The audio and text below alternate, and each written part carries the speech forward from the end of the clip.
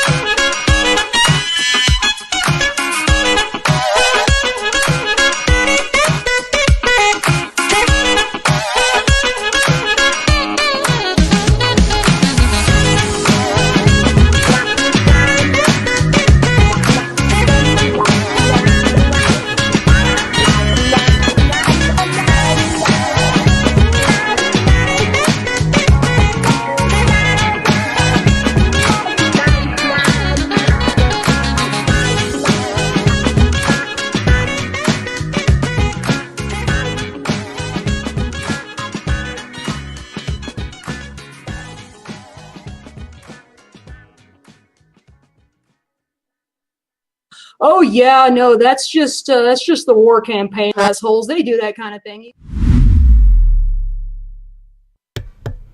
I said, hail the chat. Hail, brethren, and good morning. Good morning. Let's take a look and see at the chat over here. We got Turd Ferguson. What is this music? Why did I just say turd in the morning? You know that bad? Jeez Louise. Sometimes. No, that music is just it's just like a generic funk song, royalty free, that you can use without getting copyright struck. So even better. We got to tell me why. Good morning to all fellow bigots out there. I'm heading out on the road this morning, but you're all coming with me. Cheers. All right, fantastic. Heading out in the morning. You know what? I'm looking forward to getting my regular life back. I got to say, I'm going to be honest with you. Bill Blair yesterday, that face, that puckered sphincter face, that was sulfurous and sphincterous is what I like to say, and that really put me off. I like seeing CSIS. I like seeing the lies they put out there. But it's going to be nice. And I was talking to a very fine lady last night, and I said, you know what? We need to be healthy. You know what I mean? You got to be healthy. You can't just be so obsessed and so narrow and continuous like that, because it can, let's say, take away the balance of life. You know what I mean? But I'm enjoying it. Here it is. This is the culmination. This week is the end. Marco Mendicino today, the pig roast. Okay, it's going to be the pig roast today. Yeah, man. That's what it is. We got pigs. We're catching rats. We're roasting up the ham. You know, we've got Thanksgiving coming up here in the States. You know, probably a lot of people going to be roasting a ham. So that's kind of what we're going to be doing. When is your Thanksgiving? Yeah, when is that's that? this Thursday. Thursday is Thanksgiving here. So right on. Yeah, so we'll be doing the inquiry, and then I'm going to go off and eat turkey and ham after that with my family. So should be a good day. Oh wow, okay, that's Thursday. Okay, I get it. So you're gonna do so you're gonna do the inquiry, and then that night is your Thanksgiving. That's cool. That's I like learning your culture, man, your American culture. You know that it's interesting to me. I come from a land very, very far away from a time long, long ago when the monarchy ruled. So when the monarchy ruled, that's right, man. When the monarchy ruled. All right, here we go. Public Safety Minister Marco Mendicino to testify. Mendicino, hey, bada boom, bada bing, hey. Well, let me tell you another lie. Hey. He's a dirty rat, eh? Dirty rat. Barucci, hey. Hey, come and buy my dynamite comic. We'll work with the Antifas and the BLMs. Sorry, I got coffee all over my mustache. That's part of the problem. I need it. I'm telling you, once this is done, what I'm going to do is I'm joining Gym Talk. That's what I'll do. Gym Talk? What's that? Gym Talk is basically, it's like TikTok for girls, where you just like show your butt, and you just work out. What? Yeah, man. It's like it's leg day every day. Every doing squats. Day. I'm telling you, man. Right out because I'm looking. I'm like, it's like, man. You remember, Pan, when I used to take pride in my peach? You remember those days? Yeah, I've seen a few butt shots from Roe, let's just say, in the past. I'm telling you, I used to really take pride. What I used to do is I would catfish, right? I would just be like, I'd be like, hey, do you think this ass is sexy? And everyone would be like, oh my God, who is that? And I'd be like, that's me. and then you scroll up and you see that it's Roe. Anyhow. All right. The inquiry is scrutinizing the events of the blah, blah. What else we got here? Marco Mendicino. Public Safety Minister Marco Mendicino is up first this morning and will face questions about a suggestion earlier this year that police requested the Emergencies Act. Of course, that's what he had been saying in the committees, the hearings, I should call them, the hearings at Parliament. So, when they later asserted they did not. Well, I just expect him to lie the entire time. Truly, I really do. Right? Yeah. Well, if they didn't lie, it would be so unexpected. We wouldn't know what to make of it. We'd be thrown for a loop. We'd be confused. We'd say the sky is falling. They're not lying. Exactly. Let me see over here. We got Domain Admin. That's my sister. She says she can't figure out how to change her nickname. He ranked the peaches in our family. James was proud to be number 4 for a while. Yeah, those were good old days. That's your sister's husband, right? Brother-in-law James. Yeah, exactly. He's got a great peach. Yeah. We used to, man, I'm telling you, even James used to work out. That's what I'm doing. I'm joining Gym Talk, and it's like I've just been watching Gym Talk for inspiration. I only watch the women working out, and these women are serious, man. They're like, they got rubber bands, and they got everything is about their booty, and it's just like working out. And I'm just like, man, that motivation right there, that's my motivation. I don't know why I'm getting it from women. And dudes, I'm just, I'm not really. I think you can actually get, even if it's not the same, like you're watching women, so they look beautiful, and also you can feel the amount of effort that they're putting into it, even though you're not a woman. I don't know if that makes sense. You don't want to watch dudes work out. Come on, dude. You can see that at the gym. Yeah. Okay, let's see here. We got, you know what? I got a little clip from Marco on the here it is. Let's watch this. I took this one on October 19th. So let's see what he said on October 19th. Here it is. I took this one. What you've seen, I think what you're seeing and what was occurring at the time was the effort of people to work around the clock. From the government's point of view, we wanted to be sure that police had all of the tools that were necessary to restore public order. And after 3 weeks, we took the decision because it was necessary and it worked. And we'll have more. But look, the government did everything that it needed to do to restore public safety. To be fair, I think you saw some of those efforts at the city level fracture as a result of the fragmented nature of the illegal blockades. But again, going back to why it is that we invoked because it was necessary. We invoked because people's lives were being completely upended. And it had a very direct impact on the ability to go to work, the ability, if you're a family, to take your kids to daycare, to get essential healthcare treatment, including, as we heard from some testimony, access to chemotherapy for people who needed to get that treatment in life or death situations. And that protracted interruption was going on for a matter of weeks. So it was a necessary decision, and it worked, and we used it in a very targeted way. The 3 levels of What you've All right, so there you go. So that was Marco Mendicino in October 19th. It's interesting to watch, actually, now, because you can see how it's been completely concerted and contrived, as well as scripted. It's a theater, right? You hear the tools, you hear the planning. You know, they needed access, and then they want to talk about how everything was shut down. That's what he's talking about, how you couldn't even get around town. Come on, get around town. I got a buddy of mine. He's in I know him from some other stuff that I do, right, one of my hobbies, and a very intelligent fellow. And this guy, he was telling me that one day he couldn't get out of his house. So he's sort of kind of in between, you know what I mean? That's what he is. You know, he's a good guy. I really like this dude. What can you do, right? And he goes, one day I couldn't get out of my house on Kent Street or something, or his apartment or whatever it was, and he couldn't get to work. So were some people inconvenienced at times? Yes, there's no doubt about it, just because of the sheer, and you got to remember as well that the government, the police, you know, because they wouldn't allow the whole Wellington Street, which is a perfect place. There's no residential, nothing around there. But they couldn't fill it up. They put concrete barriers, which now we've learned are called Jersey barriers. We heard that from Drew Dilkins, Mayor of Windsor. He kept saying, Jersey barriers, the Jersey barriers, the Jersey barriers. 12 hours of listening to him say the Jersey barriers. Now I know what a Jersey barrier is, I guess. But Drew Dilkins talking about that, and you can see what they did. They did that over there. They blocked off areas in Windsor. They did that over here, Wellington and Ottawa.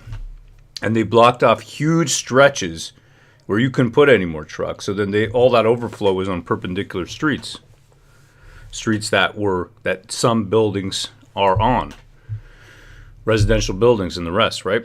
So there is an aspect there, but the way that it's termed from Marco here, it's as if the entire city was gridlocked, that you couldn't move. He goes and he brings up this issue here, which, I mean, a lot of these things have been disproven. He says why it is that we invoked. We invoked because it was necessary. We invoked because people's lives were being completely upended. And it had a very direct impact on the ability to go to work, the ability, if you're... Okay, so the ability to... People's lives were being upended. And all this really is... I mean, I'm preaching to the choir here, okay? I mean, we all know this. But I want to say it anyways. It's the fact that our lives were completely upended, where we couldn't travel because of certain medical decisions that we took. I didn't know if I could put my daughter into university. She's 15 years old. My family came from a friggin' shithole, okay? My parents, my father's family wasn't allowed to own land or nothing in India, in the village they were in, because they were low caste. My mother's family had, you know, they had everything. She was, you know, her family was a top tier, whatever. They had orchards and everything, beautiful land, all educated, okay? And then after partition, they lost all that. All I want to do is work and pay tax. I don't even want to pay tax, but I'm going to pay tax. It's not something I'm going to get up in arms about and throw a tea party, okay? I don't care. I just want to work, live. But you want to make it so I don't even know that I can educate my daughter without submitting.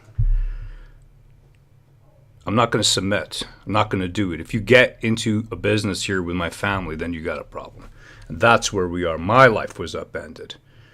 When I went in December, and my wife was going to give birth, and I didn't know that I could be there by her side, or she or me could get in. That's the issue.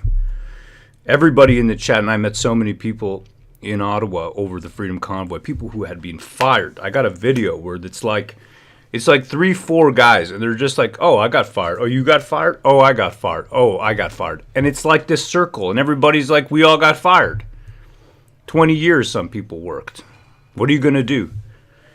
And then financially terminated after. I'm sorry, I must be pissed off this morning. But this kind of argument right here, this argument, I can't stand this nonsense argument. Well, it's ironic. It's ignorant. He's failing to see why the people are protesting. It's because their lives were upended. Mendacious Marco, you rat. And I still believe, honestly, I believe that the government, it's not because, people will say, and we've discussed this before, oh, Canada looked bad on the international stage, so Trudeau had to call the EA. No. I'm thinking one step up. Like, there's one more step to it. They wanted to do this. They were planning to do this. They were setting it up. They wanted to use this. Expand governmental powers like the Patriot Act.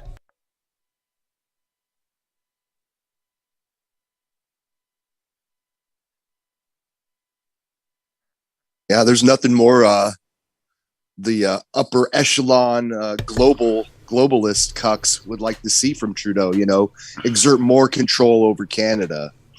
Really show those globalists that he can manage the peasants. That's what they want to see from Trudeau. We're a test bed, okay? I believe we're a test bed. Specifically, why are we chosen? Why Canada? Why Australia? Why New Zealand? If you notice, it's all these countries that have a constitutional monarchy because you have the remnants of the monarchic system in the form of the Privy Council. That's what I think. Now, I might be wrong, and I'm sure people are more intelligent than me. They can kind of see more in the rest. But I think that system allows them to play more of these games, to rule by executive order, effectively by fiat, by what's called an order in council, and then also to rule by secret order in council where they're not even published. And guys like Bill Blair, right? Bill Blair talked about his Department of Public Safety being bifurcated a few years ago, which just really means divided. I love the words they use. Bifurcated, divided into public safety and emergency preparedness. So we still got Bill Blair, a pro-Kettler, somebody who presided over I would consider to be a black eye for Canada in terms of policing at the G20. And now you got Marco as well. So, you got this. What is this? This is literally a kakistocracy. One more time. What is a kakistocracy? Kakistocracy. Not cahoots. Kakistocracy. Kakistocracy is government by the least suitable or competent citizens of a state. A state or society governed by its least suitable or competent citizens. This is why. It's because people in the chat don't care. They don't want to govern. Everybody just wants to work. We just want to do what we do. We don't want to govern. I don't want to govern. I don't want to have power over other people. I don't care about being elected, which is, people say, oh, hey, why don't you guys do this or that? No, we don't want to do anything. I'm not interested. I don't want to play the game. I don't want to put on a suit.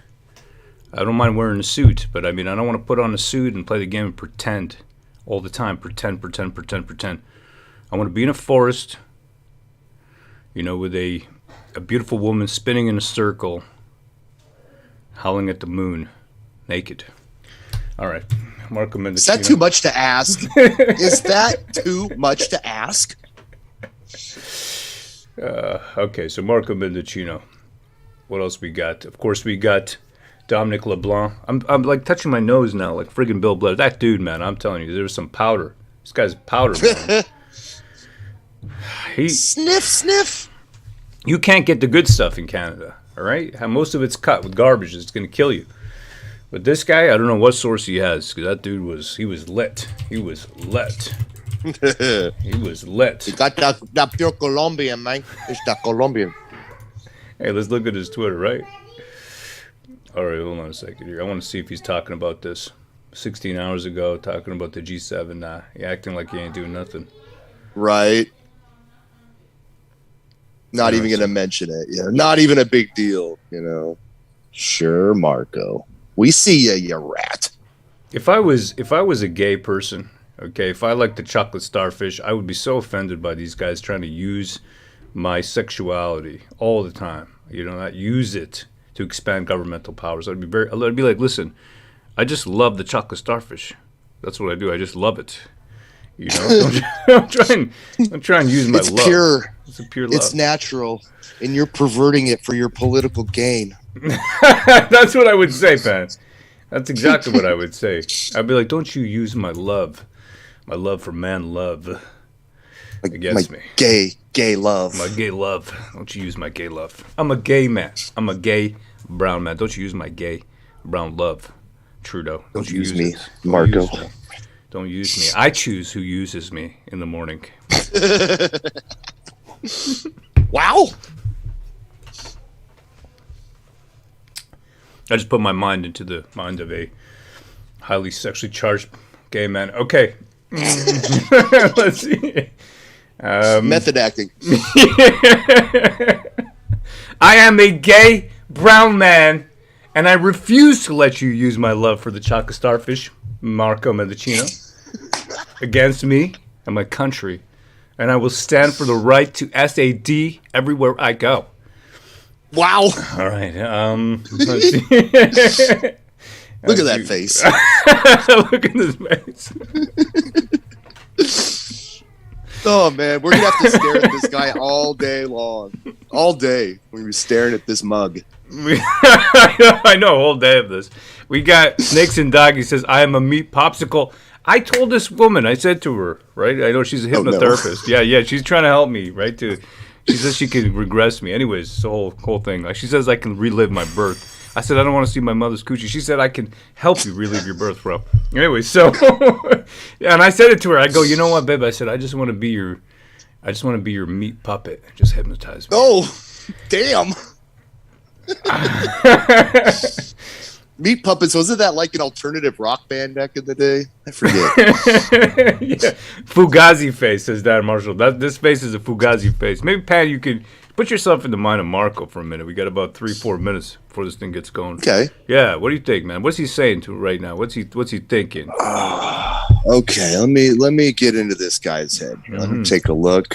Looking into his eyes, maybe. Would it help if I even give into you? his soul. Yeah, maybe would it help if I give you a couple of his words, a couple of his quotes? No, I mean, Okay. I think I can get a sense of this man's whole being. I'm trying to look deep into his eyes, maybe even into his soul. What he is thinking about right now is he's thinking about his wife right now. Wait, it's coming to me. He's thinking about his wife's boyfriend right now. Marco, you pervert. What is this guy into? Okay, I'm done.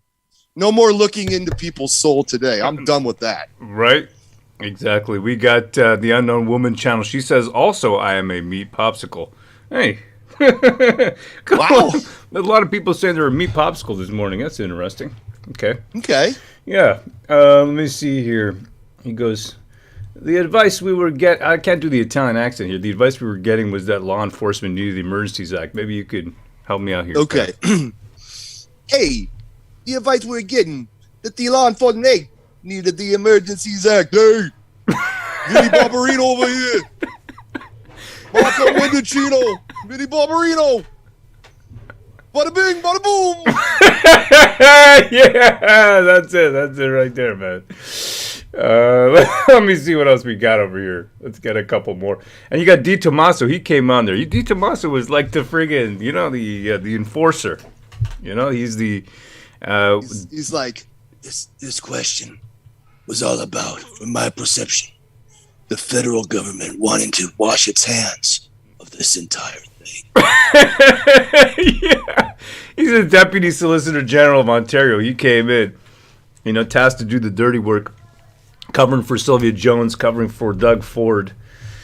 And these guys, I don't know how. I mean, I guess it's really is a kakistocracy, and it's putting people, we're ethnically, right? It's like when you take the Indians and you put them all into the programming sphere, right? That is using your ethnicities to the best of their abilities because they got a natural +1 to writing code. It's the same thing here. It's like, using these Italian guys for their natural inclination towards, I want to say, mafioso abilities. They just got they get that racial bonus, and they're using it right there. They're in place exactly where they should. You put the Somalian where you could do the most piracy. You know what I mean? That's just what you... Don't blame Somalian pirates. You know why they're pirates? They have a darn good reason. It's not their fault. It's because of social and societal conditions that they turned into vicious murderers, robbers, killers, pirates. But you know what? We got to have love for them. They're marginalized. They are marginalized people, the pirates. That's the only way. That's the only way you can tell me that this, bringing all different ethnicities is good. If you tell me we're going to place them where their genetic, ethnic backgrounds are best used, then I think I can kind of see a little bit of value there. Bring in a couple, let's put them in. Do we need a piracy department? All right, call this Somali. Do we need a little Arabian? You know what I mean? All right, let's call Omar Algebra. It depends what you need. You know what I mean? You got to use people for what they're good at. Because just naturally, there's going to be cultural and genetic differences, and you want to use those, right? You want that, and you can use those to better your society. A little bit of race realism for you in the morning. Let's see what else we got over here. This is Marco Mendicino. He's meeting with some that look to me like you can't even. This friggin' thing won't even let you see it properly. You gotta take a photo of it. Marco's on Instagram, huh? Yeah, look at him. Wow, look at this. He looks really comfortable. He looks really comfortable. What kind of indigenous is this? Don't question, brother. Shalom, chat, says Anonymous. Hello, brother. Willow 3 Red says he just looks slimy. Snakes and Doggies looks like his laptop pictures to me. Laptop pictures? I don't think I've seen any of his. Lol the Blazer says I duck you miss. It's a good blazer. You put on this. I don't know, what is this orange thing? I missed the memo. Everybody wears orange for something to do with the natives. I don't get it. I don't know. I feel like I'm supposed to bust out with a Meg Witch or something. I don't know what to do. I'm confused. Yeah, nobody's told me. I didn't get the memo. Am I supposed to be watching CBC to get the memo? Maybe that's what it is. I don't do that, so that's probably the problem. All right, let's see what the loop. We got about 1 minute before we start over here. Let me see if they're talking about it anywhere on their main page on CBC. Just out of interest, I don't usually do this, but I want to see what the stories of the day are here. I was mom shamed for going on a solo vacation. Why am I paying for this crap? Why am I paying? What the heck? You know what I mean? How is that news? That's not good news. This is literally on the homepage of the state broadcaster. How jeans became one of the most polluting garments in the world. Wait a minute. What should I give my sick child during this medication shortage that our government caused? Come on, man. They think we can't read anybody else's news. That we don't know that it's all Canadian. It's all Canadian. It's a Canadian shortage. That's what it is. Yeah, I don't for sure. I believe you. Right. I believe everything. Yeah, I love it when you're in these first world nations, but you have seemingly third world type shortages. How does that happen? I'm not buying it. I'm not buying any of it. I'm not buying any of it. Yeah. Dark Chaos says you give sick children Buckleys. That's it. That's all. Absolutely. Let me guess. Get your kids a booster, says Mega. The CBC is an embarrassment. Says nobody's fault but mine. We live in a global economy, idiots, says Not Laws. Not Laws too. We live in a global economy, idiots. You can. That's right. All that Tylenol, the children's Tylenol, you can just get it. You drive over the States and you get a stack of it, right?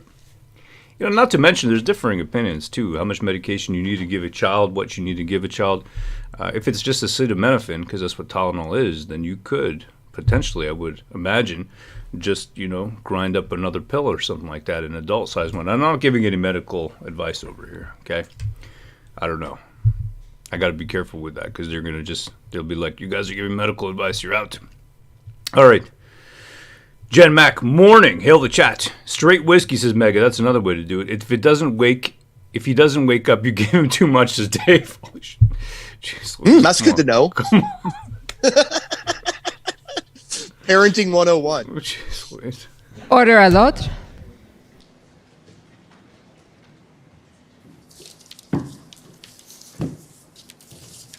The Public Order Emergency Commission is now in session. La commission sur l'état d'urgence est maintenant ouverte.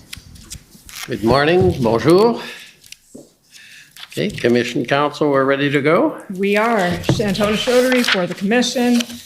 The commission's next witness is Minister Marco Mendicino.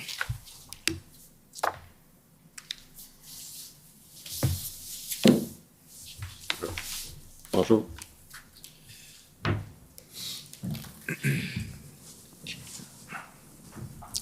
morning, Minister Mendicino. Witness be sworn or affirmed? Minister Mendicino, will you swear on a religious document or do you wish to affirm? Religious document. We have the Bible, the Quran, or the Torah available? The Bible.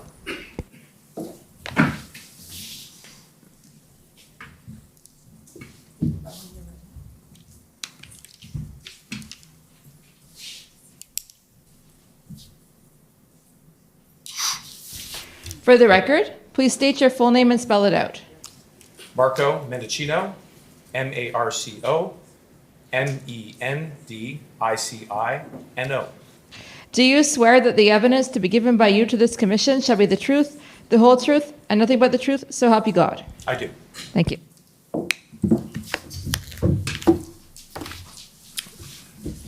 There you go. Thanks very much.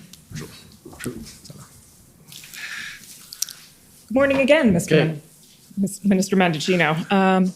So we'll just start with a little housekeeping, which is the entry of your witness summary. You'll recall sitting for an interview with Commission Counsel on September 5th of this year. Yes. And after that interview, Commission Counsel prepared a summary of the interview.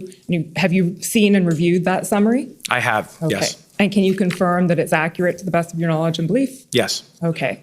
For the record, Mr. Clerk, that's WTS 5054. No need to pull it up.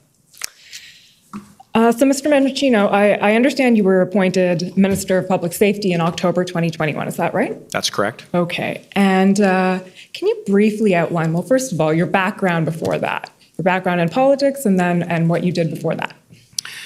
I was first elected in 2015 and have been serving as the Member of Parliament for Eglinton Lawrence, which is a constituency in North Toronto. Have been re-elected twice, both in 2019 and in 2021. And prior to getting into politics, I was a practicing lawyer in Ontario, where I served for about a decade as a federal prosecutor, and then subsequently as a private practitioner, as well as counsel at the Law Society of Ontario. Okay. So can you briefly outline, and I really do mean briefly, we have a lot to get through in these 2 and a bit hours, so we'll do our best to do so. Your responsibilities as Minister of Public Safety. Well, this is a position where the job description is in the title. So my paramount responsibility is to ensure that we maintain public safety. And the only way that you can do that is to ensure that laws are upheld. But beyond that, and specifically in the context of this inquiry and in response to the events of last winter, I had a number of responsibilities, including receiving information and sharing information from law enforcement to colleagues within the federal government, making sure that we were staying in touch and engaging with different levels of government, both provincially and municipally, making sure that we gave advice to the government with regards to the decision to invoke the Emergencies Act and then subsequently to revoke the Emergencies Act, being a communicator on behalf of the government to Canadians to keep them apprised of the situation last winter. And a number of other roles, but those are the core ones. Okay, and we're going to explore a lot of the details of what you just outlined today. So we'll start with the time period before the convoy arrived in Ottawa. So, Mr. Clerk, can I ask you to pull up ssm.nsc.can 401790?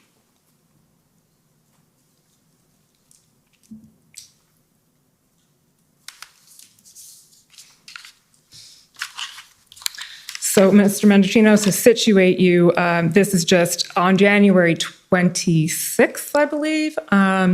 I'm sorry, if you just scroll down a little bit. You had asked Commissioner Lucky, I believe, to brief you on the convoy. Do you recall that? I do recall that. By the end of January, there were reports about a massive protest that was mobilizing from across the country. And so to be sure that we were again, kept aware of how police were going to respond to that protest, we asked for briefings. Okay. And the next document I'll ask you to pull up, Mr. Clerk, is pb.nsc.can 50992. So these, to situate you again, as the documents being pulled up, Minister, are talking points for the briefing on January 26th. I believe they're Commissioner Lucky's talking points. So they're not yours, but I'm going to take you through them, and you can confirm to us whether this was the sort of information that was being provided to you that day. So 26th, before the convoy arrives.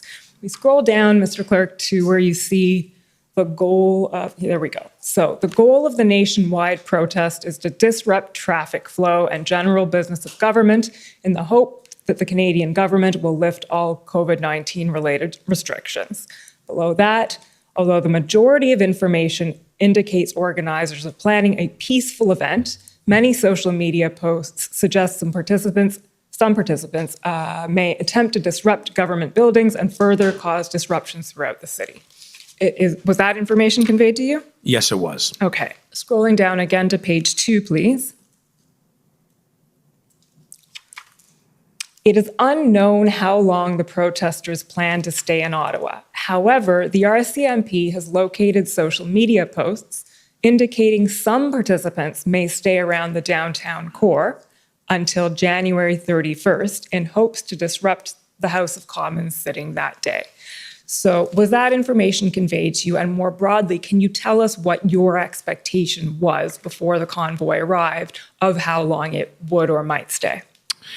That information was conveyed to me and a number of other colleagues at cabinet level, and my immediate reaction was to question the quality of the intelligence about the duration with which this protest was going to occur.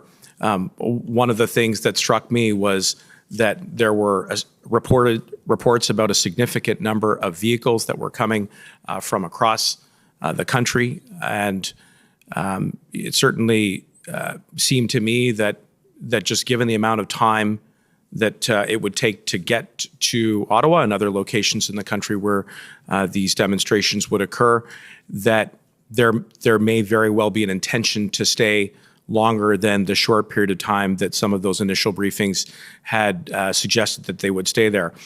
Combined with some of the public statements around the original manifesto, which in my opinion was the spark for the so-called Freedom Convoy, the stated political and ideological objectives within that document to force the government to reverse course on pandemic policies or else to see the government overthrown or resign, suggested to me that there may be an entrenchment. And as time went on, we certainly started to probe those questions more once they arrived at the end of January. Okay, so just to sum that up and to make sure I have it right, when you say question the intelligence, do you mean question the assessment in the end of the conclusion that this is likely going to be gone by the end of the weekend? Or you were concerned that it would stay longer than that? That's correct. Okay. Scrolling down to page 3, please, Mr. Clerk. We see, there we go, perfect. With respect to the threat picture, there has been an increase in online narratives supportive of the convoy among both ideologically motivated networks. We've heard a lot about ideologically motivated networks in IMVU over the past week or so, as well as in general public discourse. And then scrolling down a little bit more, the convoy is attracting individuals who are not aligned with any specific ideology or group, but who have experienced personal hardships such as job loss due to COVID-19 and are upset with provincial or federal government responses as COVID continues to impact daily life. Open source monitoring has identified associated posts advocating violence, and there's potential for anti-government groups to join the demo with violent intentions. Then it talks about online posts feeding the conspiracy narrative with misinformation and disinformation, raising tensions. Scrolling down a little bit more, please, Mr. Clerk. Open source reports also suggest that police are setting up roadblocks, and such reports seem to fuel, no pun intended, some truckers' agitation. A post to the event Facebook group asked for known MPs' addresses in Ottawa, including the PM's residence and cottage, and this suggests that the convoy should break apart to these locations. Is that all information that was conveyed to you? Yes, and if I could just be permitted to expand briefly, because you touched on a few important points, and if I could just ask for the technicians to scroll back up. So right under the words on January 22nd, 2022, there's a number of bullet points that I just want to shed some additional light on. So the fact that the convoy was attracting individuals with different grievances was one of the phenomenon around the expressly stated ideological, political, and in some cases extreme stated objectives of the Freedom Convoy. And I mean, this was something that again was a recurring theme in our discussions with law enforcement, with the security and intelligence community, the fact that it was pulling in people with different grievances, not just in relationship to the pandemic, but grievances regarding the government and other democratic institutions. Similarly, the potential for violence was stated at the outset. I mean, there was a number of very public statements by individuals like Pat King, who had said that that this could end in bullets, or that it would end in bullets potentially, was a signal of intent. At least that was my opinion. That certainly not all. I mean, there were many thousands of Canadians who participated in these demonstrations and in the blockade who were there for entirely legitimate and lawful purposes, but some were prepared to become violent. There's a bullet point there about threats to public figures. We were concerned about whether or not the blockade might target the Prime Minister. And then, as you will have heard by now, there were subsequent many threats that were made towards not only elected public figures, but equally law enforcement and representative of the media, which to me, again, signaled that this was a movement that in some cases was prepared to attack our democratic institutions to force change around policies. Okay, I'll just stop you there and scroll down to the next page, please, Mr. Clerk, because I think this is, or actually I think it's page 6. This is touching on the point that you just made, Minister Mendicino.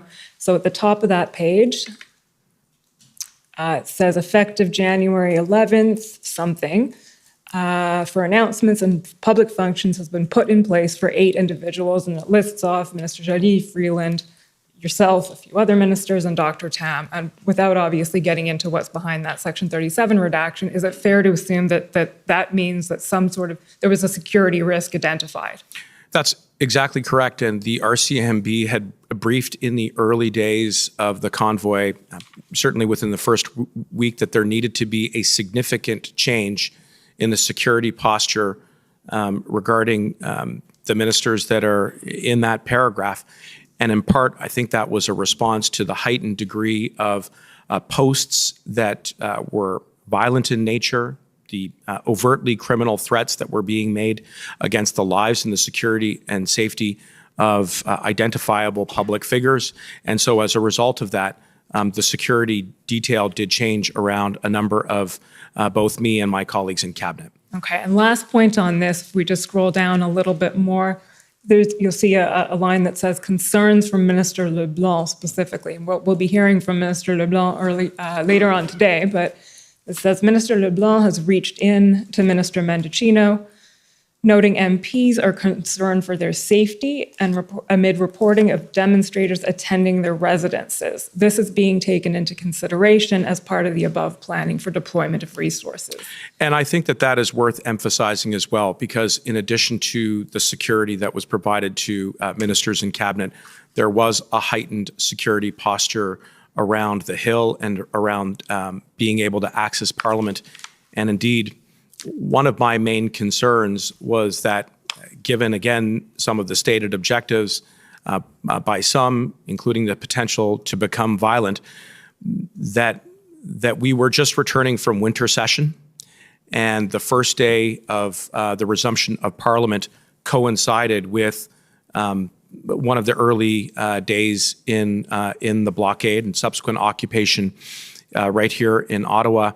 And I was worried about a significant number of people being able to both ingress and egress from the Hill.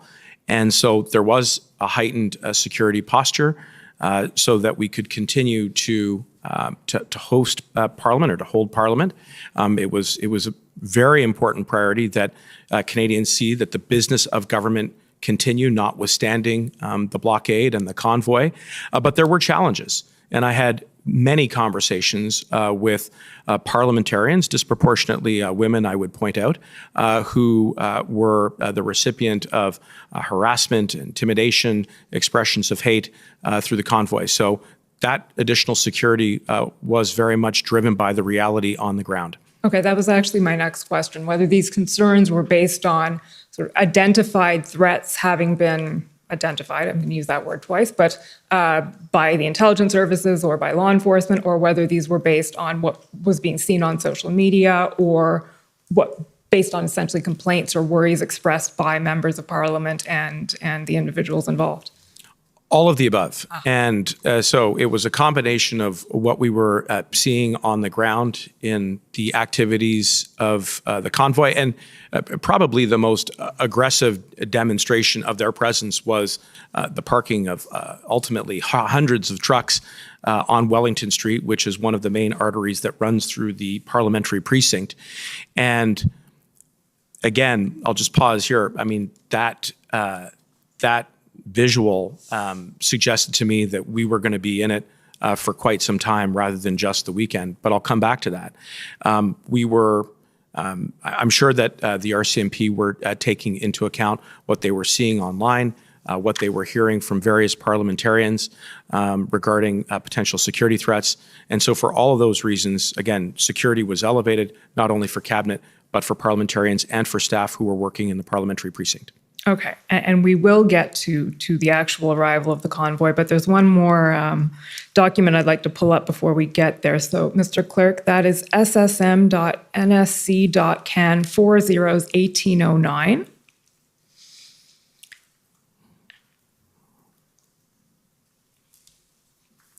And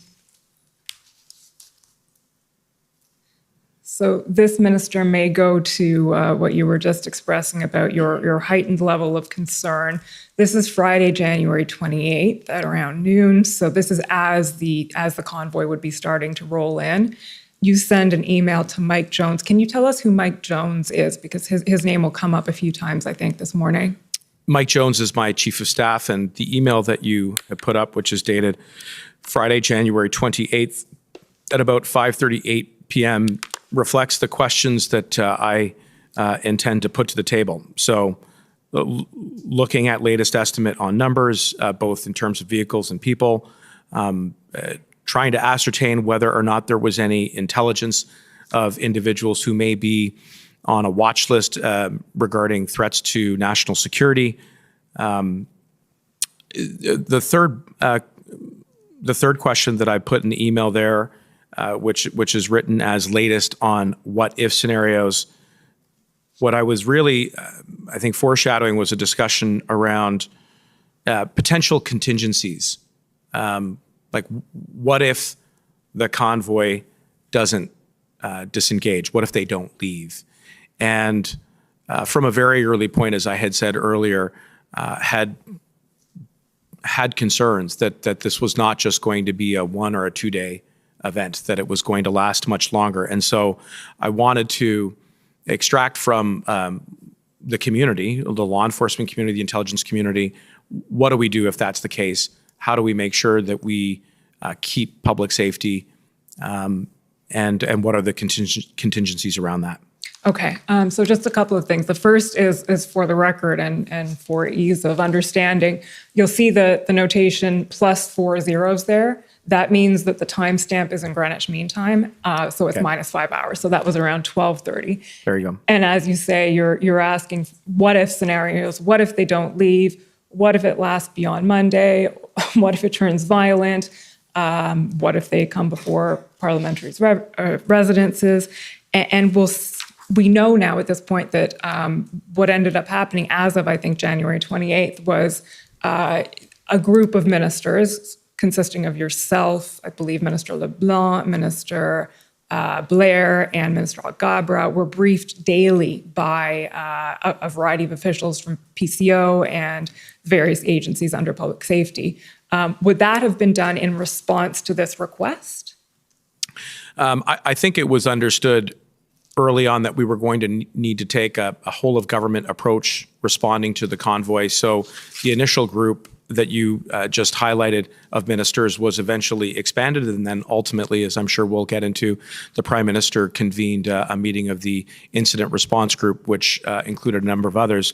But I should highlight the two last points which are in the email to Mike Jones, which suggests that at the time I was also concerned about making sure that we were staying up on threat assessments as well to senators, as well as the Governor General, in addition to elected parliamentarians.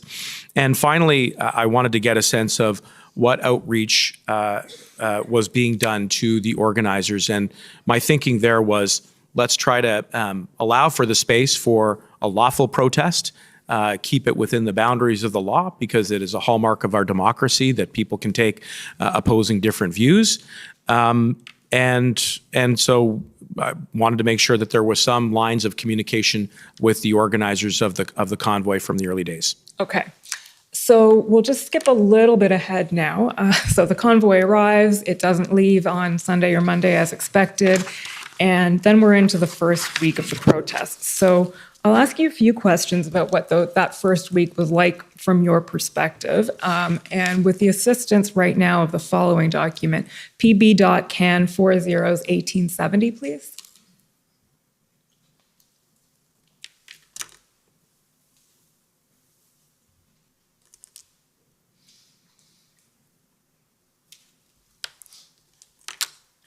Okay, so Minister Mendicino, this is a text from Mike Jones, who's in the blue. Well, there's no one else, I think, and it's not blue, but there we go. Now it's blue.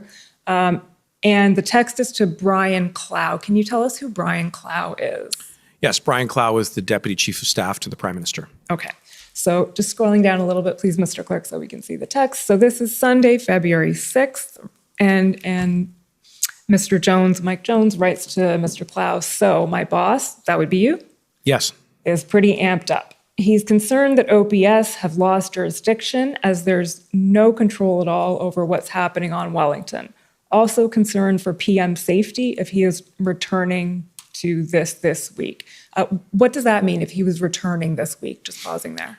My recollection is that he was out of Ottawa for some period of time and then would be returning to Ottawa and to ultimately the House of Commons, and so I was outlining my concern about his ability to, for him and his staff and the RCMP that work with him to protect him, to get into and out of Parliament safely, because by then, and the date of this text is Sunday, February the 6th. So we're fully now, I think, about a week into the convoy. And this would have been after the first weekend. And the concerns that I was expressing was that by that first weekend, it was my opinion that it was virtually impossible to enforce the law on Wellington Street, given the rampant behavior, not only the noise, that was being made by the excessive honking of horns well into the evening, but some of the early reports, and again, this bear in mind, this is Sunday, February 6th. By then, there were a number of press conferences that the Ottawa Police Service had held expressing serious concerns around the reports of intimidation, harassment, and violence. If memory serves, I think there was a press conference where the Ottawa Police Service had indicated that there were reports of firearms that had been brought into the nation's capital. And subsequently, again, I'm going from memory, but there was at least one arrest that was reported of somebody that was making their way potentially to the convoy where the firearm was seized. There were efforts, I think, by law enforcement to try and get the situation under control, but they were overwhelmed.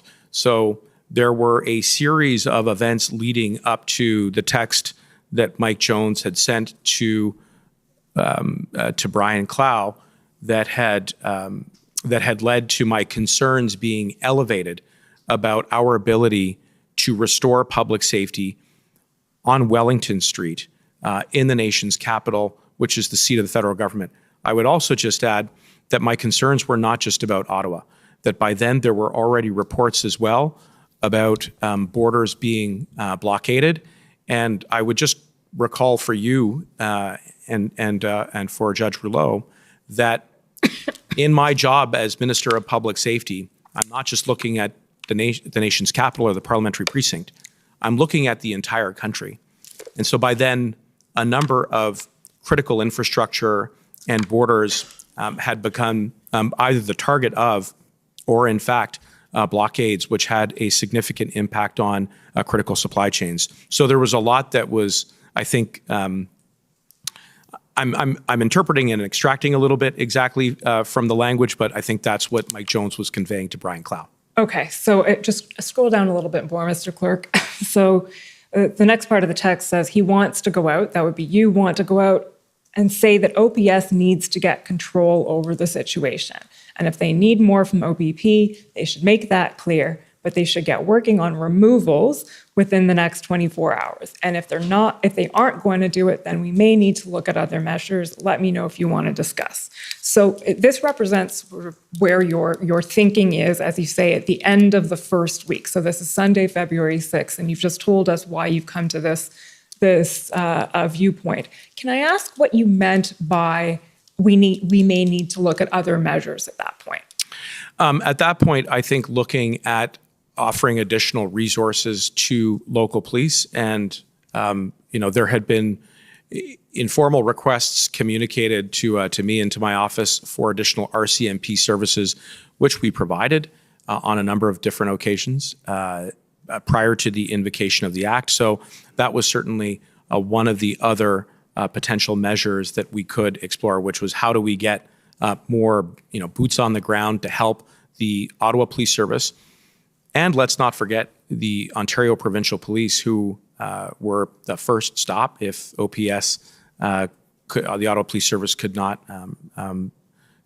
restore public safety, and so that's what I believe I was foreshadowing at the time. Okay. Well, we're about to get into some of those resourcing discussions because the next topic we're going to cover is the tripartite meetings. What Right. We've come to know as the tripartite. So, Mr. Clerk, if you can pull up while I'm talking pb.nsc.can 402335.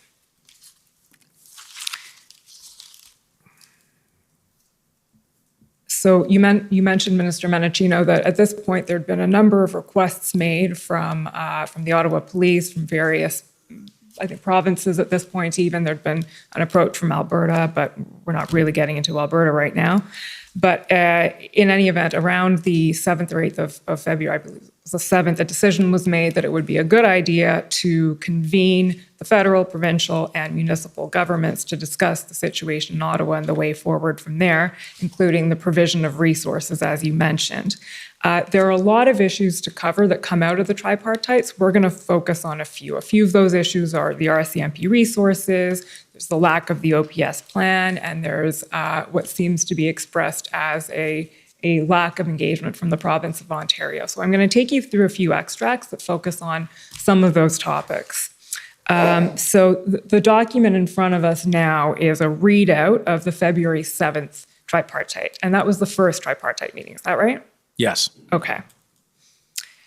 Scrolling down, Mr. Clerk, to when you see the initials MM. Okay, MM is Marco Mendicino, that's you? Yeah. Yes. Okay, Minister Mendicino or Marco Mendicino, one of the two.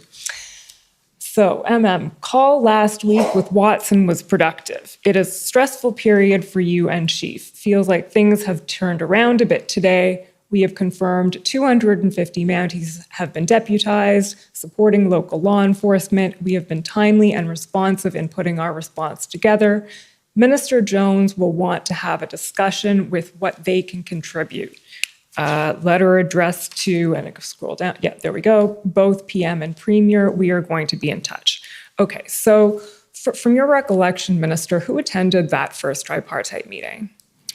Well, from the federal level of government, myself, Minister Blair, our officials, some of our political staff, Mayor Watson, I believe his chief of staff, and I'm trying to recall whether or not there were any officials from the Ontario government not elected or not, but I mean, the majority of the participants were the political levels from the City of Ottawa, the federal government, and supporting staff and officials. Okay, and that's fair. This isn't a memory test anyway, but so Minister Jones obviously did not attend because you were talking about getting her to attend in this exchange here. Okay, can we just scroll down again to page 2, please? Keep going a little bit, please, Mr. Clerk. There we go, where it says Watson on tripartite table. So the discussion before this pertains to RCMP numbers, how many resources are being provided. There's some frustration expressed throughout this by the Mayor of Ottawa, Mayor Watson, about how many RCMP boots are actually on the ground. So that's being discussed. And then we get to Watson on tripartite table. Has the province agreed to this? And Minister Blair then says, both of us have reached out, that would be you and I. She wasn't able to join today, unfortunately. We'll continue to engage, to encourage them to join these talks. And then Mayor Watson expresses an opinion that the province is reluctant to be a part of what's going on, and then expresses some frustration about that. Would you agree with that characterization of Mayor Watson in that line, that the province was reluctant to be part of what was going on? I would agree that at that particular point in time that there was a common desire to have Minister Jones or additional representation from Ontario at the tripartite meeting for the purposes of cooperating and coordinating the response to the convoy in Ottawa. Now, I would add that that's not to say that the province was not engaged at all. And I know, for instance, that Premier Ford had made a number of very strong statements about the state of the convoy, condemning it, saying, you know, it was out of control. He pronounced very definitively and declaratively that it was time for people to go home. If I recall correctly, that would have been before this tripartite.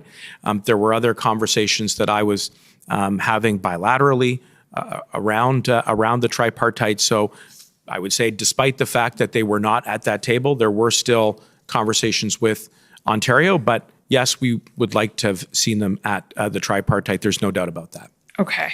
And can we just scroll down again, please, Mr. Clerk? Last point, I think, on this one. Page 3, please, sorry. There we go, where it says again, Wellington. So Wellington has invoked a lot of images, but the sight of a crane, trucks in front of PMO, PCO are particularly concerning. Need to know from the chief what the plan is, and chief, there's Chief Slowly, what the plan is to have those vehicles removed. With appropriate boundaries on operational independence, how is the convoy being broken up and disengaged? Can I just ask you to speak at this point on what you meant there by appropriate boundaries on operational independence in this context? Well, that's a very important question, because the principle of operational independence has to guide the relationship between police and the elected branch of government. And again, from my past professional experience as a prosecutor and as a practicing lawyer, I would have been very familiar, precisely because I had worked closely with police in a variety of different cases, and the need to respect that principle at all times. So I wanted to be sure that even as though we were asking questions of police to provide some detail and some clarity around how they intended to restore public safety, that at all times it was respectful of that principle. At the same time, I do think it bears emphasizing that police and the elected branch of government do not operate in two silos, and nor should we, that there needs to be a dialogue between both branches to be sure that police have the resources that they need, which was one of my core responsibilities in the response to the blockade, as well as potentially additional tools to respond to the unique and unprecedented nature of this convoy, which is something that we ultimately came to. So I know you may have more questions about operational independence, but I wanted to flag really early on that as we were asking questions, we were mindful of that. The other thing I would just stress, if I could, is that in ultimately forming the opinion that we needed to invoke the Emergencies Act, one of my main concerns was the inability to enforce the law adjacent to critical infrastructure, and that would have included Parliament. And the nature of the parliamentary precinct is such that Wellington Street falls within the jurisdiction of the Ottawa Police Service. So I was certainly trying to reconcile in my mind that these are federal democratic institutions, but we did not have total jurisdiction over that space. In other words, it wasn't at the sole or exclusive discretion of the RCMP, which is the federal police service, to go and assert itself on Wellington Street to bring the situation back into control. So we had to navigate different levels of government, including municipal and provincial, because Ottawa Police Service has that jurisdiction as of this moment. And if they did not have the resources to respond to the occupation at that point, including the ability to remove hundreds of large vehicles on Wellington Street, including the ability to remove a crane, which had been parked right adjacent to the Prime Minister's office and the Privy Council office, including the ability to simply enforce the law, then they could then next go to, they then statutorily, under the Ontario Police Services Act, could go to the Ontario government to ask for the Ontario Provincial Police Service to backstop any gaps there. But I would point out that there is no statutory link beyond that to go from the Ontario Police Service Act to the Emergencies Act. And I know that's something we're going to come to. Okay, there's a lot you've said there, and we'll unpack that slowly but surely. But for the purposes of the discussion we're having right now about the tripartites, would it be fair to say that part of the idea in holding the tripartites would be to sort out the jurisdictional issue? All of that. It was really to make sure that all of the key players at all three levels of government were able to navigate around the jurisdictional challenges and complexities, but beyond that, the situation on the ground, which, by then, as you pointed out in an earlier exhibit and text, was on the it was on the brink of being completely ungovernable, if not already by then. Okay. We'll go now to the next tripartite, which is the following day, February 8th. Mr. Clerk, that's SSM.NSC.CAN 40/2052.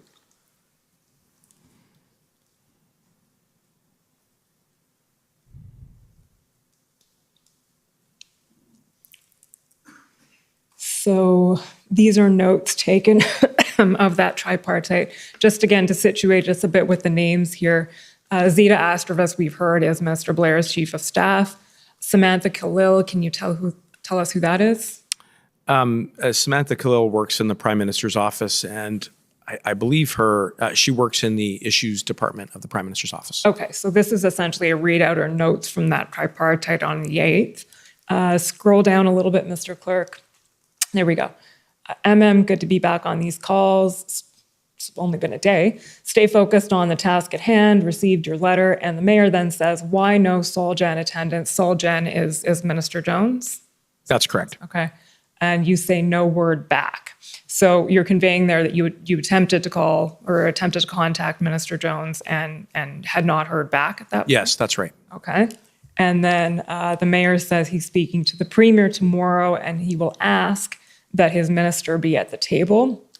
He goes on to talk about a call that he'd had with the Prime Minister, which we went through in some detail a few weeks ago. And then Minister Blair chimes in on Ontario involvement and says, I know Marco's been having good conversations with Ontario. They are worried about being visible and then being asked about what the province is doing. Now, I appreciate that these are Minister Blair's words, not yours, but do you recall what he was talking about when he said they were worried about being visible? Well, again, as you pointed out, these are my colleague Minister Blair's words that are being captured in a summary of a readout.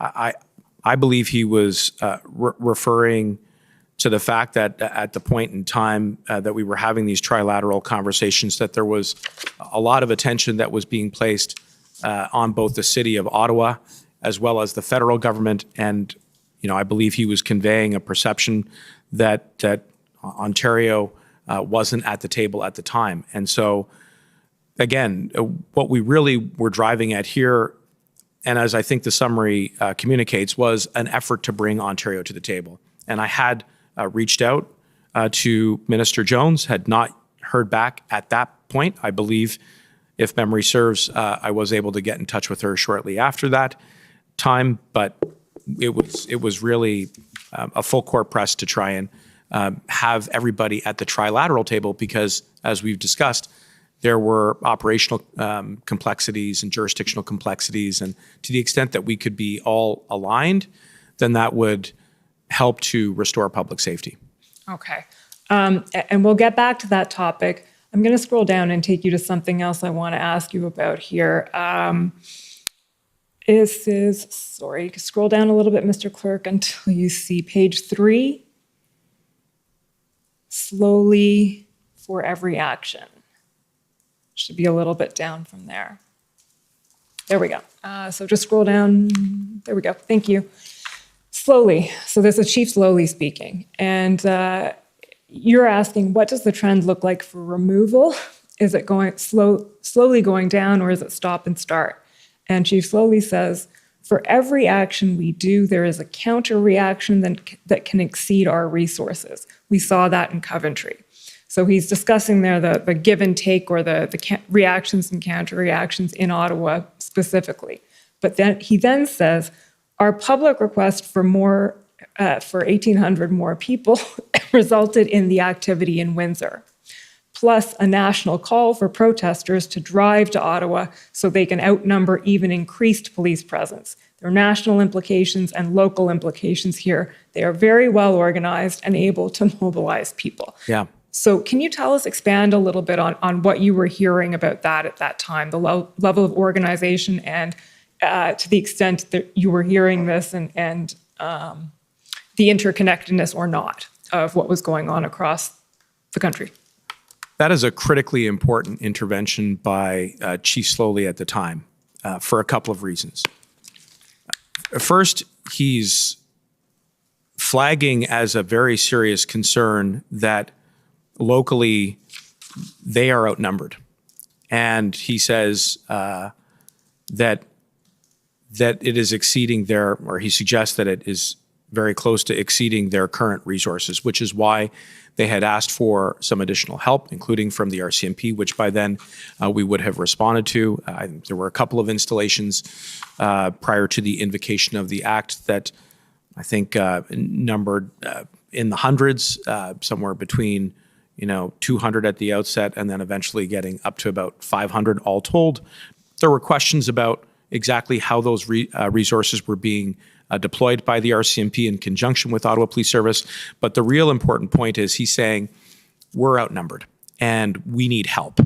That's what I took from that intervention. The other thing that he mentioned in that intervention is Coventry.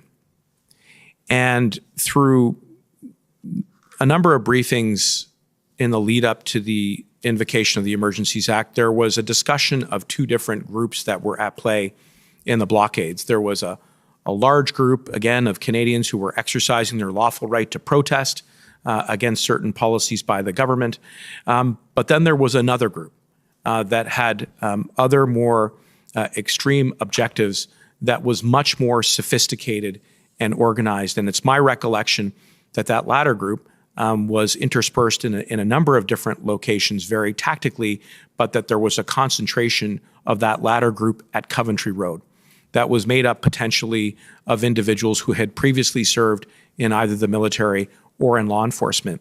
And that to me raised a concern, a very serious concern, about some of the counter operations that could be run by that group to overwhelm legitimate law enforcement. And that, I think, is exactly what Chief Slowly is getting at. When, if numbers are being reported publicly about how how many additional reinforcements are being sent in, then the word could go out to call for more protesters to descend into the nation's capital, or, again, quite frankly, to deploy across the country. And we did, and again, I would hasten to add, this was not just about Ottawa. This was about the entire country, where we would see the levels of protest go up and go down. And the time that I thought was most dangerous were typically the weekends. And that's when there was a surge of people who came and descended into the parliamentary precinct. And that if I read Chief Slowly right, was in part a tactical decision that was being informed by some within the group who had the skills and the experience to overwhelm whatever police resources were available at the time.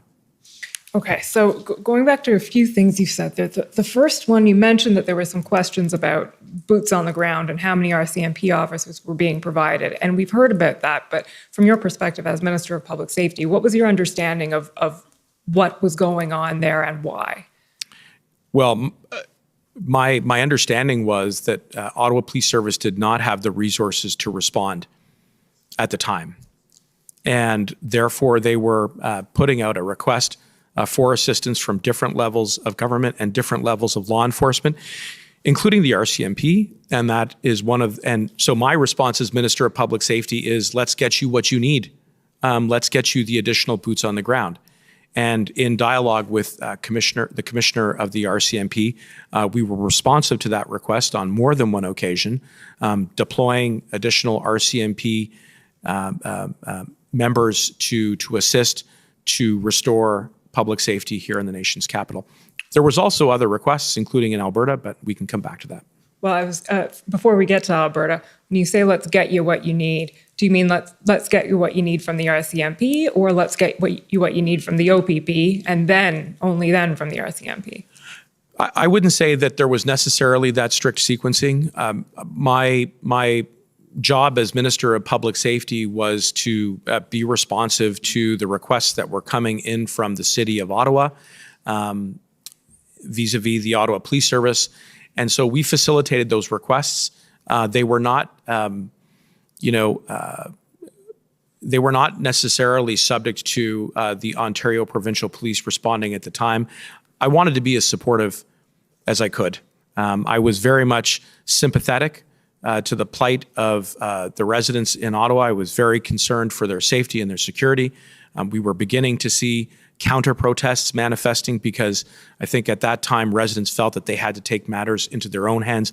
That was extremely concerning to me because I thought that it represented a significant risk of more serious violence as a result of frustration and fatigue, and we were seeing an abundance of expressions of that in reporting and on social media. So I wanted to be as supportive as I could to the City of Ottawa and to the Ottawa Police Service. And Chief Slowly, I think rightfully was flagging his concerns about resource capacity and potential counter operations that were being run by the blockade and the occupation. So getting back to that last concern about the counter operations, the action, the reaction, were you concerned then that this could spiral into something where police resources would actually be overwhelmed and stretched beyond capacity across the country? Was that the nature of your concern, or was it in specific areas there wouldn't be enough available locally? Or was it a broader concern than that, or was it just the specific instances? It was a broader concern that was national in scale. At the end of the day, in my opinion, this was an illegal protest that was national in scale, that occurred at critical infrastructure, including a number of borders and ports of entry, including at legislative assemblies, including here at the seat of the federal government. And the initial responses of law enforcement to get the situation back under control were clearly overwhelmed. And as a result of that, the consequences were devastating to people, to the economy, to our international relations.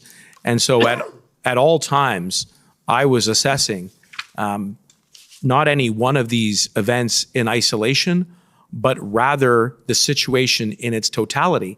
And when looking at the timing of it and the concurrence of all of these events in the same short, critical period of time, the types of targets where the individuals were showing up for the express purposes of creating disruption and undermining public safety, and the type of tactics that were being used, which was through sheer size and force of people, of vehicles, and behavior, that this was a very singular and unprecedented event. So being able to assess all of that in its totality was very much part of my job to restore public safety and to maintain it. Did you have any actual evidence of what Chief Slowly is referring to here, that interconnectedness? Or was this more, you saw a correlation, or Chief Slowly is here, but you agreed with it, that one action then seems to have a counter reaction or provoke a response amongst protesters nationwide? Did that come from evidence, or did that come from essentially observation? It came from observation. What I was seeing with my own eyes on the ground was that when police tried to enforce the law, they were overwhelmed. They were swarmed. There were reports about there being threats made to them as they tried to do their job. And they were clearly identifiable in uniform, indicating that it was time to go home. And these were not just interactions. I mean, they ultimately did lead to hundreds of criminal charges being laid, including assault of a peace officer, which is a very serious offense to be charged with. This was all a counter reaction to the reaction of law enforcement to try and restore public safety on the ground. And it wasn't just in Ottawa.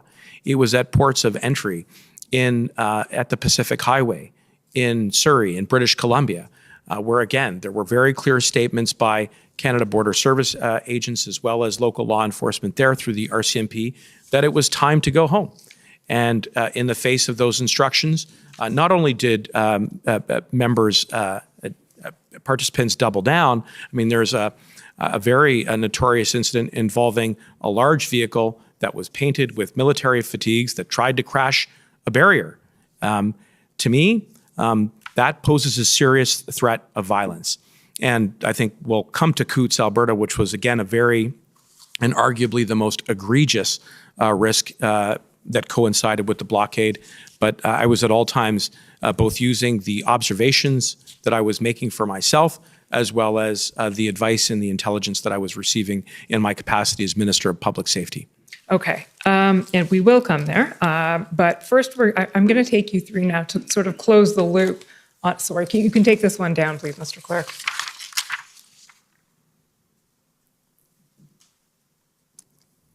So can you just pull up quickly ssm.can.ns C402676. This is the third and last tripartite, and there's just a couple of things I want to highlight here, Minister, ask you about, which is, sorry, here we go. Let's just scroll down a little bit more. Thanks, latest from RCMP. Okay. So towards the middle of that paragraph, you say, phase has moved beyond inconvenience or disruption. So this is now February 10th. They have moved to disrupting the economy.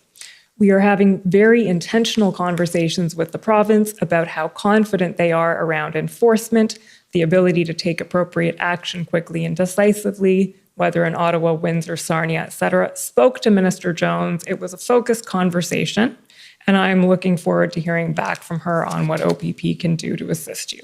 Okay, so I'll take it from that, and we'll get back to the conversation with Minister Jones, but Minister Jones was not at the third and last tripartite here. Is that correct? That's correct. Okay. So thank you, Mr. Clerk. So I'm just going to try and put together the chronology of what happened here. And I'll take you back to February 5th. SSM.can 407854.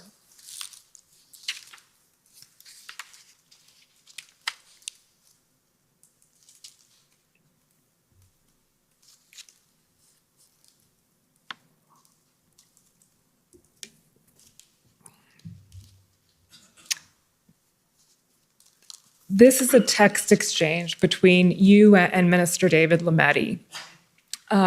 Just scroll down a little bit, please, Mr. Clerk. not sure what you're referring to. You say, you were perfect today. Thanks. So were you, buddy. Then should I? So the blue is Little collegial support at a very stressful time. slash bromance. Okay. I think he might resent that suggestion. So were you, buddy. Should I call Downey? You've spoken to Sylvia. Downey, there would be a reference to Doug Downey?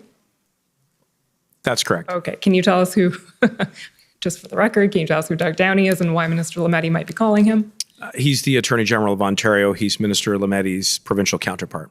Okay. And so you have spoken to Sylvia, he says, and you say, I have spoken with Sylvia. You should call Downey.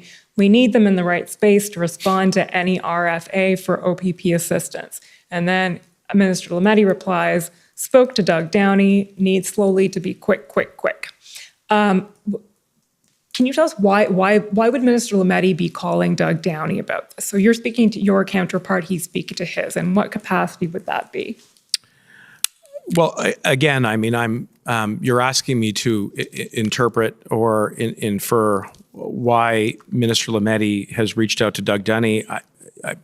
The best answer that I can offer is I believe he is reaching out to a provincial counterpart to understand what Ontario's response is to the situation, not only in Ottawa, but elsewhere, including in Windsor at the Ambassador Bridge. And by then, the blockade was causing significant interruption to the economy. Again, thousands of people were temporarily laid off. Businesses were impacted in the auto manufacturing sector. So I think he's trying to gain some understanding from the Attorney General of Ontario about perhaps what advice he is offering to the Ontario government. Again, I'm drawing some inferences here, but I think it's a combination of that. But I think more broadly, just to keep lines of communication strong between the federal government and the government of Ontario. Okay, so you actually asked him to call Downey. So do you have a recollection of why, or is it essentially what you just told us? Yeah, no, actually, there it is right there. Yes, so I would say that was my thinking at the time, was to try and keep lines of communication open and to be sure that that we had some understanding about, what advice may be provided to the Ontario government. Okay, thank you. Mr. Clerk, next document is ONT 401141. So I understand that there was a call that took place between you and Minister Jones on the 7th. In that earlier text exchange, you seem to refer to an earlier call before the 5th. I don't know if do you have any recollection of that one? I'm sorry, which document am I looking at here? Sorry, yeah, that's my fault. The last document, the text exchange with Minister Lametti, you say, I have spoken with Sylvia, and that appears to be on the 5th. So do you remember a conversation prior to the 5th? In the context of the blockades, not off the top of my head at this moment. Well, we know that one happened on the 7th, and yes. This document is Minister Jones's notation of that call. And she says, so she's talking to you, Marco Mendicino, Jim Watson wants an interlocutor. I think that may mean interlocutor, but I'm not sure. Wellington will be fast, and jurisdiction FTP table to support the city, 1500 OBP 38 Kitchener. Can you tell, so the interlocutor, is that a reference to an interlocutor? Was that part of the discussion you were having? Again, if we could have the document just scrolled back up to the top, I just want to, February the 7th, Jim Watson. I agree with you. I think that the word there may be misspelled and is referring to an interlocutor. And, beyond that, I couldn't say much more about that particular note. But I did have a conversation with Minister Jones. Yes, you did. And around that time. Pardon me? Around that time or shortly thereafter. Okay, and we're going to get to a report of what was said in that conversation as well. But before we get there, I want to just go through a little bit. the call you subsequently had with with Premier Ford, because at this point, so can you take us through that? Minister Jones you have a conversation on the 7th. Actually, why don't we go there now? Yep. So that conversation is reported in a text exchange. Can you pull up, Mr. Clerk, ssm.nsc.can 403127? So while that's getting pulled up, this is a text exchange on February 11th between Samantha Khalil, who you've told us is a PMO staffer, Mike Jones, your chief of staff, and Theda Astravas. And so Samantha says, thanks, guys, long day. Okay, so writing here is Mike Jones, your chief of staff. And, oh no, I'm sorry, this is Sam Khalil, I think, writing here. She says, hey, so on trilateral meeting, got it wrong again, it's Zeta writing. So Ms. Astravas says, hey, so on trilateral meeting, Sam, I don't know what you think, but I really think we need Jones at the table. And perhaps your boss can push again. Your boss there, so Mike Jones, he's talking about you.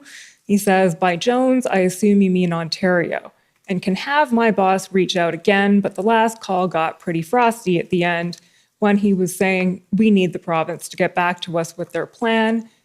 Quote unquote, I don't take edicts from you, you're not my fucking boss.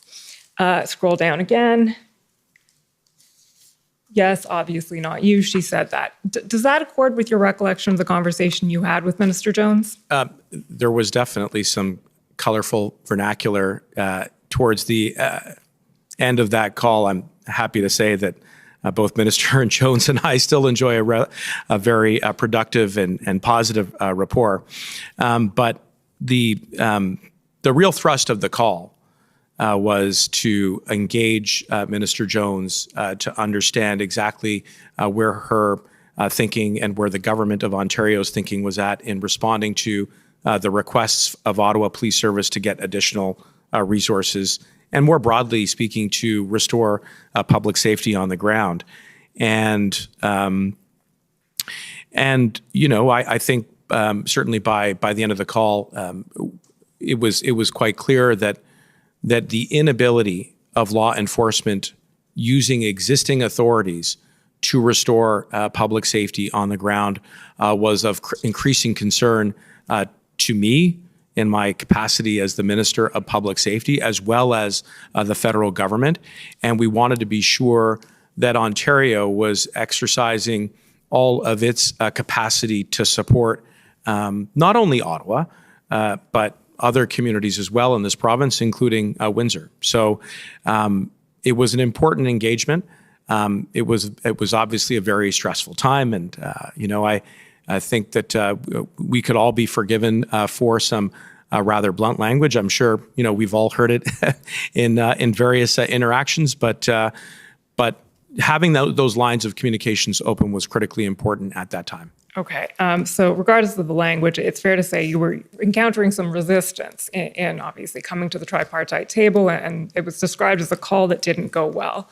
And we know that on the 9th, you spoke directly with Premier Ford. So we can take that document down, please, and we'll pull up the readout of your call from Premier Ford, which is ssm.can.nsc 402832.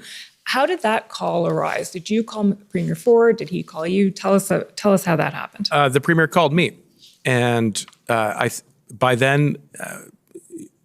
Again, it's important to place the timing and the chronology of this call into the broader context. This would have been February 9th, so we're now beyond a week into the occupation here in the nation's capital, and with significant interruptions at critical infrastructure and borders, including at the Ambassador Bridge in Windsor, at the Windsor-Detroit border, which quite clearly is in the province of Ontario. The Premier called me to, I think, express a few things, and the readout is there on the screen. But one, I think he was calling to keep lines of communication open with the federal government.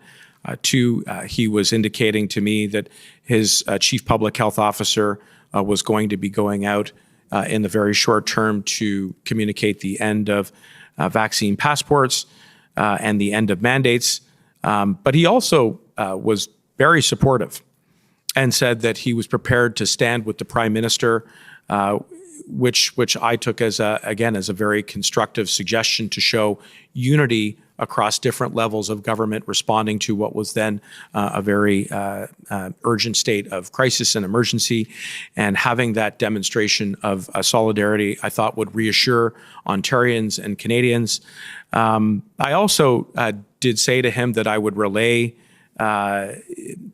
what I interpreted to be a bit of a nudge by Premier Ford around the federal government's posture around pandemic policy to the Prime Minister, more broadly just the fact that the call had occurred. And I did take the opportunity to express to him two really important things. First, I was really concerned about restoring public safety at critical infrastructure, including the Ambassador Bridge. And I also said that I was concerned that even if there was an announcement around a change in pandemic policy, that they may not leave. I think in the end that proved to be true. And then finally, I said that we needed Sylvia, and there I'm referring to Minister Jones, at the table, and I'm referring to the Tripartite table, and I asked that the Premier instruct her to be there. Okay. So I think you've taken us through pretty much all of that. On the point of stand with the PM, we'll just pull up another document, which is ssm.nsc.can40s2952. So this is a text while it's being pulled up to Katie Telford, who's the Prime Minister's Chief of Staff. You send her a text sort of reporting on this call with Premier Ford. And, did I get the wrong document number? It appears that I did. Okay, you know what? I'll read it to you. We can look for the document number in a second. It says, just got call from Ford. They're pivoting. He will announce they're lifting passports, possibly more measures. Said he would stand with the PM, said I would relay. I said the situation at Ambassador Bridge is serious. It's hurting working families, killing jobs. So by stand with the PM, you said, I didn't quite catch what you said you thought that meant. Stand beside the PM and... My interpretation from Premier Ford saying that to me directly was that he wanted to show solidarity with the federal government in responding to this emergency.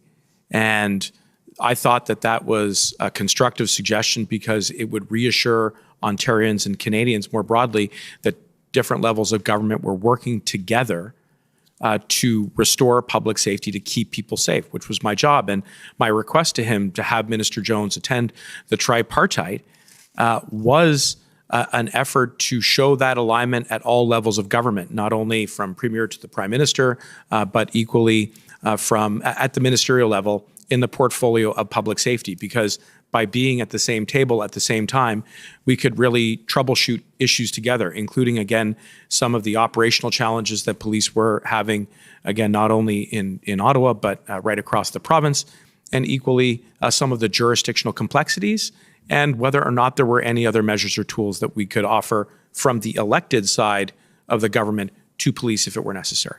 Okay. For the record, Mr. Clerk, the document number is ssm.nsc.can40s2952. So what I wanted to ask you, Minister Mendicino, was did you sense that, or was your interpretation that standing with the PM was in any way tied to what you described, I think, as a gentle nudge to ease public health measures? No, it wasn't. And again, I think we saw subsequently in the lead up to the invocation of the Emergencies Act that following the first minister's meeting that the Prime Minister and Premier Ford were very much on the same page about the necessity of having to invoke the Emergencies Act. And at that point, the government had not yet taken a final decision with regards to pandemic policy in specific regards to vaccines.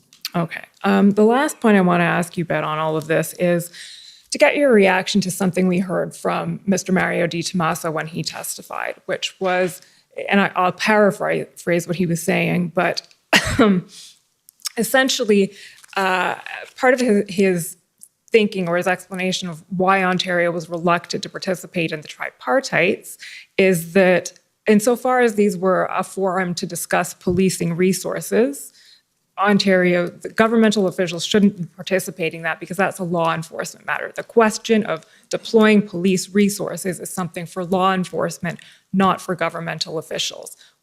What's your take on that in the context of what we'd raised earlier about the lines of operational dependence of the police? Yeah, here again, this is a very important question. First, I can't speak for the Deputy Minister of Public Safety or the Solicitor General in Ontario, but from where I sat, the Premier of Ontario actually showed very important leadership in the early days of the blockade, going out publicly saying that this had no longer was a lawful protest and that people needed to go home. And that was a signal, I think, to any fair-minded individual who abides by the law that the situation was no longer safe.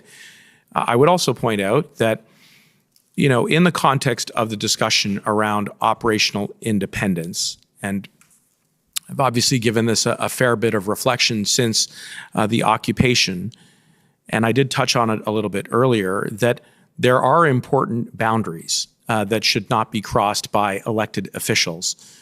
And for good reason. We do want to safeguard against the politicization or making partisan important and independent decisions which are made by law enforcement and the prosecution services around the country so that we can preserve the integrity of the administration of justice.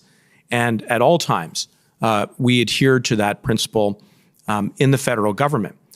That having been said, there does need to be a dialogue, and there is a dialogue between police and the elected branch of government when it comes to providing additional resources and tools. And I can offer a number of, very concrete examples, not only in the general, but in the specific context of our response to the blockade. So if I could, when I received a call at the beginning of February from the Premier of Alberta, the then Premier of Alberta, Jason Kenney, one of the concerns that he'd expressed is that he and Alberta did not possess either the resources or the tools to clear the blockade at Coots, which had mobilized pretty much since the end of January or beginning of February. And as part of the federal government's response to that situation, I authorized under Article 9.3 of the existing police services agreement between Canada and Alberta the deployment of additional police resources. That is a very concrete example of how we have customized through convention the relationship between the elected government and the authorities that are exercised through this office, the Minister of Public Safety, in response to the operational decisions that are taken by police to restore public safety. I would say more broadly, there are other important examples where elected representatives that occupy this office are responsive to the needs of police around tools, be it in, responding to either this situation or others. And obviously there are the priorities around the foreign deployment of RCMP in different countries, for example, in Ukraine, which are priorities which can be set by the elected branch of government where conventional police forces are deployed. So I guess my broader point is that both in the specific context of the blockade, but even beyond in the general, there does need to be a dialogue. And there was a dialogue between the elected branch of government and the police, who were exercising operational independence at every time to ensure that we could get them the additional resources that they need in the parts of the country where they needed it. And again, I emphasize and stress, this was not just an isolated incident, that these events were occurring across the country so that we could restore public safety. When the RCMP officials testified last week, so Deputy Commissioner Duhaime and Commissioner Brenda Leckie testified. There's a few things that came out of their evidence that I want your reaction on. One of them is that I believe Commissioner Leckie said that there were times, or I think it was Deputy Commissioner Duhaime, said that there were times where it may have felt to him like officials may have stepped a little over that line between church and state. Now, I think they did say specifically, I recall Commissioner Leckie saying that she never felt pressured by her ministers, you and Minister Blair. She did say that at some point you sort of had to educate or educated, and she didn't point to any sort of instance where it was necessary, but she said you educated, and it fell to you essentially to educate the rest of cabinet. I think it was the February 10th IRG on where that line was and the importance of operational independence. Do you recall that? I do, and I wanted to be sure that as colleagues around the cabinet table were expressing the same concerns that I had, that others had about the ineffectiveness of existing authorities and resources to restore public safety up to that point, and we are approaching now 2 weeks into the blockade, that nevertheless, we should not violate the principle of operational independence. Because, again, just situate yourself in our shoes for just a moment. Our paramount concern is restoring public safety. And by then, there were countless reports of the very dire consequences that had been visited upon Canadians. But that could never be a license for assuming the roles and the responsibilities of police when it came to making the tactical and operational decisions around how to restore public safety. So it was important to strike a balance between respecting that principle, but also fulfilling my role specifically in holding the RCMP accountable for their role in restoring public safety, and more broadly, the government's role in understanding why it was that despite existing authorities and resources, we could not achieve the goal of getting a law and order back on the ground. And when I look back now, and I ask myself, and why it was in the perception of the commissioner that she felt that some, not all, were coming up to the line, it is because of the unique and singular nature of this public order emergency. It was the fact that the scale of this was national. It was the fact that what sparked this movement, in the opinion of the government, was an expressly stated political objective that at times was expressed in violent terms that led to the entrenchment of a significant number of individuals to ignore the direction of law enforcement at the risk and at the peril of Canadians. It was the challenges that we had in government around having the appropriate intelligence tools to understand how those initially stated objectives could pull in people from many different walks of life with different backgrounds and different grievances, and coalesce them around something that so significantly and persistently caused significant interruption to public safety, to the economy, to our international relations. And all of that was, I think, part of the reason why people were really trying to probe and understand that despite the fact that you had a criminal code, you couldn't use it. Despite the fact that you had provincial statutes around the Highway Traffic Act, they couldn't be effectively used. Despite the fact that we had tow trucks, we had many tow trucks, that they could not be deployed to clear the blockades. And all of that was leading to an escalation of the risk and the threat of serious violence as time went on. And that is why I think that the commissioner both signaled her concern, but also appreciated my intervention, that we still had to be respectful of that principle of operational independence. Okay, so just to go back on that a little bit, I mean, what we've heard over the weeks that we've been here at the commission, there's what could be described as quote unquote pressure all over the record. So there's a real sense of urgency from politicians and from officials. We need to do something about this now. We need to do this quick. We need to do, this has to end, et cetera, et cetera. And how does that not constitute? Can you explain how that does not constitute pressure on law enforcement to do something to clear up this protest in whatever way they can? Well, to be clear, there was pressure on all of us. I mean, this was an extremely tense situation. I think that is just a natural reaction to all of the events that were occurring.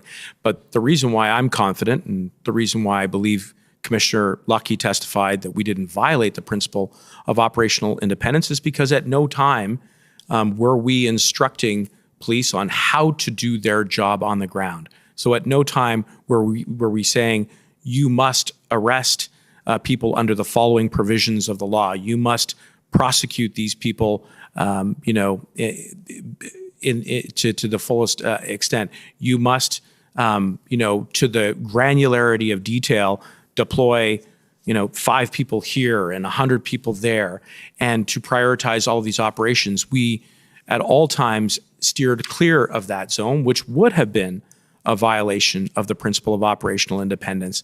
And that's why I think I'm, very confident that that we didn't cross that boundary. Okay, so the line is politicians and the government has a role to play in expressing a desire, let's say, or the need to solve a situation, but not in telling the police how to do it? That's right. You don't want me as an elected official putting on a badge or a uniform and going out there and doing the job that police are there to do. That's not my role. That's not my responsibility. However, it is my responsibility as Minister of Public Safety to be accountable to Canadians when it comes to equipping police with the tools and the resources that they need to restore public safety. And by then, on February 10th, we did not have public safety in the nation's capital and at other critical infrastructure across the country. And so because of that, we really wanted to understand why existing authorities were ineffective at that point, and that was the balance that we struck. Another issue that we've heard a lot about over the last few weeks is the idea, the notion of one could put it as negotiating, or we could put it as engaging with demonstrators or protesters. So we've heard that was an issue that was discussed. Is there a way to sort of to end this or to ameliorate this by engaging directly with demonstrators? There's reference in Sylvia Jones's notes of the February 7th call to having an interlocutor engage with the protesters. And we've heard a lot about an effort by your Deputy Minister Rob Stewart, around the 10th, 11th of February, to create what's become known as the engagement proposal. So can you tell us a little bit from your perspective how those engagement efforts, if I can put it that way, and eventually the engagement proposal came to be and evolved? Engagement was always an option, and I had articulated on a number of occasions that law enforcement should be the last resort. And you saw from one of the exhibits that you had put to me a little bit earlier in my testimony this morning that I had turned my mind right at the very beginning of the briefings that it was important for there to be some engagement with those who were participating in the convoy and the blockade, and wanted to be briefed on that by law enforcement, who I thought was the most appropriate actor in this context to be engaging with.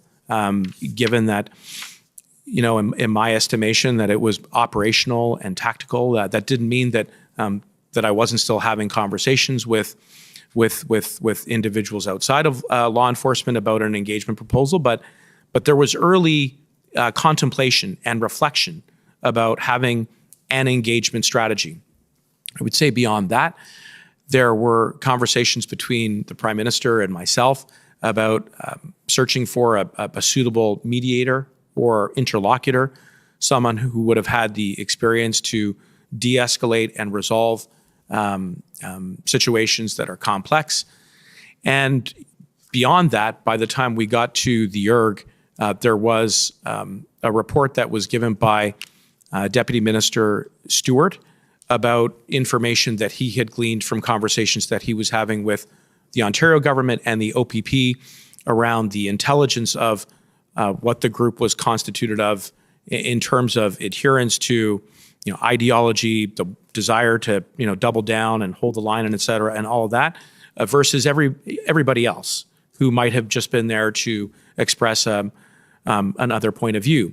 And so as a result of that report that he offered at the ERG, there were taskings that were listed by the clerk of the Privy Council at the end of that meeting, one of which was to continue to develop a potential engagement strategy. And so that's what the Deputy Minister set about to do. And I know that there was some additional work on that front. Okay, so this is, you knew that you were aware that this was being worked on by your Deputy Minister? Yes. Okay. Mr. Clerk, can we pull up ssm.nsc.can 402958?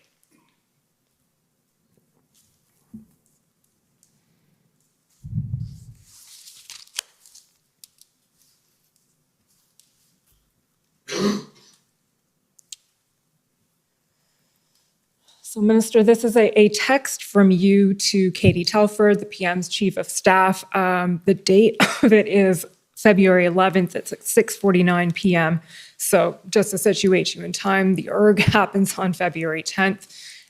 There's no ERG, I think, on February 11th. So you write to Ms. Telford, hey there, we got some very last minute and thin paper tonight on an engagement strategy from my DM, who apparently socialized it with PCO, RCMP Commissioner, and the Ontario government, and not me.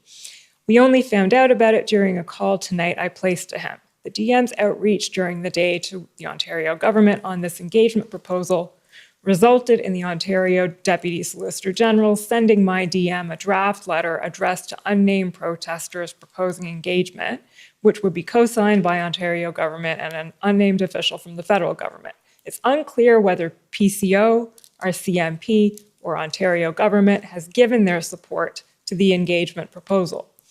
Flagging as a concern and inconsistent with good info flow I've addressed with him, wanted you to know. I will be replying to DM and letting him know. Then there's some redactions, and the last thing you say is, sorry, but had to let you know. Can you explain to us what you were expressing in this text? I'm expressing a concern that the Deputy Minister had socialized with a different level of government an engagement proposal that I would have wanted to have some input into. Prior to that. And, again, admittedly, in this particular moment, everybody is working extremely hard, long hours, trying to quickly fulfill the tasks that had been accomplished or fulfill the tasks that had been assigned, I beg your pardon, at the end of the last ERG.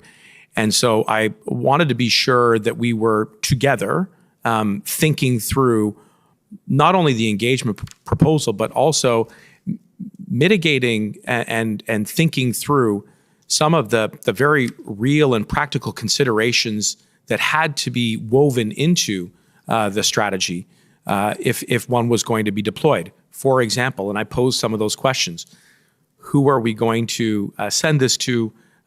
Where is it going to take place?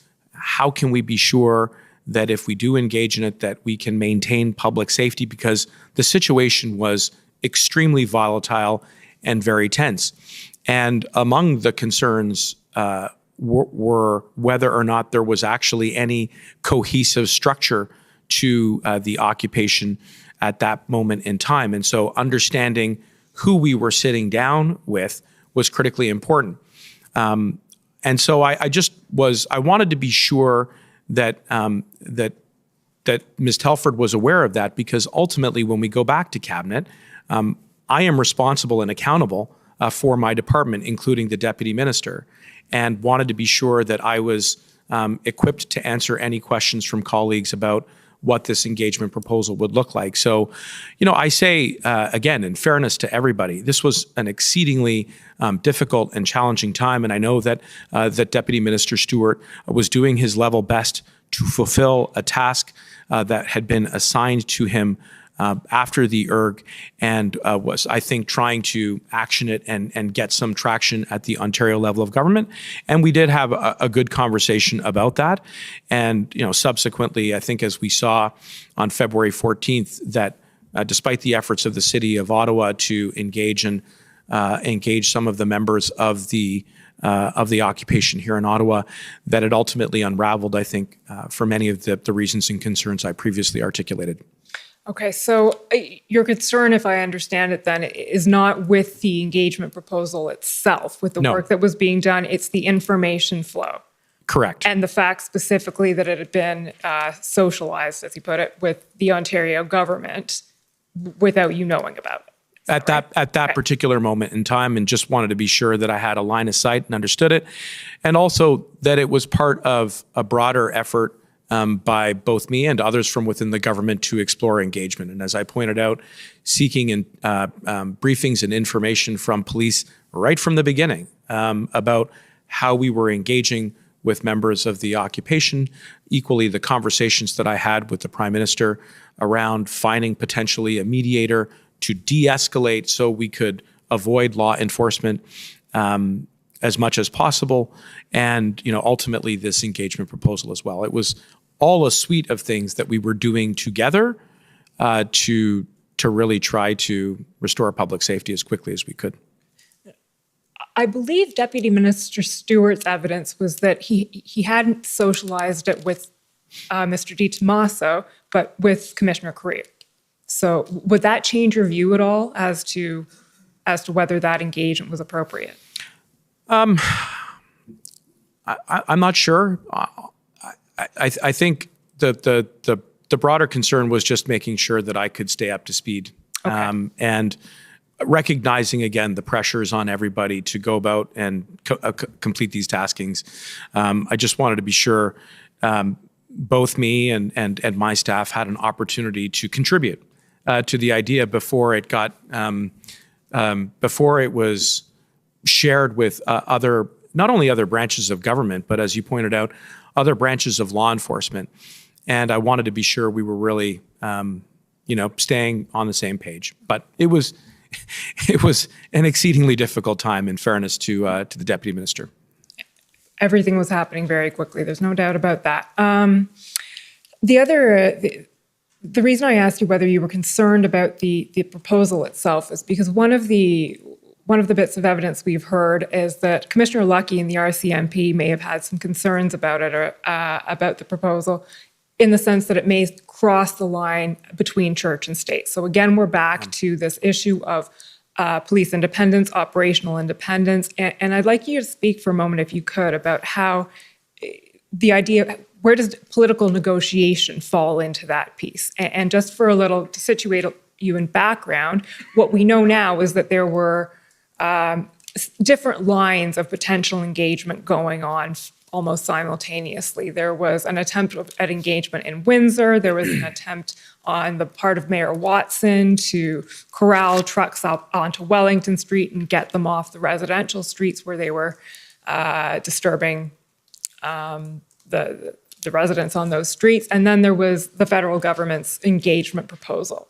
So we have these different lines going at the same time. And that could arguably at least be put as something that makes it difficult for law enforcement to do their job. What's your reaction to that? Yeah, I would agree with you. I think it was extremely difficult for law enforcement to figure out how to engage in a constructive way with the occupation and the blockades, not only here in Ottawa, but across the country. I know from the early days that members of police liaison units, these are individuals within law enforcement who have very specific expertise in engaging with people who protest to sort of set the boundaries of what, just to be sure that everybody can be safe.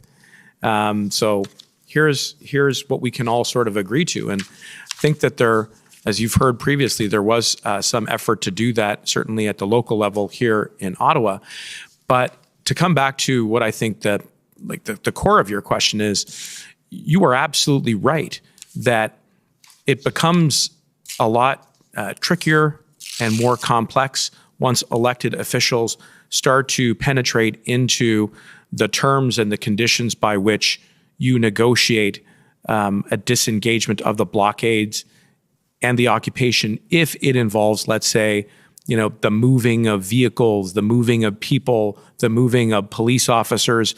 All of that, I would submit, is much more within the operational domain and by extension, independence of police, which was one of the concerns that I had in navigating this appropriately. So that was, I think, part of what I was getting at in my text to Ms. Telford was just I wanted to be able to think that through with everybody, and especially if we were going to be sharing it with other levels of law enforcement so that we were respectful of those principles of operational independence as well. Okay. I now want to ask you, turning to, we know the engagement proposal didn't go anywhere in the end. And we're chronologically, we're now getting to the crux of events and when the Emergencies Act was actually decided on. So I know it wasn't decided necessarily on the 13th, but that's the day we're going to talk about. There's some evidence, and I'll ask you if you know about this first. So shortly before, we understand there was an IRG meeting the afternoon of the 13th, followed by a meeting of the full cabinet in the evening at 8:30 p.m. The commission has seen evidence shortly before that 8:30 meeting. Commissioner Lucky sent an email, and let's get the email up. It is ssm.nsc.can 402280.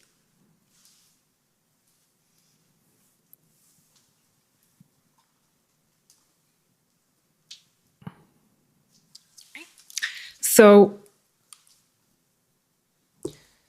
this is an email. The timestamp on it is it's just shortly before 8 o'clock once you do the Greenwich Mean Time adjustment.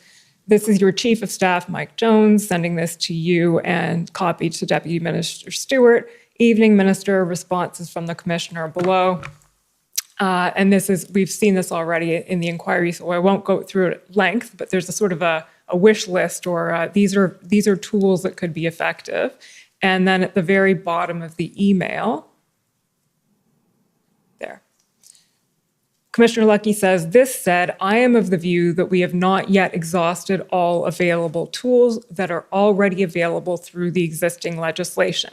There are instances where charges could be laid under existing authorities for various criminal code offenses occurring right now in the context of the protest. The Ontario Provincial Emergencies Act, just enacted, we skipped that in the narrative, but we know that happened February 11th, will also help in providing additional deterrent tools to our existing toolbox. So my first question, Mr. Mendicino, is, did you see this before the cabinet meeting? I don't recall exactly when I would have seen it. This, as you pointed out, was sent just prior to the commencement of the cabinet meeting. I will say to you, importantly, that a couple things. First, the commissioner did not express that opinion to me at any time directly, and I actually spoke to the commissioner earlier that day on February 13th, and while she did not at all address that last point that you raised in the email, she did call me and only me. This was a conversation between just her and I, to be clear, to express her very grave concerns about the situation in Coots. And she underlined for me that the situation in Coots involved a hardened cell of individuals who were armed to the teeth with lethal firearms, who possessed a willingness to go down with the cause. And the reason why this was such a sensitive conversation was that we had RCMP undercover personnel deployed in the field. And she was justifiably concerned that there not be any leak of this information because lives literally hung in the balance. And for me, this represented far and away the most serious and urgent moment in the blockade to this point in time. And so it also spoke volumes to me about the commissioner's state of mind which was that we were potentially seeing an escalation of serious violence with the situation in Coots. And it certainly, I think, was in the broader context of the preponderance of the advice that we were getting from the commissioner at that time as a result of conversations not only in the ERGs about where there were gaps in authorities, in existing authorities to return public safety to the ground, could not have drawn any other inference that she was supportive, as she later expressed that she was, of the decision to invoke the Emergencies Act. This was a singular moment for me in my mind. And it was so urgent that I said to her, well, look, I can't just keep this information to myself. At a minimum, I have to be able to share it with the Prime Minister, which I then subsequently took steps to do. Shortly thereafter, I reached out to Ms. Telford. Sorry, just to be clear, which information are you talking about there? About Coots and about the potential for gun violence and for the loss of life, and the fact that there were RCMP personnel that were in the field, and all of this occurring literally within hours, not even days, of the invocation to the Emergencies Act. I was extremely concerned that this had reached a new height of both urgency and emergency. And so I felt I had a responsibility to let, at a minimum, the Prime Minister know and his staff know, while respecting the operational sensitivity at the most delicate levels to protect the people on the ground.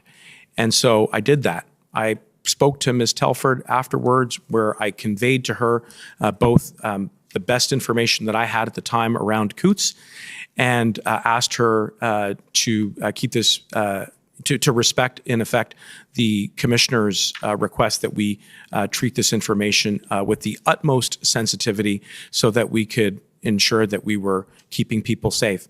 But this was a threshold moment for me. There's no doubt about it.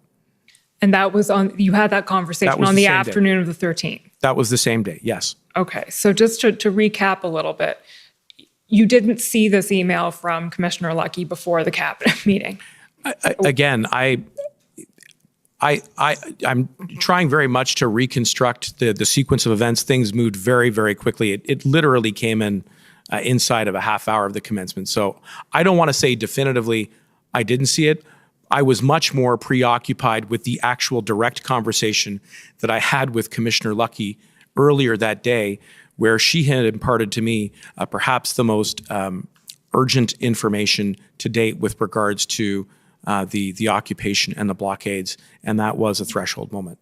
Okay, fair enough. So if you did see it, it didn't register as much as what she'd said about Coots, put it that way.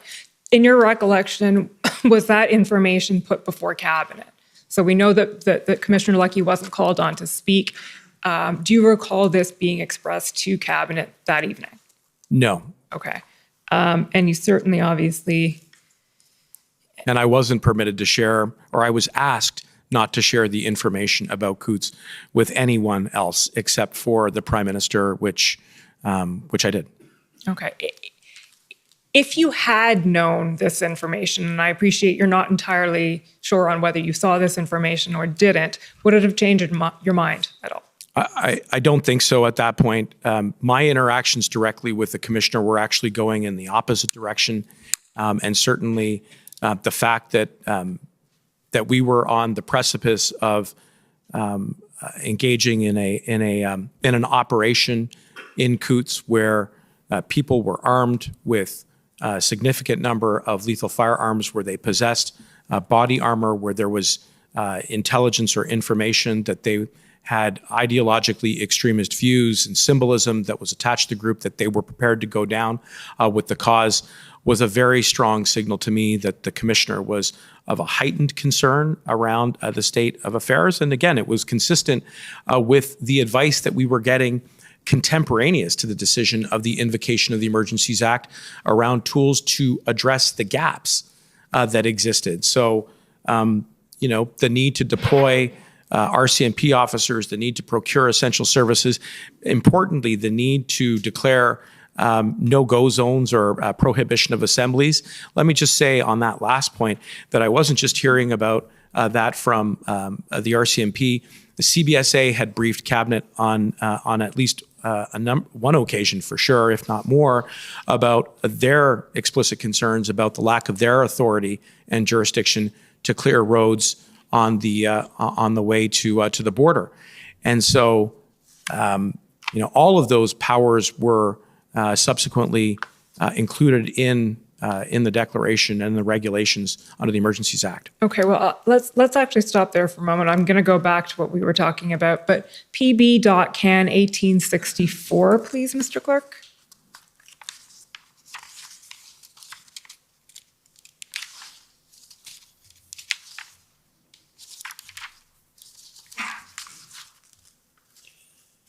So this is a text from John Osofsky, president of the CBSA, the evening of February 13th. And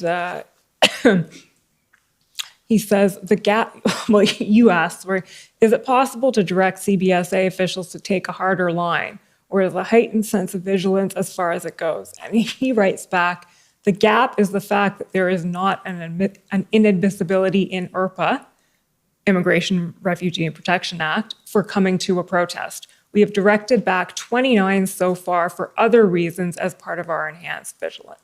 And you say, right, okay, so nothing we can do to strengthen our position there. I think our position broadly is that it's an illegal blockade, and it goes on. So that is, sorry, go on. Sorry, scroll down a little bit, please.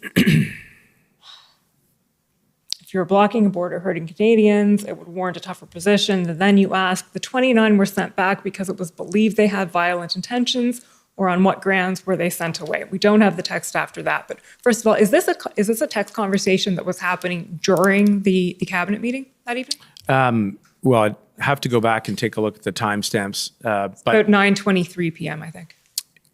Could very well have been. I assume it was. This is February 13th, right? That's right. Yes. So I would have been trying to really get a clarity of understanding about what the gaps were, and what the then president of the CBSA is expressing to me is that they need something that they don't have. And what they don't have at this moment in time is any existing authority to turn away foreign nationals who are attempting to enter into Canada where there are reasonable grounds to suspect that they may want to support what at this point is an illegal blockade.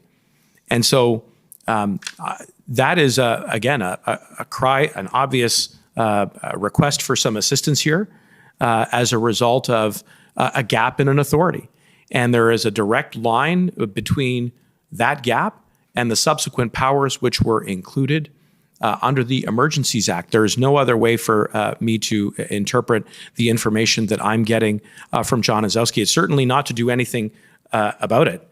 And subsequently, we did provide that authority, and there were, as my understanding recollects, at least, I think, one or two individuals who were turned away on February 19th by CBSA on the strength of the Emergencies Act authorities that were provided to them.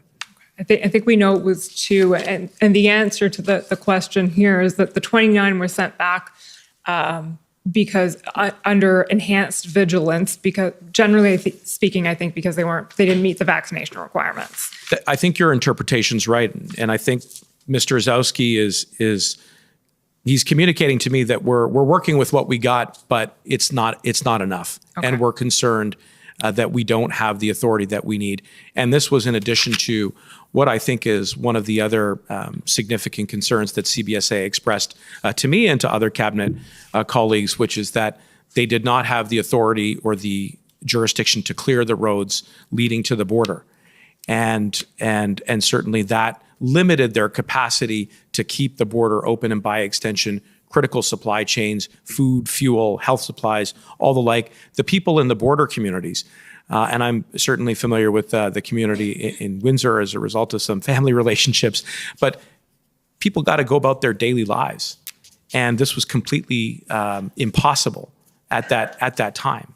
And so, I think he's expressing two very legitimate gaps. And so, again, the only interpretation for me is that we need some help here. And so we endeavored to provide that help to them through the Emergencies Act. Okay, I'm at the end of my Mr. Commissioner, time. I just wanted to just clarify, because I think the impression was left inadvertently or otherwise that these are the minister's texts as opposed to the chief of staff, I'm Jones. sorry. You're right. And I apologize for intervening. No, thank you. That's helpful. Mr. Commissioner, I'm at the end, but if I can ask for 5 minutes to ask some concluding questions. No, it's your call when you still have time, so. Not a lot. Oh, actually, no, I do have some By time. my Okay. count, you have lots of time. but Actually, you I can, was you just can count thinking better than about- I am, better than I can. I was thinking of the old time allocation. Okay, So- so, Something rarely heard in any kind of a proceeding. No, well, I have a lot of experience following time. Or not following it. So it's just wondering if you wanted the break now or later. That's sure, up let's to you. take the break now. Let's take the break now. Sir, before we take the break, I just have a quick application. I apologize, sir. I think it's important. I've just met Mr. Alexander Cohen. He's present in this room. And sir, Mr. Cohen, as we have heard throughout this proceeding, has relevant and material evidence to this proceeding's mandate. He has very relevant evidence with respect to the inquiry as to the circumstances, as to the invocation of the Emergencies Act. He also has relevant and material information with respect to misinformation, of which this commission has been tasked with exploring, beginning with the text messages between himself and Mary Liz Power that are already in evidence in building the narrative with respect to the protesters in Ottawa being extremists and thereafter essentially setting out that they are, in fact, proprietors of Nazi symbolism. Sir, this commission has been hearing from various... I mean, can I just interrupt? Yeah. What's your application? I'd like to call him as a witness, sir. Well, have you written any, is there I didn't expect that we would have the opportunity. Well, you haven't at the moment. There's well- no application, so. Well, this is my application, sir. I'm making it orally, and I'm asking for the commission to have him testify after the minister. He has relevant material information. I'm not going to do this orally right now. Well, sir, I- we're given 15 minutes to cross-examine, to elicit relevant and material evidence. And we have relevant and material witnesses here. The government of Canada has redacted without lawful authority all of these statements from these staffers and have suppressed records. I We have no right here, sir. idea at this point where this is going, so I'm going to take the break. And if you can speak to Commission Counsel, which I think I've repeated many times, is the way to at least raise the issue. Yes. And then we'll see if they can resolve it or Yes. not. But we have a schedule, and Sir, the this is the schedule is not problem. as important at getting to the so truth. there's no question we want to get at the truth. But you know what? It's a very complex issue, and it's not all about what you want. It's about what the commission needs to do, what the Yes, sir, parties and I- want to do. and I think it's what I'm Canadians are trying- entitled to, I'm trying to control a process. And we have witnesses, we have a schedule. It's been going for a while. Please speak to Commission Counsel. We'll see where we go, and we'll take the morning break. Sir, I understand, but I just asked for a ruling after the morning break. Thank you. So we'll take 15 minutes. The commission is in recess for 15 minutes et la commission est levée pour 15 minutes.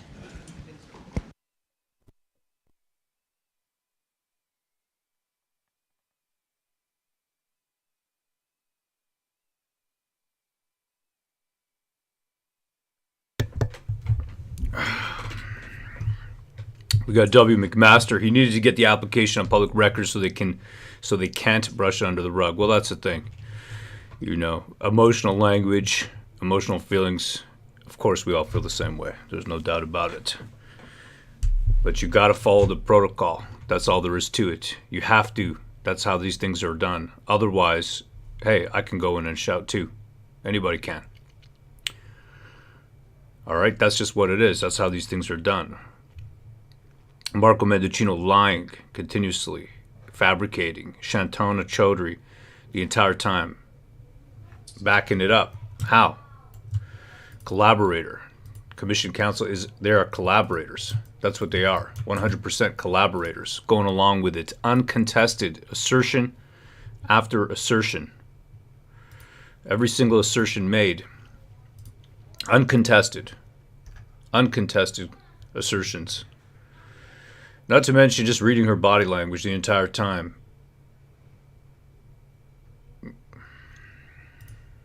mean, he started out lying. Like, one of the first things he said was, again, misquoting Pat King, taking, his comments out of context. I think when we start our morning show after the inquiry's over, the next week, we should have a whole segment called Out of Context Pat King. Yeah, he started. Yeah, you're right. He mentioned that. That's right. The whole bullets thing. Yeah, that right there was out of context. He started right off the bat. That was like one of the first things he said, and he went into these complete lies about potential violence. And here, let me give you my favorite quote. He was talking about Coots, and he was talking about the protesters at Coots. He says, "A hardened cell, armed to the teeth, willing to go down for the cause, lives hung in the balance." He actually said that today. Yep, he did. Hung in the balance. And then there was a document that was pulled up inadvertently, accidentally. And that document, that was Shantona. She had quoted a document ID that was incorrect, not for what she was trying to pull up, but a different document pulled up on the screen. And we've got knowledge from people who are there that the screens internally inside the room displayed this document, even though it wasn't broadcast and transmit through this live inquiry, the feed that we're pulling here, that we're bringing to you, that the screens inside that room showed text messages between RCMP Commissioner Lucky, where she was saying, I don't know the other party who she was speaking to, but she was very nervous. She was saying that she was very nervous about the actions being taken place in Coots. So we've got to see the context. We've got to see the rest of it. We've got to get some screenshots. But this goes to show the exhibits, all the exhibits are incredibly redacted. I can show you any one of them at any time over here. They are just incredibly redacted. If we go to any IRG meeting, they look like this. You've got the header page. You've got the people who are present at the IRG meeting, what he was calling ERG. By the way, Marco Mendicino's acting like this has been around forever. It hasn't been around forever. IRG is a brand new committee, specifically headed by Trudeau, a secret committee. The participants are secret. Their minutes are secret. The amounts of times they meet are secret. Very presciently created in 2018, barely used, and only because they're incremental integers that represent their number of meetings can we even get any kind of insight into the number of meetings that they have. And even those are very mysterious. They're not known. Everything is hidden with this government. And you've got documents like this. This is the RG meetings that are even submitted to the Public Order Emergency Commission. Documents that are simply blacked out. That's helpful. I understand Brendan Miller's frustration completely. Man, do we ever share it? Alex Cohen, the man that he was speaking of, who is Marco Mendicino's subordinate. He's pool boy. He is his pool boy. I'm going to take a look over here, show you what this is, what he's referring to right over here to refresh your memory. Alexander Cohen, who is he? Let me get this off the screen at the top. Alexander Cohen. Young. All these very young. This is him in the mask. That's him right there. Okay. They're very young. They are the ones who do the communication between the PMO, PCO, so the Privy Council office, the Prime Minister's office, the Public Safety office, and they do the discussions. So it's important to get their texts because this is how they are staying clean. Alexander Cohen right over here. They're staying clean. Why are they staying clean? It's easy for them to stay clean because you have your subordinates like in any good mafioso organization. If you remember the movie Sopranos at the end, what is Tony's goal? His goal is to have everything done away from him at arm's length. It's to be done by subordinates. He is to literally speak to his second, and his second is to expand out all his orders throughout the organization so that he is always untouchable, only exposed by his second. That is it. So Brendan Miller wanted to get Alexander Cohen's tweets. Why Alexander Cohen's tweets? Because if you remember from yesterday, his tweets with Mary Liz Power from the PMO, talking about how they're going to, that's the second page. Here's the, hold on a second, this one is 7724. I'll pull up 7722. Here's 7722. Alex Cohen talking to Mary Liz Powers from the PMO. And she says, he's saying to her, they're talking about how they want to put a J5+1 style media extravaganza. Okay, this is an OCR version. We ran the code to OCR everything. So this is about how they're going to term this in the media. And the fact that on January 25th, they were already putting together a media strategy between the Toronto Star, we saw that yesterday, Toronto Star, Altia Raj at Toronto Star, between Greg McGregor from CTV. Greg McGregor from CTV, Altia Raj from Toronto Star. And then promulgated by Alex Cohen, Mary Liz Powers, Public Safety, PMO, coming up with a media strategy to term the Freedom Convoy as a J5+1 style event. That's the reason that Brendan Miller wants to have this man on the stand. And he's there today.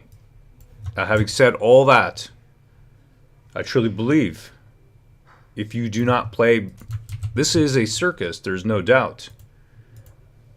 There's no doubt it's a circus, but there are rules. He should put that in writing. He should do it.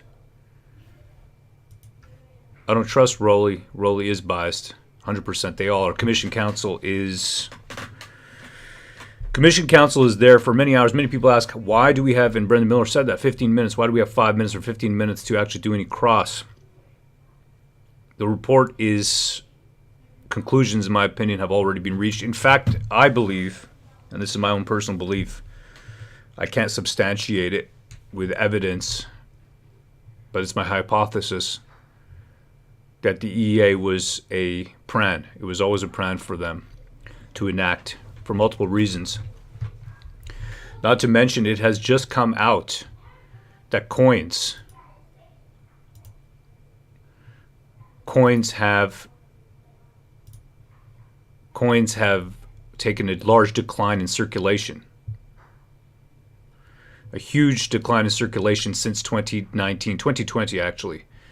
Okay, so and we'll get into that at the break, but the Bank of Canada has already the Mint has talked about coins in circulation, the fact that cash has been in much less use already.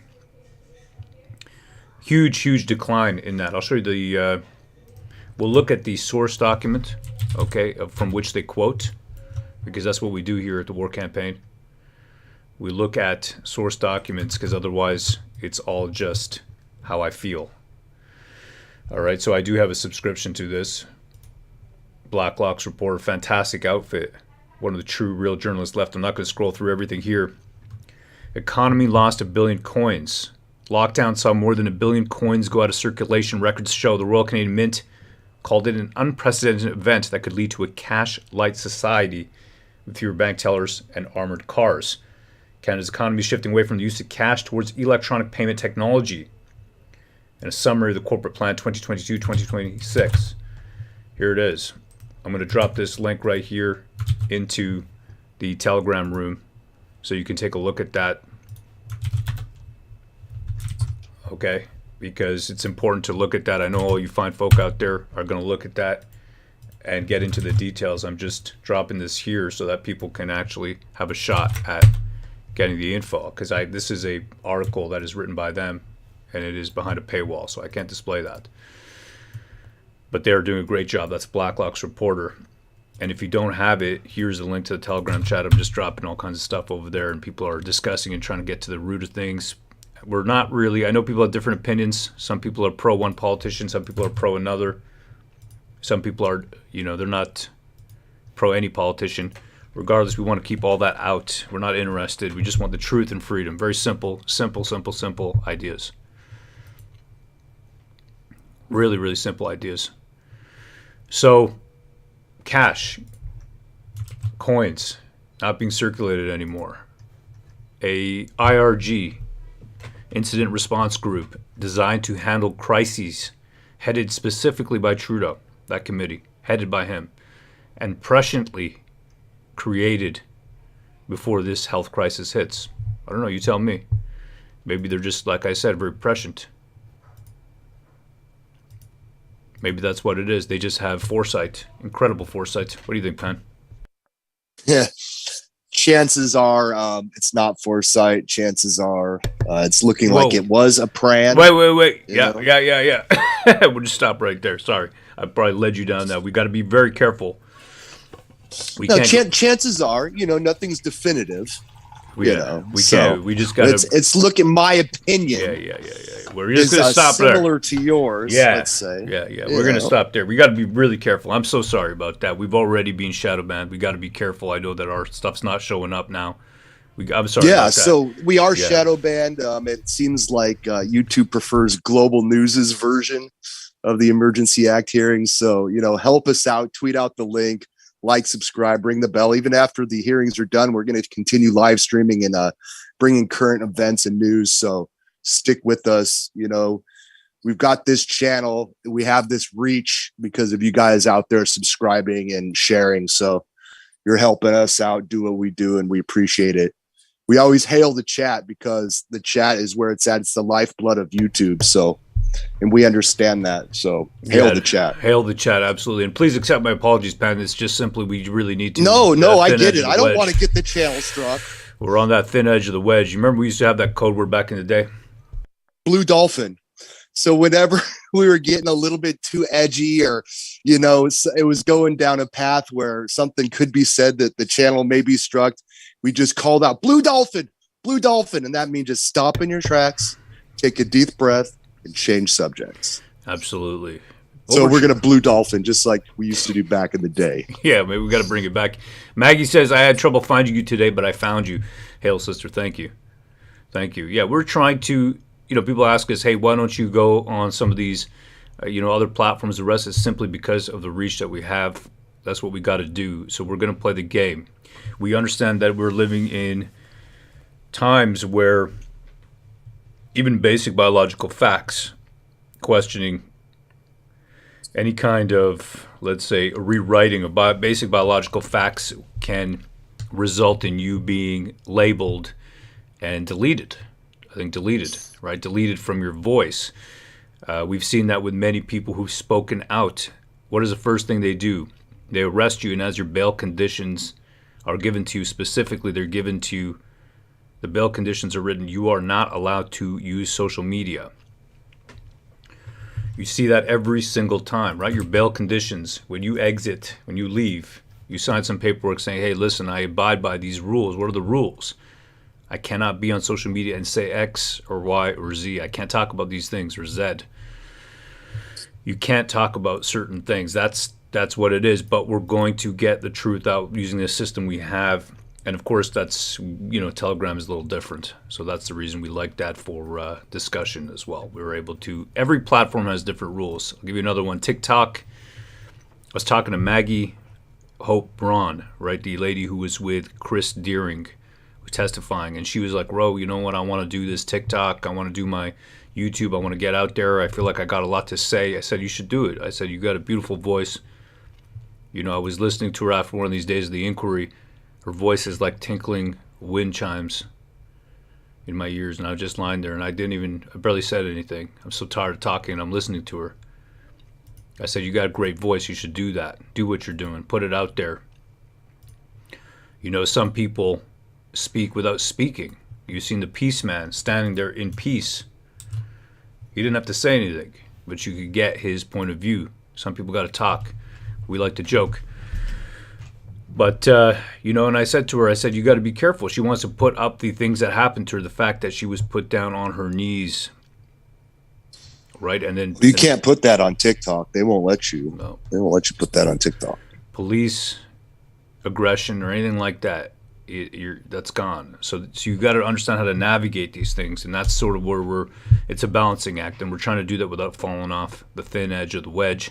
We appreciate you being here and standing with us while we do that. And of course, think about it. There's many moments where we've been, thanks to you being here, held the chat, we have actually surpassed mainstream legacy, whatever media you want to call it, right? The government tax braked media, tax funded Heritage Canada, huge one to watch. They're the ones, by the way, who are doing all those media stipends. They're the ones. Heritage, I believe they are the Canadian Heritage, is the Canadian Ministry of Truth, specifically. In any case, just being able to compete with those organizations, the fake news for the War Campaign channel, to be able to, have a comparable viewership compared to global, man, that really means a lot to me. It's something that I never thought we'd be doing with the channel, and it's an honor. It is. It looks like there must be something going on. I'm going to talk to Vinny over here. Vinny's going down right now. He said to me, Vinny from VNA, if you remember him from a couple days ago, he came down. He said to me he's going to go down. He goes, I got to call out Marco. I got to go down, Ro. Go catch that rat, Vinny. Yeah. Okay, he's probably there right now. I'm going to say to him, what's going on? He says that he's got a police report to confront that lying piece of in front of CBC, CTV news cameras. What's going on? Yeah. He's fired up. Vinny's serious. I like this guy, man. Yeah, he's fired up. He is fired up. Good. That's what we need, man. So he's going down to do that. Flots Jetson, this show's not showing up in my sub list. There you go. Yeah, see? We're shadow banned, brother. Well, we got to do, you know what, at the same time, I got to say, I'm thankful Order allowed. for you being here. Hail the chat.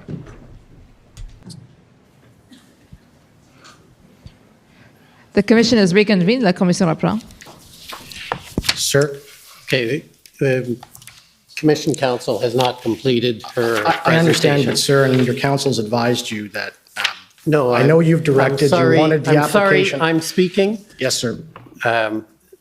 The application, if you want to do it, you've been advised it's to be done in writing, not in the middle of the Sir, we presentation. filed 2 motions in So writing I'm- at your I'm direction sorry. that you've refused to rule on with respect to the redaction of documents from the government of Canada. You're speaking, That has I'm not speaking. been ruled on, and they've been Okay. filed for days. I will take a break while you're asked to Sir. leave. I will return in 5 minutes if security could deal with the council. The commission is in recess. La commission est levée. Are you kidding me? This is Did Brendan Miller just get kicked out of the courtroom? What the heck is going on? this is the problem. I'm sorry to say, but you got to, if you're in this mix, you can't allow them to do this to you. I get it. I understand what he's saying, man. I get it. But like I say to my children, emotions. You can't afford to feel emotions all the time. I tell my eldest son, you can't afford to feel emotions all the time. You can't afford to let them do this to you. You can't afford to let them do this to you. I'm sorry. I'm not happy. I'm not happy at all. You're playing this the is not game. good. You're playing the game, though. You're playing the game. You have to. It's like what we just talked about, how we have to couch ourselves on YouTube so that we don't get kicked off this platform. Unfortunately, you have to play the game. Play the game or get shut down. Get shut up. What do you want? Do we have more power if I'm powerless to speak, if Pan can't say his opinion, if I got to go and just literally, throw beer cans at the TV because I'm so angry? No, it's better to have a channel that, you can speak on. No need to stand. I'm not a judge here. I'm just a commissioner. The commission is reconvened. La commission reprend.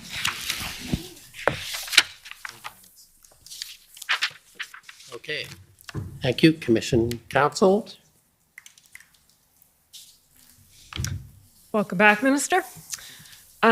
I want to take you back to something you touched on before the break, and I'd like to get your reaction on.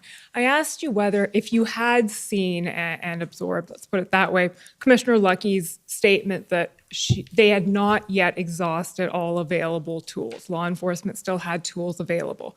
I asked you whether that would have changed your mind as to the necessity of the Emergencies Act, and you answered no, and you explained that you're concerned about Coots. How do you reconcile that position with the notion that the Emergencies Act is a measure of last resort? Well, first I would say that the absence of having a direct conversation with Commissioner Lucky, and I pointed out the call that we had earlier today, but that wasn't the only one. There were other meetings at ERGs and daily briefings.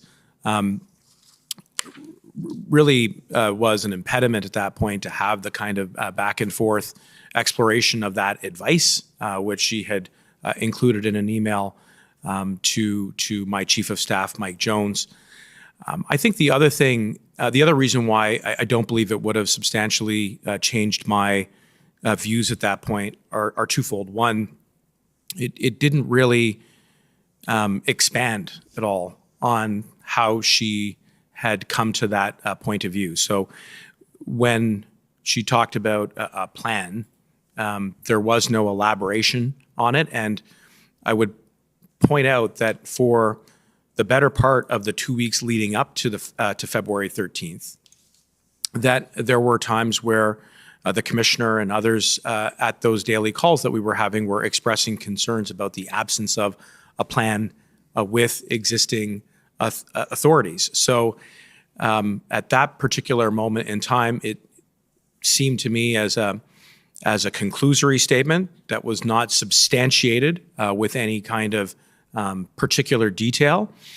And the second reason why I don't believe it would have changed, where my thinking was at that particular moment in time was predominantly because of the call earlier that day, which was top of mind. And as I explained before the morning break, I beg your pardon, it just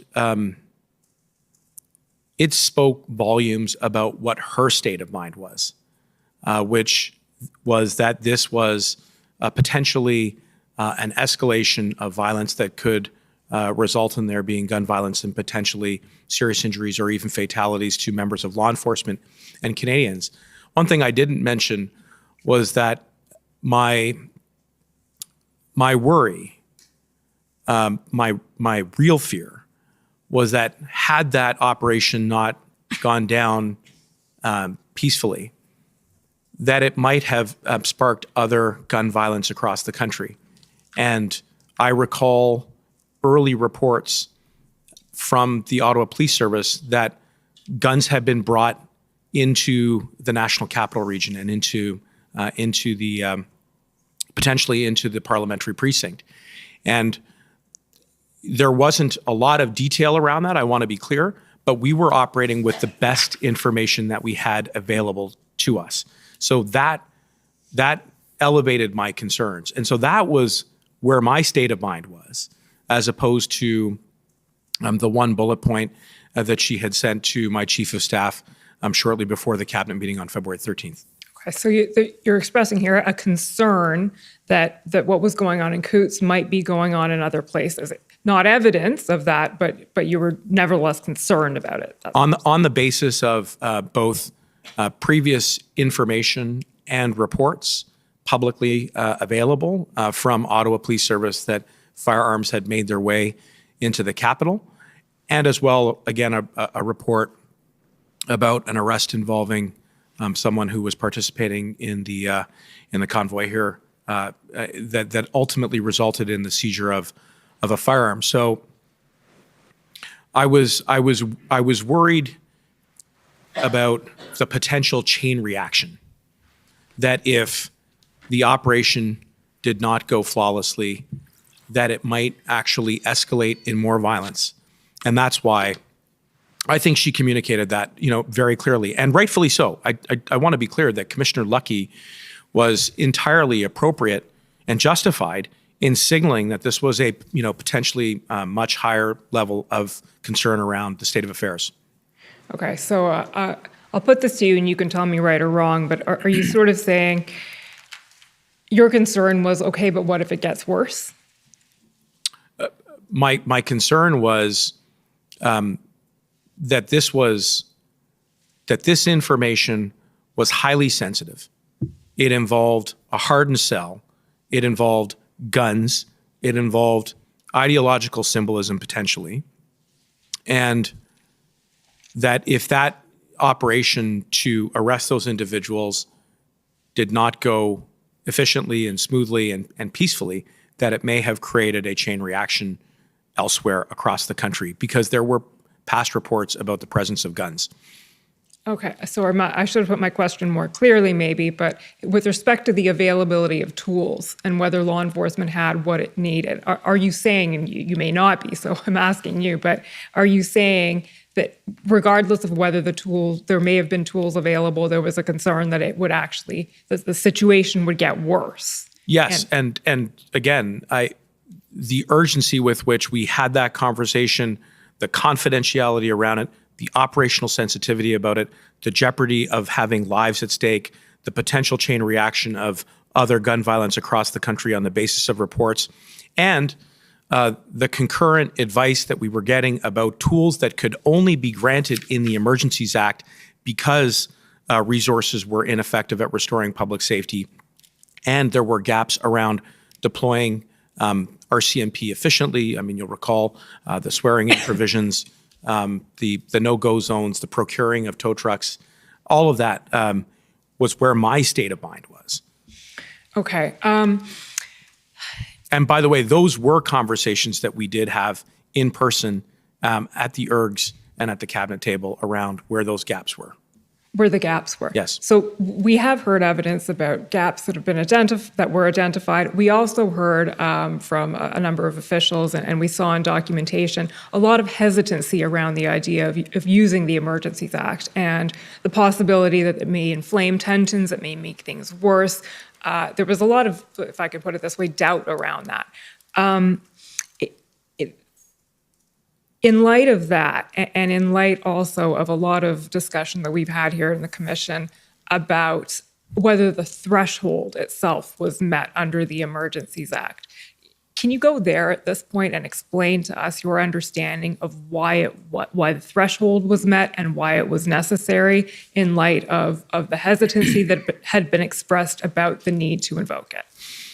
Well, you've touched on a few important points in your question, so I'm going to try and unpack the questions that you put to me. Just first on hesitancy, I would be more inclined to describe it as reluctance, and I think that instinct was the right one.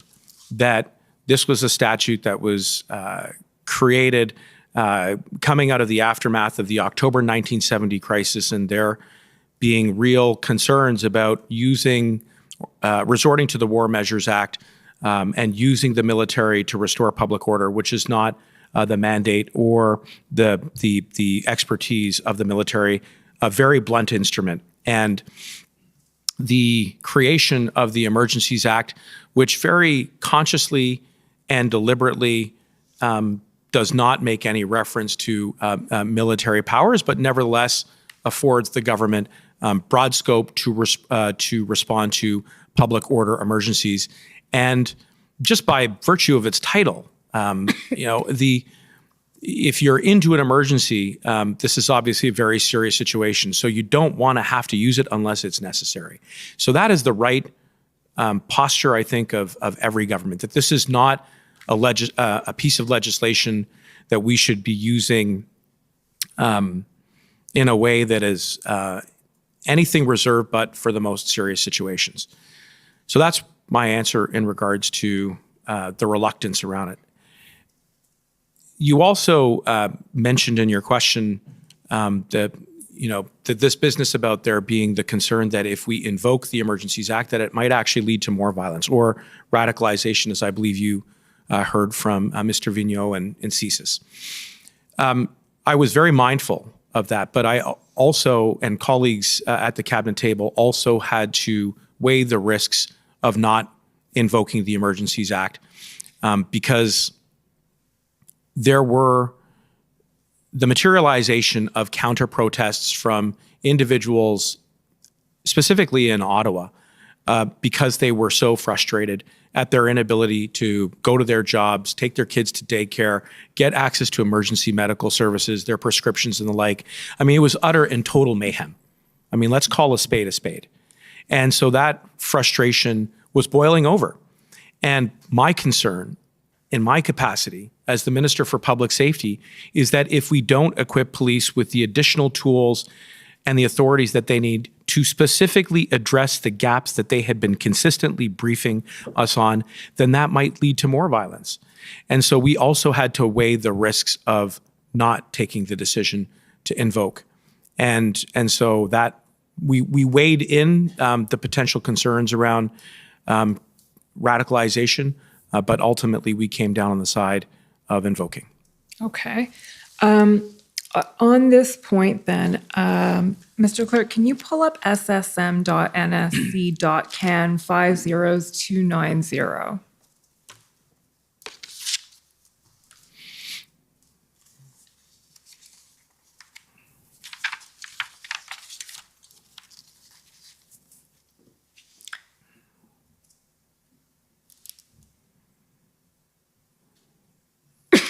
Excuse me.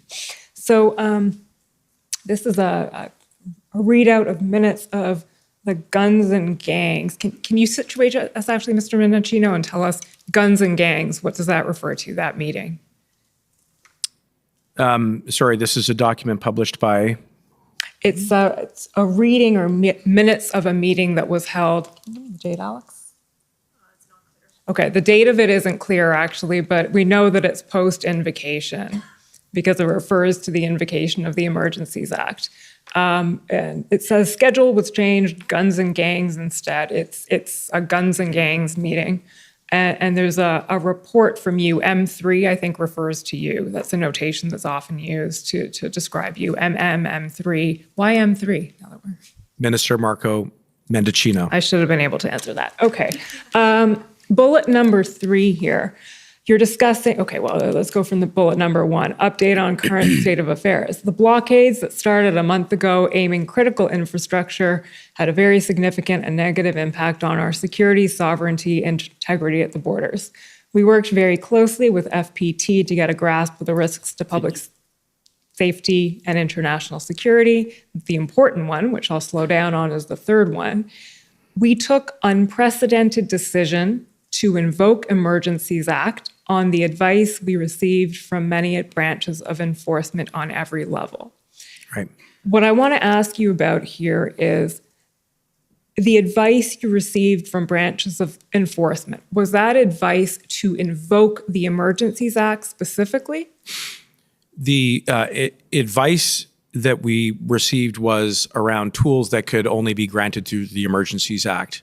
And the reason why I say that is that there's an express element of the test that says that you don't get to the threshold unless you've exhausted authorities, or unless it can be established that existing authorities are ineffective at restoring public safety. And for me, that is the operative word, because there were authorities that were on the books.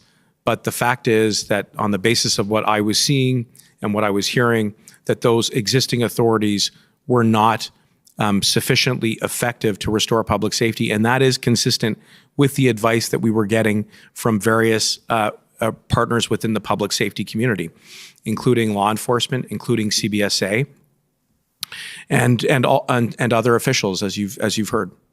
Okay, so just to recap then, the advice you're talking about is the advice that's identifying gaps in tools, not specifically advice to invoke the Emergencies Act, but advice that goes to identifying gaps or tools. And tools, as you actually saw in the email from Commissioner Lucky on February 13th, that would be invoked in the Emergencies Act. She used that language in her email to me. Okay. Then the very last question, I think I actually am now out of time. So the last question I want to ask you, Minister Mendicino, and your legal background shows and how you unpacked my triple-barreled question last time around. So this is the last barrel, the third barrel that you didn't get to in your answer, which is the threshold for invoking a public order emergency, as you know, depends on identifying a threat to the security of Canada with reference to the CSIS Act. We've heard a lot of discussion at the Commission about how that threshold may or may not have been met, and we know that there was no specific threat to the security of Canada assessed by CSIS. Nevertheless, the government concluded that the threshold was met, presumably, because the Act was invoked. How, in your view, was that threshold met? Well, first, let me address the piece about CSIS's conclusion, and I know you've heard some evidence about that. But I do think it is important to emphasize that they are assessing through their mandate, which is conventionally confined to espionage and foreign interference and potential threats to cybersecurity for the purposes of establishing a legal threshold under that statute, which then leads to potentially obtaining warrants judicially authorized so that we can mitigate against those potential security threats. This was very different. This was not about isolating a lone wolf or a small group. Rather, it was about looking at a protest which became illegal at a national scale and completing that exercise also had to take a look at the broader objective and scope of the Emergencies Act, which means looking at Section 2 of that statute, where it talks about the presence of a serious threat or a threat of serious violence so as to exceed the capacity of any province to respond on the basis of authorities that exist. And so in my judgment, you need to kind of look at both. And that was precisely the skill set that I was applying in my role as Minister of Public Safety, drawing on my understanding of the law and the principles as they were being applied to the facts that existed on the ground at the time. And so looking at everything in its totality, we had a situation where for 2 weeks, we had a protest that was national in scale that overwhelmed the resources of police and other border officials very deliberately for a protracted period of time, where despite the existence of statutes and resources, and in my view, as informed by counter-operational tactics that were specifically deployed to stop people from restoring public safety, the extraordinary jeopardy that it placed our economy in, the thousands of Canadians who had their jobs interrupted, the fact that businesses were shuttered, that sectors were compromised, that are the literal and figurative engine of our economy, the fact that all of this was tied to a politically stated objective to overthrow the government if it refused to reverse course on pandemic policy, and the challenges that were presented to the security and intelligence community and the broader law enforcement community in understanding what the nature of this protest was and why it was so difficult and challenging to restore public safety, all drew me to the conclusion that we met the threshold. And ultimately, for me, at the end of the day, it worked. I'm not saying that the Emergencies Act is a perfect instrument, and my sincere hope to the Commission is that there will be some reflection about that. But it was a measure that was successfully deployed by law enforcement to restore public safety without significant injury or any fatalities at all. And the fact that as part of the invocation of this act, that we now have an opportunity to go over the circumstances that led to that decision in great forensic detail with witnesses testifying is, I think, an important pillar of our democratic process, which of course was one of the things that we were very much concerned with preserving throughout. So I mean, that is my answer with regards to the threshold and why I think it's important that I'm here today. Mr. Commissioner, those are my questions. I'll pass the baton. Okay. So now cross-examination, start with the convoy organizers, please.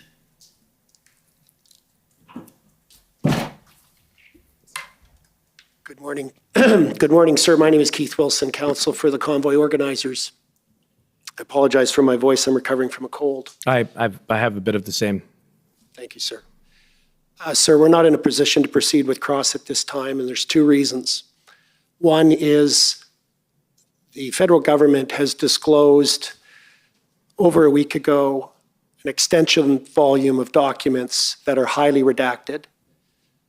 It is obvious from the face of the documents that they don't meet the criteria for lawful redactions. A motion was made last week for those redactions to be lifted. The submissions closed on Thursday evening. We still have no ruling. A number of days have passed. For the cross-examination and the discovery of truth process to be valid and effective, the parties require access to the documents. We don't have that. So we would appreciate some indication as to when the commission is actually going to rule on that and hopefully compel the proper disclosure of the records so that cross-examinations can be effective. I emphasize that these documents are not related to future witnesses, but present witnesses. So we're making the process inefficient with all due respect by not allowing the parties to have access to unredacted documents. Second reason we're not in a position to proceed with our cross-examination at this time with this witness is our lead counsel, Mr. Brendan Miller, who had prepared for the cross, as you know, sir, has been removed from the room by you when he was raising a motion to find a way around the absence of a ruling on the redactions. So we're just not in a position to proceed on cross, sir. Okay, well, just on your first question, it is expected that the ruling will come out at during the lunch hour. There have been a fair amount of back and forth without going into detail. There's some, let's say, innovative type of issues that had to be dealt with. So that should come out at the lunchtime, which I'm happy to, I will do my utmost. It's going to come out, unfortunately, probably not on the record, the website, because it won't be translated, which is one of the issues we have to deal with. But we will, in light of what you say, we'll issue it in English only for the moment, and it will be posted when it's bilingual. But I understand that submission. So that should enable you, so we can put off the cross-examinations till after the lunchtime. In terms of the other problem, that's not something I can deal with. I'm trying to deal the best I can with the situation, and quite frankly, if the issue had been raised the way you have now, I would have given the answer I'm giving now. So what I propose then, since this witness will be here after lunch, we simply delay till after lunch. If you could endeavor, because I see you have, Mr. Will, you have a co-counsel, so can sort out how that can be done, that would be appreciated. Thank you, sir. Okay, so the next I'll call on the OPP, please.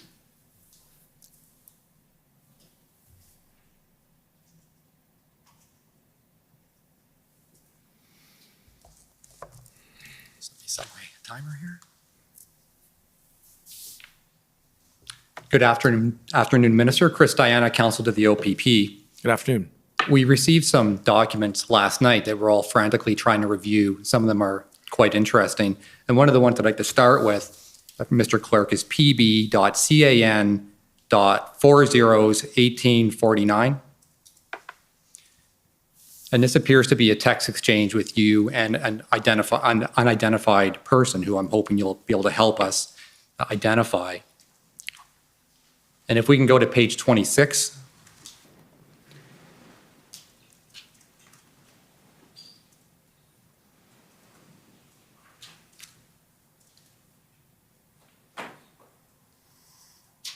All right, so if you could help situate us as to kind of context here, this appears to be a text with someone, I believe you're on the left and somebody else is on the right. If you could scroll down a little bit so that the witness has a chance to review it. Do you know who this text exchange was with? I believe it's Mike Jones. And he would be your chief of staff, correct? Yes. And someone who you would have been in touch with, obviously, every day, that your closest contact within your system. All right, and so if we scroll to the top again to set the time context here, Monday, February 14th at 12:48 a.m., so very early in the morning, February 14th, so basically the night of February 13th, if we were to look at it that way.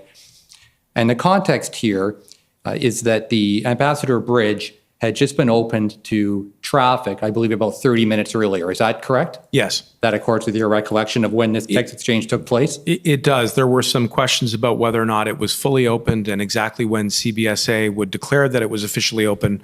But on the whole, yes, there were reports that it was opened in the early hours of February the 14th. Yeah, so I think for clarity, I think the Windsor Police Service institutional report identifies 12:12 a.m. on that day. So that sounds about right to me. All right. And so you would agree that everything you had heard was that while it was open, there was still a concern about potential volatility, correct? That's right. All right. If we can. There were reports of flare-ups, if I'm not mistaken. Yes. Either on the 13th, but certainly after the 14th as well. All right. So I'm interested in the text that says, and I'll read it, following the declaration, we should go to Ambassador and inspect the bridge reopening and thank law enforcement and RCMP, assuming things go according to plan. So I'd like to follow up on what, and this is you texting Mike Jones, correct? Yes.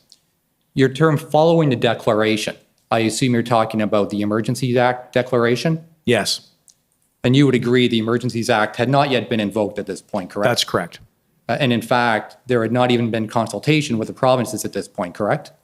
Well, to be clear, the first minister's meeting had not yet occurred, which occurred the next morning. There were conversations with provincial and territorial counterparts, but it was before the first minister's meeting. Right, but I think, and I'm not going to go to the document for lack of time, but I think it was made very clear by the Prime Minister and others that his mind hadn't been made up yet, that the consultation was essentially being done in good faith. Yes. Correct? Yes, and I wasn't communicating that the decision had been finally taken, but rather the assumption that it may have been.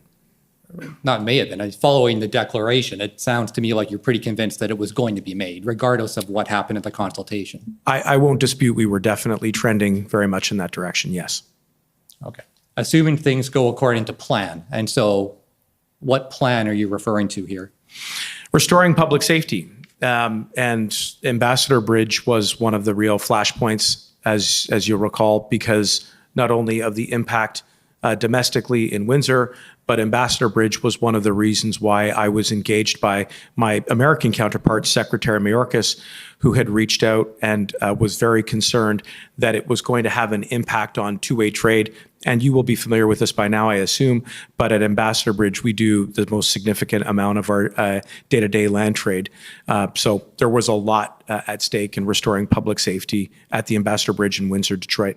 Right. So a cynic might suggest, and we're both lawyers, and there are a number of us in that category.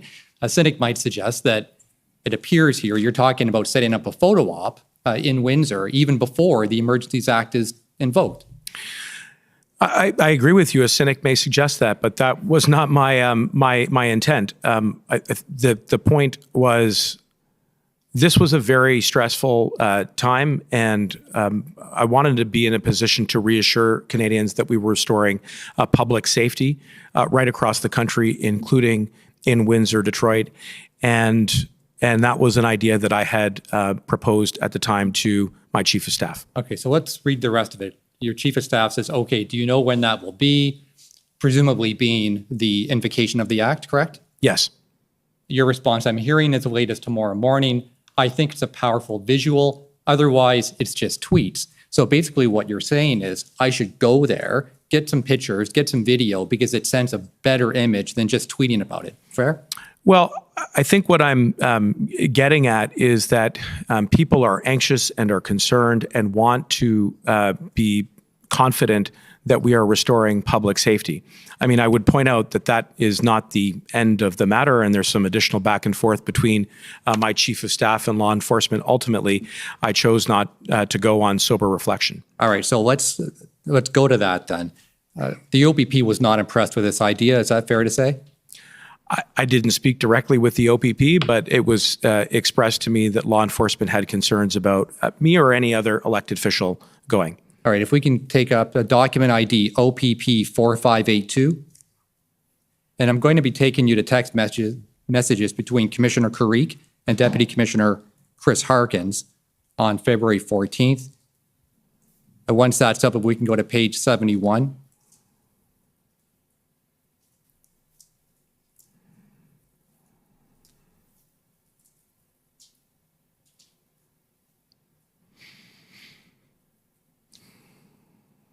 All right, so you can see at the top, it says Dana called, and that would be a reference to Dana Early, as you know.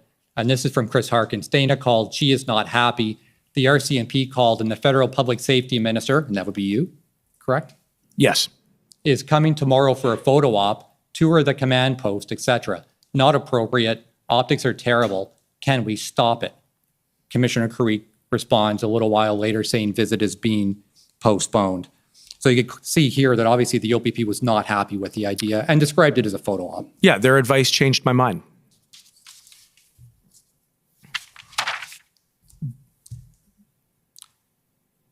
Part of the reason that they were concerned, of course, and I think you heard this from the RCMP as well, was the potential that it could further inflame the situation if you actually showed up and took pictures. Fair? And I had to balance that against what my initial thought or objective was, which was to be accessible and to assure people that we had restored public safety. So in the end, I took that very much into consideration and was actually quite deferential and respectful to the advice that we got back from police and chose not to go. Okay, can we go back to the other document, which is pb.can.1849?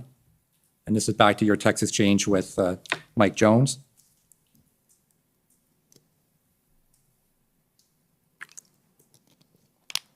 And page 32. Here it says RCMP, and this is, I believe, Mike Jones saying, RCMP Commissioner also strongly advising against a trip to Windsor, concerned that it's still quite volatile and things have been inflamed by today's announcement. Someone drove at an officer again. I want the visual as well, but with two levels of forces asking us not to, my 2 cents is that it's not worth the risk of going and something happening in response. Delaying gives us more time to plan, etc. Scroll down. Okay, I hear you. Let's discuss. So essentially, it was your chief of staff that was saying, look, we've heard from 2 police services. Let's not do this. Yeah, solid advice, and I took it. In retrospect, and I raise this because, you know, I think you would agree that sometimes having politicians attend these kinds of sites can have perhaps unintended consequences. Fair? Absolutely, yes. And that in retrospect, you would agree that it probably wasn't a good idea to have gone. Yes, that's why we didn't go. Yes.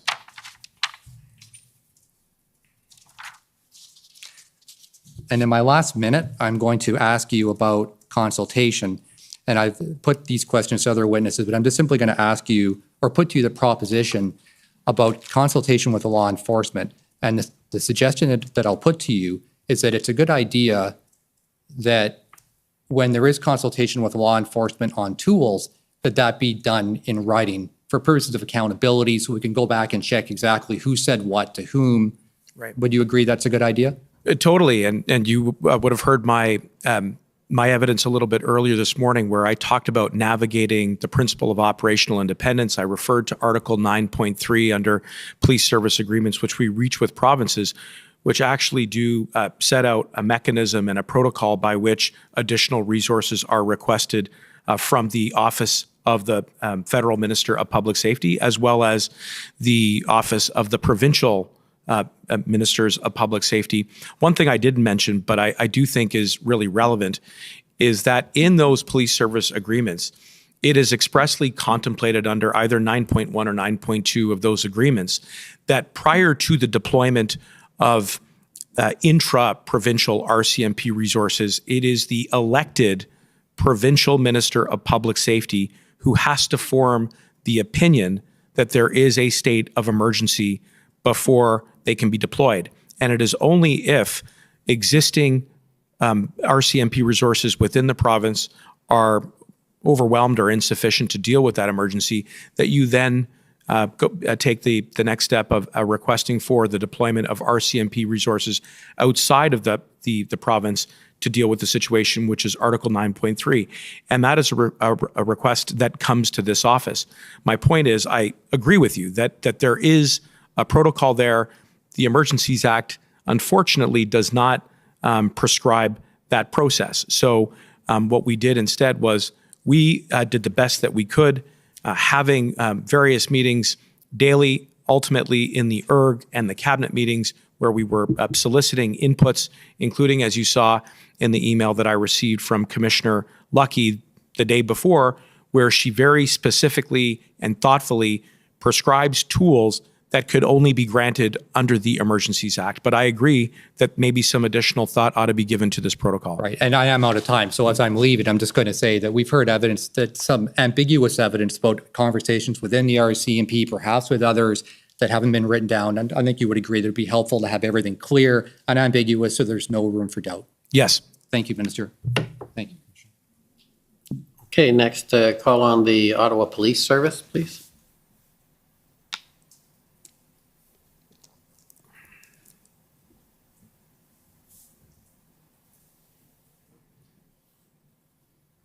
Good afternoon, Minister. My name is Jessica Barrow, and I'm one of the counsel to Ottawa Police Service. Good afternoon. Prior to the arrival of the convoy, would you agree with me that there was conflicting information about how many protesters may participate in Ottawa, as well as how long they may stay? I do agree. And by the way, the range was very broad. Right. I mean, I'd heard something in the low thousands, and then it quickly escalated as we got closer to the weekend, upwards of 7,000 or 8,000. So yes. And so that was a real difficulty from a planning perspective at all levels of government and law enforcement. Is that fair? Yes. And in fact, you testified earlier that you were concerned that even the intelligence you were receiving from your team maybe didn't fully capture all of what you were seeing in terms of public narrative. Is that fair? I recall that, yes. And Deputy Minister Stewart testified last week that there was a difficulty amongst the intelligence community at that time in assessing the information that was being received, because much of that evidence was open source and there was difficulty ascertaining the credibility of that information. Would you agree with that? I would agree with that. And so again, that's something that all levels of law enforcement would have been grappling with at that time. I agree. And so ultimately, no one really had a very clear picture in advance of the scope of the event, as well as the behavior of the protesters before it arrived. Is that fair? Yes, and I think you've heard from a number of individuals, including me, that posed challenges with regards to assessing the intelligence and the information about who the protest was made up of, how many would participate, how long they would stay, what would be the kind of conduct they would be engaging in, could it become violent. There was a lot of information to have to sift through and assess, and it was, as you pointed out, at times varying and conflicting, and so that definitely posed some challenges. And ultimately, what we did see here in Ottawa, as well as elsewhere in the country, was entirely unprecedented, both in terms of the scope as well as the behavior we ultimately saw from protesters. Is that correct? Yes, it is. I want to move on to the police response once the protesters arrived here in Ottawa. And we've heard considerable evidence to the effect that when OPS and its partners engaged in ad hoc enforcement actions or ticketing, bylaw enforcement, things like that, it could create dangerous situations for officers. We heard about swarming, harassment, I think you spoke to earlier. So you would agree that that type of thing was occurring in Ottawa, correct? It was, and I was worried, as I said earlier, that it was the function of some counter-operational advice that was being provided to the blockade and the occupation. And it was, in addition to police officers, it was public figures. And we've heard many reports about serious criminal violent threats, including death threats. I received a death threat. My family received a death threat throughout the convoy.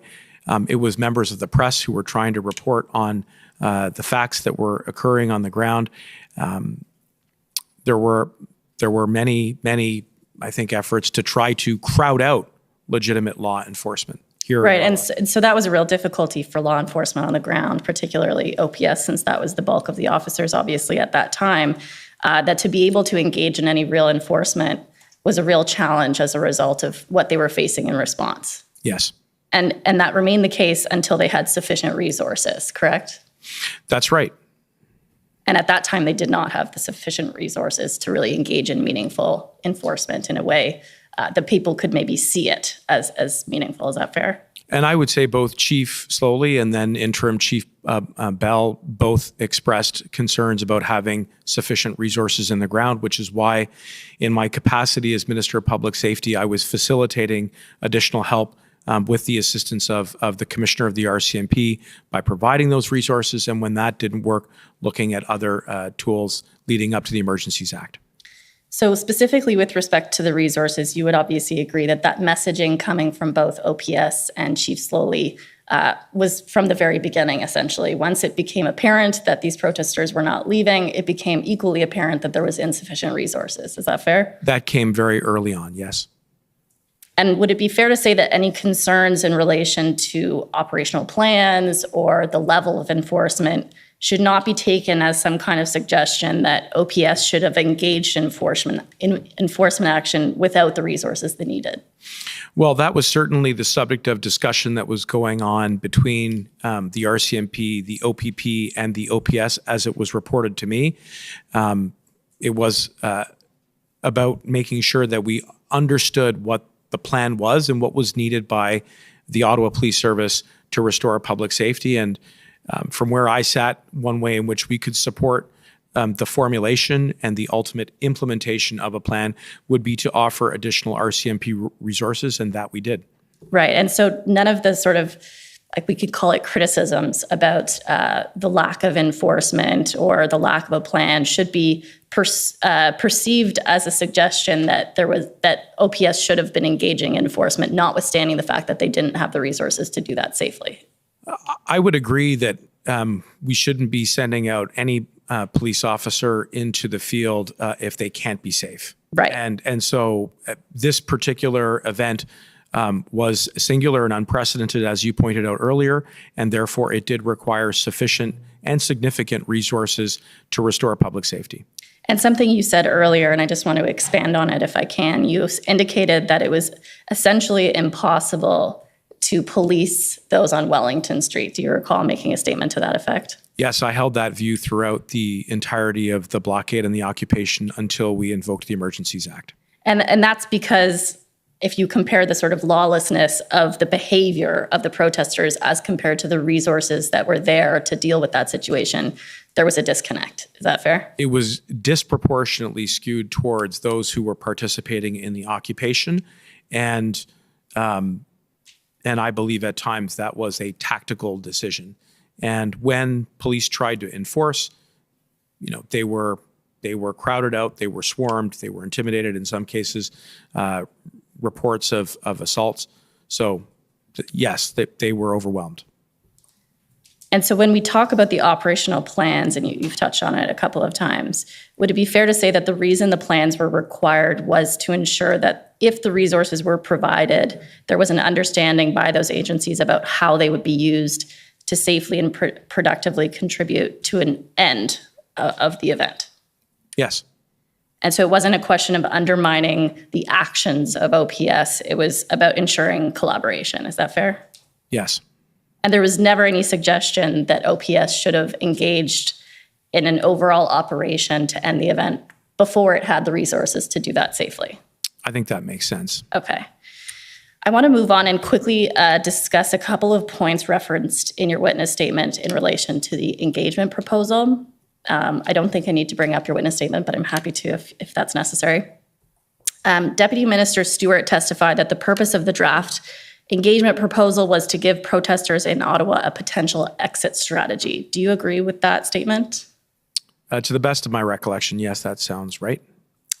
And that view came from Deputy Minister Stewart's conversations with Inspector Bowden, who you may or may not know is an expert from OPP on protester engagement through his PLT work. Are you aware of that? Yes, I have some recollection of that. And he also testified, he being Deputy Minister Stewart, that the proposal had buy-in from both OPP and OPS. Were you aware of that? I believe so, yes. And you testified earlier that you saw it to be your job during this time, or perhaps the job of your department, to ensure that law enforcement had both the resources and the tools they required. That's correct. And so in your witness statement, you indicated that there were two issues with respect to why the engagement proposal didn't come to fruition. The first was questions that were left unanswered about the convoy organizers, who they are and who was in charge. And the second related to safety concerns about the person engaged in the proposal. Do you recall saying that? Yes, and in addition to that, the logistics of where engagement would occur. Okay, so I just want to pull up a couple documents in relation to that. The first is OTT 405318.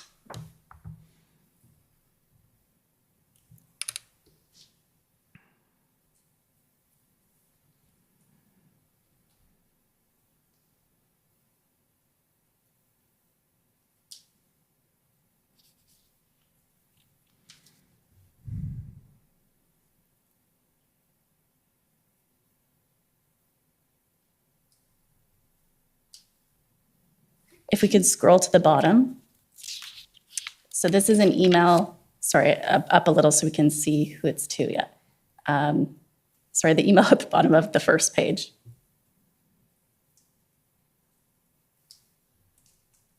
Yes, there. So this is an email from someone at Ottawa Police named Vicky Nelson to a number of people, including Deputy Minister Stewart. And as you can see, it says, "Good morning on behalf of General Counsel. Please find attached the list of the convoy leaders and their affiliates." That's on February 7th. And then if you scroll to the top, it's an email back from Mr. Stewart saying thank you. And so you would agree with me that there is some level of engagement with OPS to get the information your department needs about those convoy organizers and their affiliates to assist with this proposal.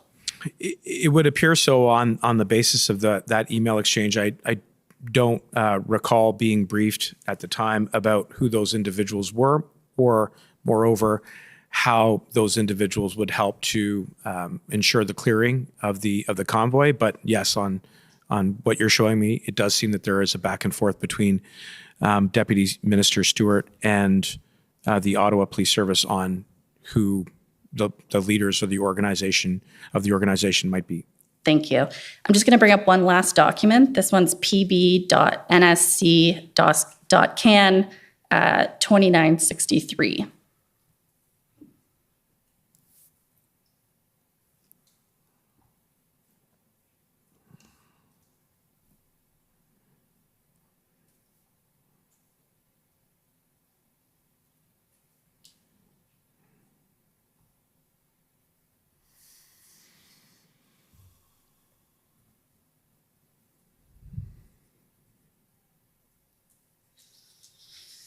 If we go to the second page, right there, we see the first bullet.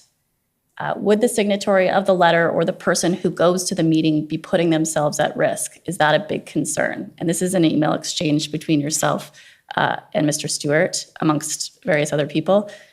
Does this reflect the concern that you're referencing in relation to whether there would be a risk to the person engaging with this proposal? Sorry, can we just go back up to the top of that document from Rob to, right, sorry. Scroll down a bit. And again.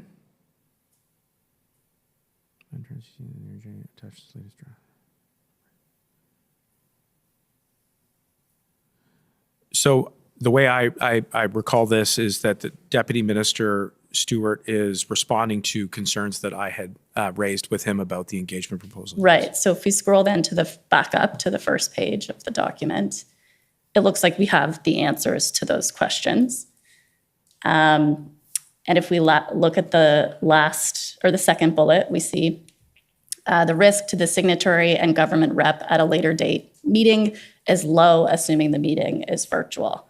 So again, would you agree that the concern that you've raised has been addressed as a result of a conversation between Deputy Minister Stewart and his OPP expert? I would say it begun to address the concerns. I don't think I was wholly satisfied by the answers that I had gotten at that stage. In particular, I would have explored the assessment that that the risk to the signatory and to the government rep was low because I needed to understand exactly where the setup was going to be, how it was going to be undertaken, and bearing in mind at the time the situation on the ground was volatile and at times extremely chaotic, and certainly with a very compromised ability to enforce the law. I really wanted to be satisfied that those answers, that those questions would be answered, because if I went back to cabinet and was asked about the engagement proposal that was being worked up by my deputy minister, I had to be accountable and I had to be in a position to answer them. So it begun to answer some of those questions, I would say, not completely. So you said I would have, as though it were hypothetical. Did you ultimately continue that conversation, or was the decision made at this point to kind of stop the process? No, there was no decision to stop the process. And there were some ongoing conversations about engagement. And, ultimately, this is February 12th, 12/25. The following day, we have an ERG and then a cabinet meeting.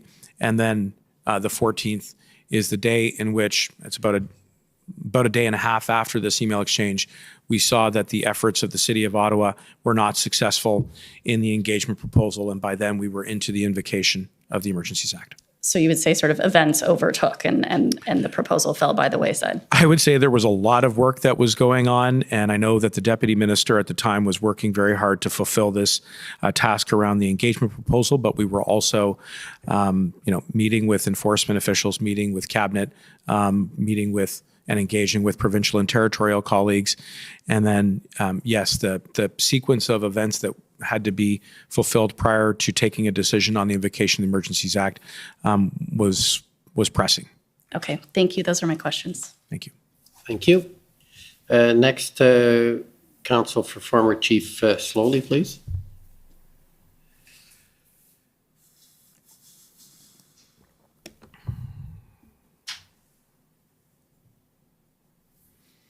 Thank you, Minister. Tom Curry for the former chief. Good afternoon. Just on the point that was last raised, were you briefed on the outcome of the effort to try to engage protesters in Windsor by Minister Jones or by the OPP and the letter from Minister Jones? I recall some information coming to me about that engagement and it being similarly unsuccessful. I recall there being a report about a letter being circulated to individuals who were part of the blockade in Windsor, and that my recollection is that it did not gain any traction with them. And so likewise here in Ottawa, a lot of the concerns around the cohesive structure of the blockade and the occupation raised legitimate concerns about whether or not, even if a negotiated settlement had been reached, whether or not it would have been successful in disengaging and clearing the blockade and the occupation. Thank you. The issue about whether a negotiated resolution was possible, was that taken eventually to cabinet and discussed? It was discussed at definitely one of the ERGs, where, as I said earlier today, my deputy at the time had briefed the members of the ERG on the constitution of the individuals that made up the occupation here in Ottawa and the degree to which they were entrenched and dug in, and how we might shaken or loosen that through engagement. So it was discussed, yes. And similarly, did you become aware that the mayor of Ottawa had negotiated successfully for the relocation of some of the vehicles away from residential neighborhoods, and that was thought to represent a possible breakthrough? I do recall there being discussions between Mayor Watson and I think his there was an appointed a mediator that he had managed to secure. But I also remember being very concerned that the vehicles that were clearing out of neighborhoods were actually coming back downtown into the parliamentary precinct, and that created a surge of vehicles that were, again, entrenching at the seat of the federal government. And my concern was that it was actually growing the scale of the occupation here, and that would have made it even potentially more difficult and challenging to clear. Right. A couple of things, if I could, just about the resources. The information that you received about resources came principally from Commissioner Lucky. That's correct. Yes. And did you become aware that the information that you were receiving from the commissioner did not accord with the provision of resources to the OPS? Yes, in trilateral meetings with Mayor Watson and in discussions with some of his officials, I think he articulated a concern that perhaps there was a need to look more carefully at the number of RCMP that were actually deployed, and two, what their taskings were. And I know that he sort of underlined that latter part on a couple of occasions, that it wasn't just the numbers, it was what were the RCMP going to be dispatched to do. And in fairness, those were questions that we did put to Commissioner Lucky at the time, and I think she did her best to answer them. Right, understood. And you relied in making, I won't take you to them in the time I have, but you made various public statements in response to questions from the media about what you were doing, what the federal government was doing to help the Ottawa Police Service, and in reliance on the information you had from Commissioner Lucky, you made those statements, including naming the numbers of officers, I think at one time 250 or 275, something in that like range. that. Yeah, the reason why we were trying to get the message out was that there were, I think, increasing questions and concerns from the city that they didn't have enough personnel, and I wanted to communicate that on behalf of the federal government that we were acting quickly and decisively to respond to those concerns by dispatching RCMP personnel.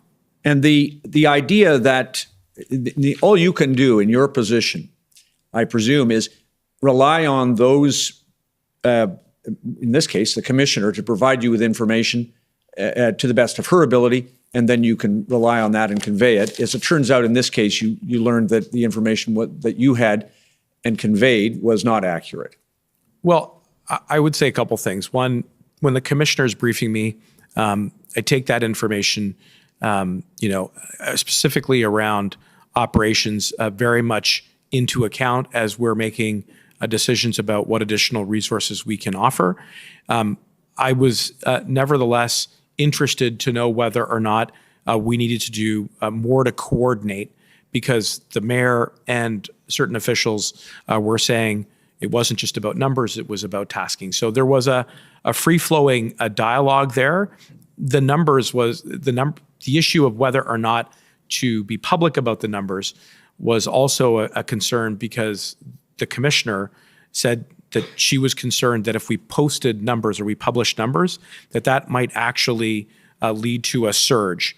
And so we had to try to find a balance. Right. Just for the, I'm not going to take it up, but in one of the statements that you made, it's captured at OPS 8365 at page 5. That's just for the record. I don't need it, Mr. Registrar. You described, again, based on information that you had from the commissioner, that the RCMP had added 275 Mounties in the Ottawa deployment. And as you pointed out, we learned later, and the commissioner and the deputy commissioner, I think, described it essentially as a mix-up about the numbers, that it wasn't actually that many Mounties. It was a way of accounting for them that added up shifts and the like. Did you subsequently become aware that that's how the numbers became, as they said, mixed up? I was aware that there was an ongoing conversation between the RCMP and the OPS about exactly how many RCMP had been deployed to respond to the occupation and the blockade. I will say, ultimately, in the lead up to the invocation, my recollection is we did dispatch about 1,000 RCMP officers. Yeah, in the end, it was a massive deployment, which gets to the point you've already touched on. Chief Slowly has described this as unprecedented and representing a paradigm shift in the way we think about policing public protest. Do you agree with that? Yes. And in terms of the circumstances in which every one of you found yourselves in, all of the participants, and I include the convoy organizers who seem seem not also to have appreciated how many people were going to attend and maybe the nature of their sense of protest. This resulted in great frustration at all levels, as you've expressed.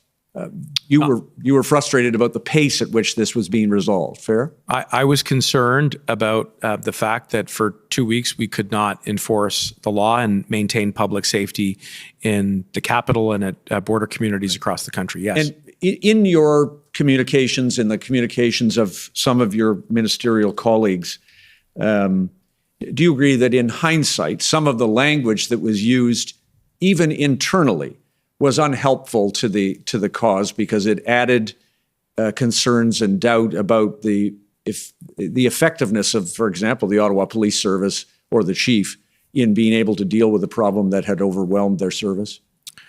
I think with the benefit of reflection, you always look back and ask yourself, could you have expressed a sentiment with more diplomacy? I mean, we've heard earlier today that there were some rather tense and terse exchanges. I think it is completely understandable in the moment. And it wasn't just government and police who were concerned and frustrated.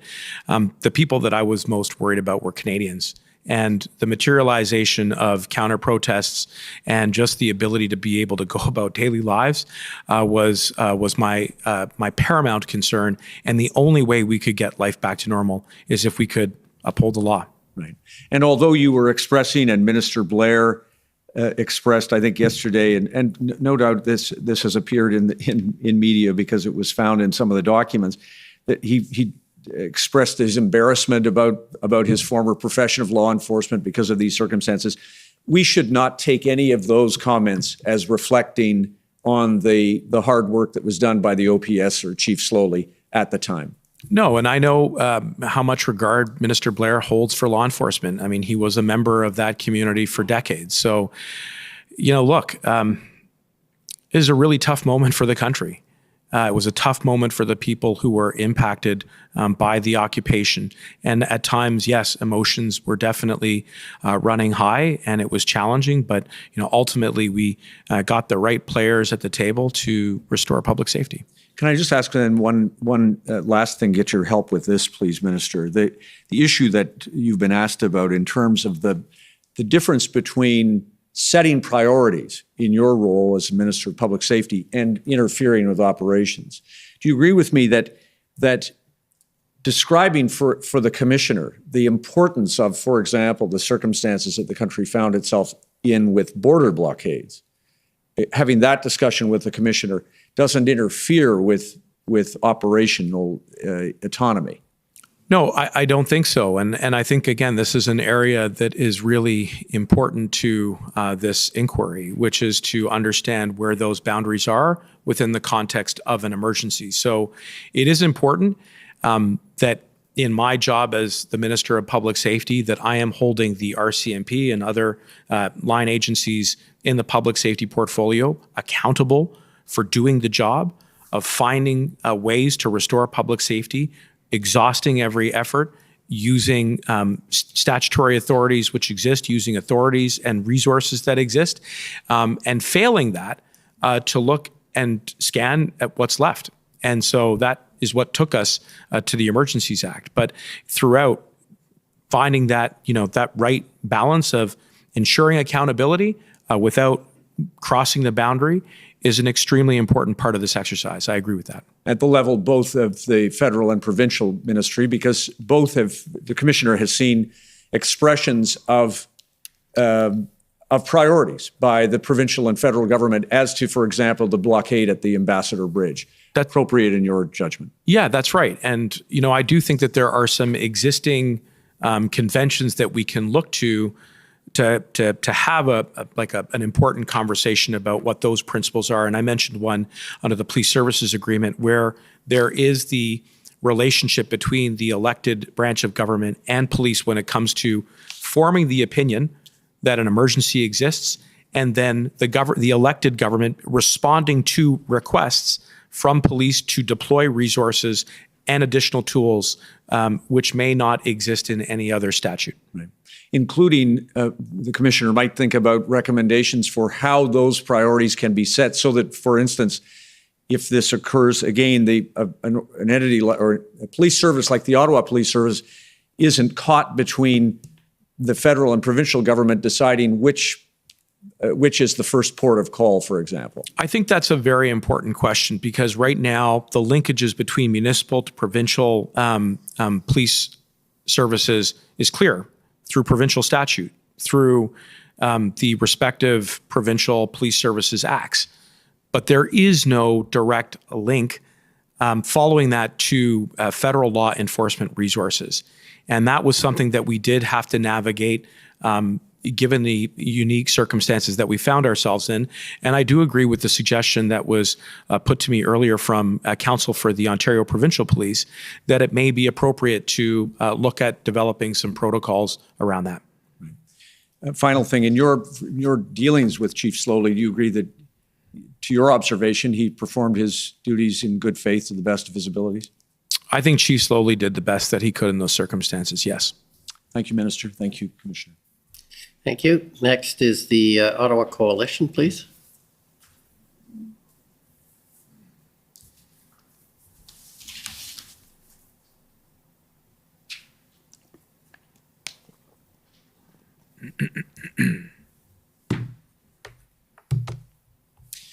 Good morning, Minister. My name is Paul Champ, and I'm counsel for the Ottawa Coalition of Residents and Businesses.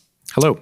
Hi. I just have some questions for you today. I'm going to cover just two issues, the time that I have. Parliamentary staff many of them are residents of downtown Ottawa, are they not? Yes. And obviously their workplace was also right in the middle of this occupation as well? Yes. And were you hearing from parliamentary staff who were sometimes concerned about coming to work in the circumstances? Frequently, yes. Or were experiencing other personal impacts due to the convoy occupation? Yes. I wonder if I could ask the registrar to pull up a document, pb.can.0001850. And while he's pulling that up, Minister, I just want to confirm, Mike Jones, he's your chief of staff, is that right? That's correct. And I gather that Mr. Jones, he was advising you of information that he received from many sources? Yes. Okay. So what I've pulled up here is a text messages between Mr. Jones and an Ottawa City Councillor, Matt Luloff. In blue is Mr. Jones, and in gray is Mr. Luloff. I was wondering if we could just scroll to page 2. Perfect. And here,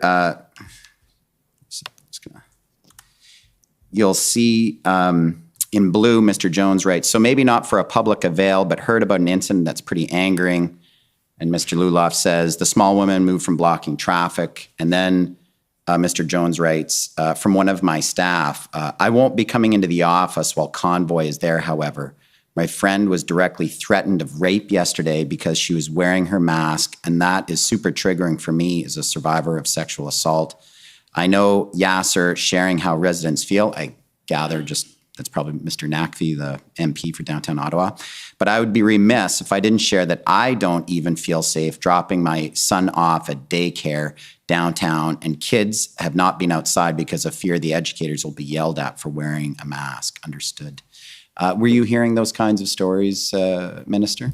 I was, and as I said, I was hearing them frequently and was very concerned about the safety of the people that were working on the Hill. I mean, I think I testified earlier that I had expressed the view that we may want to consider going completely virtual in Parliament because I was worried about the concentration of people. The fact that some of the expressions that you have pointed out today were being targeted, again, disproportionately at women. I was hearing from a lot of staff and from people on my team along the lines of these types of incidents, and that really preoccupied me. And as you may recall, I mean, there was one day on which we did actually have to shut down Parliament. I mean, that is only the second time in the history of this country where that has had to occur, and that was entirely because of security concerns. So this was very serious.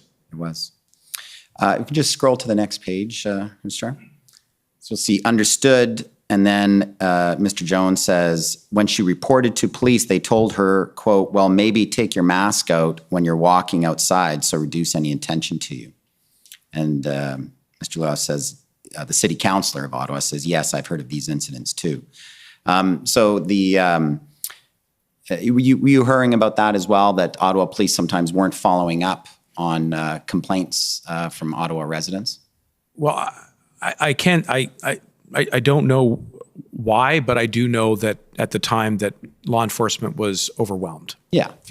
And so my interpretation of that was just by the sheer number of incidents, and I think at one point they numbered in the thousands. Yeah. That it was difficult to investigate or take any kind of appropriate action to hold those who are responsible to account. But there were hundreds of criminal investigations and charges that were subsequently laid. Yeah, and indeed, Minister, I'm not we've heard a lot of witnesses in this proceeding, including many Ottawa police witnesses, and the thrust of the evidence, as I heard it, was just simply capacity. They were just so overwhelmed, right. They didn't have an opportunity. Okay, thank you.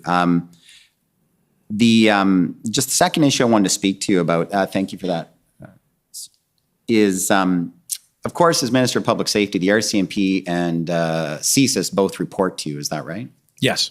And Minister, you were receiving a range of information about the risks and threats from those agencies that were being posed by the Ottawa occupation? Yes. And we understand, we've heard other evidence, that there were former military and law enforcement members who were participating in and assisting the convoy. You were hearing that information? I'd heard those reports, yes. And I gather that was a concern for public safety because those types of individuals would have certain skills and expertise that could, present some logistical or greater threats? Yes, that's correct. And now, have you also heard information that former CSIS officers were participating in the protests? I don't recall off the top of my head, but I, as you pointed out, had the concern generally about individuals who had previously served in the military and law enforcement for sure, and would really need to jig my memory about whether or not that also included members from the service. And were you also hearing information that current members of law enforcement or military might be participating in the protests? Well, there were reports about leaks of information during operations and, and involved or entailed some what appeared to be snapshots of texts. And so I do recall there being some concerns about active members being potentially sympathetic. And are you aware, Mr., are there any investigations of those issues internally within RCMP or any of the other agencies? I know that the RCMP certainly wanted to be sure that they were getting to the bottom of any potential security lapses and that those investigations were conducted. Okay. Thank you very much, Minister. Those are my questions. Thank you. I know I've still got some time. Maybe I'll try to roll it over to the next one. That's to be encouraged. I may even allow that. So I think we'll take the lunch break now and come back. Commissioner, if I may, just a couple of comments before lunch. Rob Kittredge for the Justice Center for Constitutional Freedoms. I just wanted to express regarding the removal of my friend Mr. Miller this morning. I wanted to express the Justice Center's position on asking that you make a decision about his return to the room during the lunch break, and express our support for his return to the room at the earliest convenience. I'm a big supporter of constructive communication, and I understand that may not have taken place this morning, but I think his clients have a right to representation here, and we'd like to support his ability to cross-examine Mr. Mendicino today. If you can make that decision at lunch, that would be very much appreciated on our part. I'm certainly a favor of communication. I believe that the convoy is still represented, so it's not a question of no representation. I'm not aware of a request that he return to the room, but if he requests it, I will consider it. All right. Well, thank you very much. The commission is in recess until 2 o'clock. La commission est levée jusqu'à 14 heures.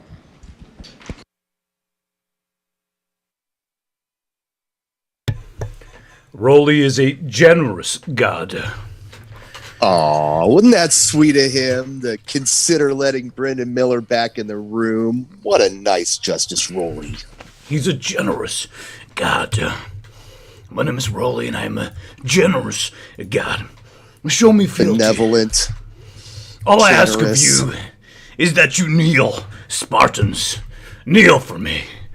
All I ask is that you kneel, and you will have your kingdom. I am a generous god. He didn't say he will, says Surfer 4. What a circus, says Roro. Hey, we got a fellow in the chat with the same name as me, Roro. Rowley will ride again, says Ubison. I kneel for no man, says Jacob Durant. I kneel for no man. This is Spartawa, says Slice Cube. Kneel and eat the bugs. Wow, what an ejection. What a day. High drama. High drama. All right, let's take a look. Right? What did you think? Yeah. What did you think, Pat? It was quite amazing. That's it. Yeah. Just a mess. Just a mess. I hope that Brendan Miller can get back in there and do the cross-examination. Absolutely. All right, let's see what he said over here. Here we go.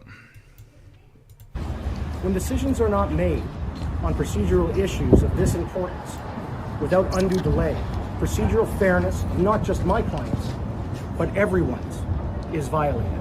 Canadians are entitled to the truth, and you can't hide behind unlawful redactions in a public inquiry, claiming baseless redactions on staffer correspondence because it may hurt you. And that, in my view, is what the government of Canada is doing. And it needs to stop. And had we had a timely ruling on these redactions, this application made orally today would have been entirely unnecessary. Is it your expectation? When decisions are not made.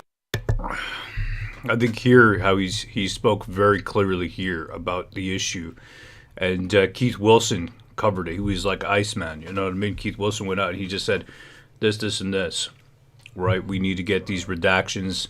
These are staffers. They're not covered by cabinet confidence, that kind of thing. There's no doubt. The only thing is that it's the presentation. You know what I mean? You can't, being ejected from an inquiry doesn't serve any purpose except for, and dare I say it, an element of grandstanding. You know, that there's that element always, right? You can't afford to get thrown out because you're representing people. We can't go in there. We can't cross-examine these people. We don't have the actual background to do it. You got standing. We got Sujit Chaudhry. You've got Alan Honer, right, Gamer Boy. You got Kara Zwiebel, CCLA. All these different organizations. You got Rob Kitteridge, right, who was backing up his man. The thing is, there's very few people out there, and we're counting on you.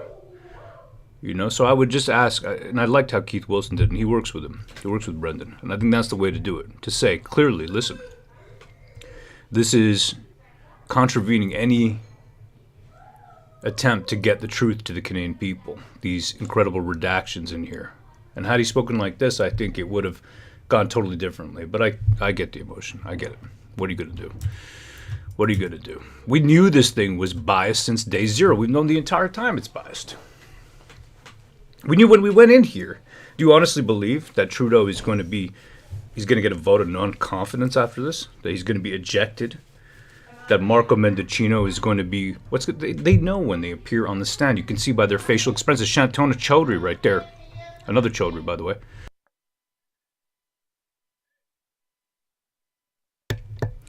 When she gets out there and she's on the stand and she's questioning and she is...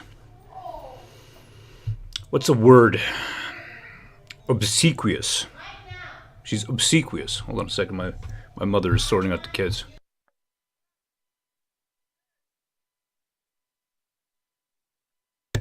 Sorry about that. Kids, man.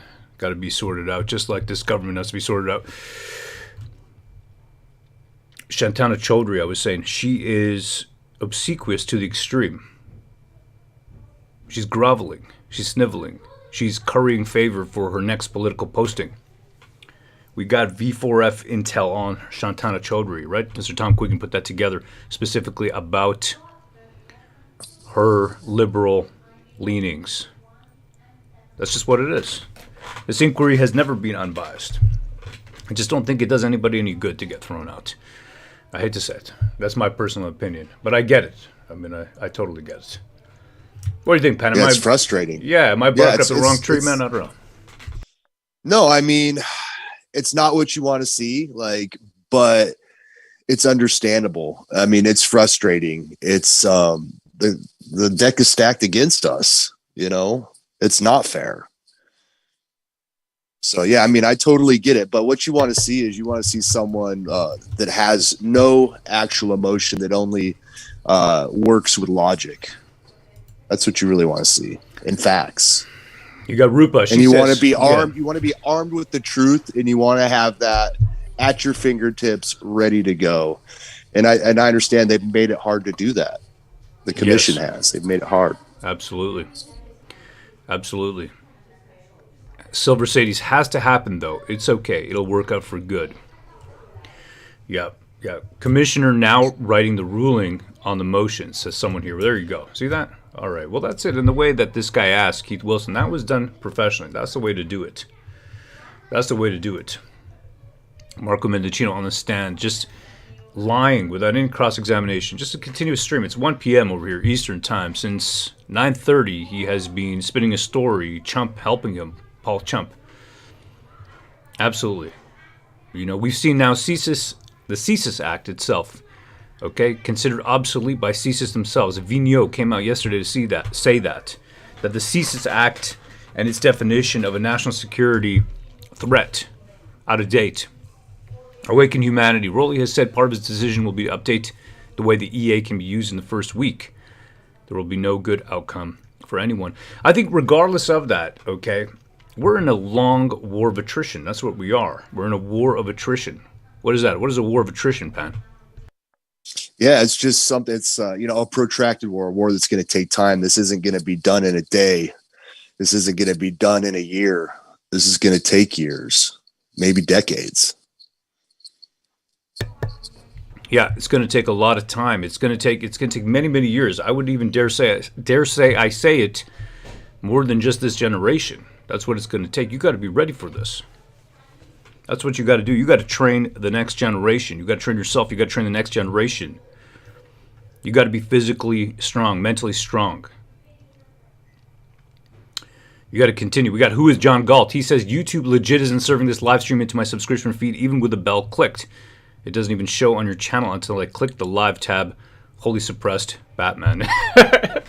The card is always stacked against us. It's stacked versus Miller, and the convoy organizers. It's stacked against us here on YouTube. So you know what? And I like it like that. I like the uphill battle. I like the challenge.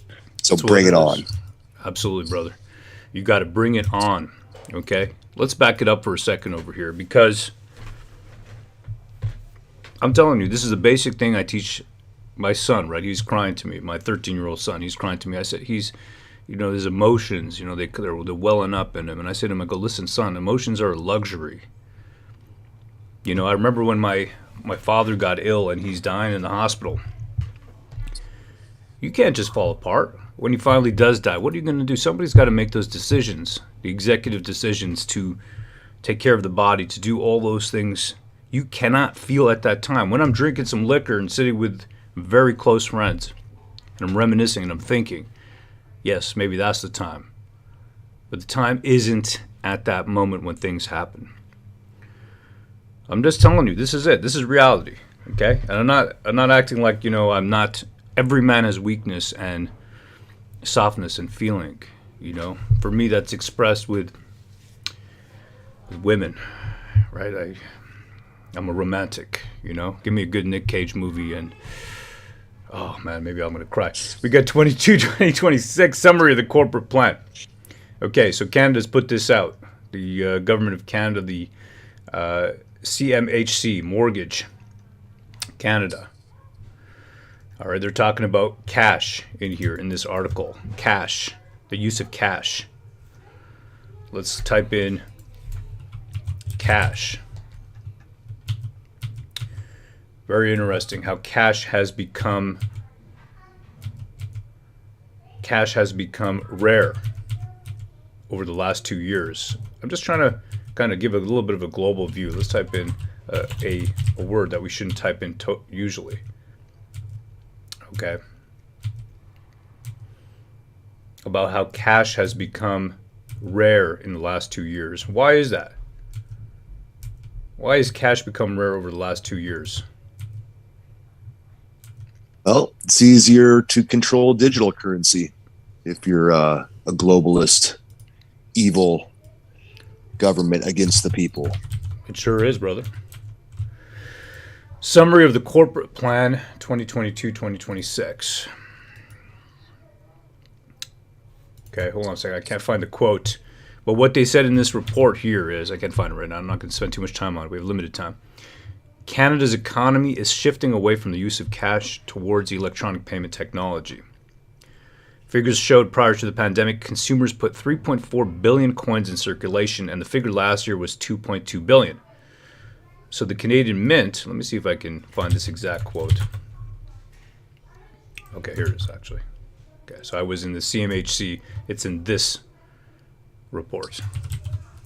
All right, so here it is. We'll go phenomenon. Okay, here it is. So this is the Mint putting this up. The pandemic unexpectedly caused the supply of recirculating coins to decline. Canada was not alone in this phenomenon. The unforeseen slowdown of recirculating coins also affected other countries, while some experiencing a severe disruption to trade and commerce. All right, so coins are down since 2020, majorly. Let's see, electronic payment technologies. If you'd be so kind, Ben. Can you increase the font a little bit there for me? Okay. It says, operating environment. Canada's economy is shifting away from the use of cash toward electronic payment technologies. Yet the need remains for a well-managed cash supply to facilitate trade and commerce and to ensure financial inclusion for all Canadians. Supporting the transition to a cash-light society while ensuring no Canadian is left behind will be main focus for the Mint between now and 2026. Okay, so cash-light society. That's the first time I've heard this term, cash-light society, between now and 2026. What's a cash-light society? Well, we just do a quick search.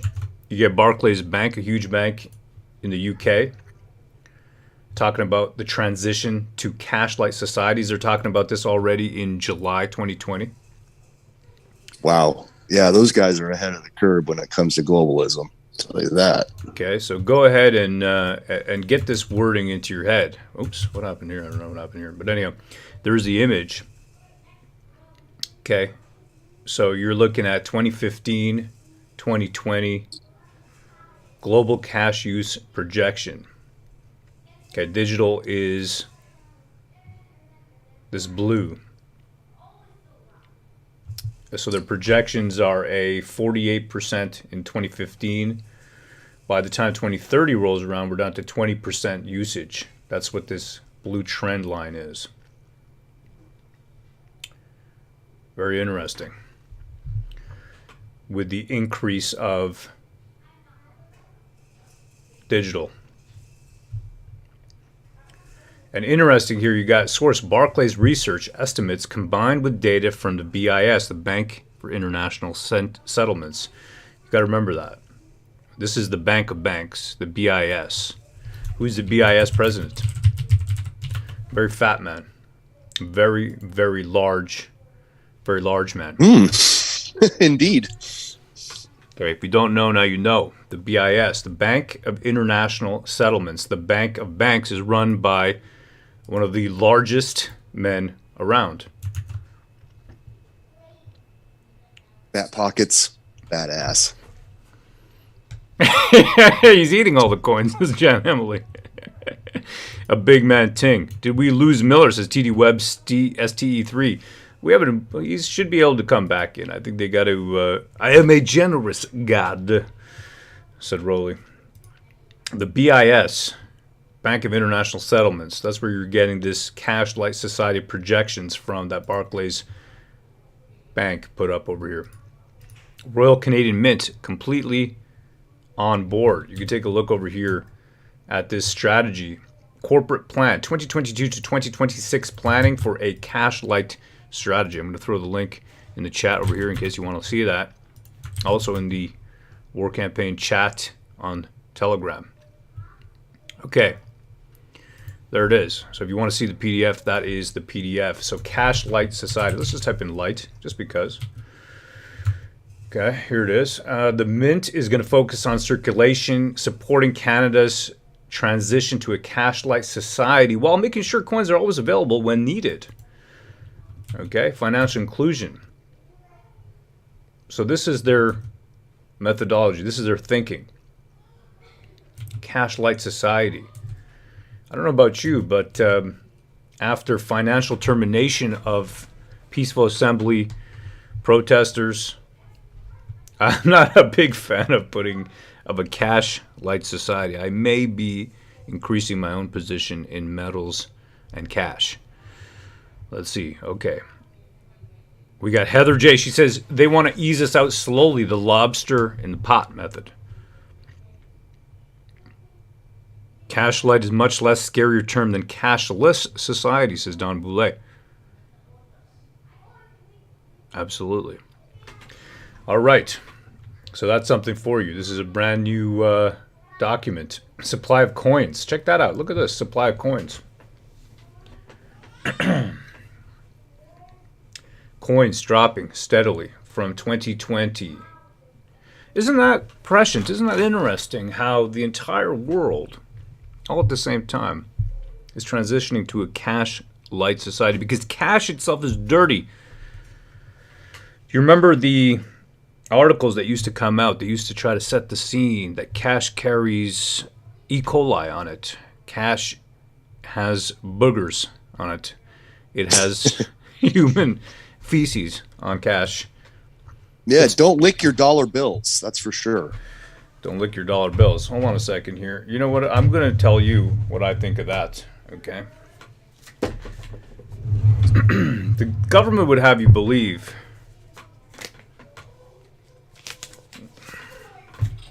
that this $50 bill right here, the media would have you believe that this $50 bill right here has E. coli on it, has boogers on it.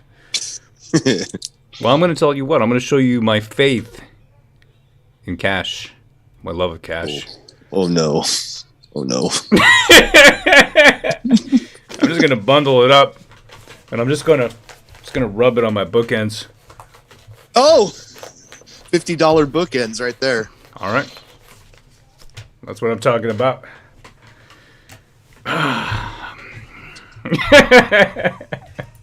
You thought I was going to lick it, huh? Nah, come on. Take it. Yeah. This is a family show. Or roll it up and stick it up your nose. Who knows what's going to happen? Take it easy. Take it easy. Take it easy. Take it easy. Who Eh? knows? Take it easy. Cash is king. That's right. Lick it. Rolly, lick it. Ruffle mouth. See, Mr. Zavaniga, you thought I was going to lick it. You thought I was going to lick it. Come on. It's a family show. All right. All right. So this is how it works. We're talking about the circulation. Yeah, whatever. Nice graphics. You got your interns to do these graphics. Rub that dollar bill on my bookends. All right. Let's look at something else. So that's a cash-light society. I'm going to resist. I'm going to stop. Money's coated in cocaine. Sniff it. Whoa, brother. All right, let's take a look at this. We got Nilly Kaplan-Mirth. She was on the radio today. Oh, no. Don't do it, Rose, says Bumper. I'm not going to lick it. Take it. Come on. Look at me. The kind of guy I am. I'm a classy guy. I can't just be licking dollar bills if you haven't stuffed it into my thong. All right, let's see here. We got Nilly Kaplan. Hey, she's not protected anymore. Okay. Oh, wow. Yeah. Came out of her safe space for a minute? Uh-huh. Okay. Uh-huh. She still has me blocked. Yeah. Dr. Atul Kapoor. Of course, masks work, and no, they have almost zero harms. If you still object to them, then probably it's your right, but be aware that the objection is based on ideology or comfort, not on scientific merits of masking. Okay? You are probably wrong.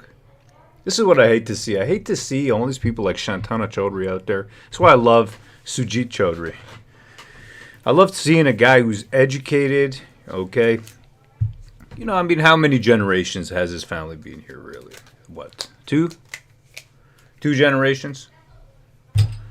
And he understands freedom. He's willing to fight for it. He's willing to stay cool and target that.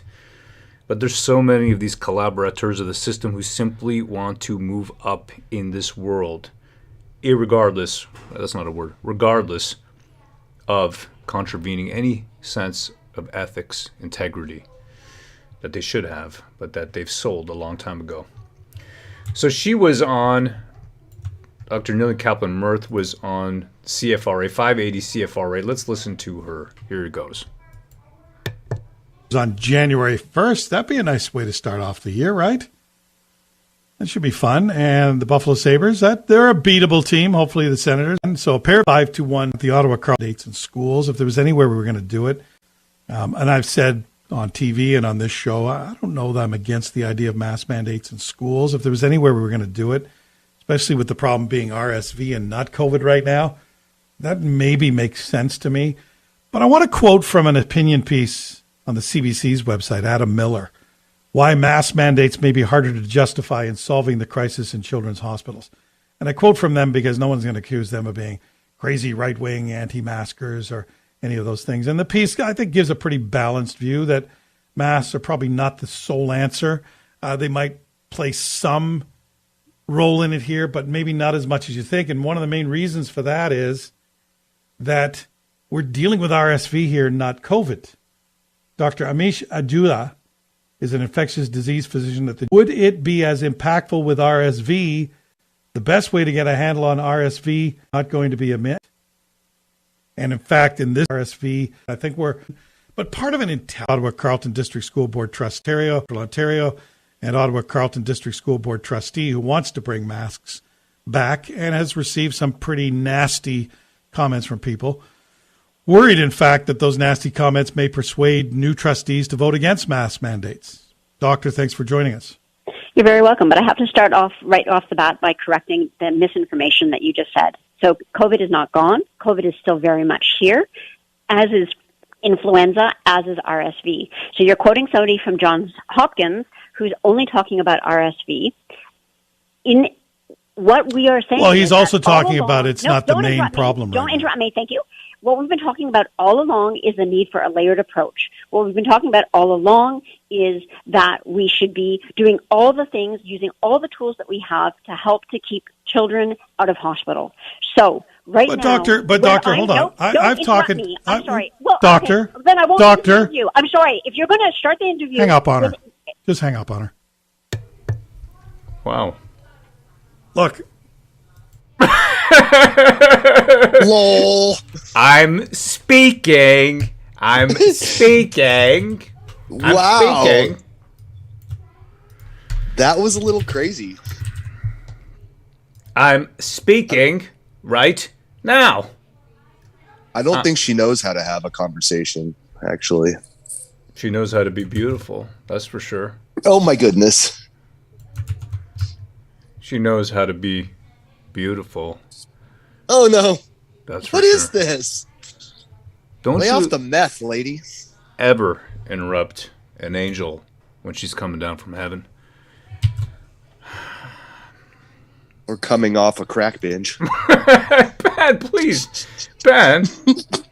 Well, this lady, man, there's something wrong with her, A month man. ago, Something as a wrong. family doctor, I was invited to speak on a CBC panel about pandemic restrictions, whether we should tighten them or loosen them.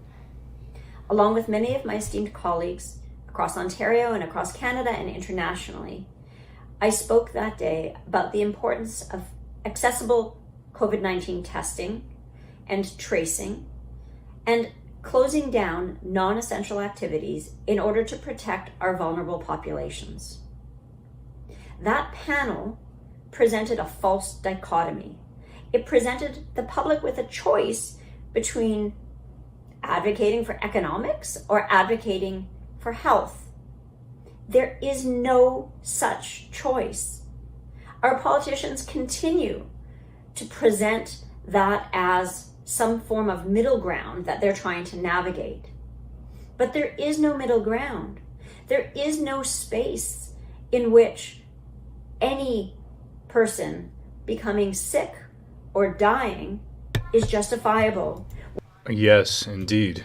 Absolutely, Nellie. You are an angel. I'm just going to listen to her outburst again, if that's okay. Talking about RSV. In what we are saying. Well, he's is also that all talking along- about it's No, not the don't main interrupt me. problem. Don't right interrupt me. Thank you. What we've been talking about all along is the need for a layered approach. What we've been talking about all along is that we should be doing all the things, using all the tools that we have to help to keep children out of hospital. So right But now, Doctor, hold on. I've talked. I'm sorry. Well, Doctor, okay, then I won't Doctor, interview you. I'm sorry. If you're going to start the interview, hang up on her. with- Just hang up on her. Did he just spank her on radio? Sometimes you have to can a crazy lady, you know, just cut her off. Oh, what an angel. What an angel. I really feel sorry for her. You know, so many years ago, I remember there was this lady who, she really wanted an apology out of me. And it was this kind of methodology that she was using. It's the, I'm speaking, don't you talk to me. And I said, listen, I have no idea what you're talking about. You got to get this out of your head. And it was the very same thing. And I couldn't be rude to her because that's not in my genome, you know. It's just not in my genome. But, whew, I want to see what she's saying here. All right, here it is, Pan. Take it away, brother. Okay, so this is Neely Kaplan-Mirth, the lady who just had an outburst on the radio show. She says, A talk radio station just hung up on me. The host started by saying C-19 is over. It isn't. Then he said, we don't need to hashtag bring back masks. We do. When I started to explain a triple threat, C-19, influenza, and RSV, sick children, a layered approach, he interrupted. Shake my head.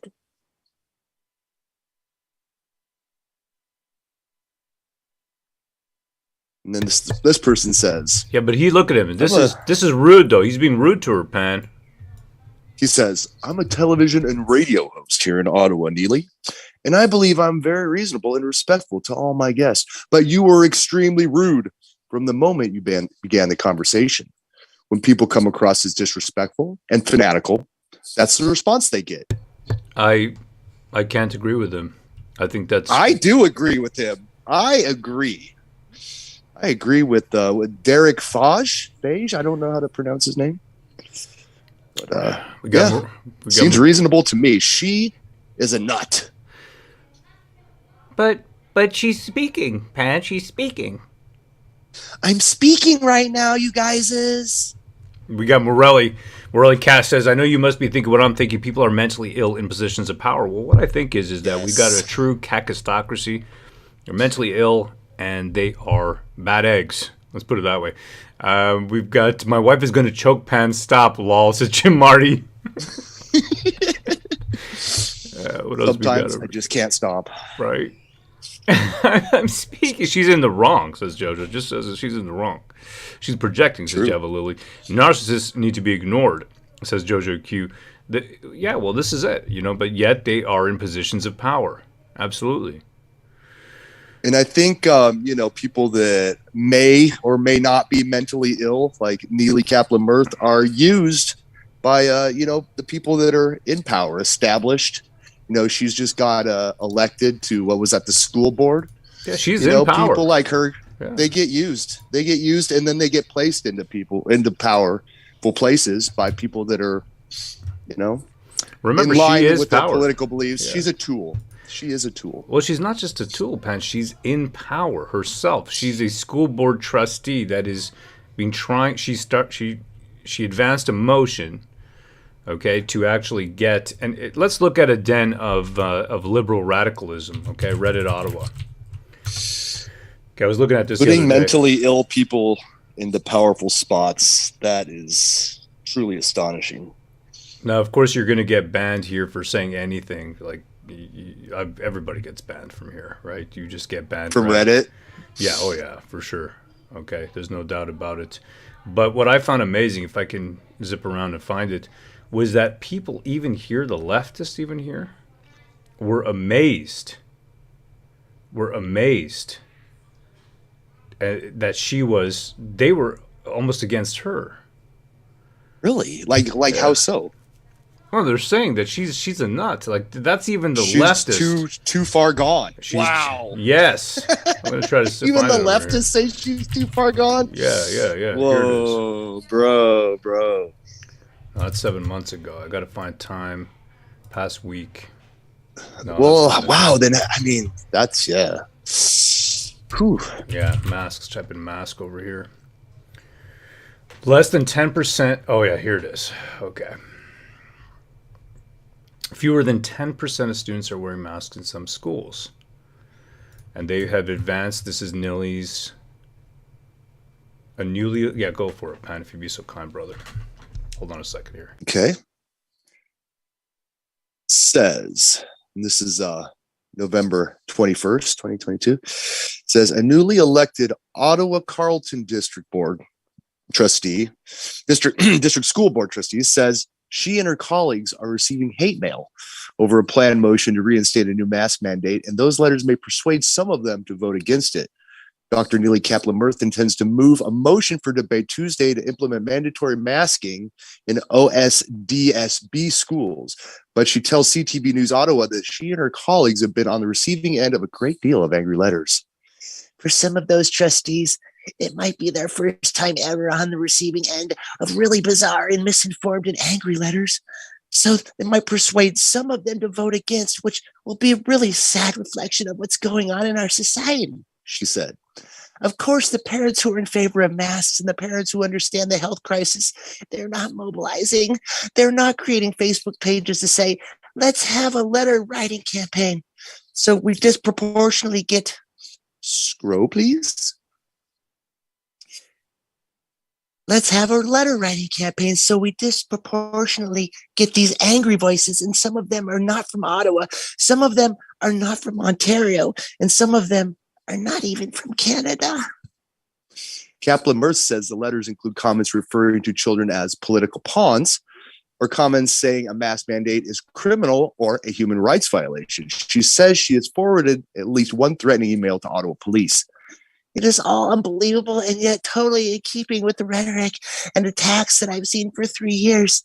The other trustees, however, are new to this and may be fearful or convinced and that their constituents are represented by this nonsense, she said.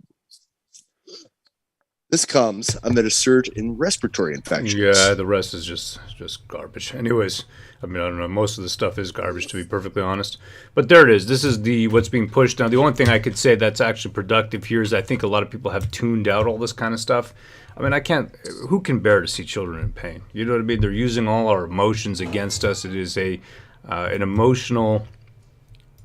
What do they call it? Emotional blackmail. That's what this is. It's emotional blackmail. Who would want to see a child in pain? You know what I mean? I think I like children more than I like old people. You know that if I had to choose between little babies, little white babies, and that, yeah, little white babies. I think I would choose white natalism. Yeah, exactly. I think I would choose the little white babies over almost anybody else. That's what I would choose. I'm not a white supremacist. I'm a white natalist. Yeah, exactly. There's a difference. Okay? There's a difference. There's a big difference. I want to make that clear right now. This is about love. It's about love for little white babies.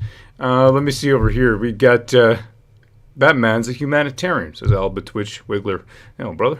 Absolutely. Yeah, we're not white supremacists by any stretch of the imagination. It'd be very hard for me to be.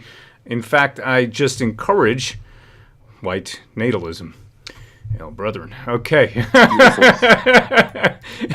Yeah, I think this really is. This is the wave of the future right here. We're going to be putting out these little onesies.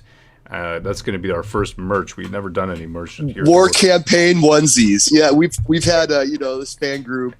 All our buddies H.A.I.L to chat. You know, they've wanted us to put out war campaign merch for years. We've never done it. They're like, get me a hoodie. Want a war campaign hoodie, you know, for years. People asking us to do this. Well, I think we're going to put out the onesie first. I think it's for the best. I think it's for the best. Hail, brethren. It's for the children. And we got, hold on a second. Maggie, Ro, don't choose. Elders have an important place. Absolutely, they do. They truly do. They truly do. You know that? Don't get me wrong. I'm just teasing. I love old people, too. I love MILFs and GILFs. And I will never, ever leave you. Okay? I really do. No, I want to put that out there because sometimes people feel like, okay, Ro, no. Like, have you forgotten about us? No, I haven't. No, I haven't. There's a certain something to a woman who has existed. Let's put it that way. Experienced life and existed for such and such time. I want to just replay what I believe to be the target, really the target. Okay, there's a little bit of evidence here for you. You've never actually heard this, probably. Maybe you have. I know people here are informed. Yeah, take a look at this. Take a look at this. Make your own mind up. Here you go. Many politicians do not support the protesters or the truckers of the Freedom Convoy, but one Ottawa City Councillor has. I'm here with Rick Shirelli. Rick, why have you thrown your support behind the truckers?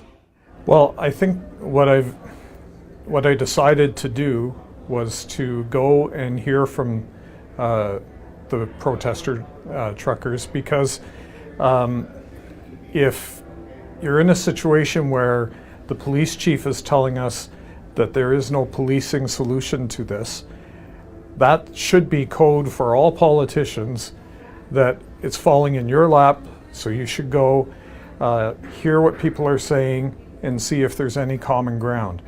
So I went out to start hearing what people are saying, and my whole time there, I don't think I found one terrorist. I don't think I found anybody who was violent. I found a lot of families sitting there in their trucks, and they're there on a great civics exercise to stand up for their opinion about something. Now, do most of City Council and most politicians in Ottawa disagree with them? Yes. But that doesn't mean they can't say what they wanted to say.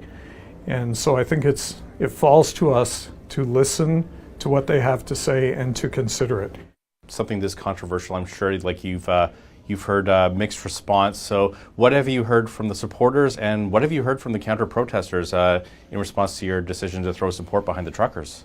Well, the supporters of the truckers have been thanking me for going and listening to them, and they said that nobody else is doing that except for the police, which is kind of ironic, because they say when they talk to the police, yeah, they're listening, but you don't know if it's going to be used against you, and so they want to hear from a politician because it's a policy that they're trying to change. And so that you've had support there, and some pretty negative stuff against me from the counter-protester groups. And is it hateful language? Pretty hateful.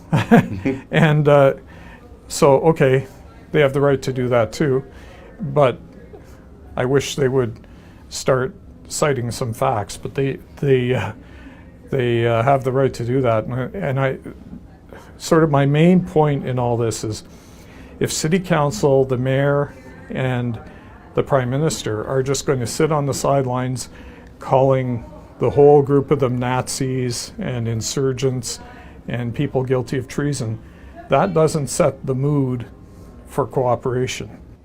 Now, Rick, as City Councillor and as a politician, what are your next steps? What needs to be done so that we can have this resolved? I mean, the truckers want to go home, but they're not leaving until the restrictions and mandates are lifted. Yeah, well, I'd recommend that people go out and talk to them. By people, I mean politicians, and go talk to them, hear what they're saying, and consider that they might be right. And if you consider that, and you go and you sit down and say, well, they want, for instance, the removal of mask mandate at certain places. oh, Premier Ford said that's going to be eliminated in a couple of weeks anyway. Is there any reason we couldn't do it now and find out if there's evidence that points to not doing it now, or if there's evidence that says you could? But it gets you to consider some things that may be important. Because in a democracy, you're supposed to be able to protest, and politicians in a democracy are supposed to listen to those protests and consider them. Not always agree with them, but consider them. And I think that's what's got to happen, because we want this to end without violence. That was Rick Chiarelli, city councillor, one of the few city councillors who actually took a stand in the news 8 hours ago. 8 hours ago. Council docks Rick Chiarelli's pay, then snubs disgraced councillor on way out. Why? Yeah, why though? Right? You might be wondering why. Because there's allegations of sexual misconduct around him. Well, they Me Too'd him. Well, you know, fellow councillors walked out of the council chambers at City Hall to protest Chiarelli's record of sexual harassment of several female staffers. Now, I haven't looked into this, so I'm not going to say anything either way, but just putting the information out there, and you make up your own mind, you do your own research, and there it is. Okay, so... Funny, the allegations come out after, he reveals that he's pro-convoy. The report concludes the commissioner's months-long investigation into sexual harassment allegations against Chiarelli filed earlier this year, 2022, by a former staffer, and details a series of incidents that took place between 2013 and 2015. So there you go, just in case you were wondering. So that is what has happened to Mr. Rick Chiarelli. There you go. Okay, so you can think about that one now. It's amazing, eh? It is how everything lines up. Everything lines up perfectly. Everything lines up absolutely perfectly. All right, let me see over here something. CPAC YouTube. What's going on CPAC YouTube? Yeah, it's amazing. Oh, look, I thought I saw Brendan. Hold on a second. I got my sound increaser running. There we go. You can come outside and talk to the sheriff. Chris, yeah, I will. John, you're off sticks. Back, Chris. Microphone. Right there. The commission consistently directs that we are to make motions in writing. So we do so. We currently have two outstanding. The first is dealing with all of these redactions that the Government of Canada has put on all of the staffers' correspondence, as well as the notes of Ms. Katie Telford, the Chief of Staff to the Prime Minister. They have redacted these documents claiming they are irrelevant, or that they are in fact subject to a cabinet confidence, despite the fact that the law is abundantly clear and undeniably clear that cabinet confidence does not apply to political staffers. These include the notes of Sarah Jackson, who is the office manager of Katie Telford, discussing the Emergencies Act, discussing the protest, discussing what they're going to do. These include the email responses from Minister Blair to his own Chief of Staff about why he did not accept the advice of law enforcement to carry out the plan that was before the IRG. The Government of Canada has continuously and every day dropped hundreds of documents on the parties, and the parties are frustrated. It is not just myself. They have tried to turn this entire proceeding into an inquiry about the failures of Chief Slawley, as opposed to actually about the invocation of the Emergencies Act. And my duty to my clients, and my duty as a lawyer, is to uncover the truth. We have also applied, and we applied before I asked the questions with respect to Mr. Brian Fox, to have him compelled as a witness. And we did that in writing. We applied to also now have Mr., I believe it's David Chan, who we found out was the individual who actually took the photos of the gentleman carrying the Confederate flag, of which he is also the photographer for the Prime Minister. David Chan's not the Tripartite. Well, I would disagree with you if you happen. You have an official. You have an official photographer. Well, I understand there's an official photographer. But that's not him. So explain to us why you've named Brian Fox. Because we have a witness in our application who had met the person with the flag, all right, on the day he was running around with it, and can identify him as Mr. Fox. Who's that person? It's in the application, and I'm not allowed to say yet because they won't release it to you. Our applications that we have made, applications that we have made, have still not been released by the commission. Are you worried about getting sued, sir? No, I'm not. Because guess what?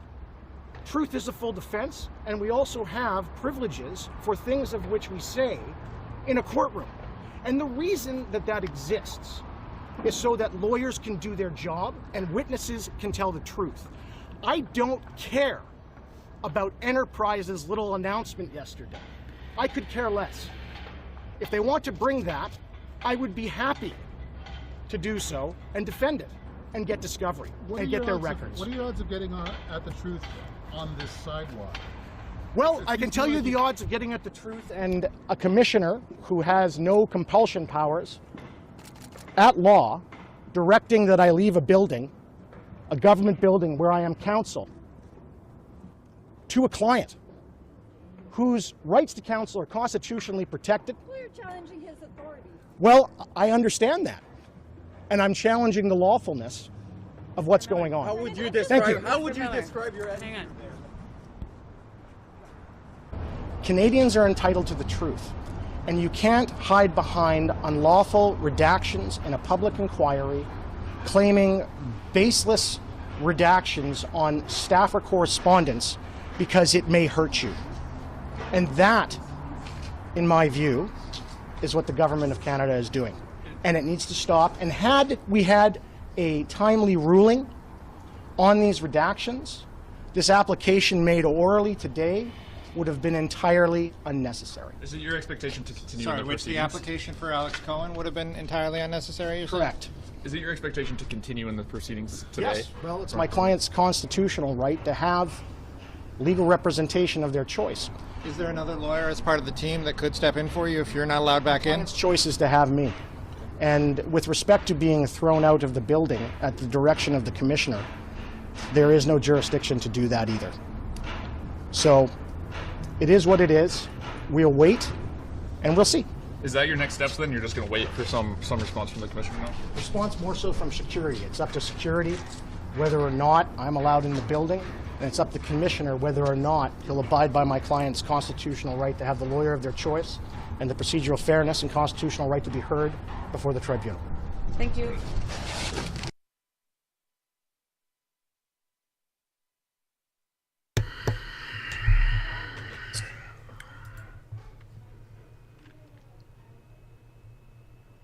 He's a passionate man. Yeah, I would say. Which is interesting because he made a really good point about another passionate man, saying that the commission seems to be more focused on former Chief Slowly, than they are getting to the bottom of whether or not the Emergency Act was just and fair. That's part justified. Of it. I feel like it has been, up until this point, an affair of misdirection, of redacted documents. I mean, we're downloading them here. We got our fellow in the chat, Mr. Hayes, who has been running EMA Dig. Okay, all the documents are searchable right there, emadig.com. Check it out. It's all free. Type in Cohen. Okay, there you go. You get these documents pop up. Mary Liz Power. I'm going to just drop you the link. You want to do it? This is how you do it. This is how you search everything. Right there, EMA Dig. All right, he's been kind enough to put this out and run the service for everybody so that you can get this information. You can do searches on the full text document. I've been communicating with him, and You know, I wrote a little bit of code that works similarly, but the point is that he's put it together, made it open, so you can search this, and it's very hard to do this. They don't have full text search on all the documents. That's just the tip of the iceberg. It's full of redactions. I agree with everything he's saying. Absolutely. The only thing I would say here is, sort of as, the only point I would make is that you gotta hit them with the EA, those targets, those specifics. Yesterday, I saw the Penguin do that. I'm gonna play that clip. We got about 5 minutes here. That's what's gonna hurt them. Media has a field day with this, and I get what he's saying. It's of course, man. It's a travesty of justice. There's no doubt. But I haven't lost hope because people are seeing this. That's why we're streaming this. That's why we've been doing this every day for 27 days or something. People can see exactly the type of justice and accountability, integrity of our leadership. And of course, honor, there's none. There is none whatsoever. And if he's saying about, let me just say, who we'll call the flag bearer, if he's saying what he's saying is true about that, that is huge. But we just don't know yet because we haven't seen the evidence. You need evidence is key. Evidence is key. We need that evidence. I get it. I want to believe. I want to believe. You know what I mean? You know Mulder? I want to believe. Right. X-Files. Trust, but verify. We got to do that. And I've spoken to some other people that I believe that they're on the right path, but I need to see. I'm sorry. I'm so sorry. I'm way past belief. I'm way past belief for anyone. Brian Fox, all these people named. I need to see it. Show it to me. Show me the money. We owe it to the people out there that, watch the channel and trust us to bring them the news, the facts. We need to know before we present anything as fact. So. Exactly.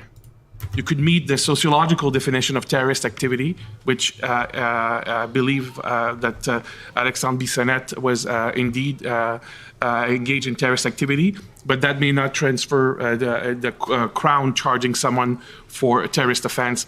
And I think it is a very important notion that indeed has been, very troubling for many in the country, including in this specific case, the Muslim community in Canada. So does it follow, sir, from what you've just said, that IMVE or the notion of IMVE gives CSIS broader tools to assess and respond to extremism than might be available under the criminal code? I think by statute, CSIS has been built to be separate and distinct from law enforcement and from the criminal code, in the sense that our threshold for investigations would be different than the police. Our techniques might be also different. So I think it is clearly separate, the two. And sorry, ma'am, did you? No, I think that's a very accurate response. And would you say that it's that CSIS over the last number of years has developed a lot of expertise on IMVE? I would say yes, because unfortunately there are more cases in Canada, there are more cases internationally, and we have worked very closely with a number of partners at the federal. I'm going to show you the one here with Bill Blair. This is I think a better illustration. I can tell you from experience, in the Toronto Police Service, we very frequently assisted other municipalities because we had a fairly robust action with him. And this was after the request for policing resources was sent simultaneously. Because what he's going to catch him on here, and this is it, this is how you prove the EA is not necessary. The Emergency Act, the War Measures Act, martial law is not necessary. If you can get other policing resources, that's the game here. If you can get other policing resources to say, hey, we could have gotten the RCMP and we didn't need to use this to clear, this tow truck idea. They keep on mentioning three things: a red zone around Ottawa, the tow truck idea, financial transactions. Those are the three they keep reiterating. By Mayor Watson and Chair Deans, both to Ontario and to the federal government. And this type of concern about sequencing, it wasn't ever relayed to him, was it? I did not discuss the Ontario Police Services Act with the mayor. Right. My primary interaction was with the mayor, and on the first the tripartite meeting, Chief slowly joined that call right at the end, and we did not discuss. And you'd agree there's nothing in the RCMP Act that says that the RCMP can't respond to a request from a municipal police service? No. Okay, so this is the point right here, is that the municipal police service could have called the RCMP to help. You wouldn't have needed to call the Emergency Act. This is what you got to get them on. I don't know, man. Maybe I don't know. I just feel like this is... No, I mean, this is good. It's an Emergency Act inquiry, right? Isn't it? It's an Emergency Act inquiry. It's about the Emergency Act. Yeah. And that's been my thought ever since this started, because it's just been a bunch of deflection, blame shifting. No one wants to take any responsibility. They're trying to make it so there is no accountability. It's a mess. But you see the Freedom Penguin here. He's going straight to the heart of the matter. And that's what I'm looking for here in the cross that's coming up in about 5 minutes. No, and in fact they do, but there is actually the Ontario Police Services Act is silent to the RCMP, and the RCMP has some capacity to respond, but under normal circumstances it's somewhat limited. Sure, and this wasn't a normal circumstance, though, was it?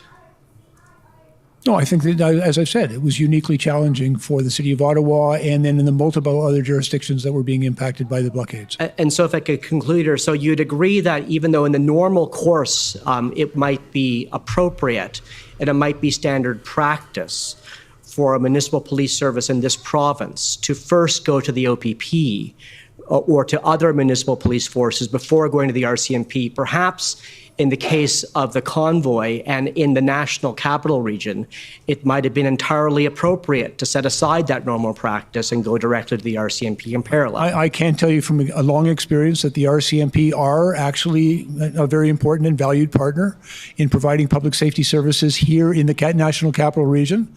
And because they have a presence here, probably stronger than anywhere else in Ontario. Thank you, sir. Of course, sir. Yeah, right there. I mean, this is it. You got to hit him on this. That's my opinion. I think this is important. You know, the issue of redactions. I mean, oh, man, you're telling me. I can't even. You go and read through the IRG reports. Entire things are blacked out. There's no doubt. There's no doubt. I just feel it just serves no one when you get ejected. You know, maybe that's just, I don't know. I don't want to see people get thrown out, people on our side. We got so few people on our side. Getting them thrown out, getting yourself thrown out, and then at the mercy of rule of why? Because you contravened. And Keith Wilson, he was there. He said it very coolly. I'm going to play that part back. Okay? I don't know if we got the time. 1:57. Okay, this is it. Let's see if we can back up on this stream. Otherwise, I'll have to use my own here. Okay, here it is. It's right at the end. This is Paul Chump, Rob Kitteridge. That is. Yeah, Kitteridge was good too. He respectfully asked for Miller to be reinstated. Yep, absolutely, man. Shouldn't be in this position, though. That's the trouble. Shouldn't be in this position. I believe that in assisting investigation. Give me a second here. Where is it? Chump's nonsense. Chump. Shantona, man, she's something else. I'm telling you, really sick. I really felt sick from her today. Really did. Shantona. Here it is. I could feel it. I'm getting there. No, that's him. Talking, and then you got Rolly. Yeah, I can't find it through this. That's why I download these things. And its partners. It's too slow to scrub like this. Anyhow, there it is. Well, we're about to start anyhow. There it is. But the way that Wilson covered it, that was good. I like that. I like the way he did it. He's like, listen. You know, we're trying to get these. But is that maybe like a good cop, bad cop approach? You know, like, you know, you got like the passionate, fiery Miller, and then the cool, calculated Wilson. You know, it could be a good team, but you don't want to get thrown out of the courtroom. Yep. There it is. What does the chat think? Christine says no redactions in a very public hearing. I agree. I agree completely. I agree completely. Just go and look through the exhibits. The entire thing is redacted. The entire thing. You do a search for minutes. Okay, here I'm going to show you the. Okay, this is Ottawa City minutes. That's not it. We got to go SSM, NSC CAN. Here we go. This is what it looks like. This is it right here. You get this. You get black. You get black. You get black. And then the whole thing is not even digitized. It's not even OCR'd. You know what I mean? It's not even searchable. We got to run these tools ourselves. I mean, it's great we can do it. We got the people to do it. But I don't understand why they can't take these basic levels of effort to bring something to the people in such a way that it's transparent. We live in a digital age. You're telling me that you can't hire government people who can man the computers? If I can do this and we can do this from here while streaming, then why can't we get these kind of computer savvy people to do that, to collect the documents? And by the way, when you run this program, right, and you download the latest documents, you get yesterday's documents. You can't even get today's documents.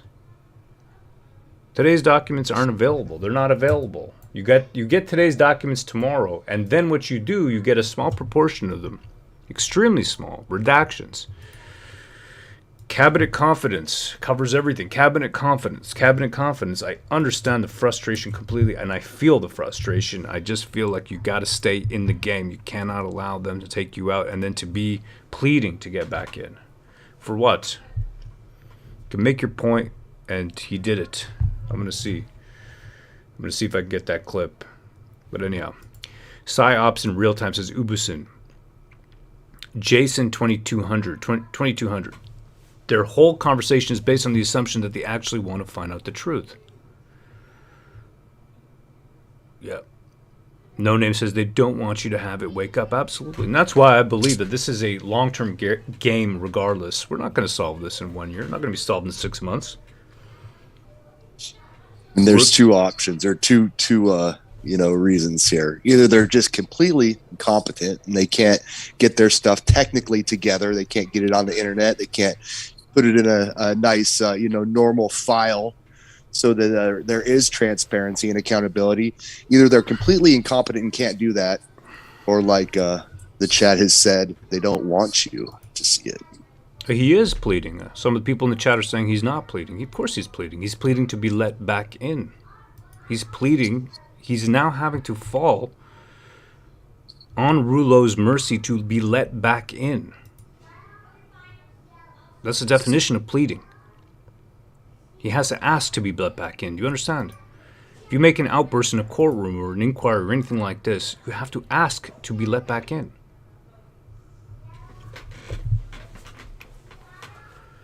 That's the unfortunate aspect of this. Yes, it makes for a great clip, and I love it. And I love his passion. It's amazing. It's an amazing passion, absolutely. What he said there, it hit my heartstrings. I'm watching it. But I never want to be in that position where I have to ask to be back in. I think he was, expressing the frustration that the Canadian people have right now. We feel frustration here every day that we can't say this, we can't say that. The frustration around forced medical procedures that have a huge range of effects.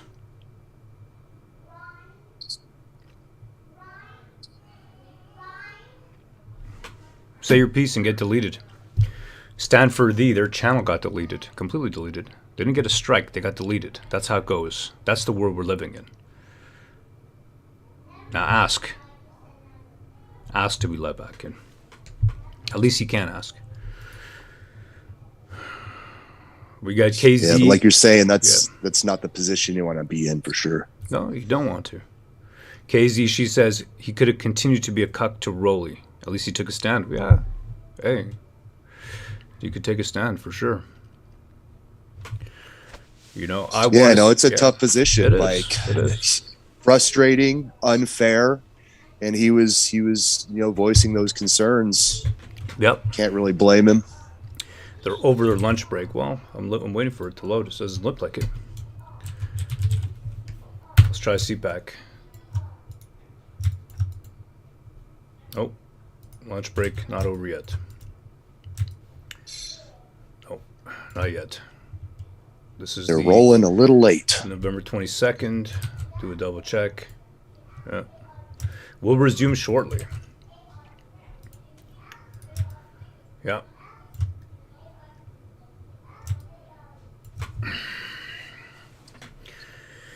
And the media gets what they want. Now we know the game, says Scott. Doesn't anyone know what a government lunch break is? Sheesh, says McMaster. Hell, brother. Rolling a little late, redacting more files, says Jacob Durant. Right? Yeah. I will not comply, says Darren Schroll. Me neither. That's it. That's all I know. And I'm telling you right now, this is not ending with the inquiry. It's not going to end with the inquiry. It's not going to end with the next election cycle. It's not going to end with the next election cycle after that either. We're in a long-term technocratic domination game of our entire society and world. All the Western nations that have been at the forefront of freedom are in turn being subjugated by the very same system across the globe, all following in lockstep. 100% lockstep. Why is that? Is it a coincidence? No, we're in a long-term game. That's what we're in. We're in a long-term globalist game. Pandemic treaties being rolled out. Cash-light societies leading to a cashless society. Housing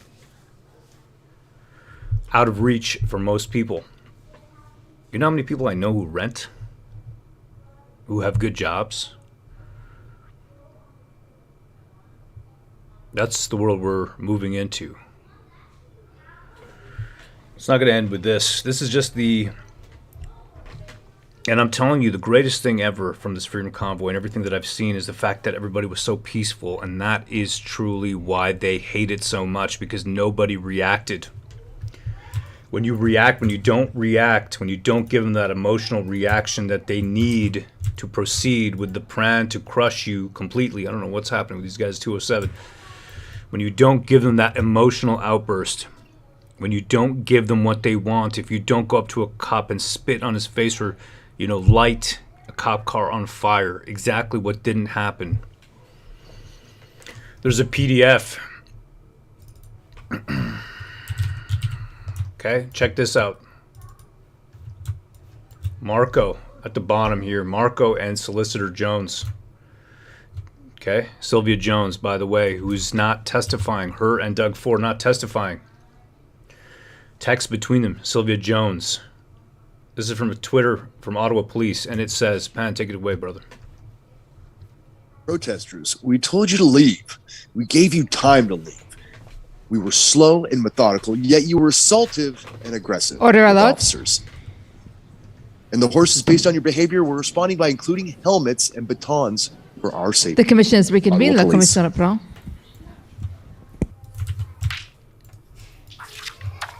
You were assaultive and aggressive. I think the next up is the government of Alberta, please.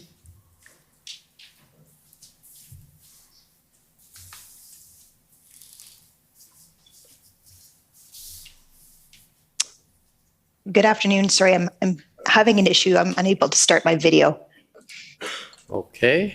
Do you want to take a minute or do you want to... Oh, there you go. Thank you. Good afternoon, Minister Mendicino. My name is Mandy England. I'm counsel for the government of Alberta. Good afternoon. I'd like to just take you back to something that you said earlier in response to a question from Commission Counsel. I believe you said that Premier Kenney expressed to you that he had neither the resources nor the tools to deal with the blockades in Alberta. And I just wanted to clarify what you meant by tools. Often in this inquiry, that term has been used to refer to legislative tools or authorities, such as being able to use the criminal code. And so I was hoping you could clarify what you meant by using that word.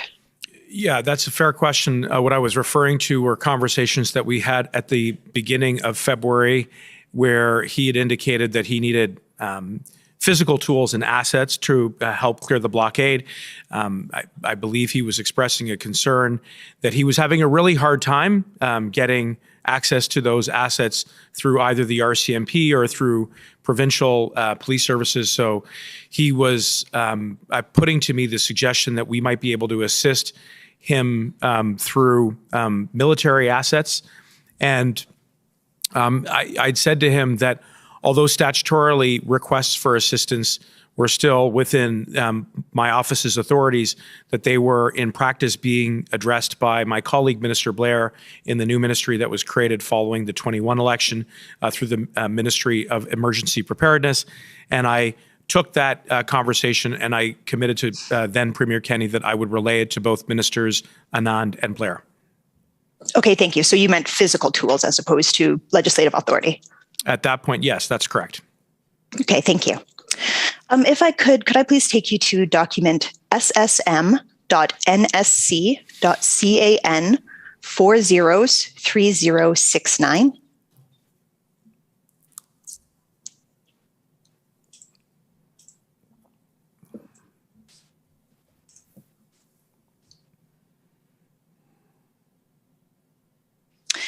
And this is a text. The portion that I will be reading will be a text between Zita Estravas, Minister Blair's Chief of Staff, with Mike Jones, your Chief of Staff. And you can see the date as we're scrolling is February the 6th at 8:49 p.m. And in this text, Ms. Estravas says, your DM Mike said the following: heads up, I have spoken to my Alberta counterpart and flagged that we are likely to decline the RFA, so request for assistance, as you were just mentioning, for CAF equipment and optics and precedent and provincial authorities not fully explored reasons. She was not surprised, but said Minister McIver would want to call Minister Blair, and Mr. Jones says thanks. And so I'd just like to break down this text.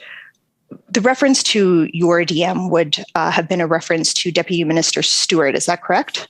That's how I read it. Can I just clarify, though, that you said Zita Estravas? I note at the top of that text chain that the initials are MJ and SK, and previously we've read text exchanges where SK was Sam Khalil. So I just thought I would offer that clarification. I'm not sure if that makes any sense to you. It makes sense. And I should have clarified at the beginning myself. I believe it's a group chat in which all three of them were present. And so the indication with the document is that this is taken from Mrs. Estravas's phone. And then it indicates at the top of her screen the other two individuals that she's texting with. Okay. Does that help clarify? Yes. Okay, thank you. And so would you understand the reference here to Deputy Minister Stewart? What do you understand here in terms of what that means of the reference to Deputy Minister Stewart having said that your ministry was likely to decline the request for assistance because of optics? Well, I'm not privy to this exchange, but it seems on the text that what's being indicated is that your DM, and so I agree with you, I infer that is DM Stewart, said the following, and a heads up that DM Stewart has spoken to, as I interpret it, his Alberta counterpart and flagged that we, as in the federal government, are likely to decline the request for assistance for CAF equipment and optics and precedent and provincial authorities not fully explored reasons. Of all those itemized reasons, the one that I have the least insight to is the optics. And to be clear, following my conversation with Premier Kenney, I really did delegate that task to Minister Blair and his office. And just so that we are clear on the dates here, though, this text does predate that conversation with Premier Kenney. Would that be correct? This is Sunday, February 6th, the day after the request for assistance was sent. I have to, again, try to jig my memory. There may have been a conversation with Premier Kenney before the 6th. It was certainly at the very beginning of February. In any case, it actually seems to me to make sense that, given the sequence of events as we've been discussing them this morning, that I spoke to Premier Kenney, indicated that Minister Blair would be the lead on processing the request for assistance. And this then seems to be the follow through, if you will, of that exchange with his staff being on the email chain. The reason why Deputy Minister Stewart is there is that he is both accountable to both me and Minister Blair. I see. And so you don't have any insight then, is what you're saying, into why Deputy Minister Stewart would have communicated to Alberta that a reason for declining the request was optics? On the optics part, no, I was not privy to that exchange or that conversation at the time. And did you have a concern about optics?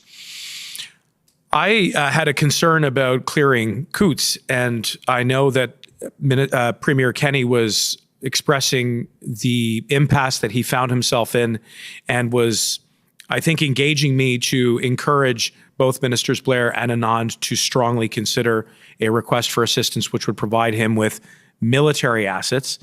In the context of conversations that I had with Premier Kenney, he'd suggested that his provincial RCMP were saying to him that they had the appropriate equipment to remove the large commercial vehicles that had blockaded Coots since the beginning of February. So I think, in essence, what he was conveying to me is, look, I need help. And one of the ways in which you can help me is by looking very carefully at military assets which could help to clear the blockade in Coots. And he said he had a really hard time getting access to tow trucks that were large enough to accomplish that job. Okay, thank you. And in terms of the next reason that's given for declining the request, do you have any insight into why Deputy Minister Stewart might have said it was due to precedent? Again, I'm extrapolating a little bit here, but I assume one of the concerns that was being weighed in the mix was that if the request for assistance was granted in the case of Alberta, that potentially others would. And again, I'm inferring a bit here, but the use of military assets is something that is done on a very exceptional basis. So I think there was a concern about potentially opening up the door to other requests to insert the military, and as you've heard, there was a lot of reluctance and restraint around resorting to military resources and authorities in the context of the blockade and the convoy. Okay, thank you. And as noted previously, the text is sent, the letter of request was February 5th. This text is sent on February the 6th, indicating that there was a conversation at some point between the 5th and the 6th between Deputy Minister Stewart and someone from Alberta. Would it be fair? I also note that nowhere on the list of reasons does it say that the request for assistance would be denied because the CAF equipment wasn't suitable or they didn't have suitable equipment. Would it be fair to say that the communication by Deputy Minister Stewart was made before the possible CAF equipment options were fully explored? I'm afraid I couldn't answer that. I don't know at that point exactly what Deputy Minister Stewart has said or not said to the province of Alberta. And again, owing to machinery, he would have been reporting the RFA to Minister Blair in conjunction with any dialogue that was going on to Minister Anand. Okay, thank you. Had you discussed the suitability of CAF equipment with Mr. Anand before the evening of February the 6th? I know we had an exchange. I know I flagged for her that Premier Kenney had engaged me to get some assistance, and that I anticipated that there would be an RFA, a request for assistance, that was submitted to us, and I anticipated that it would engage her and her authorities. So I just wanted to give her a heads up. But as to precisely what equipment was used, what was suitable to remove or clear the blockade in Coots, I would have deferred appropriately to her and the CAF's assessment about that in conjunction with Minister Blair's responsibilities and roles around processing requests for assistance that related to CAF. Okay, thank you very much. Okay, your time is up, so if you can try and wrap up, please. Or Okay, certainly. I just wanted to confirm very quickly on one quick point. You're familiar with the report of the Houses of Parliament, the Emergencies Act consultations tabled February 16th, is that right? Yes. So I'd like to pull up ssm.can.50124 and take you to page 3, please.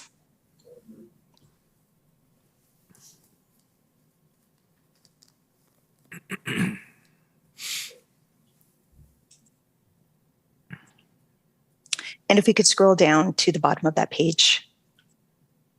Yep, right there. So we can see that there's a discussion of engagement, and under the first sub-bullet point, the Minister of Public Safety engaged with the Premier of Alberta on February 2nd and 9th, and then with the Premier and the Acting Minister of Justice and Solicitor General on February the 7th.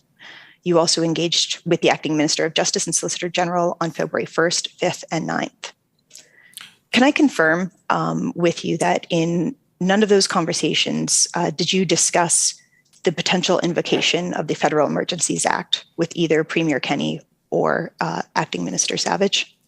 Certainly with Premier Kenney, I can confirm that. I would also note that it does confirm what I had mentioned earlier, which is that he and I had had a conversation on February the 2nd, as I recalled it, which was prior to the February 6th exchange that you had pulled up earlier. So I do think that that does sit more neatly with the chronology and the sequencing of events as we described. I would say that my engagements with the then Minister of Justice and Solicitor General, Sonia Savage, very likely did not include any express references to the Emergencies Act, but I believe there would have been general references to whether or not existing tools and authorities beyond physical assets were going to be sufficient to restore public safety, and it would have been in the very general nature.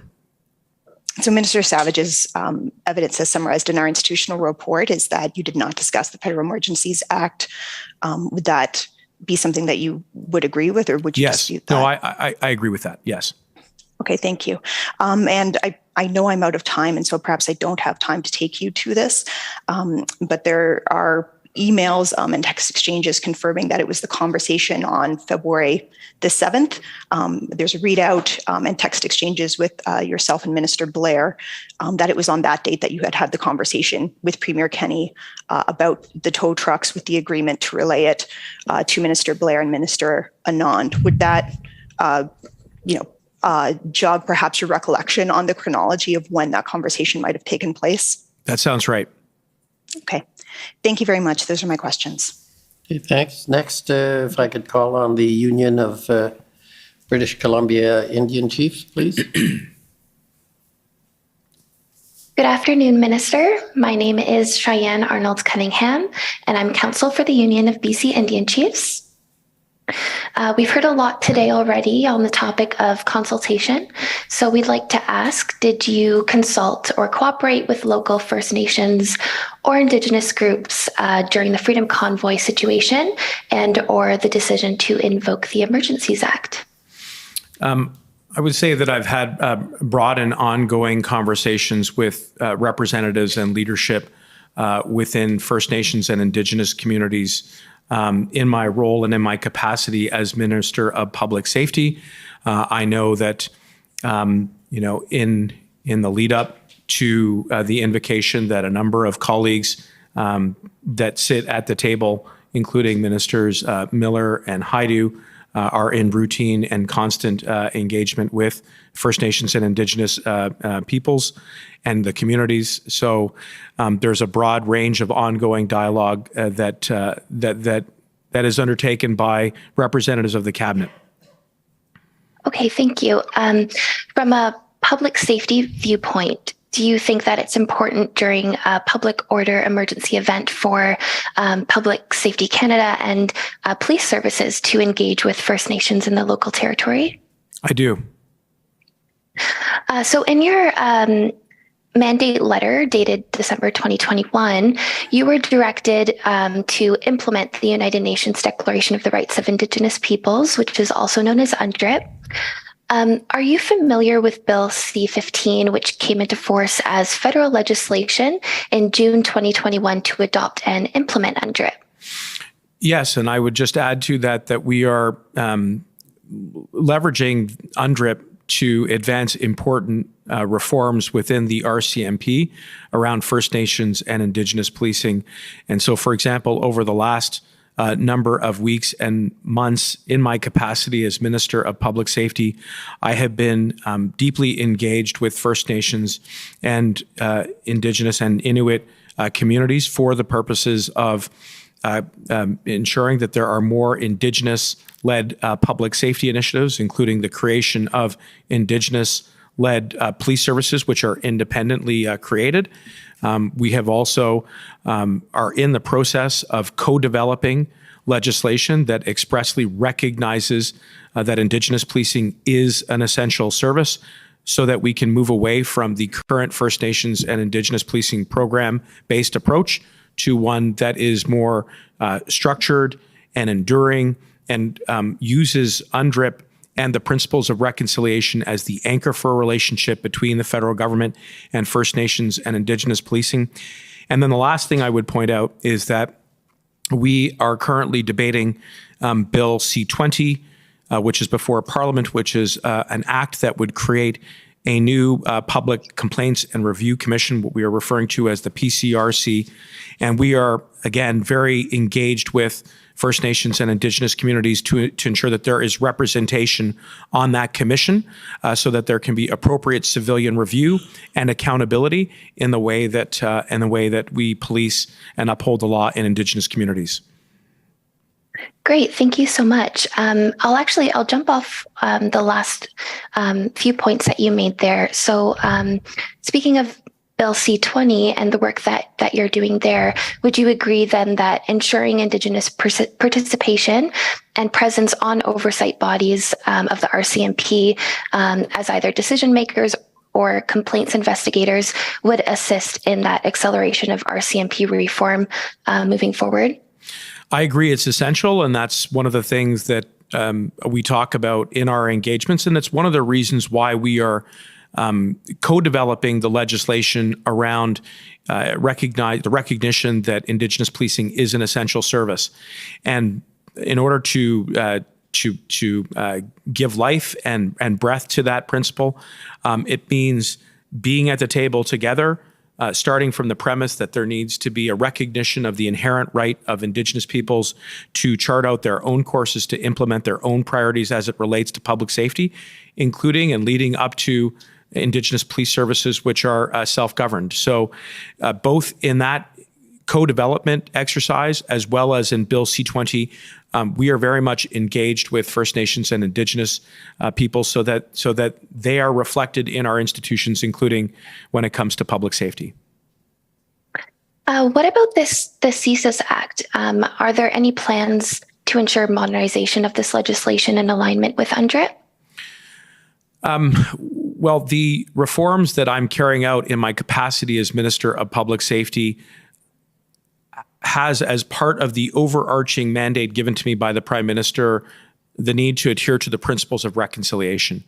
And part of that is addressing long, enduring, systemic, structural challenges in the relationship between the federal government and Indigenous peoples that go back to the origins of colonialism. And that would apply not only to RCMP and CBSA, but right across all of my line agencies, including CSIS. So we are really trying to get at some of those inherent biases which have led to the overrepresentation of Indigenous peoples interacting with the justice system, and using UNDRIP as well to make sure that we reduce and ultimately eliminate those barriers. Okay, thank you. So in considering all the work that you're doing to implement UNDRIP and your mandate and Bill C-15 and another piece of your mandate, which is to work in partnership with Indigenous peoples to advance their rights. Considering UNDRIP's implementation, do you think that there should be then distinct considerations on CSIS and the RCMP and their ability to monitor and respond with enforcement action against nonviolent and unarmed First Nations people who engage in activism pertaining to their lawful and distinct rights, even in situations that might be perceived or profiled as being a public order event? I do, and that's one of the reasons why it's really important as we implement these reforms that we modernize training to be culturally sensitive of Indigenous language, of Indigenous culture and tradition and Indigenous laws, and that is something that we are actively doing right now. And the hope is that by doing so, that we will create a relationship that is based on respect, on the nation-to-nation principles and values that are informed by UNDRIP. And again, this is not just with regards to line agencies in my portfolio. This is work that has to be done right across our government. Okay, thank you. And then in thinking about the practice of consultation and cooperation with Indigenous peoples and in the context of responding to a situation like the Freedom Convoy situation or public order emergency events, and looking at it in this context of a multi-jurisdictional landscape and First Nations jurisdiction and sovereignty and rights and territories, how is Public Safety Canada then now going to build in consultation and cooperation in these contexts? By listening, and that is one of the core principles that I feel very strongly about, and my department and my officials are in frequent contact, building the relationship on the ground. I am also traveling with increasing frequency to Indigenous communities across the country to meet in person with Indigenous leaders, with residents. I recently had the chance to visit with the James Smith Cree Nation following the mass casualty there at the beginning or at the end of summer, I beg your pardon. And so that direct personal experience is meant to foster a relationship so that we can move forward with the kinds of reforms that are inspired and governed by UNDRIP and by the principles of reconciliation, which have been documented in the Truth and Reconciliation Calls to Action, the MMIWG Calls to Justice. It's a full court press from the federal government to really move forward with those reforms, but you have to meet with people and you have to respect that inherent right of self-government and that inherent right of self-determination. And that includes when it comes to public safety initiatives. And I think by doing so, we can break that intergenerational trauma, that endless cycle that has seen a disproportionate number of Indigenous peoples caught up in the criminal justice system, for example. And so that is work that I am deeply committed to. Thank you so much for your time today. Those are all of our questions. Thank you to the Commissioner as well. Okay, thank you. Next, if I could call on the Canadian Constitution Foundation, please.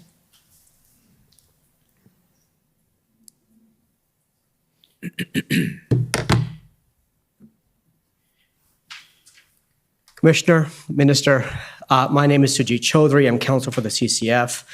Minister, I'd like to begin by picking up on a comment you made, I believe, during your examination in chief, where you said there's a dialogue between civilian leadership and law enforcement professionals.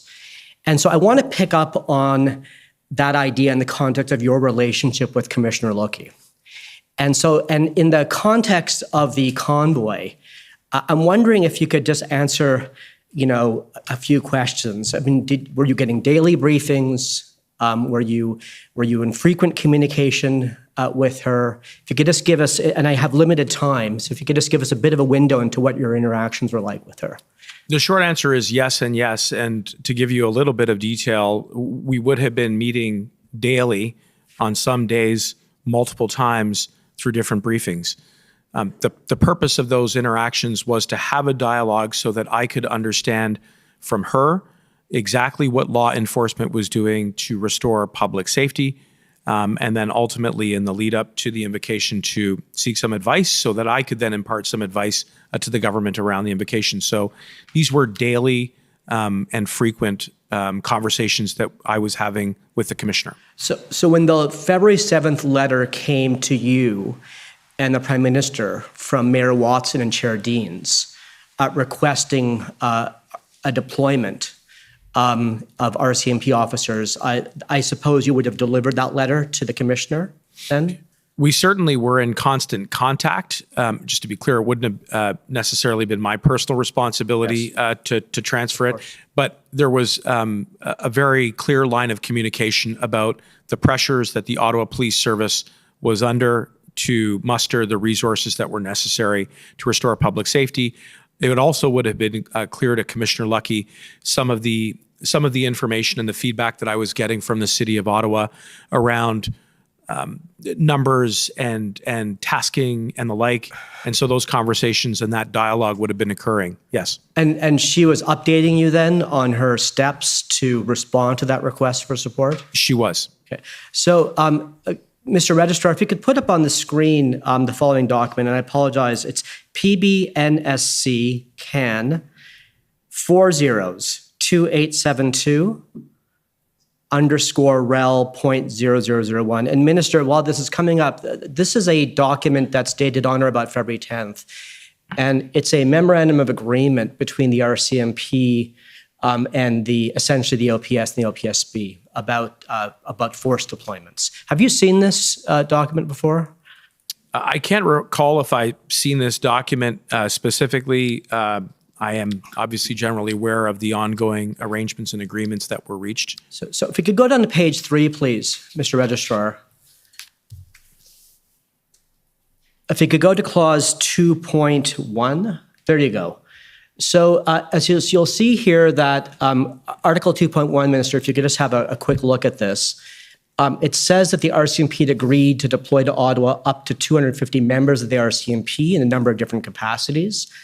And then it suggests later down in that clause that, in that article, that provision for over 250 members can be made for with subject to mutual agreement. Yes. And does this seem familiar to you? Yes. Okay. And so I just wanted to get a bit of clarification from you if you're able to. So when the RCMP was providing support here to the OPS, to the best of your knowledge, would that be not include RCMP deployments already, for example, in the parliamentary precinct or out at Rideau Cottage to protect the Prime Minister? Well, I think that was certainly one of the issues that was raised by Mayor Watson and his staff at the time, which was that some of the numbers that were being reported were inclusive of pre-existing RCMP deployment, for example, in the precinct or for protection. And so my responsibility at that point in my capacity as Minister of Public Safety was to relay that to the Commissioner to get some clarity about exactly how many we had deployed and for what purpose. And do you recall what information came back to you? I do. I have a general recollection that one of the concerns that the Commissioner had expressed at the time was that while RCMP members were being dispatched or deployed to the City of Ottawa, that it wasn't clear to her what those taskings would be and whether or not or how exactly it would fit into the OPS's operational plan at the time. And that was the feedback that I was getting. But what was clear despite that was that we were sending RCMP and that we were open to sending more RCMP to support the City of Ottawa to restore public safety. So if we could just call up another document, it's OPB 401014.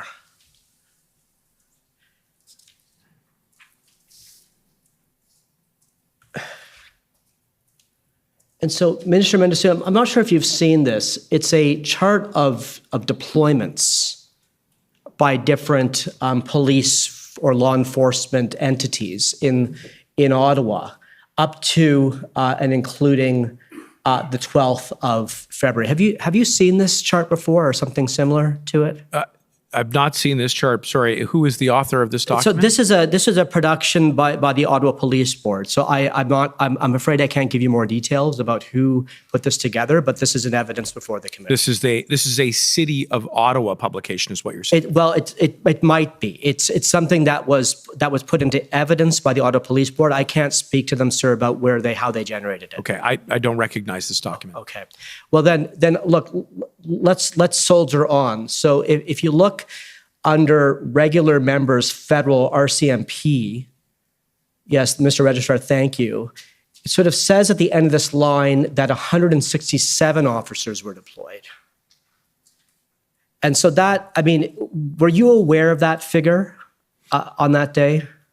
Well, setting aside the exact time frame, I am familiar with the initial figure of about 150 in that range. And again, you've heard previously that there was some ongoing back and forth on exactly how many and when, but that was one figure that had came to me early on in that range. In that range. And so, you'd agree that on its face, it does appear that these numbers are lower than the 250 that are in the agreement I showed you.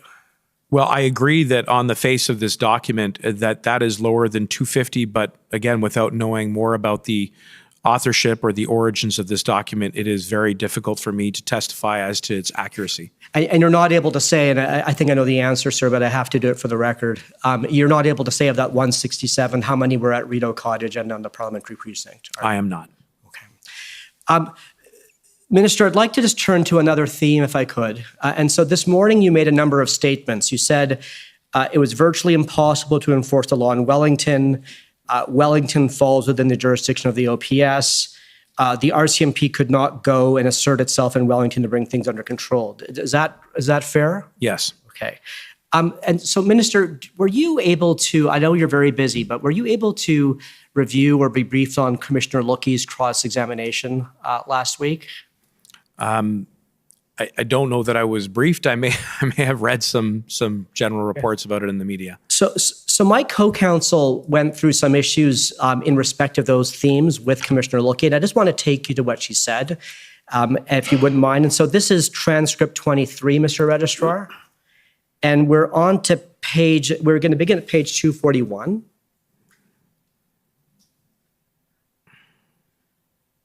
And Minister Mendicino, I know you're a member of the Law Society of Ontario, so there'll be a bit of legal questioning here. Okay.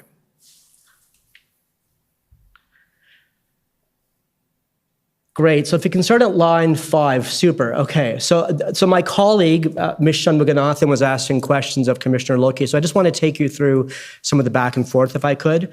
So my colleague says, my co-counsel, okay, so you'll agree that the RCMP officers have the power to enforce the criminal code, for instance, and the commissioner says yes. Then my co-counsel says, right, and they always have the power to enforce the code. It's just part of what they're allowed to do, and the commissioner says yes. And then if you could scroll down, Mr. Registrar, my co-counsel says, right, they don't need to be sort of the local police in a jurisdiction. This is a power they always have. And the commissioner says yes. And then my colleague says, right, and there's nothing in the code, for example, that says an RCMP officer can't enforce the criminal code in one particular place. They can enforce that anywhere in Canada. And the Commissioner Lookey is not sure. And I'll let you read her response there, sir. And when you're done, let us know and I'll go to the next page. And Commissioner, I know I'm a little bit over time, but I think this is an important point. It goes to the jurisdiction in Wellington. Mr. Minister, can we go to the next page?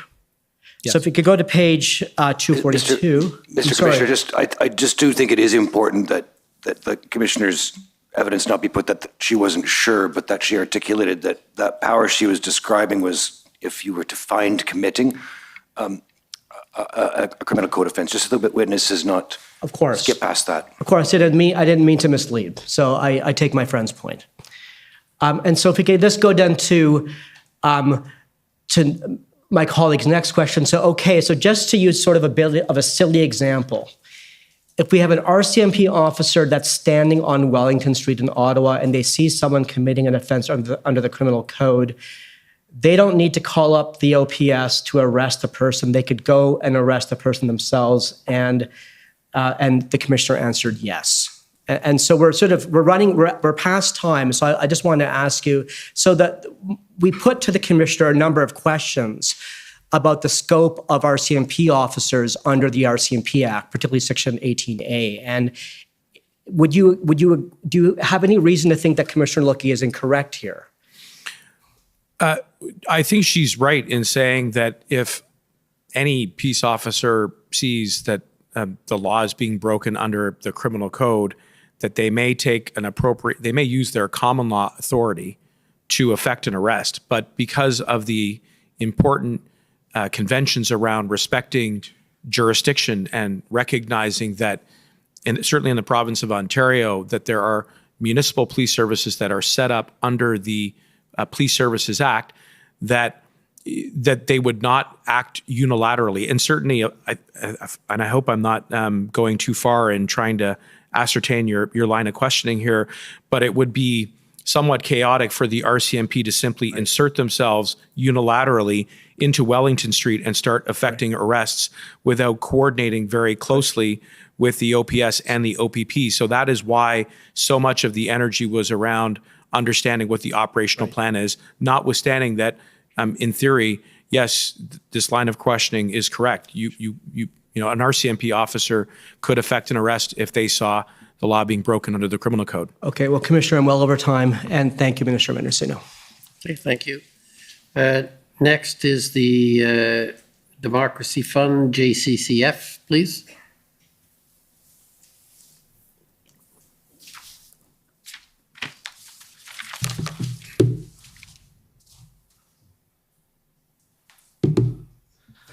Good afternoon, Mr. Commissioner. Good afternoon, Minister Mendicino. My name is Antoine Dailly. I'm counsel to Citizens for Freedom, representing the protesters in Windsor, Ontario. Just like to take you through two aspects today. First, some of the considerations that were made by you, Mr. Minister, in considering some of the legal alternatives other than invoking the Emergencies Act to deal with the protest, and then also some specific questions about your communications with the Windsor governance structure. Just for the record, do you remember the mandate letter JCF.000000189? Just quick, I don't think we need to pull that up, but that's the mandate letter you received on December 16th of 2021 from Prime Minister Trudeau. Do you recall that letter? Yes. And I think on the fourth page, fifth bullet from the bottom, it mandates you to continue working with the Minister of Health and the Minister of Transport to protect the health and safety of Canadians through safe, responsible, and compassionate management of the border with the United States and other ports of entry into Canada. Do you recall that portion of your mandate? Yes. And so I take it that the Minister of Health and Minister of Transport, you work closely together, and that would be Minister Duclos and Minister Al-Gabrak. Is that correct? Yes. And is it also your understanding that Minister Duclos is an economist by formal educational training? Yes, with an academic background, yes. And then you're obviously a lawyer by background and former Crown prosecutor. So with respect to the Freedom Convoy and the protest, would it be fair to say that a trucker protesting about health mandates with concerns about public safety and border concerns, that this group between the three of you as part of your mandate, you were the key ministers involved in dealing with some of the concerns raised by the convoy. Is that correct? Well, I would say there were a number of ministries that were engaged by the convoy and the blockade. Not only my colleague ministers Al-Gabra and Haidu, but equally, as you heard previously, Minister Blair under emergency preparedness, Minister LeBlanc under intergovernmental affairs, and many Understood, others. Minister. Sorry, just got limited time here. Yes and no answers where we can and where we need to elaborate just as concisely as possible, please. If we could pull up a document ID PB.CAN.00001868. And this is from the emails that were received last night. Do you recall hearing Jason Kenney's position that the trucker vax policy is obviously just dumb political theater? Was that ever brought to your attention? Well, I'll wait to see what the document says to refresh my memory.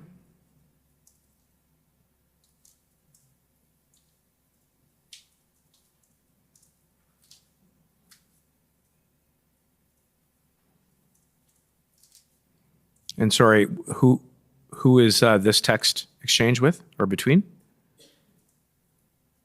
If we could scroll down, so it should be the third attachment in the 6th email that was received from Mr. Brousseau last night.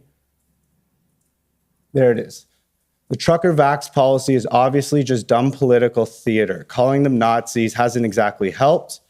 Do you recall being informed of Premier Kenney's position on this? I recall seeing that was Minister LeBlanc's, looks like a cut and paste of what Premier Kenney had relayed to him. Okay, and I take it you disagree with Premier Kenney's position? Yes.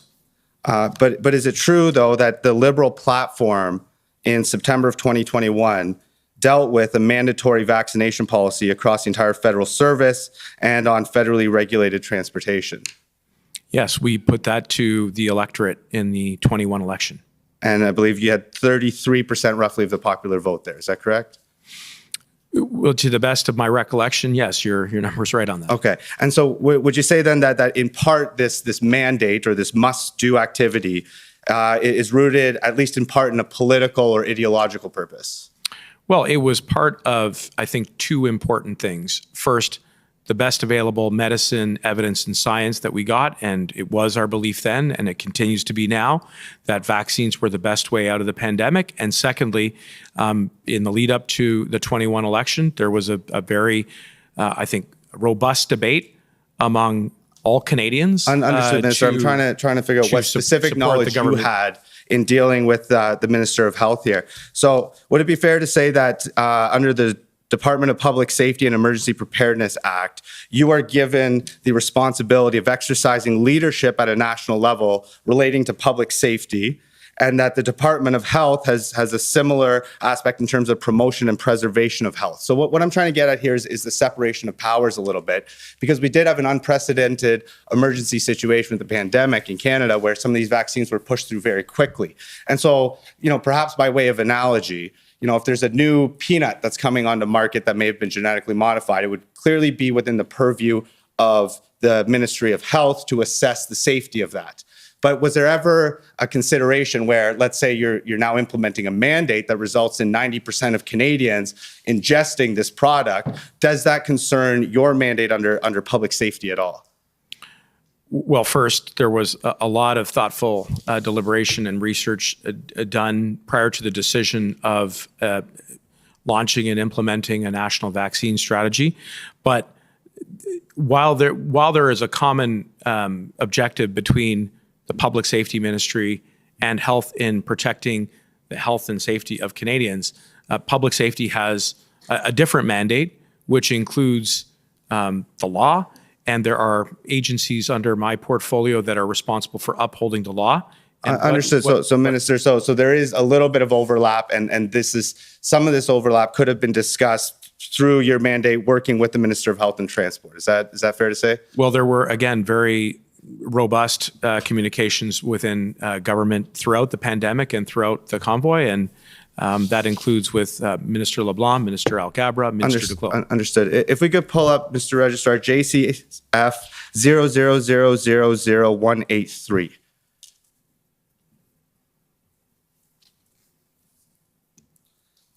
So this here's the regulatory decision summary published by Health Canada on September 16th of 2021.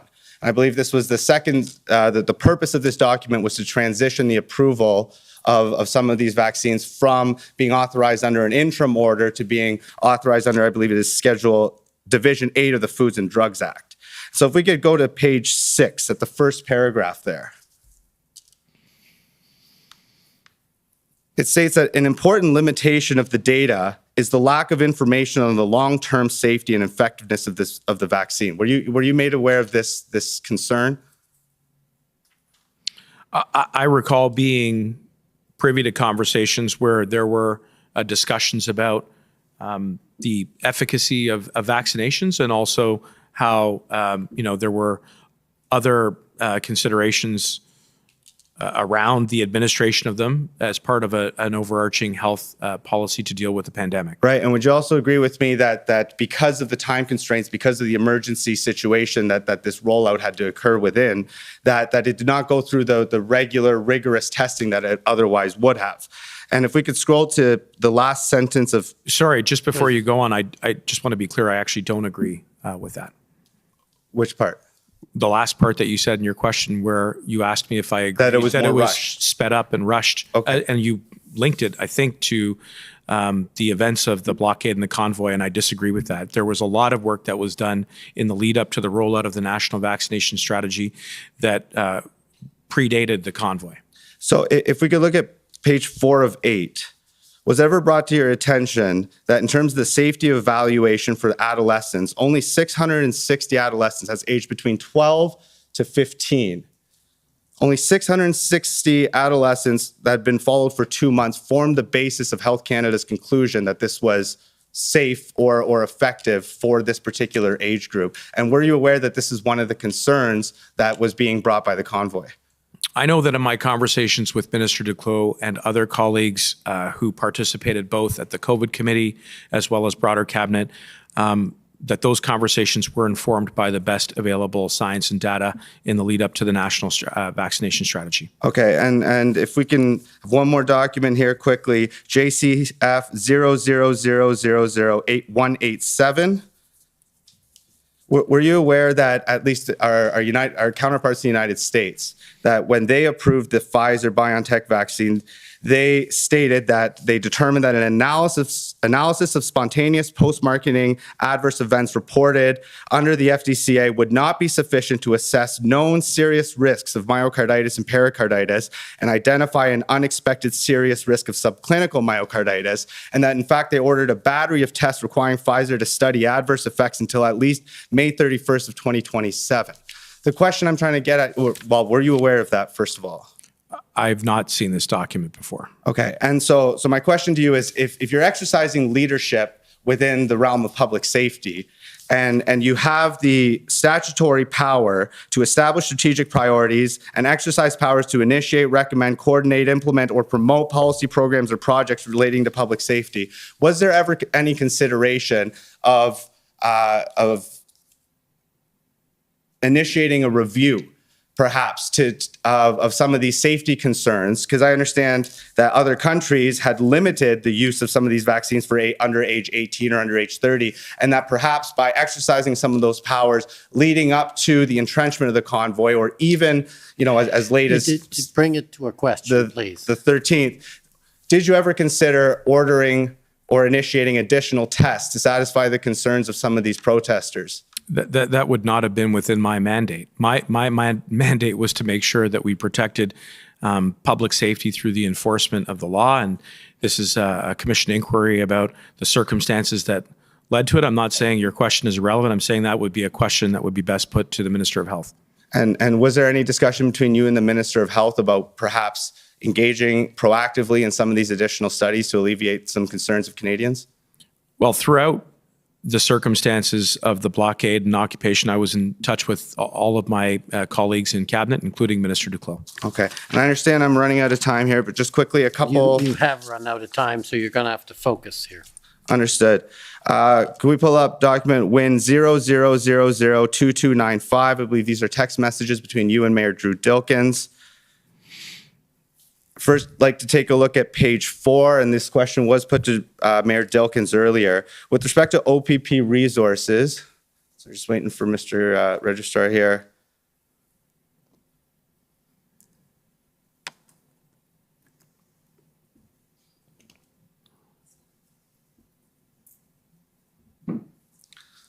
Page 4. So is it your it appears that it's your understanding on February 9th at 7:35 p.m. that Chief Mizuno had not requested any additional police officers from the OPP. Was that your understanding? And if so, where did you attain that understanding? This exchange is about trying to clear up what I think is a miscommunication or a misunderstanding between different levels of enforcement and the city of Windsor. And so what I'm really trying to get to the bottom of there is whether or not additional help had been turned down by the city of Windsor. But it says apparently your police chief just told. So the question is, where did you ascertain that belief or that understanding? I am trying to recall whether or not that was information that I got either directly from Commissioner Lucky or from other sources. Off the top of my head, I can't say. Okay, and lastly, just on page 20 here, last question here, Mr. Commissioner. So on February 14th at 11:57 a.m. says that to the extent you, so here being Mr. Dilkins, you can be supportive of any additional authorities that gets Windsor the resources you need to keep the bridge open, people safe, that would be great. Is it your understanding that Mayor Drew Dilkins invoked the citywide emergency before or after this text message?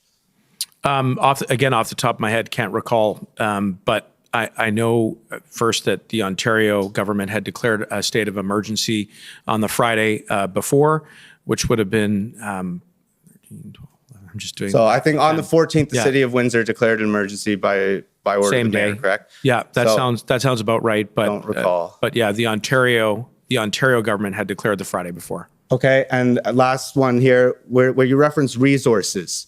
Do these resources include money? He and I and other representatives of the government have had a conversation around potential compensation for losses suffered to businesses and residents arising out of the blockade. Yes. Understood. Okay. And I'm out of time, so thank you for the indulgence. Those are my questions. Thank you. Thanks. Next, the CCLA, please.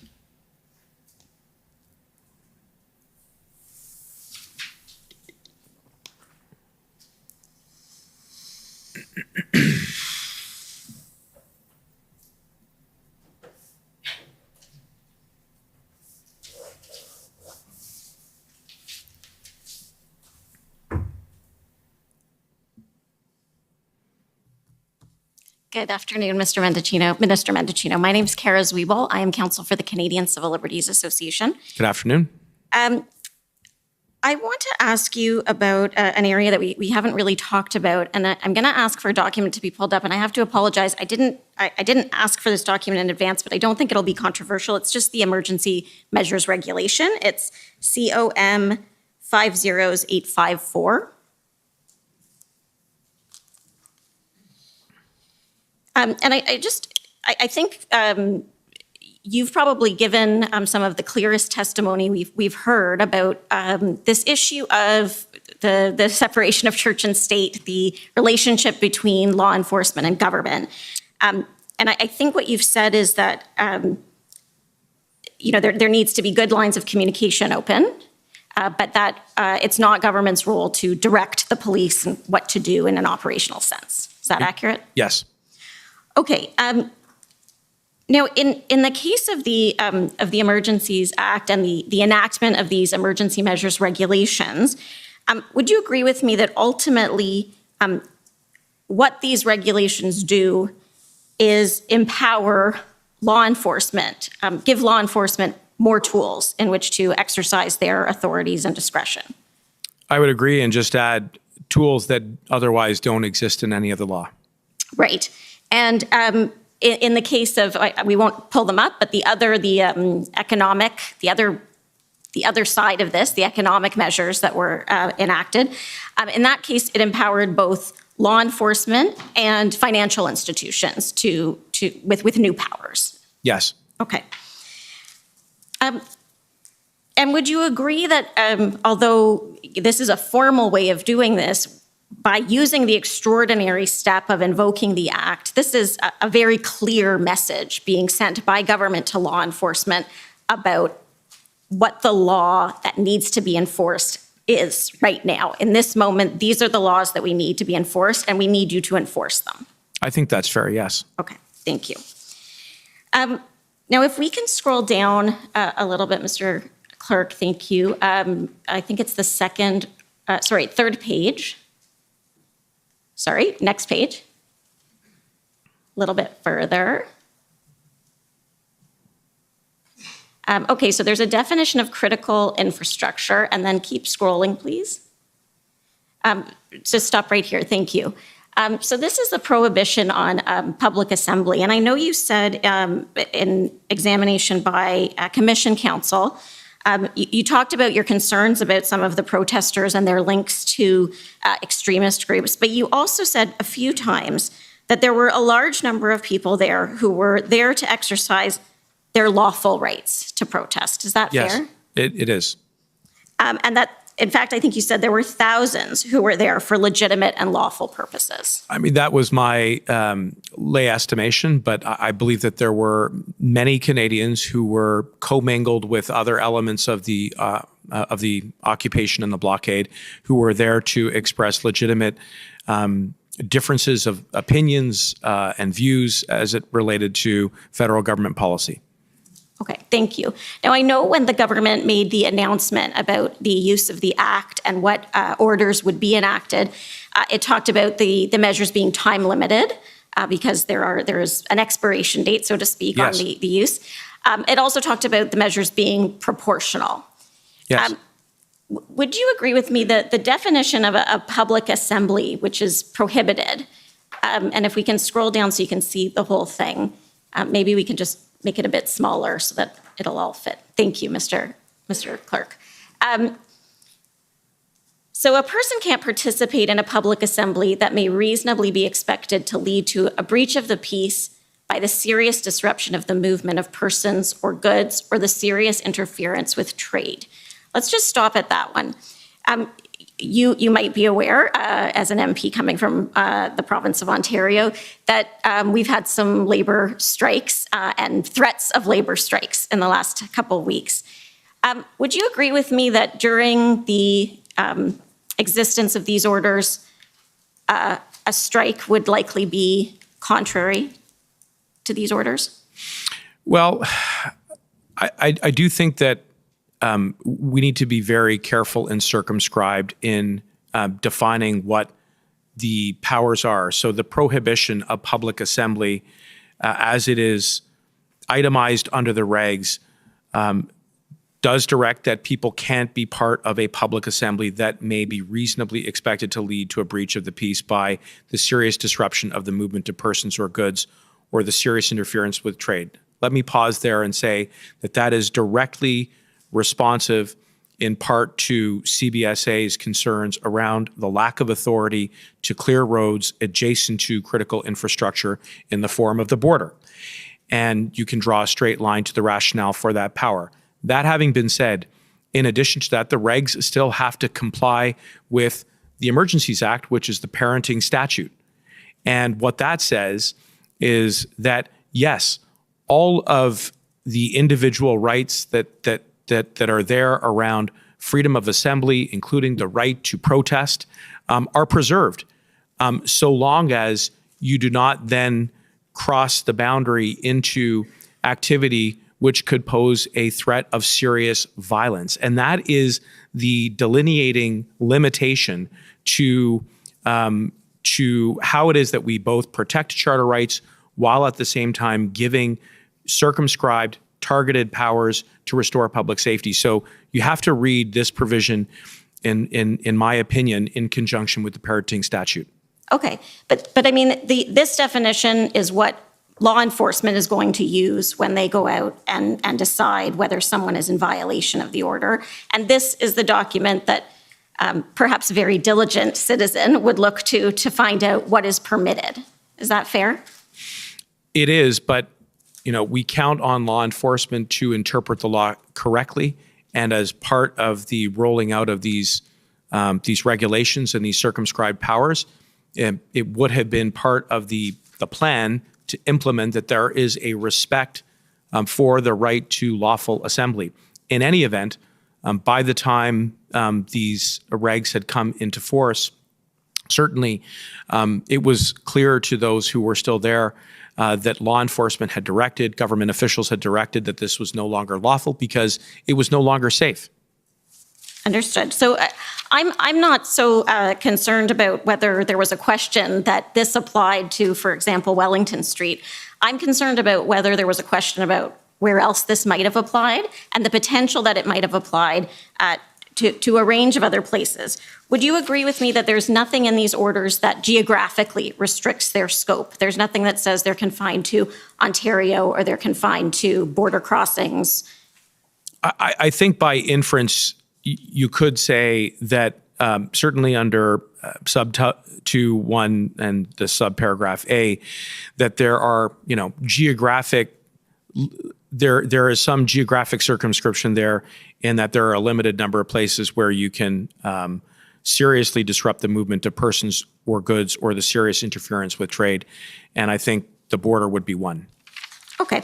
I want to just move to one other area. You mentioned in your testimony when you were being questioned by Commission Counsel, and I think this is the first that we've heard about this, that, and I think you said it was on the 13th. This was when Commission Counsel took you to the email from Commissioner Lucky that laid out sort of the current status of things.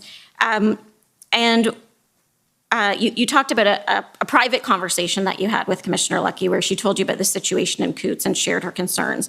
And I think you said that was a threshold moment for you.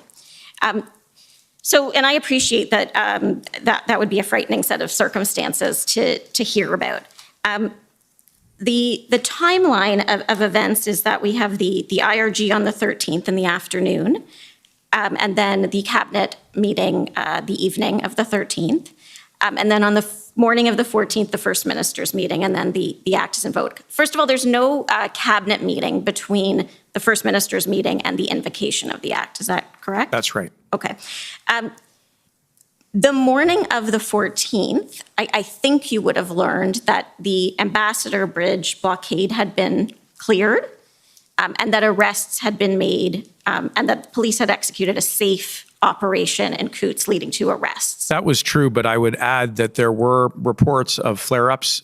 There was an exchange between the mayor and I. There were also public reports following that and some information that we had received in subsequent briefings about the threat of the blockade coming back to the Ambassador Bridge. I would point out that it was a recurring theme over those 2 weeks, that progress was not linear, that it was very much a whack-a-mole kind of dynamic. And the idea was not only to restore public safety, but to maintain it. And the objective of invoking the Emergencies Act was to maintain law and order, to stop the whack-a-mole. Understood. I know you said in your testimony to Commission Counsel that one of the concerns about Coots was that it could lead to a chain reaction. But would you agree with me that that didn't happen? That when the arrests were made in Coots, actually many of the other protesters decided to leave because they actually weren't comfortable being associated with that level of violence. They had different goals. And once they learned that that's what was going on, they decided to voluntarily leave. I agree, and I was relieved, but I was also dealing with the best information available to me at the time and surveying the landscape and being mindful that there were reports of guns and firearms that were at present at other locations, and not knowing exactly how it was that the operation in Coots was going to play out at that time, and bearing in mind the sensitivities, the fact that the situation was combustible, that the individuals that were involved in Coots were prepared to go down with a fight that could lead to the loss of life. That if that had happened and that occurred, it still remains an open question in my mind as to whether or not it would have triggered other events across the country. And so that's why in my mind, it was very much, it was a threshold moment. Okay, I understand. I think I understand what you're saying. And I know I'm out of time. I just want to just clarify. I understand you're saying if that had happened, but would you agree with me that the arrests happened in Coots and that didn't happen? What happened was that people decided to voluntarily leave Coots, and that situation, at least that particular location, was resolved for the time being. I think you may be putting it a little optimistically. I know that after the Coots takedown, that there were still engagements there. I do agree that that things did start to dissipate and disengage in Coots, but I also recall that people were still very much dug in other parts of the country, including here in the nation's capital. Thank you, Minister. Thank you, Commissioner. Next, call on the City of Windsor, please. Mr. Commissioner, if I could just ask if I don't know if people still use the expression "the division bells are ringing." Oh, so we need a short break? Yes, unfortunately, the timing won't be precise, but it would be timely now to break if we want to do it in between examiners, because it appears that otherwise it would be right in the middle of the next examination. Okay, so we'll take 10 minutes. Is that all that's needed, or is it longer? We would hope that 10 minutes is all that's needed. We're just at the end of question period, and so we'll alert if it'll be any longer than that. Okay, well, we'll take a 10-minute break. If it needs to be more, please. Thanks, Your Honor. Otherwise, you'd have to watch me vote digitally. And I'm not sure I'd be allowed to do that. Okay. The commission is in recess for 10 minutes. La commission est levée pour 10 minutes.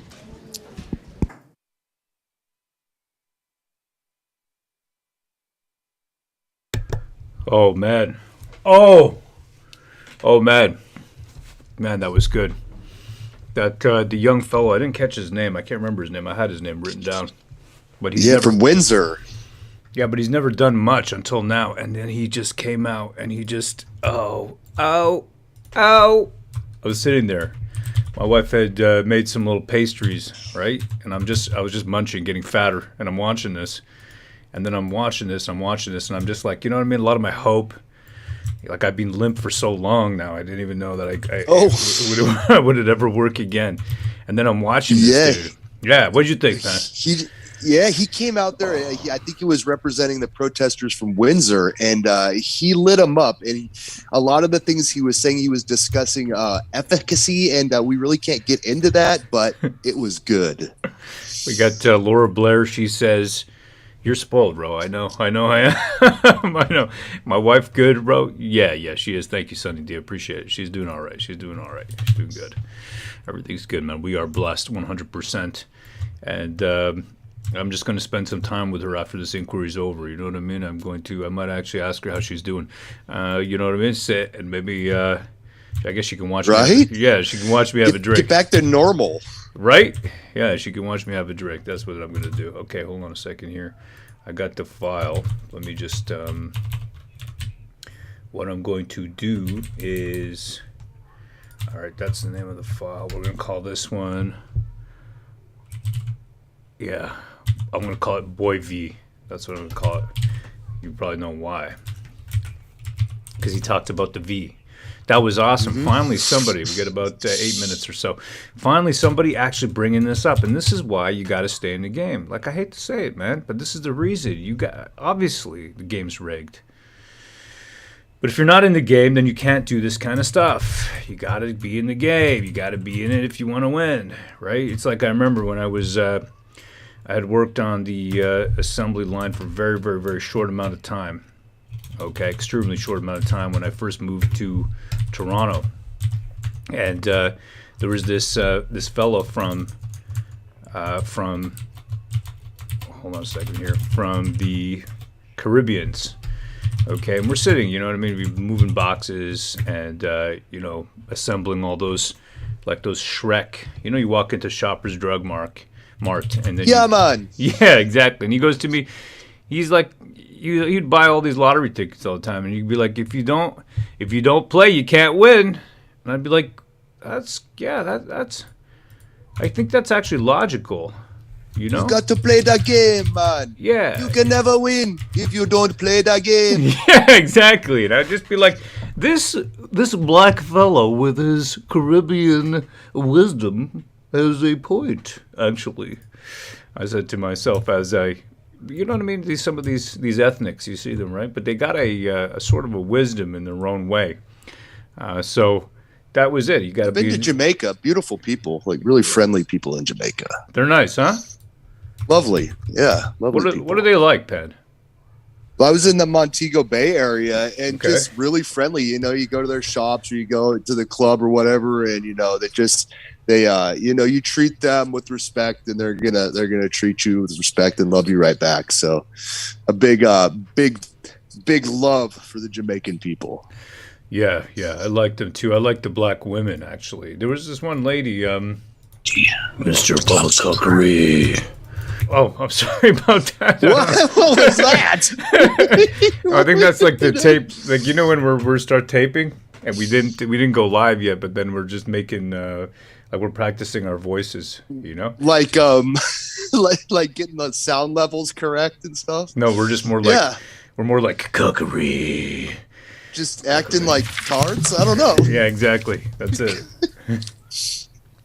Okay, so this guy comes up. Who's this guy's name? Good afternoon, Mr. Commissioner. Good afternoon, Minister Mendicino. My name is Antoine Dailly. I'm counsel to Citizens for Freedom, representing the protesters in Windsor, Ontario. Right, Citizens for Freedom, Antoine Dailly. That's right. I got his name right over here. This is his name. If you don't have it, I'll paste in the chat. Right there. That's it. I knew I had this guy's name. I got like a little V-boy. paper. Yeah, where I keep everybody's name on a list, on a notepad list. Okay, for later. So that's him, Antoine Dailly, Citizens for Freedom. And this is it. This is why you got to stay in the game. This guy came out of nowhere, and he starts knocking him back on questions. Right? Just knocking him. What's he say to him? But is it true, though, that the Liberal platform in September of 2021 dealt with a mandatory vaccination policy across the entire federal service and on federally regulated transportation?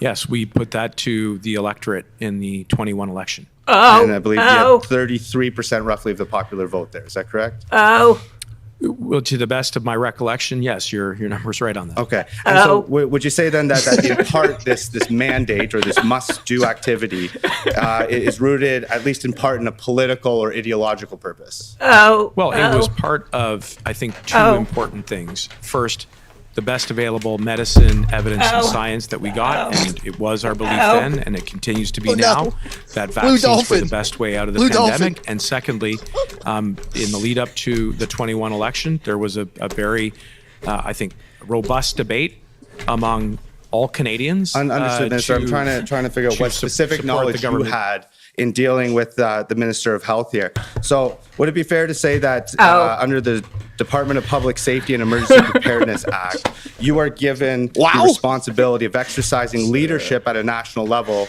relating to public safety? And look at his face. Look at his face. They don't want to get called on this stuff. They don't want to get called on this stuff. They don't want to answer for the reason why there was a protest. Okay, and I can see Penguin. He's building a case up about, you know, you should have called the RCMP. It's a very dry technical argument, but I think it is a good argument. And then, of course, Kara Zwiebel. Oh, God. Oh, my God. Oh, my God. Now, what are you doing? Kara. What is... Yeah. She's an angel. You're a fan of based Velma. Oh yeah, I love her, dude. I love her. You know, like evil witches like this, not interested in. They turn me off. They make me go dry. They give me. They don't make me moist. Okay. No. TMI. I want to be moist, Mom. I want to be moist, Mom. I liked when the Freedom Penguin Sujit came in and he was bringing up these documents, and I thought it was funny that Marco didn't recall even one of them. He's like, I don't recall that document. I don't. No, I don't recall. Oh my God, that was interesting. Yeah, me too. We got Miss Grandma. She writes in the chat, "This is cringe." Well, you know what? Maybe we're a little bit mad of sitting through 28 days of this inquiry straight. You know, 10 hours a day, 10 hours plus a day. We've done a couple 12-hour days. Maybe we're losing our minds. Okay, let me just watch a bit more. That the Department of Health has a similar aspect in terms of promotion and preservation of health. So what I'm trying to get at here is the separation of powers a little bit, because we did have an unprecedented emergency situation with the pandemic in Canada where some of these vaccines were pushed through very quickly. Yes. And so, perhaps by way of analogy, if there's a new peanut that's coming on the market that may have been genetically modified, it would clearly be within the purview of the Ministry of Health to assess the safety of that. Yes, But was there ever preach. a consideration where, let's Yes, say Queen. you're now implementing a mandate that results in Yes. 90% of Canadians ingesting this product? Does that concern your mandate under public safety at all? Yes. Well, first, there was a lot of thoughtful deliberation and research done prior to the decision of. Let me just make sure these guys aren't back already. It's only 10 minutes. We're gonna rewatch this tonight when I'm lying in bed. That's what I'm gonna do. I got my plan already planned out. Launching and implementing a national. If there's a new peanut and it's been genetically modified, are you going to eat the peanut, Pat? No way. You kidding me? Dan Hogger says, "Shut up so we can hear." We already heard it. We're just having fun now. We already heard it. What do you want me to do? I'll cut the clip. All right. I'll cut the clip and I'll post it up, and it won't have me in it. Don't worry. All right. Vaccine strategy, but while there is a common objective between the public safety ministry and health in protecting the health and safety of Canadians, public safety has a different mandate, which includes the law, and there are agencies under my portfolio that are responsible for upholding the law. Understood. So, Minister, so there is. I like how you just cut him off. He's like, "I understood, Minister. Just shut it. Just shut it right now. I want to." A little bit of overlap. We're gonna need yes or no answers. You're wasting time, Marco. Right? We don't have all day. Some of this overlap could have been discussed through your mandate working with the Minister of Health and Transport. Is that fair to say? Well, there were, again, very robust communications within government throughout the pandemic and throughout the convoy, and that includes with Minister LeBlanc, Minister Algabra, Minister. Understood. If we could pull up Mr. Registrar Jake. Now he's naming other ministers. He's passing the buck. He's like, "By the way, there's other ministers who Yes. were right." Yes, I think I typed coward in the chat at that point. Oh yeah, did you? Exactly at that moment, right? Because yeah, of course, because that's what he's doing right there. And don't worry, if you didn't see this was played about half an hour ago. I'll cut the clip, throw it up. Everyone's going to see this. And this is the reason you got to stay in the game, okay? I hate to say it, but this is it. This is like a young, how old is this guy? 29? 31? Come on, man. Get in the game. Stay in the game, man. You got to hold these guys to account. This is your one shot at glory. This is it. Get in there, man. Make them squirm. Stick that V mandate right in there. Roll it up like a $50 bill and shove it in that pie hole. This is your one shot, like Eminem. This is your one chance to be better than a black guy. Absolutely. So go for it. 0000183. Decision 7021. Some of these vaccines from being authorized under an interim order to being authorized under, I believe it is Schedule Division 8 of the Foods and Drugs Act. So if we could go to page 6 at the first paragraph there. It states that an important limitation of the data is the lack of information on the long-term safety and effectiveness of the vaccine. Were you made aware of this concern? This is it, man. This is it. Come on, dude. I recall being privy to conversations where there were discussions about the efficacy of vaccinations, and also how there were other considerations around the administration. There was other considerations around Marco Polo. Of them as part of an overarching health policy to deal with the pandemic. Right, and would you also agree with me that because of the time constraints, because of the emergency situation that this rollout had to occur within, that it did not go through the regular rigorous testing that it otherwise would have? And if we could scroll to the last sentence of... Sorry, just before you go on, I just want to be clear, I actually don't agree with that. Which part? The last part that you said in your question, where you asked me if I agreed That it was that more it was rushed. sped up and rushed, and you linked it, I think, to the events of the blockade and the convoy, and I disagree with that. There was a lot of work that was done. Oh, yes, it was nothing to do, the convoy had nothing to do with what Dailly just said here. Antoine Dailly, Citizens for Freedom, representing the protesters in Windsor. Of course, it had nothing to do with those mandates. Zero, nothing to do. 27 days. Please excuse my retardedness. It's been 27 days. We've been watching. We haven't seen one person hold anybody to account like this one fellow just has right here.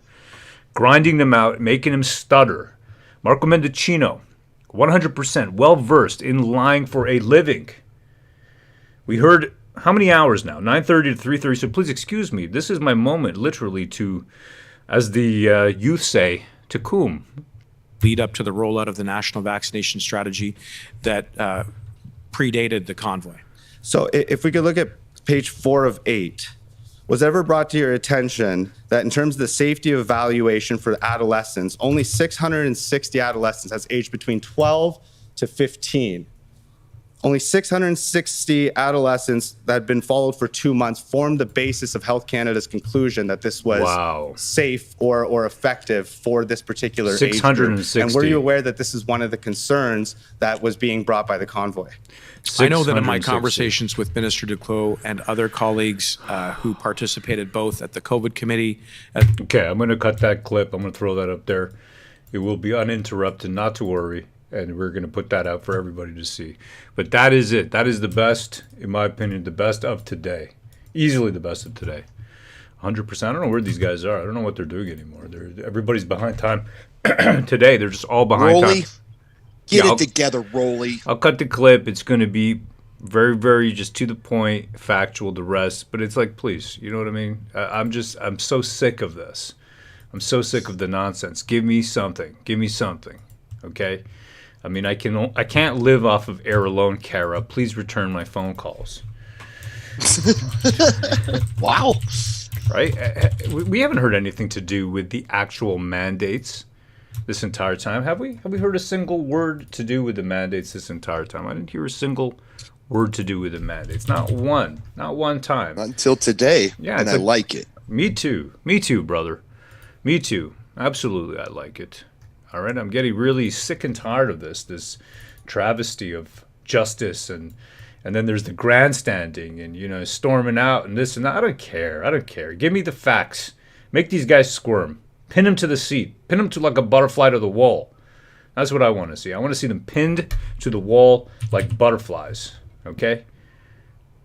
Hold on. Here we go. I don't know where these guys are. What's happening here? What's Rolly doing today? Yeah, Rolly's, get it together, Rolly. Get it together, Rolly. I'm not paying you for nothing over here. My tax money ain't going, you know what I mean? That tax money's hard earned, Rolly. Let's go. Work it, baby. Okay, that's just loading up. That file has to load up. Rolly's hemorrhoids are flaring up today, says Denise McKee. Yeah, I think so. All the stats were cooked, says Jojo Q. You got an inside guy there today. I can call Vinny up. You want to hear him? Let's see what he's got to say. Because Vinny's over there, right? Ooh, Vinny. Okay, here he is. All right, hold on a second here. Let's see what he says. He's changing his diaper. Just the lowdown, Vinny. Yeah. Not Vinny, Rolly. Yeah.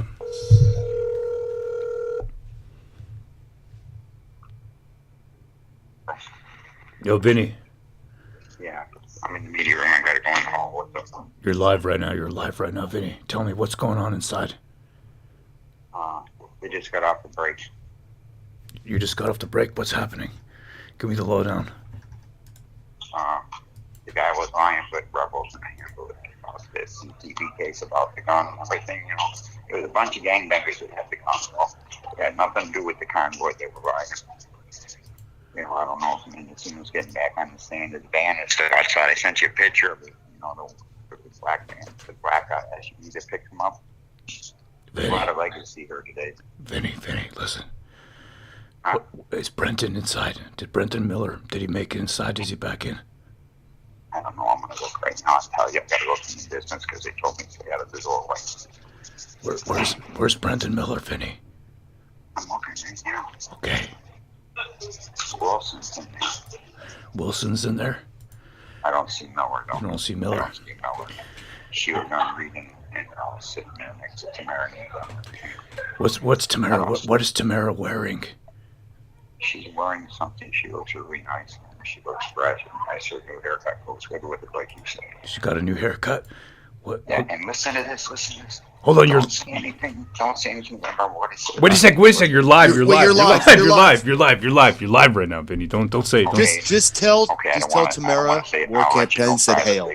What happened, Andy? Anyway, something got dropped on a certain person's desk, from the same word that defended Dr. Death to work in. No. That you're talking about that stuff. You tell me. You call me after. I'm gonna help her out. You tell me what, all right? I know what you told me last night. She's. Yeah, but it's fixed now. She's back up. They shit their pants when they got the lawsuit. Anyways, okay, buddy. I'll tell you the whole thing tonight. All right, man. Okay. Take a picture of Tamara's legs for me. Yeah, touch base with Patrick. See what's up with him. Okay. All right, I will. Can you just take a picture of Tamara's legs for me? I'll take a picture of her. I'll tell her that you need one. Thanks. Tell her War Campaign says hail, sister. Want me to take a picture of Judy too? Take a picture of Judy too. Yeah, Judy Tren. Yeah, take a picture of her. Yeah. Hear what I said about the long Egyptian pipe? I said I'm gonna get you a long Egyptian pipe. So when you see a pretty girl, you can just pop on the pipe and sit there, think your crotch is smoking. Oh, yeah. Buddy. All right, bro. What is going on? All right, what Vinny. are we bringing Vinny into? Hell, brother. Catch up with you tonight. Hell, brother. Oh, good old Vinny. There you go. This man on the inside. That was Vinny, the man on the inside. He's in the media room right now, and he's been sitting with Judy Tren. He was saying earlier to me that they're all kind of giggling away after Brendan was taken out. They were giggling away. Yeah, there you go, man. So, see, that's what I don't like. I don't like the social justice warriors feeling like they got to win. Even if they didn't get a win, I don't even want them to feel like they got to win. I agree with you. I agree completely with you, Pan. I really do. That I don't like, man. I don't want to see them feel like even they got to win. I want them to feel despondent. I want them to be tearing out their hair. I want them literally, to be rolling around. You know how they do the re thing? Where they kind of get on the ground, they re? Right. They like throw a tantrum and they go, wee!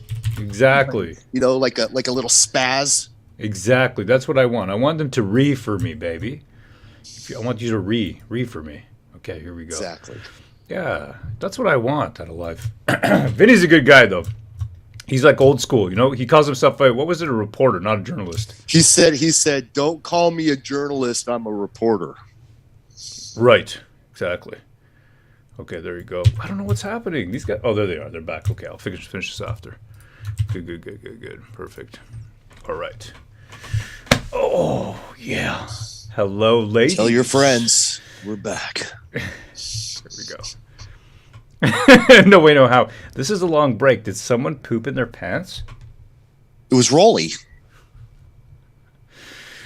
They're figuring out a strategy to ban the Windsor lawyer next as departure is one. Right? Yeah. Oh, check it out, Mendicino. He's wiping his coof. Got it. Gotcha. Koofy boy. Order allowed. Lizard germs. The commission is reconvened. La commission reprend. Okay.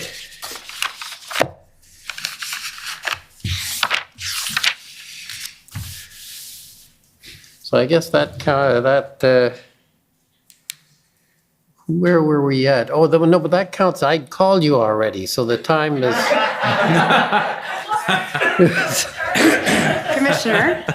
Commissioner Alyssa Tompkins for the City of Ottawa.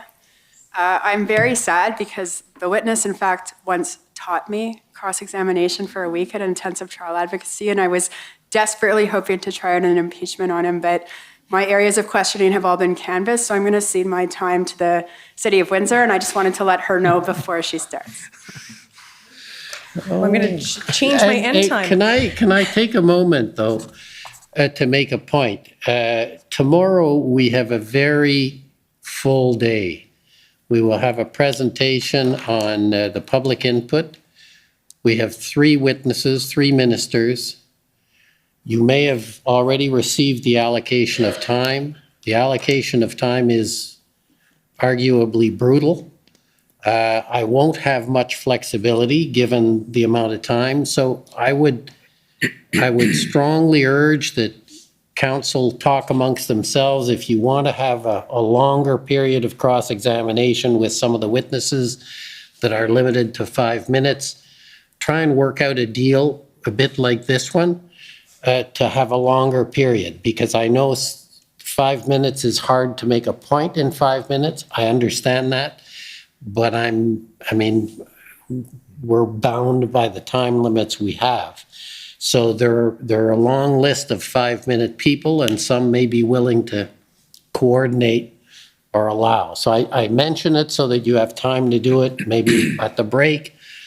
Obviously, totally up to you. I've had to allocate for essentially everyone who asked, but the allocation is I recognize small, and I'm simply signaling that given tomorrow's schedule, it's going to be hard to be flexible. So thanks for giving me that opportunity, but I think it's important, and I'd like you to think about it.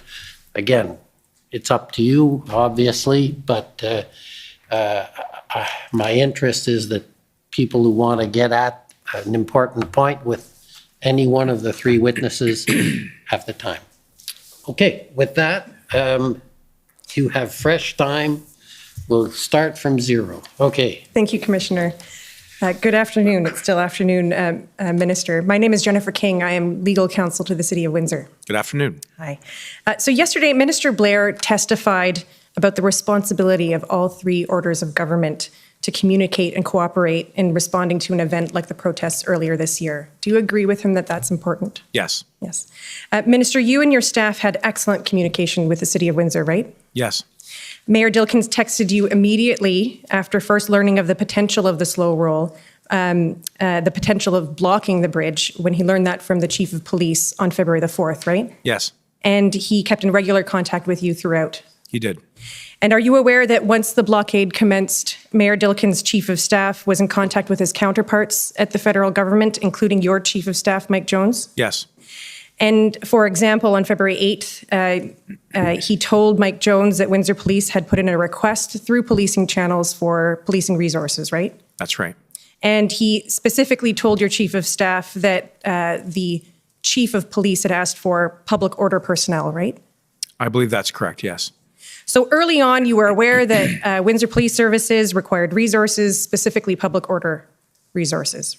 Yes, that's my recollection. And in fact, you assisted in amplifying that message to Commissioner Lucky. I did. So Windsor provided you and your ministry with important and timely updates throughout, before, during, and after the blockades. Yes. And you use this information from Windsor in your work at the federal level to respond to the blockades? Yes. Did the protests this year then reinforce your view of the value of the importance of two-way communication and collaboration between the federal government and border municipalities with respect to the protection of border infrastructure? It really did, and especially because of the many unique aspects of this particular public order event. Minister Blair yesterday told us that the police operation in Windsor was a success. Do you agree? I think on the whole, yes. Windsor Police required an influx of policing resources that we just talked about and hard assets to respond to the event. Yes. Last week, we heard evidence from Deputy Minister Keenan and Mr. Osovsky, the former president of the CBSA, regarding federal authority over the bridge. Were you able to listen to that testimony? I'm afraid I was not, sorry. Okay. Well, I reviewed a CBSA document with Mr. Osovsky, and he confirmed that CBSA officers are not designated to enforce criminal arrest provisions and cannot directly engage in enforcement operations at prohibited public assemblies, even if they're on the bridge.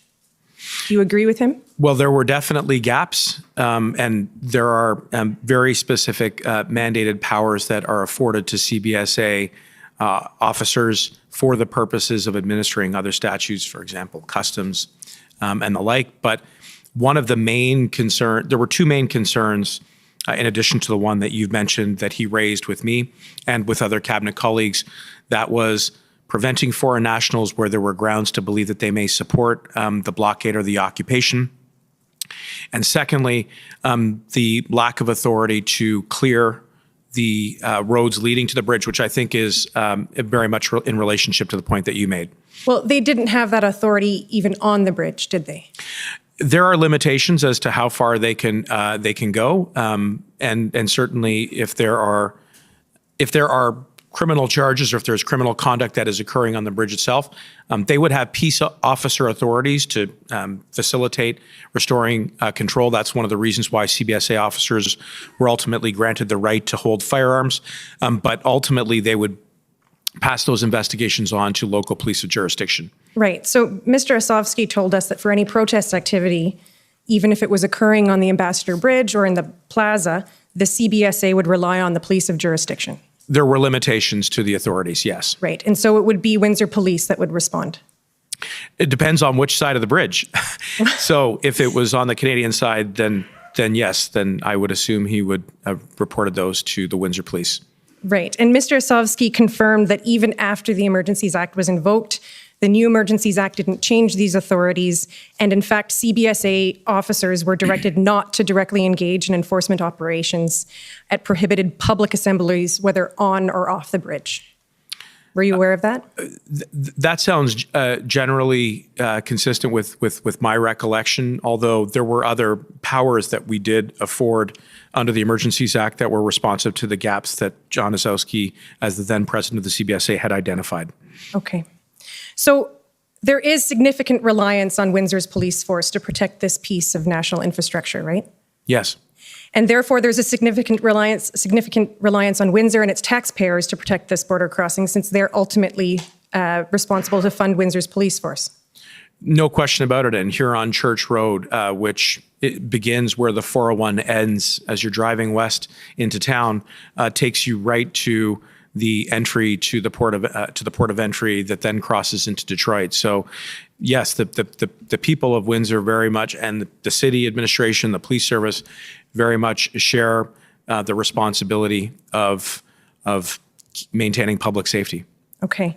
So would you agree with me that the issue of what respective authorities are available to the police of jurisdiction and to federal authorities at a port of entry should be understood and planned in advance so as to avoid any confusion over jurisdiction and roles during an event like this? I think that's a fair statement. And indeed, during the course of my conversations with Mayor Dilkens at the time, I did foreshadow that we may have to consider how it is that we maintain jurisdiction in the roads leading into the borders, certainly immediately adjacent to, so that the federal government could properly play a role in maintaining those critical supply chains that were compromised and ultimately blocked for extended periods of time, not only in Windsor, but across the country. So yes, I do think that is an issue that merits conversation. And this planning should include who's responsible for those resources, right?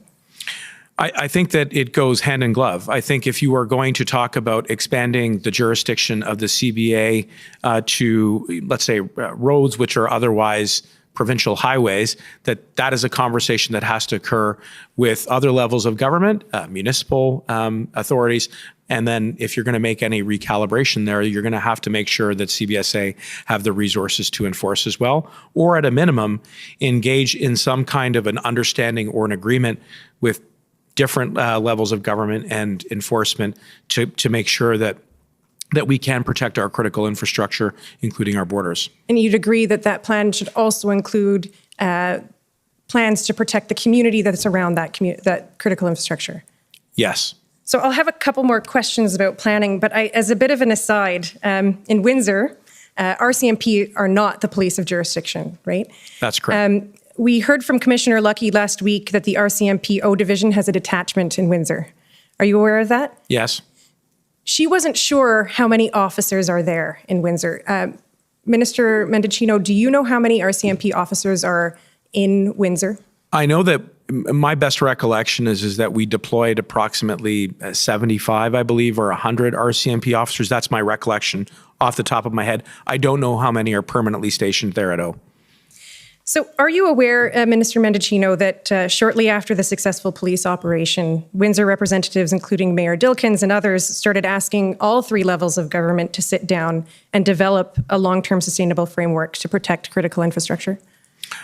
I don't actually have a specific recollection of that conversation being started, but I wholeheartly endorse the idea, and I think it's a good initiative. Okay, so I just want to take a little bit of time on that. Mr. Clerk, can you please pull up SSM CAN 406251? and scroll to page 4. Hopefully I have the right reference. Minister, this is a readout of a call that you had with Mayor Dilkens and MP Massey on February the 18th. I expect this was a busy time for you, as we've already heard. But you had a call with Mayor Dilkens and MP Massey. Do you recall this call? Yes. And so the readout, if you scroll up a little bit, Mr. Clerk, was sent to a number of recipients, including Katie Telford and Brian Clow, and they're of the Prime Minister's office? Yes. Okay. And you can see, you can't see the color on this, but the summary or the highlights at the top included that MP Massey highlighted the desire for a comprehensive plan with redundancies to prevent this from happening again.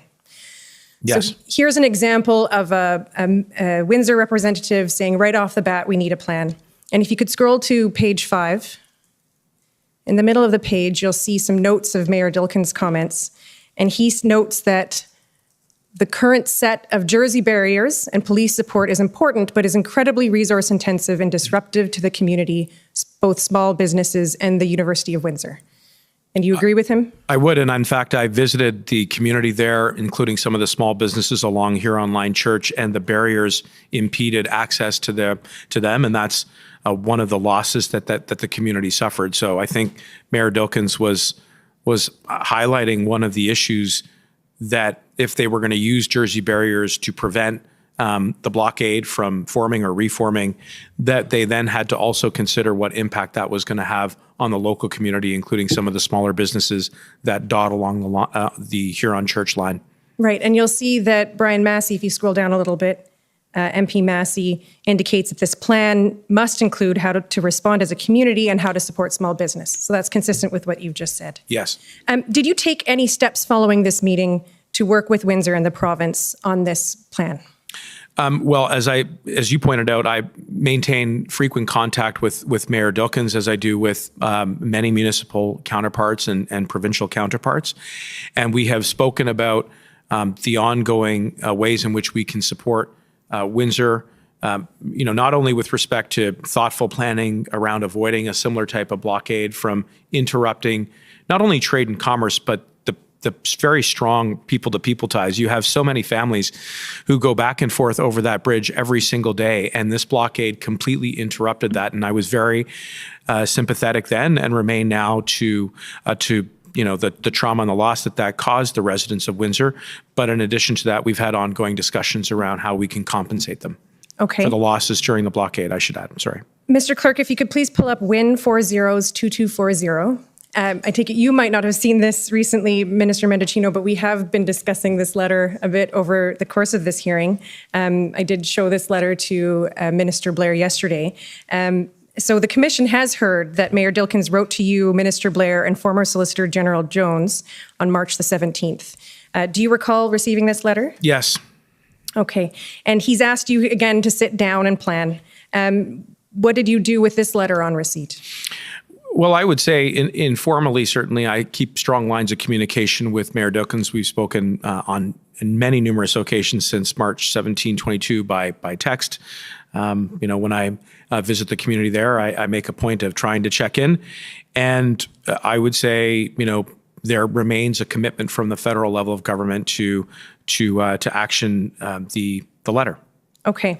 And so just taking a few moments to talk about the lessons that we've learned from the protests to better protect border infrastructure and the communities they're in, would you agree with me that planning processes to protect border infrastructure must include municipalities like Windsor? I think it must include every level of government. I think it must also include, and that is obviously inclusive of the city of Windsor and other border communities as well. I also think it should include obviously law enforcement and the CBSA, who play an essential role in maintaining the integrity and the security of our borders. And I think it should also include a number of the other residents and local businesses who are clearly impacted as a result of people and vehicular traffic flow. Okay. Now, we spoke earlier about the importance of two-way communications. What are you doing to ensure collaborative two-way communication between your ministry, which I understand is responsible for critical infrastructure, and municipalities with critical infrastructure in their borders? Well, one, maintaining direct bilateral contact with my municipal counterparts, including Mayor Dilkins. I would say, secondly, making sure that as we discuss the lessons to be taken from this, that we get advice from law enforcement. So CBSA, as I said earlier, would play a very important role. And then, building as well into the discussion, essentially the provinces, including Ontario, so that we are all really focused on how it is that we can insulate ourselves from a similar type of event. And I think that this particular public order emergency demonstrated what's at stake, especially around a critical port of entry like Windsor, where you're talking about not only economic impacts, which have a huge knock-on effect, but just the critical supply chains around food, around fuel, around healthcare supplies. That is a vital artery, not only for Canada, but equally for the United States, which, as I described earlier, is one of the reasons why Secretary Mayorkas had engaged me in the height of the blockades. Thank you for your answers. Okay, next call on the convoy organizers, please. Thank you, sir. And just before I start, I apologize for talking over you earlier today. Okay.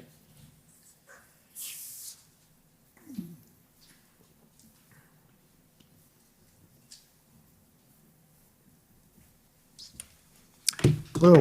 Good afternoon.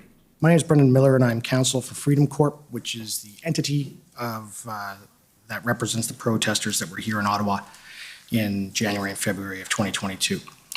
So, sir, you're a lawyer, correct? Yes. And before you were a politician, you were a Crown prosecutor, is that correct? Yes. And you worked for Public Prosecution Services Canada, right? Yes. And you worked for Public Prosecution Services Canada for a period of 10 years, is that correct? That's right. And you prosecuted terrorism cases, right? I prosecuted terrorism cases as well as other types of cases, including the Controlled Drugs and Substances Act and other federal statutes. So it wasn't just limited to cases involving national security. There were a broad range of cases that I prosecuted. And you agree that in prosecuting the terrorism cases, you had to become intimately familiar with national security law, fair to say? I had to become familiar with the principles around national security, the Anti-Terrorism Act, other statutes that would have implicated national security. Yes, the CSIS Act would be another act as well. And so included in your knowledge would be the CSIS Act? Yes. Right? And that would also include in your knowledge would be the Canada Evidence Act provisions protecting national security as well as criminal investigation information. Is that fair? Sorry, could you just repeat that last question? Your intimate knowledge as a prosecutor and what you were doing, it would also include the provisions in the case law with respect to the Canada Evidence Act provisions protecting national security as well as criminal investigation information. Yes, it would. And as a lawyer, of course, before you testified here today in these proceedings, I take it that you knew you needed to be prepared to testify? Yes. And in preparing to testify here today, I assume you reviewed many records and as many as possible. I spent a fair bit of time, yes, reviewing the documents that were prepared for me in anticipation of this testimony. Right. And I'm sure you reviewed the numerous statements that you made in public and to Canadians with respect to the protests in Ottawa, as well as the invocation of the Emergencies Act. I would have done that, yes. And with respect to preparing for this hearing, and again, as a lawyer, I take it you probably watched all of the evidence given yesterday by the Director of CSIS and Minister Blair. Is that fair? Well, in fact, no, I did not watch the evidence yesterday. In real time, I would have caught some of the headlines and some of the clips, but I was not watching the evidence yesterday. During the day, I have a number of engagements, even on Mondays. So yes, I was not able to watch the evidence in real time yesterday. So yesterday, we had a discussion. I had questioned the Director of CSIS. And I asked him the following questions. This is just from the transcript. And I asked him, are you aware of a company called Enterprise Canada? And his answer was not specifically no. And then I asked him, and have you identified the individual, the one that is, he was all over the news, the gentleman that was carrying the Nazi flag? Have you identified him yet? And Mr. Vignon responded, said, Mr. Commissioner, as I said before, the specific details of our investigation have been shared, with the commission earlier. I would not be able to go into more specific detail. Were you aware that he said that? I was not aware that he said that, and I don't know what you're referring to. I'm sorry. Well, now I take it that as a former prosecutor with Public Prosecution Services Canada in the realm of national security law, that the identity of a man carrying a flag in public who is photographed in public is not protected by any form of national security law or other evidential protection. Can you agree with that? I'm sorry. I really don't understand the nature of the question. Could you repeat it? So I take it that as a former prosecutor with Public Prosecution Services Canada in the realm of national security law, that the identity of a man carrying a flag in public who has been photographed in public is not protected by any form of national security law or other evidential protection. You know that.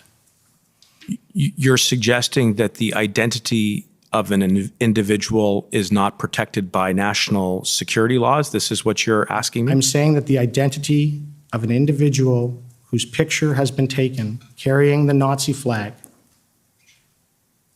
in public by someone in the public and posted online, the identity of that person, who he is not protected by national security law, is it? I have no idea of if you're talking about a hypothetical or if you're talking about a real example. I mean, this is a completely abstract question. Mr. Clerk, if you could bring up the one document, please. Yeah, just for record, it's POE HRF 18. I think so. Yeah. Okay, so this is the individual I'm talking about. It was all over the news. And we've been trying to figure out who he is, and we think we have. Now, again, in looking at this picture, it was posted online, it was in the news, everywhere. And when I asked the director of CSIS about his identity, he didn't say he didn't know. He invoked national security law. But I take it, as a former prosecutor with the Public Prosecution Services Canada in the realm of national security law, that the identity of this man carrying the Nazi flag in public, who is photographed in public, is not protected by any form of national security law or other evidential protection. You know that. Mr. Commissioner, I have an objection to state with respect to the nature of this questioning.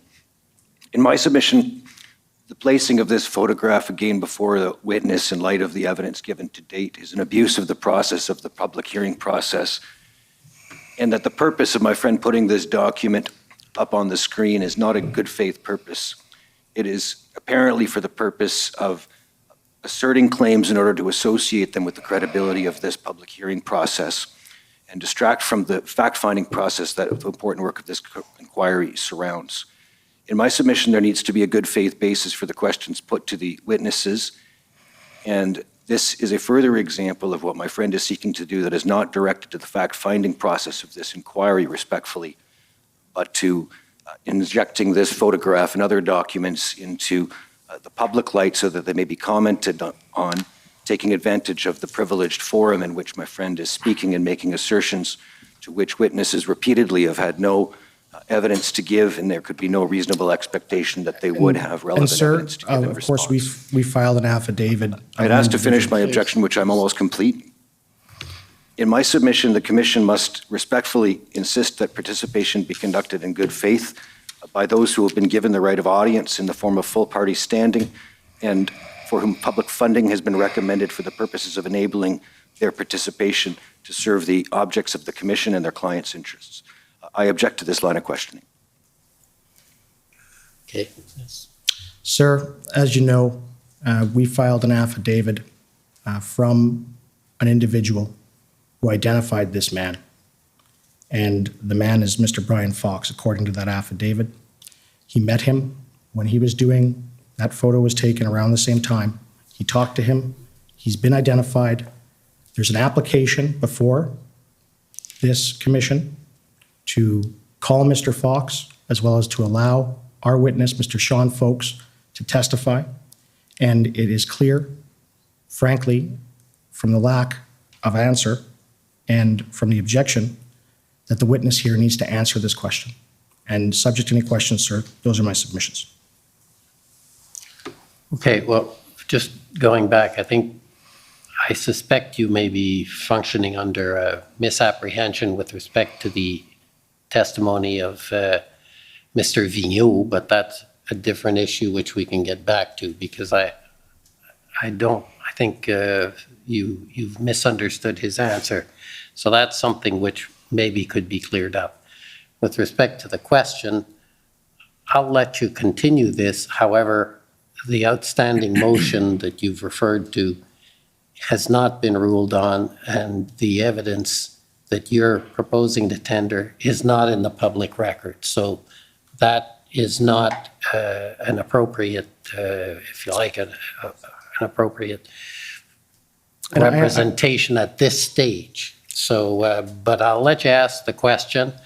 I have, because of the outstanding motion at the moment.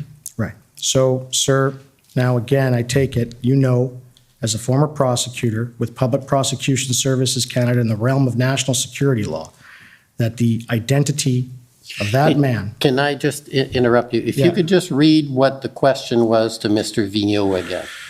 Question, right. Are you aware of a company called Enterprise Canada? Mr. Vigneault, not specifically, no. Question, and have you identified the individual, the one that is there? He was all over the news, the gentleman that was carrying the Nazi flag. Have you identified him yet? Mr. Commissioner, as I said before, the specific details of our investigation have been shared, you know, with the commission earlier. I would not be able to go into more specific details, and then I tried to get him to identify that it was the individual, and I was cut off. Yeah, so I just want to, my understanding to try and assist is that CSIS will neither confirm or deny that they're investigating that, because that's all secret. So what he's answering there is not a refusal to identify, not a refusal to answer. It's because their job is to do investigations. They do not answer those questions. That's my understanding. So I just want to clear that up. Yeah. So it isn't that Mr. Vigneault was trying to... No. So, okay. So I think for the record, that's important, and it may assist you. Now, I don't know if Commission Counsel wants to add or whether I've misstated it. Okay. To assist Mr. Miller, and as someone who's encountered over about 30 years similar refusals to answer questions on the basis of national security, I sympathize with his plight. But it is exactly as you described, Mr. Commissioner, the representative of CSIS or another national security officer is typically saying, I refuse to admit or deny, I refuse to acknowledge or disclaim, etc. They're not saying one way or another. They're just saying that as a matter of national security, they can't take a position on it. Okay. And so if I may ask my question, now I take it that you know, as a former prosecutor with Public Prosecution Services Canada in the realm of national security law, that the identity of the man that was in the photo carrying a flag in public is a photograph in public and is not protected by any form of national security law or other evidential protection. You're aware of that? I have no idea what this photo is, who the person depicted in that photo is, or any of the other circumstances. This is the first time I have seen this photo produced. You're aware and you know that Mr. Brian Fox was the individual who was walking around in downtown Ottawa carrying a Nazi flag on January 29th, 2022, don't you? No. Now, are you aware that Freedom Corp, and you've already heard, has applied to have Mr. Fox testify?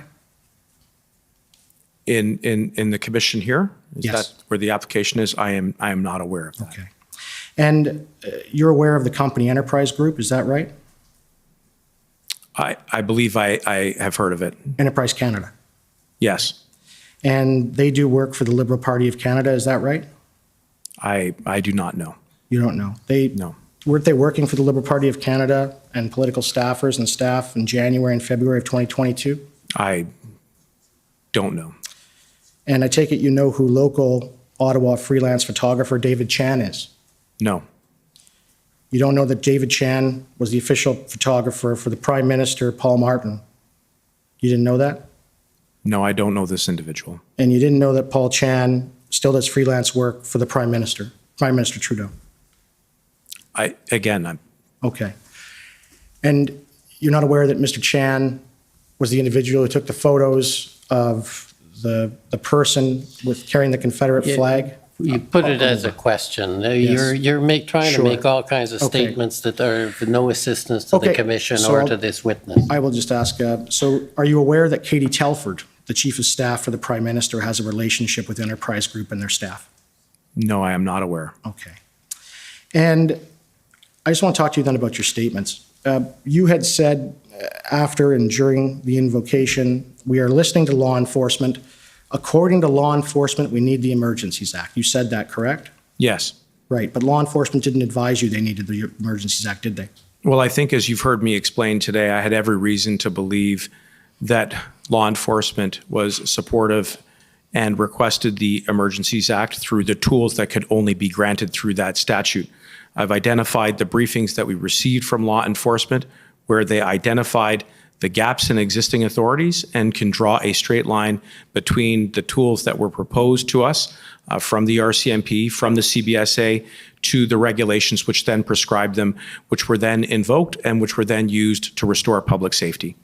And you agree that you stated that the Emergencies Act was instrumental in addressing the blockades at ports of entry. Do you remember saying that? Yes. But the Emergencies Act wasn't used to remove any of the protesters in any blocks of entry or ports of entry. You're aware?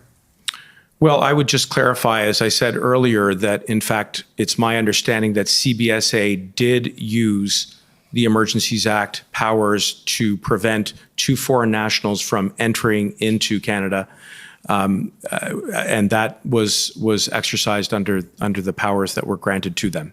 And that was, again, a direct link to a gap that had been expressed to me and to my colleagues in Cabinet. And by invoking the act, we were addressing a gap and what was necessary in the circumstances. Okay. And you also said that we got advice from our law enforcement that we met the threshold. That advice and the decision to invoke it informed by nonpartisan professionals. Can you agree that no law enforcement ever advised you that the threshold to invoke the Emergencies Act was met? That never happened, did it? Well, I'd say two things in response. One, we did receive advice from law enforcement very specifically with regards to the tools that were then invoked as part of the Emergencies Act. In fact, as I mentioned earlier today, in the February 13th email that my Chief of Staff received from Commissioner Lucky, that there was an express link that she drew between those tools, which were, again, we were getting briefed on consistently, and the language of the use of the Emergencies Act. The second thing that I would say is the Commission has since heard that a number of our nonpartisan, professional, independent public servants, including those who operate in the security and intelligence sphere, did advise that the threshold had been met. Okay. And just two last questions arising from that. Commissioner Lucky, in an email, and it's already in evidence, told you and told your deputy minister, or your chief of staff actually, that she believed that the Emergencies Act wasn't necessary because they could use the normal laws of Canada to deal with the matter. My friend's misstating the content of the letter that he's putting to the witness. Okay. Can you agree that Commissioner Lucky and no law enforcement official, a police officer, advised you that the threshold to invoke the Emergencies Act was met, meaning that there was reasonable and probable grounds or reasonable grounds of a threat to the security of Canada? No one from law enforcement specifically said that to you, did they? Well, in the broad context of my portfolio, I would disagree with that. And certainly, as you heard from CSIS, the threshold was met in the broader interpretation of the law. Okay, next, Windsor Police Service, please. Good afternoon. Oh.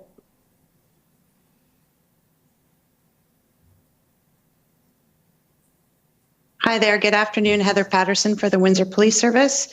Our questions have already been canvassed by the City of Windsor, so we have nothing further. Okay, thank you. Thank you. Next is the Government of Saskatchewan, please. Good afternoon. My name is Mike Morris. I'm counsel for the Government of Saskatchewan. Minister, you've had a long day so far. I don't think you'll be too much longer with me. That's what you said yesterday. It didn't turn out that way. Minister, will you agree with me that the RCMP and the Saskatchewan Highway Patrol worked together and worked very well in response to demonstrations in Saskatchewan? Yes. And will you agree with me that the federal government was never advised that demonstrations in Saskatchewan could not be dealt with using existing authorities?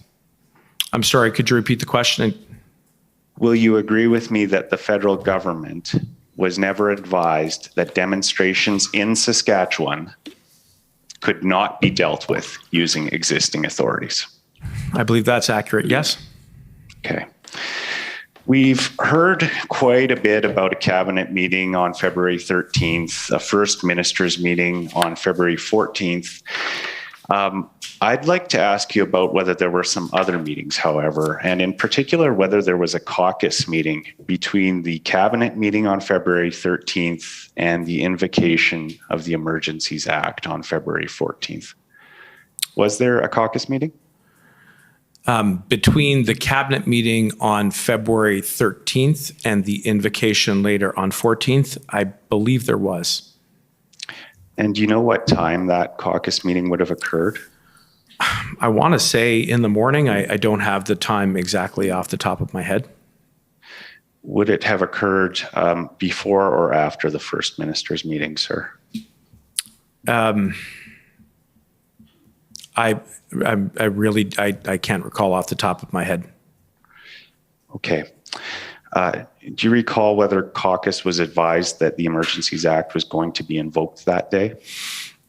I don't believe that that was the case. I think that caucus was being made aware of the circumstances of the convoy, and certainly there was a lot of public speculation at the time about the potential for the invocation of the Emergencies Act, and there was the call that was scheduled with the first ministers on that same morning.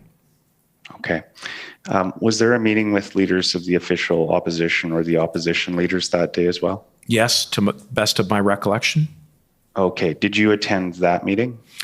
I recall attending a meeting with the Prime Minister and other cabinet colleagues that involved the leaders of the opposition parties. I can't recall exactly what time that would have been. Do you know whether it would have been in the morning or the afternoon? Again, I think it was in close conjunction to the first minister's call. I don't have the times at my fingertips. Okay. Do you recall whether the opposition leaders were advised that the Emergencies Act was going to be invoked that day?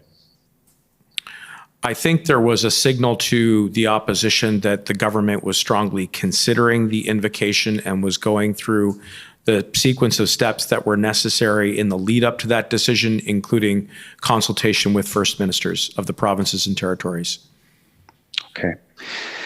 I want to talk just briefly about the numbers at the Ottawa protest, because it's my understanding they fluctuated greatly, from the weekend to during the week. Is that fair, that there were a lot of people there on the weekends, but not necessarily during the weekdays? Yes, I would say that was fair. So, this is a bit of an assumption, but perhaps people had other things to do during the week, such as going to work. Would that be your understanding as well? I think that's a safe assumption, yes. Okay. So by the time Monday rolls around, then I assume that the numbers have dwindled out significantly in Ottawa, and they don't start to build up again until Friday before the weekend. Is that fair? I think that's fair. Okay. We know the Emergencies Act was invoked on a Monday. It was February 14th. My question is, could an assessment not have been done throughout the week as to whether invocation was necessary, given the numbers would have been limited during the week before the anticipated buildup on the weekend? Put another way, could you have given the police an opportunity to exercise their operational plan before deciding to invoke the Emergencies Act? I would say a few things in response. One, the assessment of whether or not to invoke the Emergencies Act didn't really take shape until that first incident response group that the Prime Minister convened on February the 10th. And by then, we were approaching 2 weeks into the blockade and the convoy across the country. And one of the realities on the ground, what we were seeing, what we were receiving in the way of information from law enforcement is precisely what you described in your question, which was progress that was not linear, where at times perhaps, there may have been, some travel or trade going through borders, but then at other times blockages. At times, there were maybe only 1,000 or so individuals here in the parliamentary precinct, or even less, but then it would surge on the weekends. And so it was that state of volatility that made it very difficult to not only restore but maintain public safety. And by then, the government, in my view, in my opinion, had already exercised considerable, reflection and restraint in trying to understand why it was that existing law enforcement resources and authorities were not effective at restoring public safety. That was the backdrop to the very focused discussion that we had around the potential invocation of the Emergencies Act. Thank you. Commissioner, I just have one more question. Am I still under time or over enough that I can ask that one?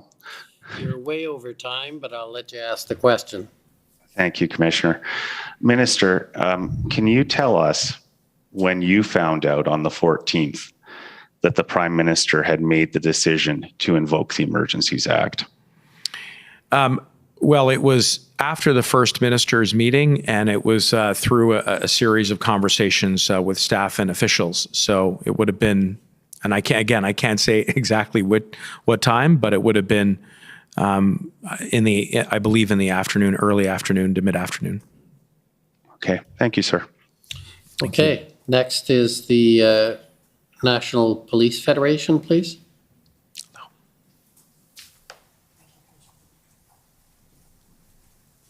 Hello, Minister. My name is Nini Jones. I'm counsel to the National Police Federation, which is, as I'm sure you well know, the union for RCMP officers employed under the auspices of your ministry. Good afternoon. I want to actually just I want to go back to policing a little bit in a bit more detail and pick up on a theme that you've explored a great deal in your evidence, and that's the sort of barriers to the surge capacity of police in responding to the convoy in various locations. And you know what I mean when I talk about surge capacity, right? Yes. Yeah, okay.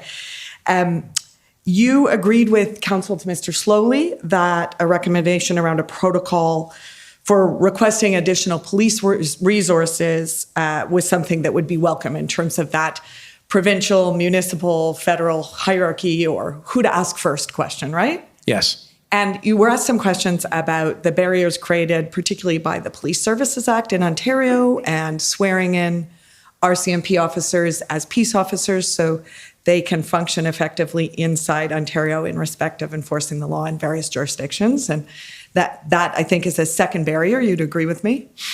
I would agree that was a challenge when it came to deploying. It was seen as creating delay once additional RCMP were deployed, to then have them sworn in individually in accordance with the local police of jurisdiction to carry out peace officer responsibilities on the ground. And so the Emergencies Act, again, was directly responsive to a challenge that had been pointed out to us in briefings And challenge is probably a better word than barrier, but I think we agree on that. So can I just take you to a bit of what we see as sort of a third barrier or challenge in respect of the issue of surge capacity? And that's the question of not authority, which is sort of that authority to enforce the law, but the jurisdictional problems that are created in Ottawa. And you've talked a lot, both in your witness statement and your evidence today, about this kind of mismatch in jurisdiction in respect of the NCR, the National Capital Region, and the parliamentary precinct. Well, I think what I highlighted earlier was that provincial police services statutes do clearly spell out how municipal police services can turn to the provincial commissioner to backstop any gaps in resources if they are overwhelmed. And so that part is clearly spelled out. If I may, you mean the OPP commissioner? That's correct. Right. And so the Ontario Police Services Act is helpful in that regard, because it can then be very instructive to the local chief of police to turn to his or her counterpart provincially and say, I need help. And if that is insufficient, I think that's where there is currently a lacuna, there is a gap. And so we worked around that gap with daily dialogue and through a lot of collaboration and coordination so that RCMP could be deployed.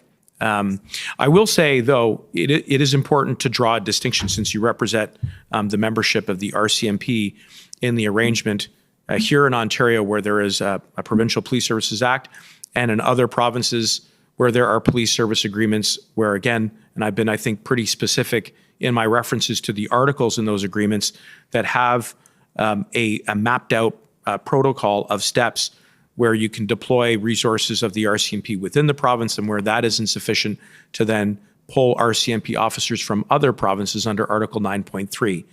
And I believe that it could be potentially a roadmap for an ongoing discussion about how municipal, provincial, and federal law enforcement authorities can work together to address potential future public order emergencies. So just to get a little bit granular on that exact point, thank you for that very helpful answer. In Coots, for example, or Emerson, or in the Lower Mainland, the RCMP was able to rely on Article 9 powers to draw in additional officers to provide that surge capacity, right? Yes, and in fact, again, I think it bears emphasizing that was an authority that was exercised by the office that I occupy. And this is one of the customs by which we have developed the dialogue between elected government and police to respond to extraordinary situations that do require additional resources. And so, again, just to get a little bit more into the details on this, there are about 19,000 RCMP officers across the country. Give or take. Sure. I mean, no one's looking for precise numbers on that front. We've heard evidence here that there are slightly less than about 1,500 Ottawa Police Service officers. I believe I recall hearing that evidence, yes. And we heard evidence from Commissioner Carrique that on any given day, he has about 3,000 uniform officers who are engaged in frontline policing out of his larger total complement. I recall that. Okay, so would you agree with me that the RCMP are uniquely positioned in terms of sheer numbers to provide or facilitate providing that surge capacity in public order emergencies like the one that arose in Ottawa during the convoy? I think by the sheer size of the force that there are many members that can be deployed, and we do that. So I would say yes, that as a result of the size of the RCMP, they are somewhat unique in their capacity to deploy across the country. Amazing. Thank you so much for, I think I am under time. I can't believe that. No, you're not. Don't try and pull that. No, but you were close, to be fair. Okay, Government of Canada, please.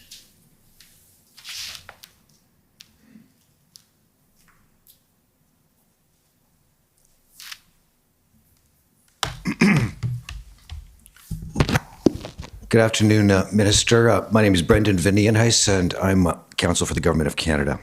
Good afternoon. Could we go, please, to document COM 50951?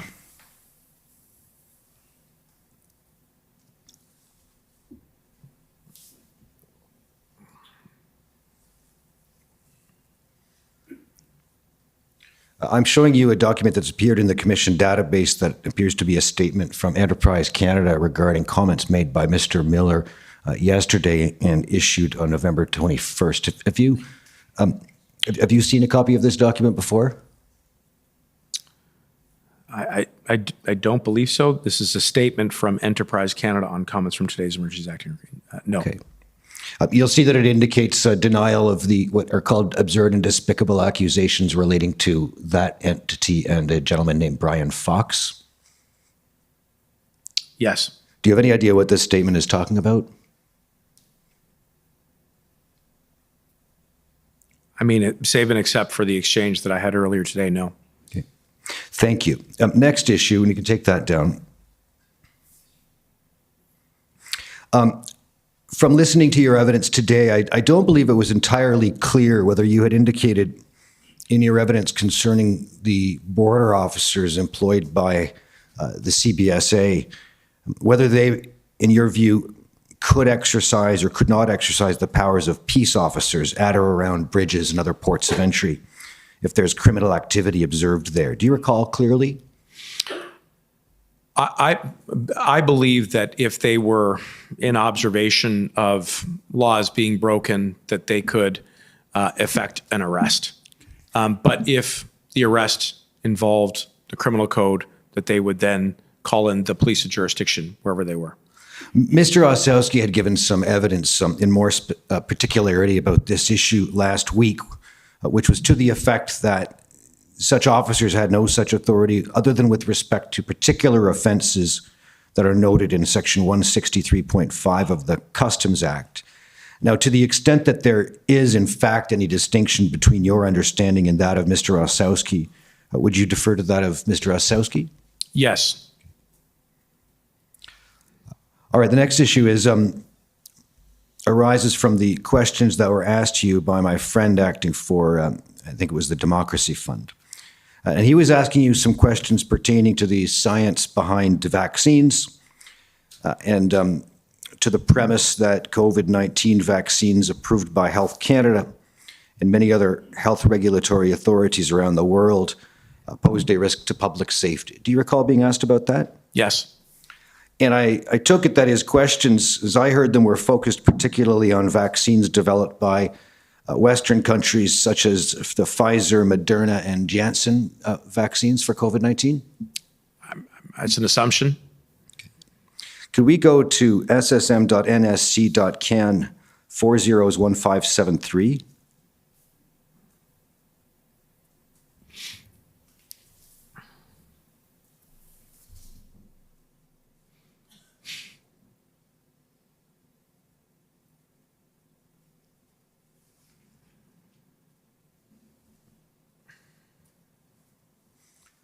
I'm showing you an analytical brief that appears to date to December of 2020 from the Canadian Security Intelligence Service. Do you see that? Yes. And it's entitled Canadian Vaccination Rollout Implications for Possible IMVE. Yes? Yes. If we could go to page 2, please. Do you see that the service in December of 2020 is reporting that adherents of IMVE are using the COVID-19 pandemic as an opportunity to promote disinformation and alternative narratives regarding both the cause of the pandemic and potential societal outcomes? The service assesses that individuals and groups adopt or promote these conspiracies that best suit their personalized worldviews and range of grievances. Is that consistent with the information that CSIS reported to you when you became Minister of Public Safety? Yes. And if you look at the bullet points that are listed as key anti-vaccination conspiracy narratives, you see that one of them is threats to liberty and freedom, that mass vaccinations constitute government overreach and pose an increasing threat to individual rights. Vaccination will be mandatory, and the government will establish internment camps for those who do not adhere to government rules. Is that information or information of that nature consistent with what was related to you by the intelligence service under your remit? Yes. And another key anti-vaccination narrative is that vaccine development, provision, and access, that vaccines have only been tested on animals. Russian and Chinese vaccines are safer and more effective. You see that? Yes. And did you receive information to that effect from the service?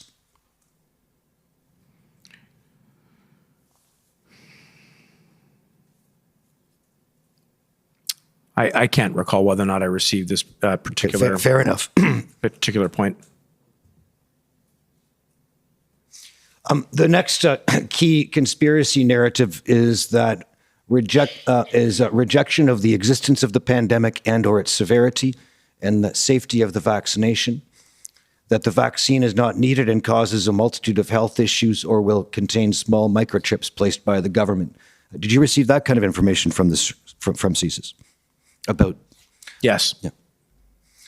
And lastly, amongst these key narratives is a lack of confidence in government and scientific advice, that governments are corrupt and puppets of big business, that the pandemic was man-made to the financial enrichment of politicians and international corporations.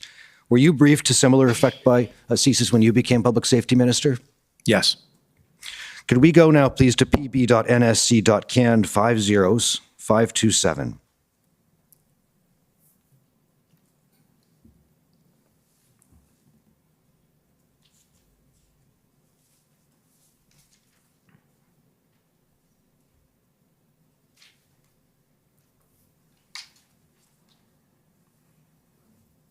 I'm showing you, sir, a special threat advisory from the RCMP, and this is dated January the 18th of this year. Do you see that? Yes. And it's a special threat advisory concerning anti-public health order escalation and online violent rhetoric. Correct. Would you go down the page to current status? You see under that heading, sir, the second sentence, that the IMCIT has observed an escalation in threatening rhetoric against public officials, including references to assassination, holding Nuremberg trials 2.0, and conducting civilian arrests of those perceived to be involved in imposing public health rules. Do you see that? Yes. And if you look at the footnote concerning Nuremberg trials there, it says the Nuremberg trials reference is in relation to a set of research ethics developed after German doctors conducted unethical human experimentation during the Second World War. It's been used by COVID-19 vaccine opponents throughout the pandemic to argue that vaccines violate the Nuremberg Code. Do you recognize that? Yes. Did you see that particular idea of Nuremberg Code or Nuremberg trials in relation to the events of the convoy? Yes. Did you see that, for example, in the memorandum of understanding that was promulgated by some of the protesters, such as Mr. Bowder? I have recollection of that. If you go to the next page, please. Do you see at the third paragraph presently on the page that starts open source information? It has at the end of that paragraph, it says the following is a list of some of the demonstrations that have occurred outside the residences of public officials in recent months. Can you see that? Yes.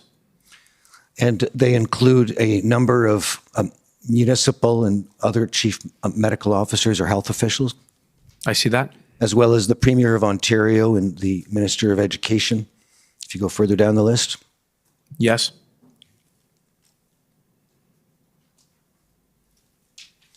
Was this information briefed to you by the RCMP or information of this nature ahead of the arrival of the convoy? Definitely of this nature. And as you heard me say earlier today, there were significant alterations to security posture to public figures that is consistent with the report that you are referring to here as a result of the ideologically extremist rhetoric that was becoming more and is becoming more and more pervasive, and the concern that rhetoric can lead to violence and the threat of serious violence.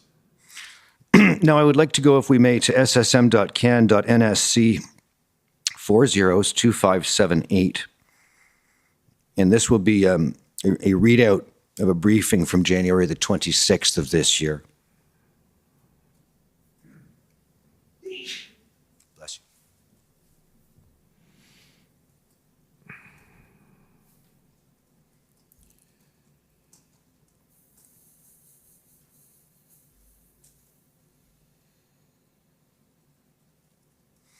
If you go to the bottom of the page, of the first page, please, there we go, to the email header. You see there this note at the bottom. It's from Mary Liz Power to Kitty Telford, Jeremy Broadhurst, and others, dated January the 26th. Yes. And it is a readout concerning trucker convoy and security concerns, right? Could you go over to the next page, please? Yes. All right. You see under key points, this is summarizing or discussing the upcoming at that point, as of January the 25th, the upcoming convoy expected to arrive in Ottawa.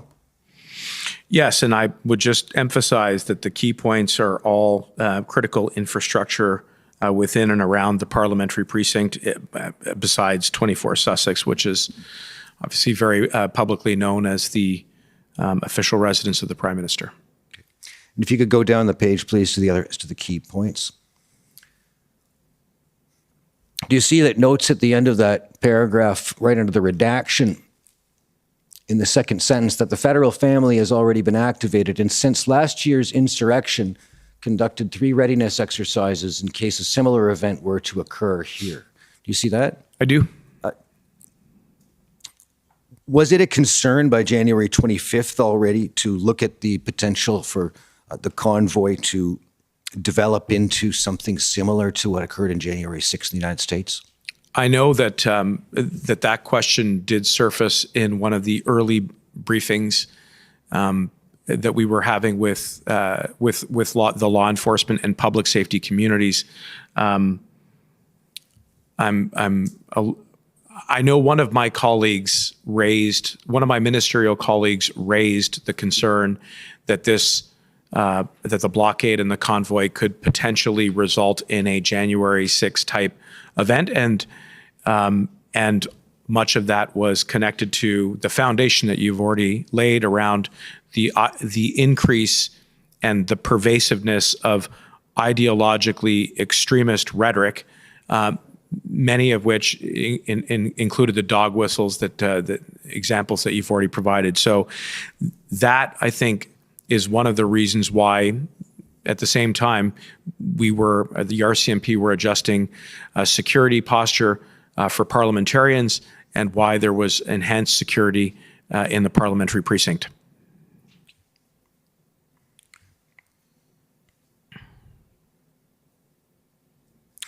Could we go to pb.nsc.can 50996, please?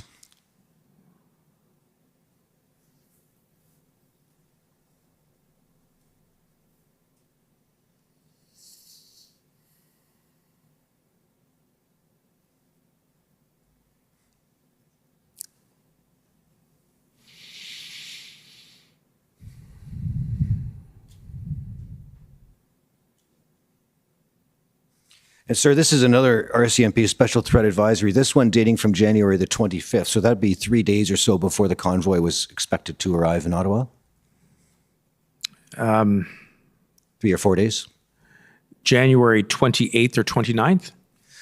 Yes, that's the description of the convoy. If you look to the top right of the page, you'll see the date of the document. Yes, sorry, there it is. I see that now. Yes, that's about 3 or 4 days before the arrival. And if we could just go to the key points, please.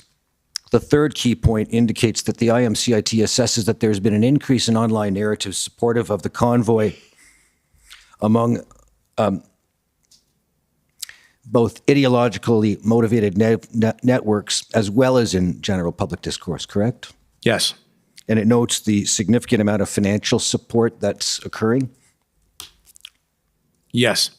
Okay, can we go to page 2 to the heading Convoy Participants? And sir, it appears that the RCMP advised in the threat advisory that it's assessed that this convoy will include ideologically motivated individuals with grievances that are anti-government, anti-authority, and conspiratorial in nature. That individuals with racially motivated and ethno-nationalist views may also be attracted to this event, though the purpose of the event is not rooted in these specific grievances. Do you recall being briefed to that effect?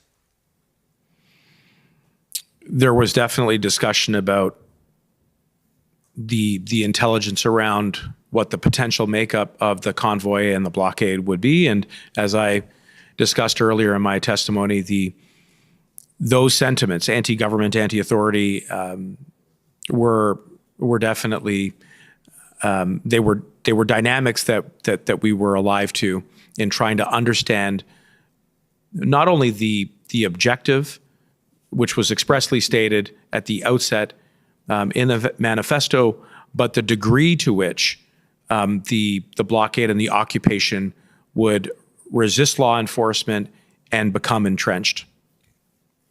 And just one more reference in this document. It says at the end of that paragraph, rhetoric observed online in various networks known for more extreme content have made references to the January 6, 2021 events at the U.S. Capitol when discussing the convoy to Ottawa. Were you aware of those kinds of communications being on the radar of law enforcement? Yes. All right, thank you. I'd like to go now just to a couple of texts. The first being pb.can 40/1843. This will be an exchange with Brian Clow. You're familiar with Mr. Clow as the Deputy Chief of Staff to the Prime Minister? I am, yes. And it'll be page 2 once the document's up.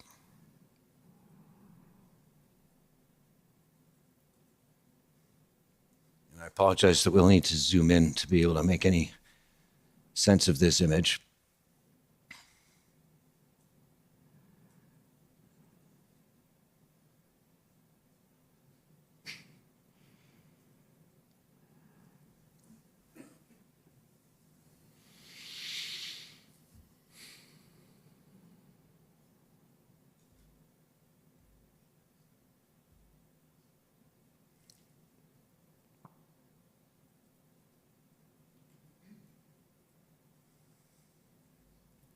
If you could scroll down, please.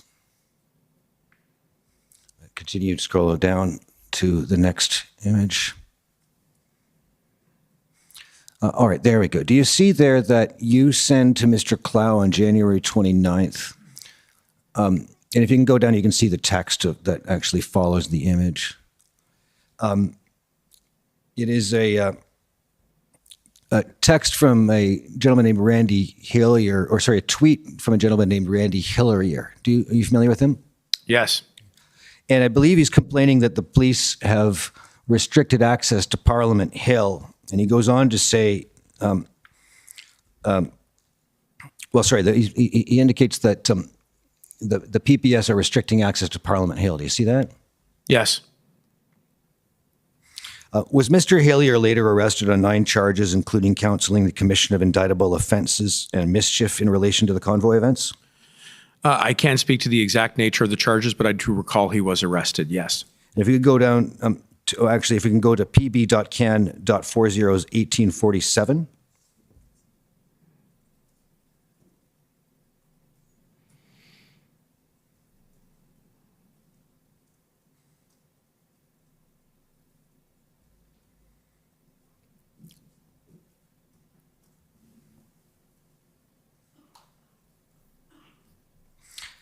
And on page 1, this is the same item here. Do you see Mr. Hillier here is calling publicly on the PPS to completely open Parliament Hill, or we might have to open it up for ourselves?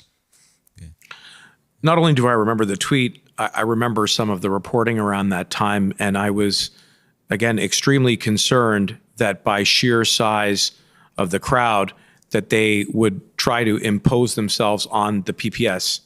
And if memory serves, there were a couple of what I would describe as brushes with law enforcement on the Hill, where PPS was there on the stairs trying to, I think, urge calm and to hold back from allowing the crowds to walk up towards center block and I think actually this may have been closer to West Block, but the PPS officer was completely overwhelmed. And the very real concern that I had at the time was that could immediately spill over into serious violence that would jeopardize the safety of everybody involved. And the former parliamentarian in question, Randy Hillier, was, I think, clearly trying to provoke and incite people to follow him up the hill. Can we just go back for a moment to pb.can.40's1843, which is the last item we'd looked at with Mr. Clow? And I'm sorry, for the record, this last one was with Ms. Khalil. Okay.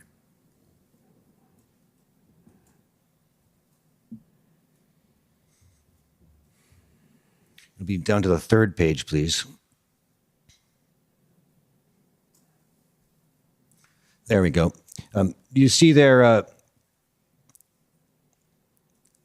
this is on January the 29th, that you pass along to Mr. Clow a tweet from, or a tweet reporting on a statement by former President Donald Trump, indicating, we want those Canadian truckers to know that we are with them all the way. Yes. Were you aware of that, those kinds of statements from U.S. former and current politicians in support of the convoy? Yes. Thank you.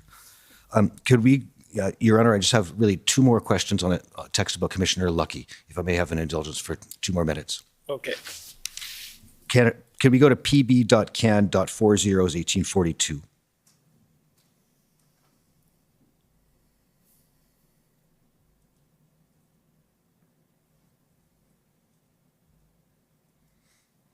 It'll be page 10. Is this an exchange of text between you and the clerk, Ms. Charette? Yes. Could we go to page 10, please? All right. I'm showing you a text from February 16th, and it appears that you indicate below the redaction, speaking with Brenda now. Is that referring to Commissioner Lucky? Yes. The most substantive brief on the Ottawa enforcement plan to date, she says, she is confident this weekend will not look like the last few weekends, right? Yes. Were you encouraged by Commissioner Lucky's briefing after the invocation of the Emergencies Act? I was. There were more details forthcoming once the invocation of the Emergencies Act was invoked around exactly how a number of law enforcement were going to coordinate. There were details around soft tech and hard tech and how it was all going to be sequenced. And that information, I think, was reassuring that we were going to hopefully, with the skills of law enforcement, restore and maintain public safety. Was it evident to you that she may have been walking a very challenging line in reporting enough to you in Cabinet to ensure you were fully informed without providing inappropriate operational detail? Yes. And lastly, let me just ask, you had indicated in your evidence you weren't sure if it would have made a difference if you had seen, you couldn't recall, but if you had seen the note in her email that indicated, that having been said, I am of the view we have not exhausted all available tools. Do you remember giving that evidence? Yes, I do. Was it possible, in your view, at that point in time, February the 14th, February the 13th, both to recognize that not every imaginable tool had been exhausted, but also recognize that there were insufficient police resources available to use those tools with the protests remaining at that size and number of locations across the country? I suppose that was possible, but I come back to and stress what I said earlier, which is that the most important conversation that I had that day was the call that I got from the Commissioner Lucky around the situation in Coots. And, the urgency and the degree to which things really hung in the balance at that moment is what shed light on her state of mind, and it certainly informed the opinions and the advice that I shared with the government thereafter. Thank you, Minister. Those are my questions. Thank you. Thank you. Any re-examination? No, Commissioner, no re-examination. Mr. Okay. Commissioner, it's Bathsheba Vandenberg, Yes. co-counsel for Freedom Corp and protesters. Yes. There's been an unredacted document shared to the parties by Council for Government of Canada at 4 p.m. Pursuant to your decision earlier today. It's the document ssm.can.407721. We advise that the Commission Council should look at it as it is relevant and material to this witness. In particular, Jody Thomas, the National Security and Intelligence Advisor, states in that document that there's no national security threat pursuant to Section 2 of the CSIS Act.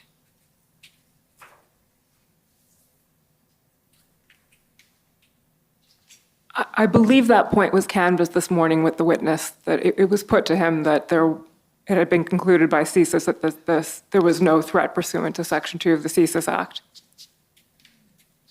Mr. Commissioner. Yeah, I guess maybe just have the document put up. If we can have the doc ID number. Yeah. The ID number is ssm.can.407721.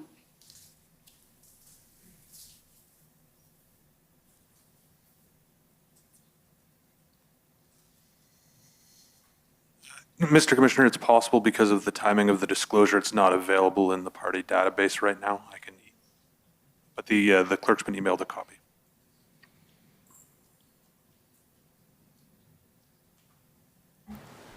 Yep, so I do have a copy and I'll put it up on the screen shortly. Okay, let's read this then. Can we scroll down a little bit, please? A little bit more, please. Okay. NES spoke with NSIA, it looks like, and Jody Thomas, but the NSIA is Jody Thomas. Section 2 of the CSIS Act, violence not met. Wonder if we need full 30 days if Ottawa cleared. I suppose the question would be, Minister, were you aware that it had been concluded that Section 2 of the CSIS Act was not met? Sorry, what is the date of this note? I'm afraid I don't know. Well, look, leaving that aside, yes, I was. It says it's before the speech Monday morning, which is the date that they announced the invocation. That might assist. Okay. Yes, I was aware that CSIS had concluded that Section 2 under the CSIS Act was not met. I was aware of that fact. Thank you. Okay, well, I only have one question, and it's probably already been answered, but I just want to explore it just a bit more. And this is about the it's been called the line between the police and the politicians or the board or whatever. And I try and ask you something more specific. Let us say that there were two protests, one going on in Ottawa and one at the border in Windsor. Would it be appropriate for either you in respect of the RCMP or the Solicitor General in Ontario to advise the superintendent, the commissioner rather, that the government's priority would be Windsor. However, it's totally up to them, obviously, to decide and to deploy resources in accordance with what they're prepared to do. Would that be, and I'll give you a spoiler alert, Minister Blair thought that would be inappropriate. And so, as I think you mentioned, this commission should be looking at that relationship. I want to hear your view. I appreciate the spoiler alert, given the witness who testified, who has an abundance of police experience under his belt. But I would say this is precisely the type of question that really ought to be explored through the ongoing deliberations of this commission.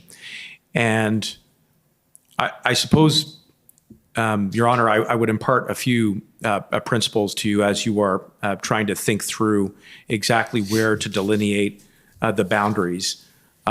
One is, as I said, we don't want elected politicians to go behind the veil and politicize the constituent elements of the traditional administration of justice. So exactly what kinds of investigations are being conducted, who lays charges, whether or not those charges proceed to trial, whether or not there are any sanctions or remedies that flow from that. That is all properly within either the independent discretion of police or the Crown.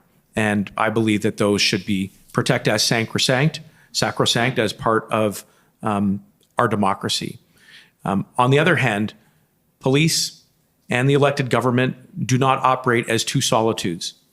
That there does have to be an ongoing channel of communication around how it is that we support one another in maintaining public safety. And there are some customs that have developed over time in how we strike that balance.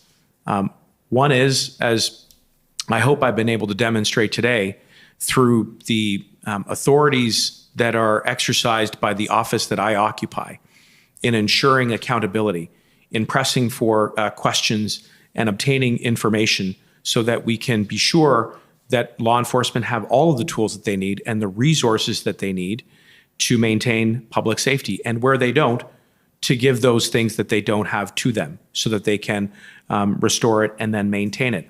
And that is something that I did in the course of the blockades and the occupation in the case of Alberta, where we've heard that. Yeah. So then I think that the question then becomes, how far can elected governments go in identifying priorities? And I think it will depend very much on the circumstances. But one, again, I think established threshold that already exists by convention under the police service agreements that we have is that provincial ministers of justice are able to form the opinion of where an emergency exists. And why is that important? Because once that opinion has been formed, then resources can be deployed. I think that is a principle that might be potentially expanded or that could be explored on a national scale, because then there might be a way to stitch together the way law enforcements operate and cooperate at the municipal, provincial, and federal levels. I do think, though, as you consider that question, that you also have to, I think, take an inventory and a landscape of the big gap that exists right now between Provincial Police Services Acts and the Emergencies Act. And the Emergencies Act does afford the elected government a fair bit of scope and latitude. But what we did here was, rather than just divine those tools, we looked to law enforcement to identify where those gaps existed and then use that to fill them in with the regulations under the Emergencies Act to address the situation at hand. It will be very much driven by the particular circumstances of each case. So coming back to your hypothetical, I think it is possible, and it doesn't have to be even in Ontario, but let's assume your hypothetical was in Alberta. It is open to the Minister of, the Solicitor General there, or the Minister of Public Safety in Alberta, to determine which of those two may constitute an emergency or not. And by exercising that discretion, then open the door to granting the requests of assistance to deploy additional resources and to make that decision on the basis of the police, who can then operationalize where to go first based on where the emergency's at. So I hope that's helpful. Yeah, but you've dodged my question, which, and if you don't want to answer it, that's fine, given where to go first. The spoiler alert I gave you. But I am literally very, very interested, obviously, in what you gave me as answer, which is helpful. Right. But I am curious about something as clear as that question I asked, and if you really don't have a view, that's fine. Well, again, I mean, I want to be as responsive as I possibly can be, and we are working with a hypothetical. But I guess the dilemma would be if both events were absolutely identical. Would it be appropriate for the elected government to sort of pick? And I'm inclined to agree with Minister Blair that that's not the kind of choice or dilemma you want. On the other hand, if they're not completely identical and there is a threshold question as to whether or not one poses an emergency as opposed to the other, then I think on the basis of some conventions that already exist under the police services agreement, it may be appropriate for elected government to say, no, there is an emergency here, and that then opens the door to deploying police services. But I think going beyond that, for example, the number of police officers, precisely the type of equipment that is used, all of the other things that I've already outlined to you, elected governments should steer wide clear of that, and for good reason. I think there is a slippery slope there that would be very difficult to escape from if we went down that path. Okay, well, thank you very much. I have no further questions. I do appreciate you coming to testify and to being patient as we went a little bit over time. So thank you. Thank you. Merci. So we're now going to go to our second witness. I probably should take about 5 minutes while we get change the witness and get organized. So we'll take a 5-minute break. Thank you. The commission is in recess for 5 minutes. La commission est levée pour 5 minutes. All right. I got some news apart from Marco Mendicino and his exclusive, wonderful mastery of dissembling the truth. What do we have over here? Let me show you what we got over here. We got Nilly. She has been pushing this through, as you know. Anybody in the Ottawa region, I highly recommend, if you're able to get out there, this is the place to go to be. It is a special meeting to bring back masks in schools. That's right. A special meeting to bring back masks in schools. That's today, right over here. Okay, what are we looking at? Tuesday, November 22nd, 6:30 p.m. Greenbank Road, OCDSB School Board. We've got some oral delegations. All right, so we've got these people over here, all right, they're going to make their presentations about why this should be brought back. You got written. There's going to be a debate. Is there going to be a debate? We're going to find out, I guess. So that's going to be going on. So if you can make it, this is the place to be. It's right here. All right, I'm going to give you a link to this tweet, and you can see the details right there. Check that out. They're trying to bring this right back. Okay, and Nilly, of course, leading the charge on this. So if you're in Ottawa, this is the place to be. There's no debate. Lol, no one wants masks, says Bobby Boucher. My mama said masks are muzzles, says Kitchener Leslie. That's right. That's what Mama said. They want to train good little compliant kids, says Troglodyte. Canada will stamp on our mask rights, says BST. Wear a mask if you want, says Bless This Immunity. There you go. All right, just so you know what's coming up. We only got a couple minutes here, but we wanted to put this out there. So there you go. That's what it is.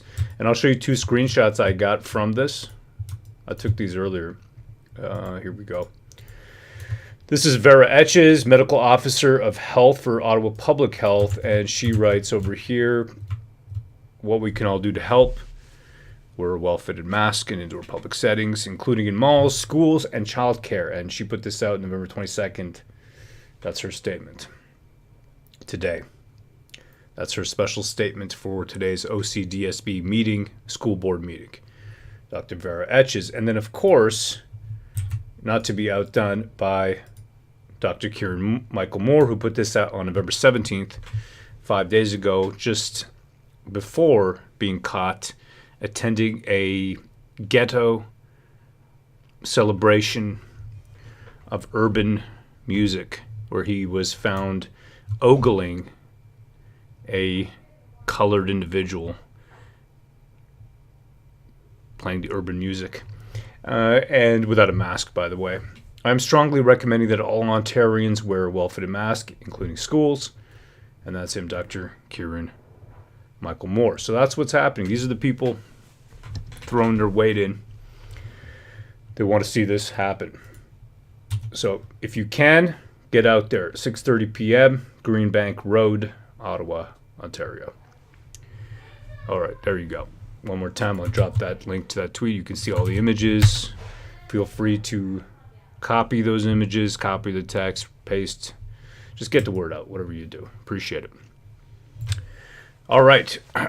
So, back to Marco Mendicino. I watch E2 says Nilly pushing her weight around much. Absolutely. I'm 3 hours away, says DSWP. Wow.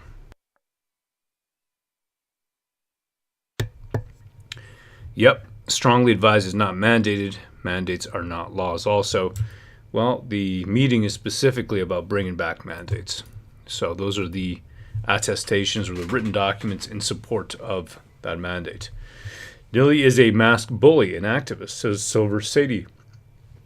I like to think of her as a masking angel. No. Yep. She's a masking psycho. Well, you know what? I mean, different women are different things, you know? Oh, my God. Oh, they're protected again. Her tweets are protected again. Wow. Safe space. Good thing they're not protected from me. We're best friends. Ooh. No. What can I say? Here we go. Let's take a look at her tweets and her replies. I don't know. I mean, it's I'm grandfathered in. I've been following her for a while. I'd like to keep an eye on her.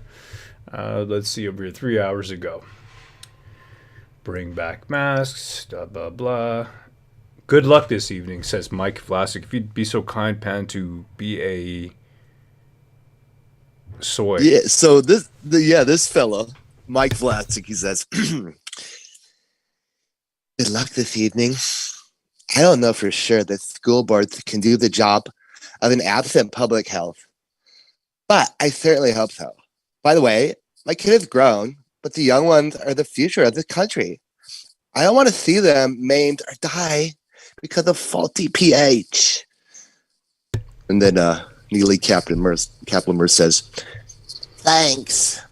And by the way, pH is public health. Faulty public health. So when public health was on your side and stripped away the rights of individuals to make their own decisions, then that was correct. It was righteous. That was the science. But when public health is faulty, according to you, you want to still impose your ideology on other people, which is amazing. That is how these people think. So if you can get out there, then get out there. Okay? If you can get out there, get out there. We got a new guest, a new special guest coming on tonight. That government lawyer, what was his name? Nieuwenhuizen. And Brendan Van Nieuwhuis. He came in, he really tried to set the government ideology up for, right? This is the fellow here, Brendan Van Nieuwenhuizen. This is him. This is him before working for the government. He was a normal-looking guy. And a few years later, stopped combing his hair completely. Even here, he didn't really comb his hair. Did he, Van, over here? I don't see a little wild. A little wild, but it's not neat. No, this is him before that. Okay. Here it's not bad. It's a little cut shorter. And then he's steadily... here we go. Here it's pretty... I mean, that's a... Yeah, it looks... You know, but at a certain point, you sell your soul, and I think it takes a toll on you. You know, there's a cost there. We got Nick. He writes this. Tinfoil had Nick in the chat. Why are they still talking about the border blockade? And remember, Van Nieuwenhuizen brought this up. They were over and done with before the EA was even invoked. It's irrelevant to this hearing. This hearing isn't about the EA at all, really. It's the public trial in the Kangaroo Court of public opinion on the convoy. and the right to protest itself. It has always been about that and nothing else. That's why they keep trying to tie everything together. That's interesting. That this hearing... Public trial of the convoy itself. Yes. It's the public trial that they're trying to simply, that this inquiry is not an inquiry into the EA, which is why we're not hearing them speak about the EA at all. It's an interesting opinion right there. The only person really talking about the technicalities, we've seen Kara Zwiebel do that. We've seen, of course, the Penguin, Sujit Chaudhry, do that. Talk about the fact that you could have called RCMP instead and not used the EA. But really, he's saying it's the public trial in the Kangaroo Court of Public Opinion on the convoy and the right to protest itself. Because if you simply push over public opinion, then no matter what the government did, in the public's opinion at large, it will have been warranted. It's a very interesting opinion right there.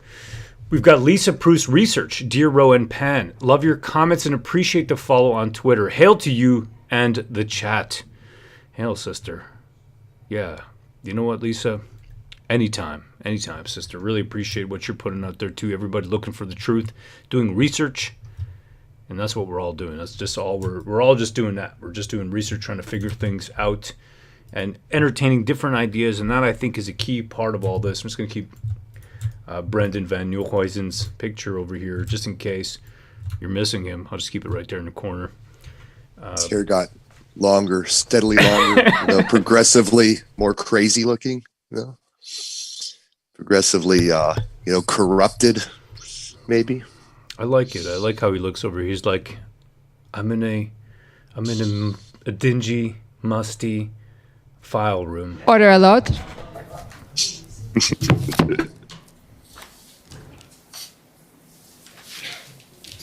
The commission is reconvened in the Commission LeBlanc.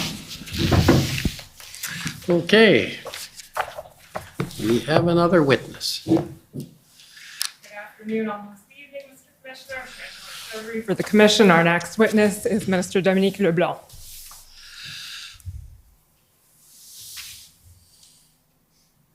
Oh.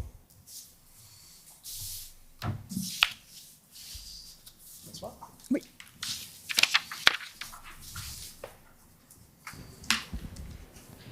Minister LeBlanc, will you swear on a religious document or do you wish to affirm? J'aimerais jurer sur un document religieux, s'il vous plaît. On a la Bible, le Coran ou le Torah disponible? La Bible, s'il vous plaît. Ouais.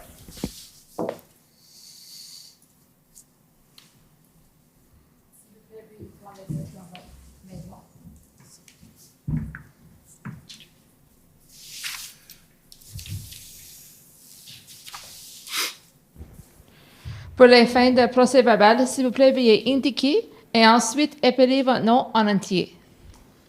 Alors, c'est Dominic LeBlanc, D-O-M-I-N-I-C, L-E-B majuscule L-A-N-C. Jurez-vous que le témoignage que vous allez rendre devant la commission sera la vérité, toute la vérité, et rien que la vérité, que Dieu vous mène en aide? Je le jure. Merci.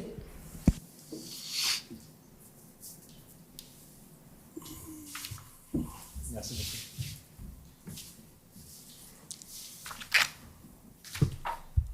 Good afternoon, Minister. Good evening. Good evening, exactly, almost. Juste avant qu'on commence, si vous voulez répondre en français, aucun problème. Il se peut que je vous pose quand même les questions en anglais, mais dans la langue de votre choix. Je vais répondre surtout en anglais, mais il y aura peut-être des moments où je préférerais répondre en français. Parfait, même chose, franglais. Okay, we'll just start with a little housekeeping then. You'll recall Minister LeBlanc having sat for an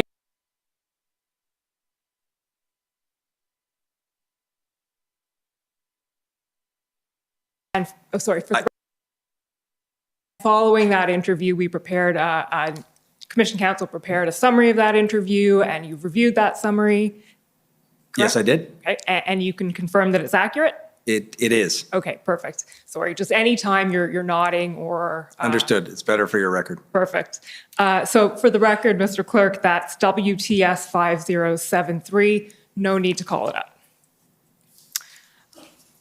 So, Minister LeBlanc, obviously you're the Minister of Intergovernmental Affairs, and I'll just ask you to start off by describing very briefly what that entails. What is the role of the Minister of Intergovernmental Affairs, generally speaking? So I would probably be the Prime Minister's representative, principal representative, in terms of his ongoing relationships with provinces and territories.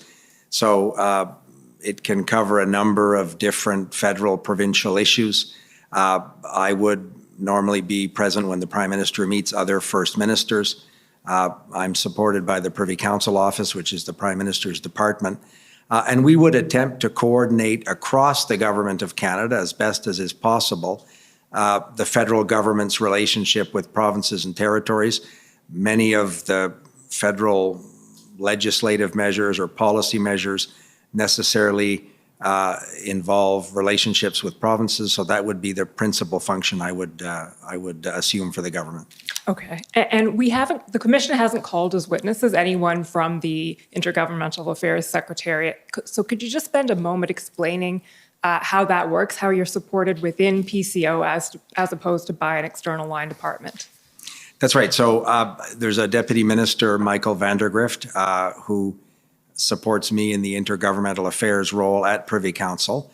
He has a small group of people that support him and me as well. And they would have ongoing relationships at the senior officials level with their counterparts in different provinces and territories.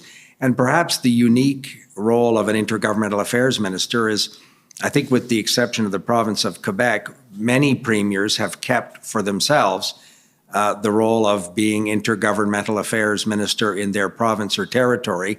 So my counterparts in many cases are the premiers, as I say, with the exception of the province of Quebec.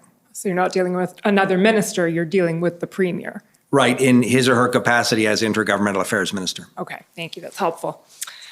Okay, well, as you know, we're here today to talk about the events that led to the emergencies inquiry, and we have about an hour and change to do so. So we'll take it pretty quickly. But to start off, can you give us an overview of what your involvement was, essentially? What role did you play in the federal government's response to the events of late January, early February?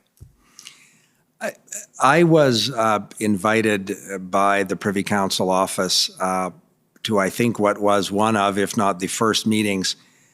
It was originally a sort of an ad hoc or informal briefing of a small group of ministers on the preparations for the arrival of the convoy. It was before the first weekend of the convoy arrival in Ottawa, and Privy Council office decided to bring a small group of ministers together to bring us up to date on the preparations, including relationships with the House of Commons or the Parliamentary Protective Service. I also sit on the Board of Internal Economy of the House of Commons as one of two ministers that has a role in terms of the security of the parliamentary precinct as well, which was obviously the initial target that people identified on that first weekend. And then I was included in most of, if not all of the subsequent meetings of the Security and Safety and Emergencies Committee of Cabinet, and then ultimately it became the Incident Response Group chaired by the Prime Minister. So I was included in most, if not all, of those briefings for ministers. And during that period, I would have ongoing discussions both with my cabinet colleagues that had line responsibilities for a number of these elements, Mr. Mendicino, who you saw earlier today, but the Transport Minister, for example, some cases the Justice Minister. So I would talk to my own cabinet colleagues, principally to ensure that they were engaging with their provincial or territorial counterparts as much as was appropriate in the particular context of whatever issue was before the cabinet. And in some cases, I spoke to premiers directly as well. Okay, so I think you probably answered this question then, but as you mentioned, that initial group of ministers consisted of, I think, public safety, so Mr. Mendicino, Minister Blair, emergency preparedness, Minister Alghabra, transport, and then you as in your capacity as Intergovernmental Affairs Minister, or was your role sort of a within government coordination role, or? I wouldn't have described it as a sort of coordination within the government more generally, other than perhaps in terms of the relationship between our government and provinces and territories.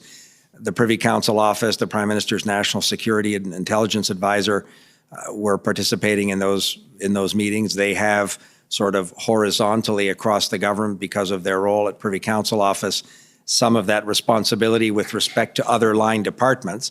But I would often encourage my cabinet colleagues to ensure that they're maintaining active and open conversations with their provincial or territorial counterparts as the circumstances evolved into various parts of the country in the days that followed that initial weekend.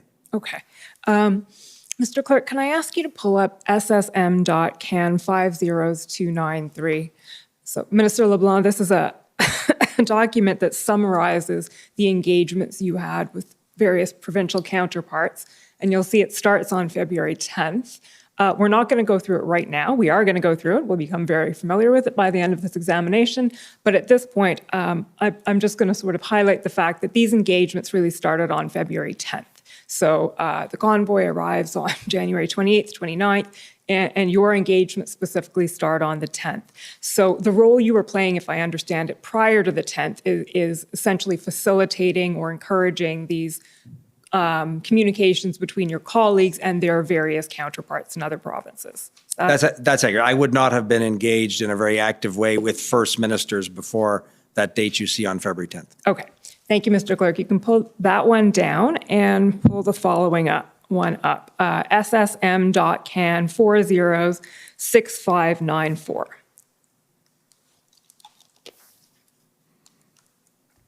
So, Minister LeBlanc, given the short time we have, we're skipping a lot of narrative and going to some pretty specific questions that affect your participation and your role in all of this. So you'll just have to bear with me in that. So this is an email, and just scroll down a little bit, Mr. Clerk, that you received from Ralph Goodale on February 6th. And I take it you're familiar and you recall this email? Oh, absolutely. I had been asked to talk to Mr. Goodale, and I think prepared that email after my conversation with him. Okay, so that was my first question. How did it come about? So you were asked to speak to him. I think this email is him emailing you. Following my conversation with him. Following your conversation with him. Okay, so maybe we'll start with your conversation with him then. Can you tell us about that conversation? Sure. So Mr. Goodale has been a friend of mine and somebody that I've worked with, obviously, for a long time. He was a public safety minister himself for the first 4 years of our government. He's from the province of Saskatchewan, which is unique in terms of his parliamentary experience in our government. And he had a very broad perspective. He himself is a lawyer. And it was suggested to me that it might be interesting to see how he, from his current position as Canada's High Commissioner in the United Kingdom, but still very much following domestic events clearly, to see what he's thinking and what are his views on the situation as it was evolving in that week of February 5th and 6th. So I had sent him an email and said, can I speak to you at the end of the day, and set up a phone conversation and had a lengthy conversation with him. Okay. And is the content of that conversation more or less reflected in the email that we're about to read out, or is there anything that you want to say about it before we do? No, his email to me, which you see, as I say, followed that telephone conversation, and it largely summarizes what he had said to me in the telephone conversation. Okay, I can appreciate that it was probably a lengthier conversation than what we see here, but we'll just read the summary in the email. So he's sending this to you, and he says, see this tweet from Mayor Tory. The point is clear. Toronto and many other cities handled this municipal policing problem in a professional and competent manner. Granted, the volume of the protest in Ottawa was greater and came without as much warning, but the City of Ottawa and the OPS have proven themselves incapable of grappling with this problem. And it is now the duty of the responsible senior authority, i.e. the Public Safety Minister of Ontario, under provincial policing legislation, I'm emphasizing the shouty capitals, to rectify that problem, including taking control, I think it's taking, not talking, if and as necessary. There should not be an unconstitutional leap to pin this on the feds or the RCMP. Federally, under mutual assistance agreements, we can/should provide resources and personnel as requested, but the authority and responsibility rests with the municipality and the province. To this point, they've failed to deliver safety and security to the inhabitants of Ottawa, and those innocent inhabitants include many parts of the Government of Canada. Scrolling down, please, Mr. Clerk. It remains essential to delve deeply into the true genesis of this demonstration and who is controlling and directing it.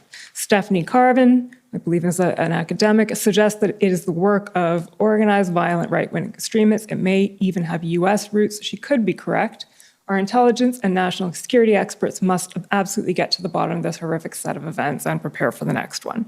So Mr. Goodale is expressing a few things in this email, but one thing that comes out clearly is that he views this as he sees a policing problem and views a solution as municipal and provincial with a federal overlay. Is that fair to say? Yes, that would have reflected my conversation on the phone with him, and it's certainly faithful to, I think, what he expressed in that email. Okay, and what was your take on that at that point, or your reaction to that conversation? As I said, I think one of the benefits for me in terms of having that conversation with him was his 4 years of experience as our public safety minister. And I thought he put in a very concise way that I may not have appreciated until that conversation with him, the sort of escalating orders of government that have to respond to these situations. So we had seen, obviously, a pretty significant failure of municipal authorities in Ottawa in those weeks that preceded this. And I thought his insights into the responsibility of different orders of government, and not, perhaps because it was the nation's capital, there was a great deal of confusion, certainly in the public conversation, about what's the Government of Canada doing about Wellington Street. But after my conversation with him and having read his subsequent email, I thought he put in a rather concise way his view, his opinion as to the roles of different orders of government. Okay. Thank you, Mr. Clerk. You can take that one down now.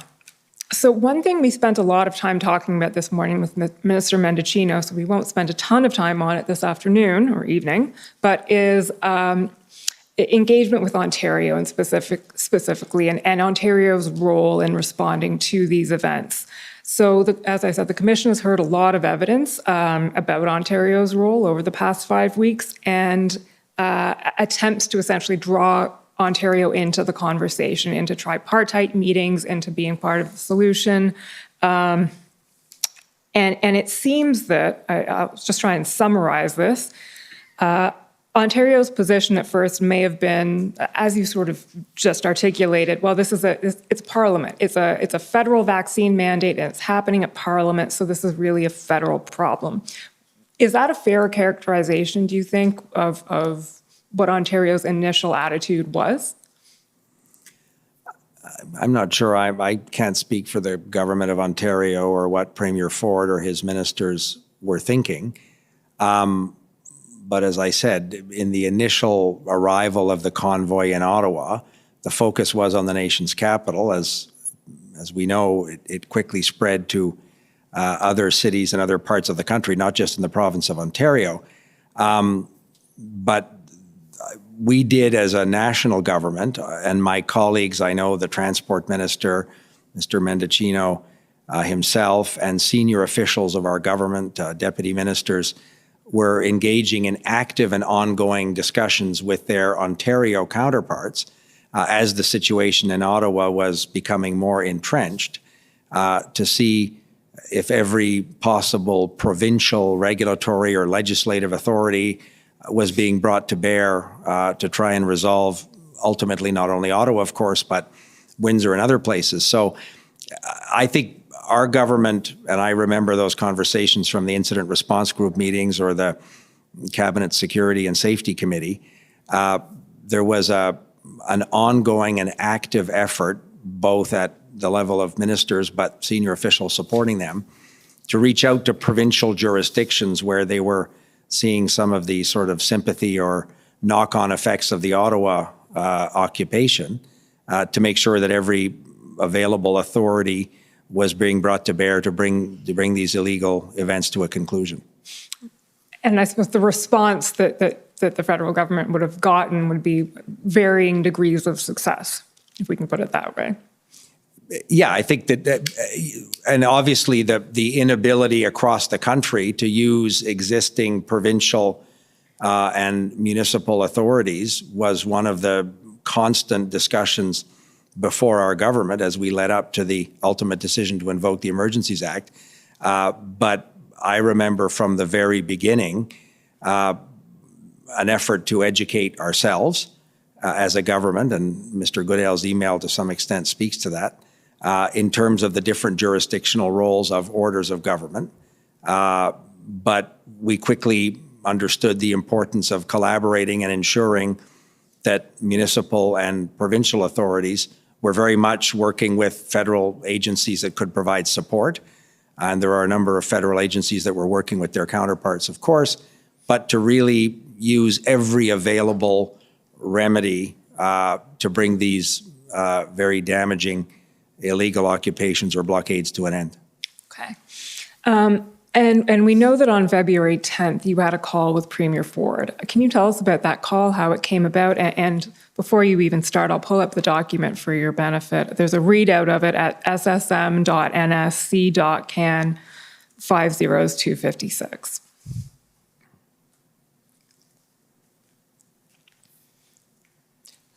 So just situating in time, this would be the Ambassador Bridge blockade is in full swing. February 10th is the date of the first IRG, so we're fairly advanced in the events of the time period we're looking at.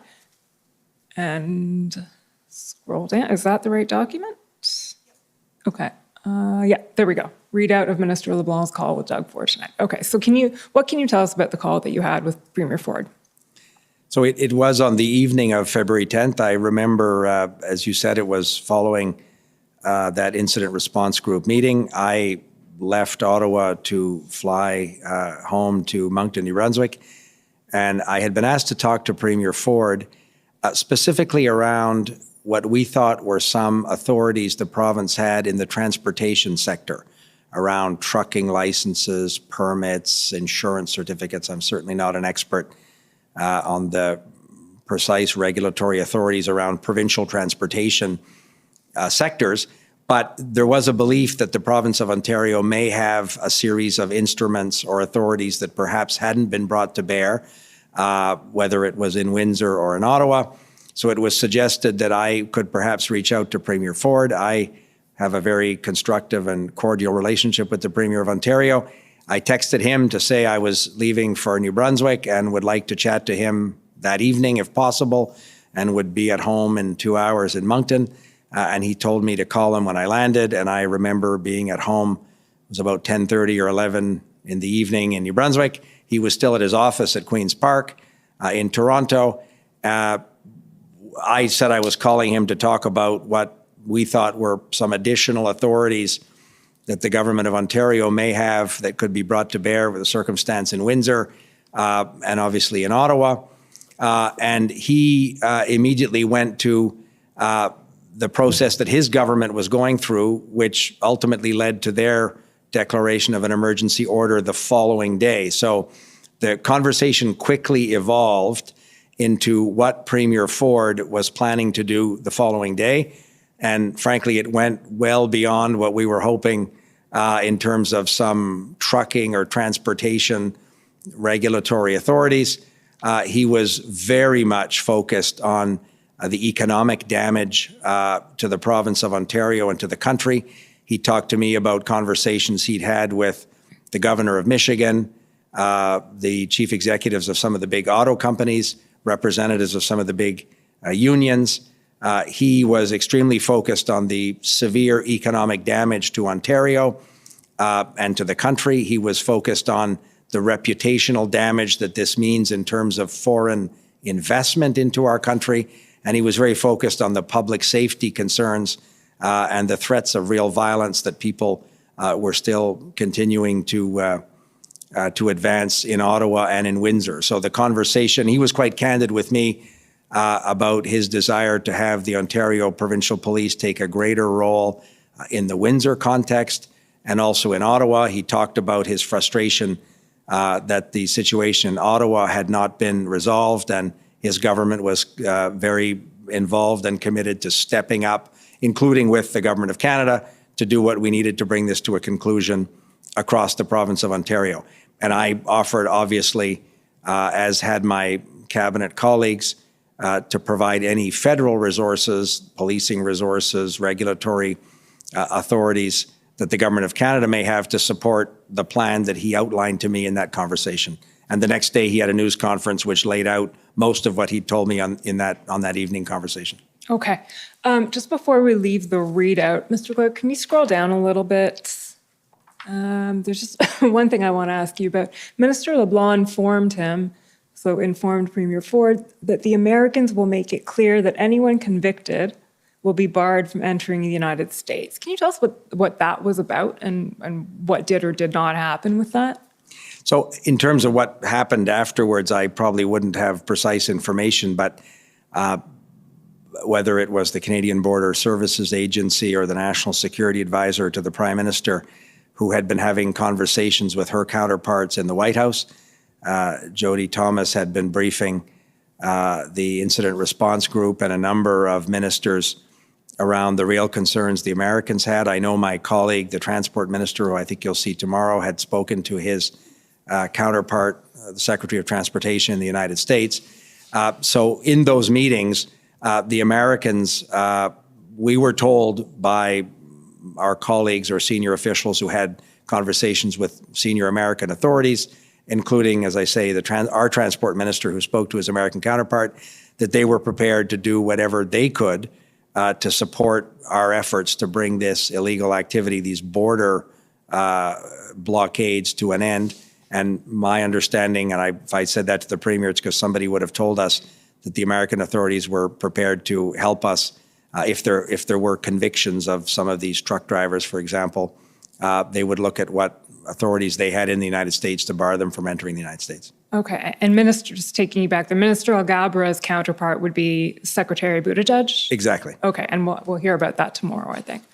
Thank you, Mr. Clerk. You can take that one down and pull up ssm.nsc.can 402947.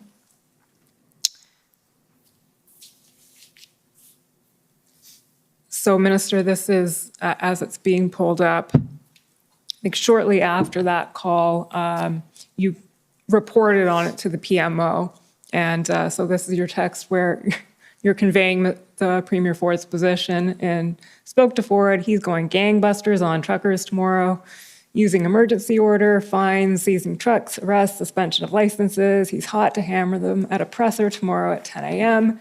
You will introduce legislation to make sure this can't happen again, and wants us to work on plan together to secure border/critical infrastructure going forward. He will then do a presser on Monday to diminish public health measures, but tomorrow is hard on enforcing against blockades. Response comes excellent. So is it fair to say that at this point, whatever happened leading up to this, Premier Ford and the federal government are aligned on an approach? Oh, very much so. And that, I think, probably was a message I would have sent to the Prime Minister's office following that conversation that evening on the 10th of February. And it's certainly faithful to my recollection of that conversation. What I would do is, as I would talk to or exchange messages with the premiers, I would often ensure that Michael Vandergrift, the senior official at Privy Council office, had a readout of the substance of those calls that he could then circulate as well. But that would have been a message I would have sent to the Prime Minister's office. And I certainly agree with your characterization. That evening, I finished the conversation with Premier Ford very reassured that the governments were going to work together to bring this to a conclusion, not just in Windsor, but obviously in Ottawa. And I would think the 10 or 12 days that followed were a proof point that that was the case. So both of you are going gangbusters? Hot to hammer at a presser. I think the context was very much a frustration that what we had seen in Ottawa was now dragging into the third weekend.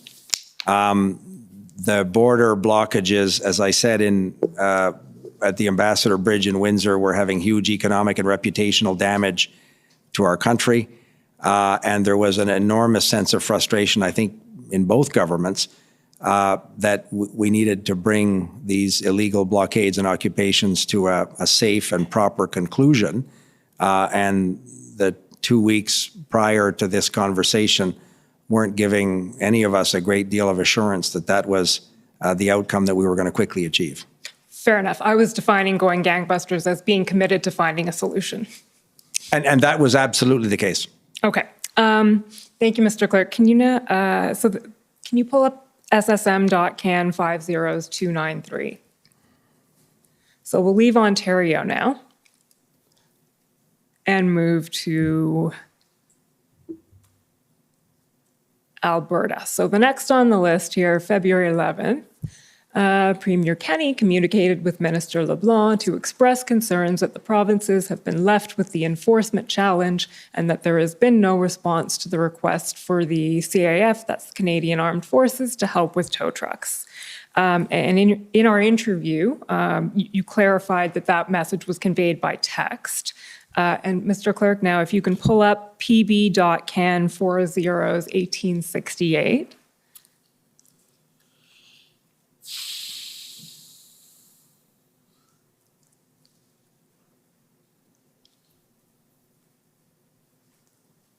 Not particularly legible, but Minister LeBlanc, maybe you can confirm that this is the text exchange to which you were referring. Scroll down one page, please, Mr. Clerk. There we go. So this one reads, this is from you it's a chat with Minister Alghabra and Minister Mendicino. And so you're reporting, I got these two messages from Jason Kenney last night. Your guy has really screwed the pooch.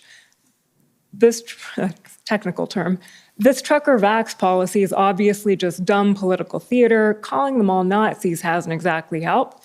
And now the provinces are holding the bag on enforcement. I can't get any heavy equipment from private vendors to move these freaking trucks off the border because the crazies are making death threats. And you guys turned down our request for army equipment to help us. Because apparently the government of, scroll down please, Canada doesn't really care about the international border being closed. Pensive emoji. But don't worry, the RCMP commander in Alberta just told me proudly that he's secured some psychologists to do a profile assessment on the protesters. I said, that's great news, Deputy Commissioner. Do any of them know how to drive a tow truck? Jay. To which Minister Alghabra replies, speaking of bonkers, and you reply, totally. So is that the text exchange that's reported in the summary of engagements? Yes, it is. Okay. So we're just going to pick apart and understand if this is the second time this text has arisen today. So I just want to pick apart a few statements made there. First of all, when he says your guy has really screwed the pooch, is he referring to the Prime Minister or who's that a reference to? I didn't ask him. I didn't reply and ask him exactly which guy he was referring to. So I don't think I could speak for Premier Kenney when he sent that message. Okay. What was your reaction broadly to these texts? I had developed as a member of Parliament a cordial and rather amicable relationship with Premier Kenney. We had kept in touch on a whole range of issues, so we had a sort of an ongoing conversation on a whole bunch of issues. When I was in Alberta, I would see him from time to time.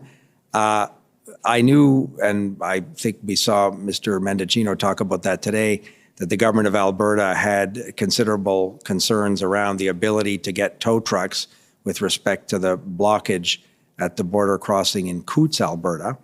And I knew, again, from probably Bill Blair or Marco at incident response group meetings, that the government of Alberta was seeking potentially some military assets to help heavy military tow trucks to move some of these trucks from the border blockage in Coots. So this text message was the Premier emphatically expressing his frustration, which I think he had shared with other colleagues, including Marco Mendicino. Okay.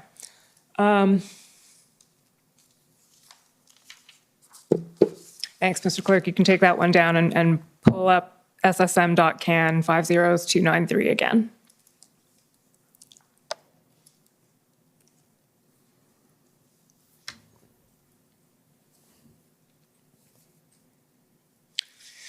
Okay, so we've been now through Ontario and we've been with Alberta, and the remainder of this document, Minister, reports on various other engagements you had with provincial premiers all around the time February 12th through 15th. So it's February 12th onwards.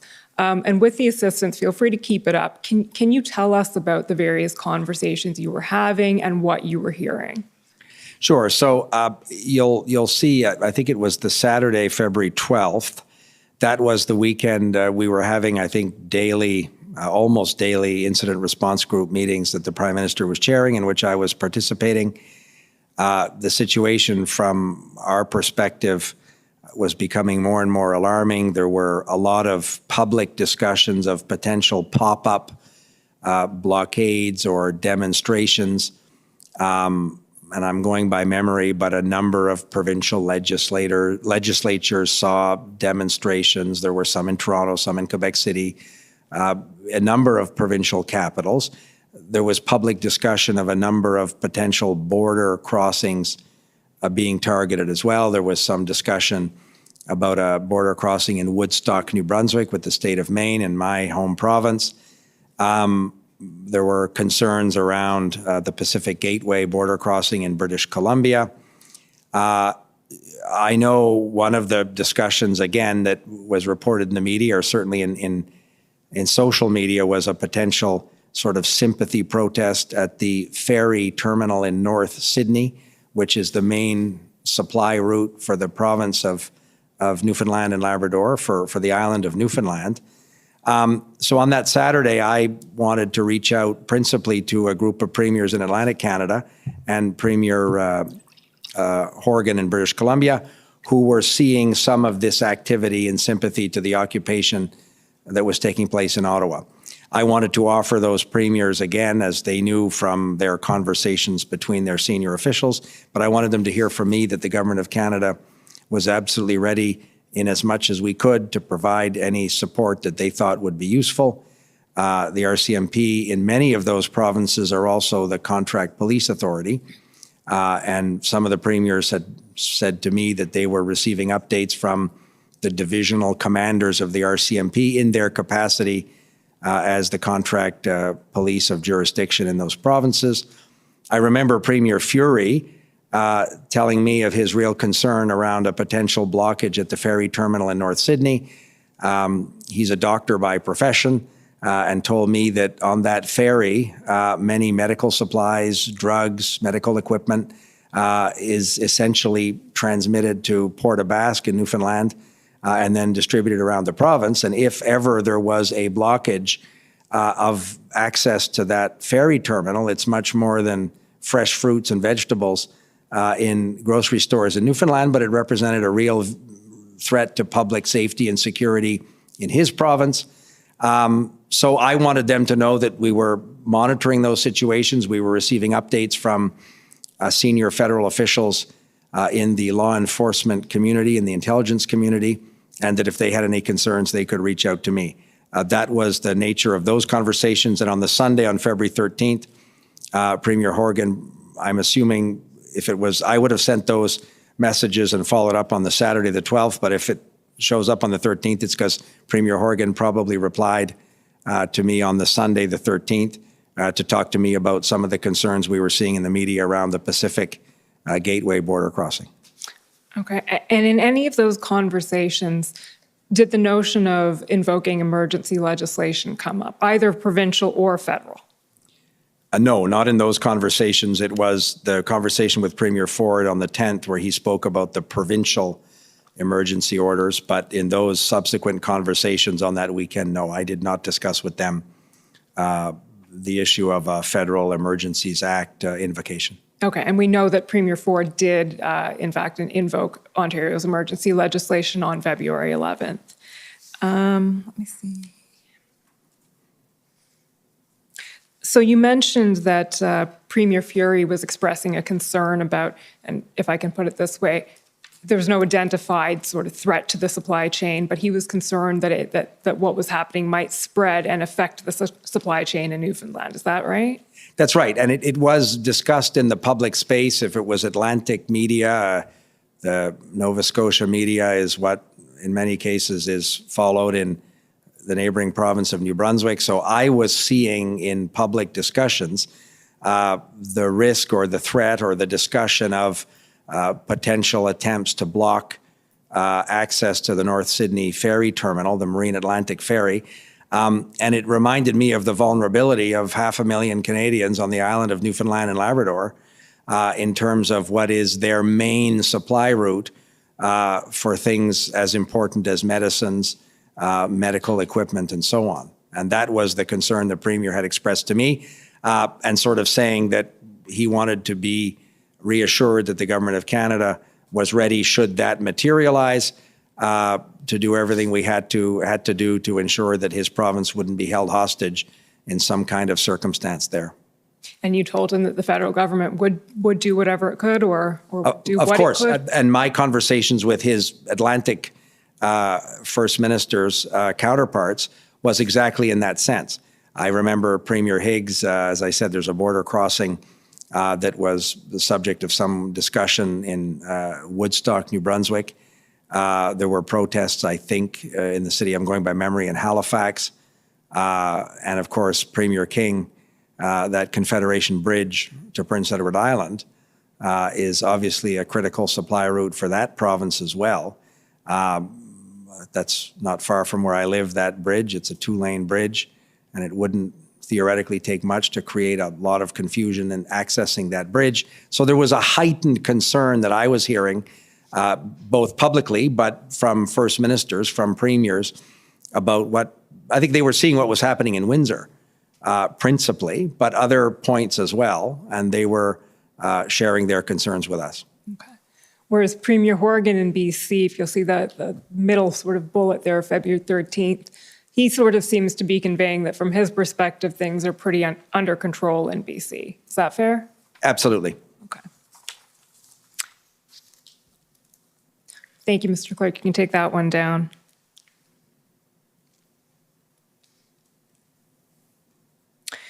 So again, we're going to skip pretty quickly in the narrative here, given time constraints. But so those consultations, most of the ones we've discussed, were the weekend of February 12th and 13th.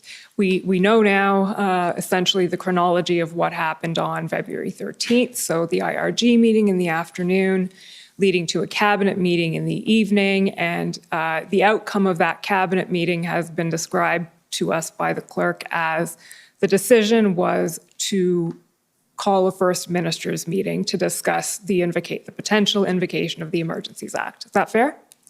Yes, that cabinet meeting, both at the IRG Incident Response Group meeting the Prime Minister chaired earlier in that day on the 13th, and the cabinet meeting, which was quite late in that Sunday evening, the Prime Minister made it very clear to ministers that he had not come to a decision. He was very clear that he had not come to a conclusion around invoking the Emergencies Act, that he was going to hear from premiers the following day.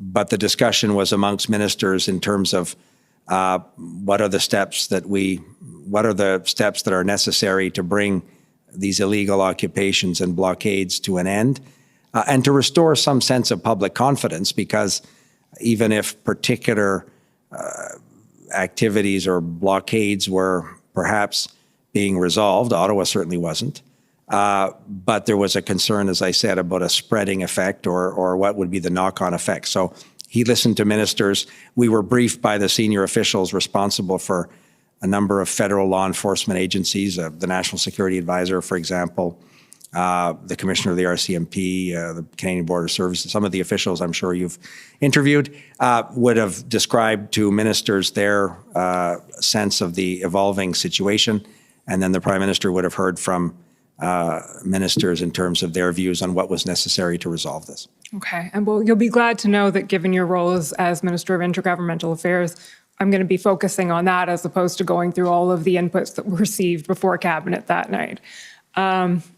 So, Mr. Clerk, can you then pull up, please,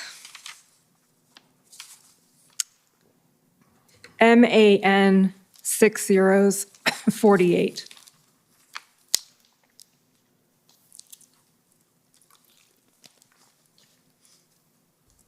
So, Minister LeBlanc, we understand the Cabinet meeting took place around 8:30 the night of the 13th. And the document we're about to pull up is the email invitation that was sent about the First Minister's meeting. And I think it was sent, we see the timestamp, it works out to 10:46 p.m. Eastern Standard Time. You have to do the conversion for time there.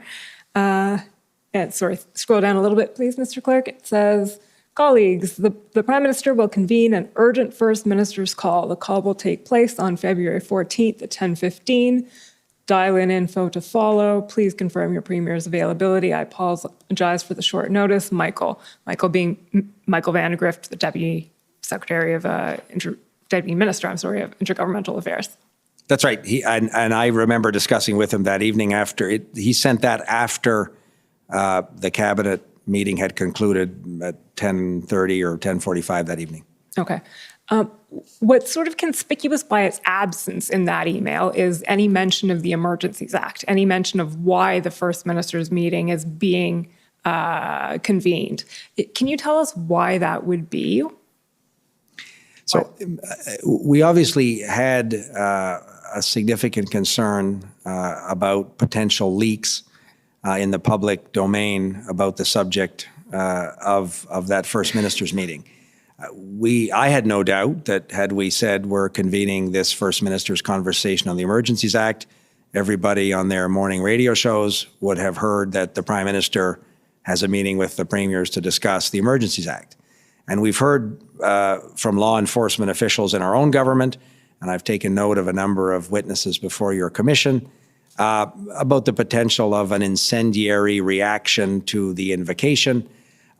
So we thought that it would have been irresponsible to risk that going out into the public space before the First Ministers had had an opportunity, absent from everybody's early morning radio shows, to talk to the Prime Minister about that issue. So there were two reasons probably why Mr. Vandegrift didn't put a subject line. One was to minimize the inevitable leak to media or in the public space.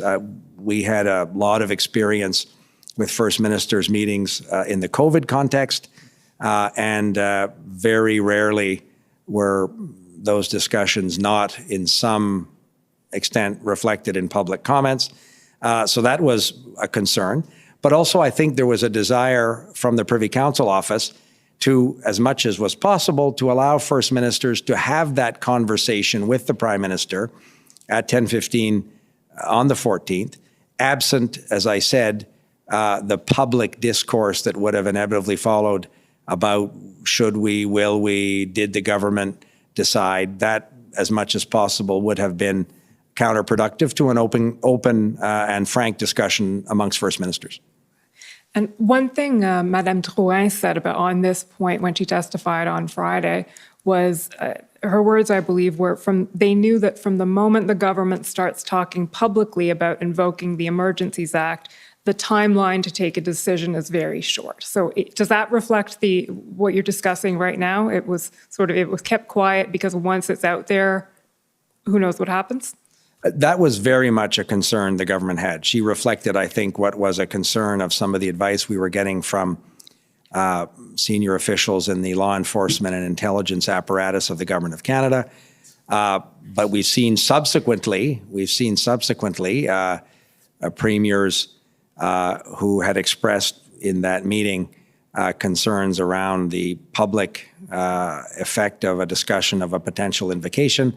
So the shortest period of time between the public discussion around should the government or will the government proceed to an invocation of the Emergencies Act, the shorter period of time would perhaps be conducive with the public safety imperative of making that decision in a way that that was responsible. Well, I think in the end, it clocked in as under 24 hours, so that was mission accomplished. Yeah, and obviously, some people would have said that we should have had an open and extensive public conversation around these issues. In the particular context of the illegal activities that were taking place and the real threat to the safety of Canadians, we as a government concluded that a prolonged and public conversation of this would not be conducive to a safe and efficient and effective ending of these illegal blockades and occupations. Understood. And because you mentioned it, the various First Ministers' conversations or calls, rather, that were had around COVID back in, I think, probably March 2020, around then, is something that's arisen sort of tangentially in passing a couple of times in testimony before the Commission. But so I'll just ask you to also address it tangentially in passing. But can you tell us a little bit about how those meetings were convened and how they proceeded and what they were about? Because obviously we know that those meetings touched in part on whether emergency legislation would be appropriate in that context. So obviously in the context of the pandemic, federal provincial cooperation on public health measures, on things as important as vaccine procurements, vaccine distributions, border measures. The Government of Canada has responsibility, obviously, for international borders. So there was a very effective, I would argue, and extensive federal-provincial collaboration around the fight against COVID. That was one of, I think, our country's successes in terms of managing our federation. That required, in some cases, weekly or bi-weekly calls. The Prime Minister would convene with First Ministers. I would participate in most, if not all, of those calls, usually as an observer. But the Prime Minister wanted to coordinate as much as possible the various public health measures. Dr. Tam would provide updates. So that was an ongoing discussion. At one point, there was a discussion, I don't remember, but I think it was in 2020, in the first months potentially of the pandemic, around could the Emergencies Act be an instrument that would be helpful in our collective fight against COVID. And I think my colleague David Lametti consulted some of his provincial and territorial counterparts, or not some of, consulted provincial and territorial counterparts. There was a process, and the government concluded that at that moment, there was never a conclusion that we would never or could never perhaps have recourse to the Emergencies Act around the COVID measures. But certainly we concluded, having had that conversation with premiers and public health experts, that it wouldn't have been a particularly advisable tool at that particular moment. Okay. But that was not an active part of the First Minister's conversations around the COVID measures. It probably came up once or twice, but to say it was a source of significant discussion at the First Minister's level, I think might not be an accurate representation, but it certainly had come up. Okay, that's perfect. And certainly before this First Minister's call, the idea of invoking the Emergencies Act in the context of the Freedom Convoy had not come up in conversations with any premiers. Absolutely. Okay. That's accurate. How am I doing for time? I completely neglected to write down when I started. You have lots of time left. You have about, I think, about 20, 30 minutes. Perfect. Okay. So then I want to take you, Minister, to the chronology of February 14th. And I'll ask Mr. Clerk to pull up now OPS 301456. No, sorry, 14566.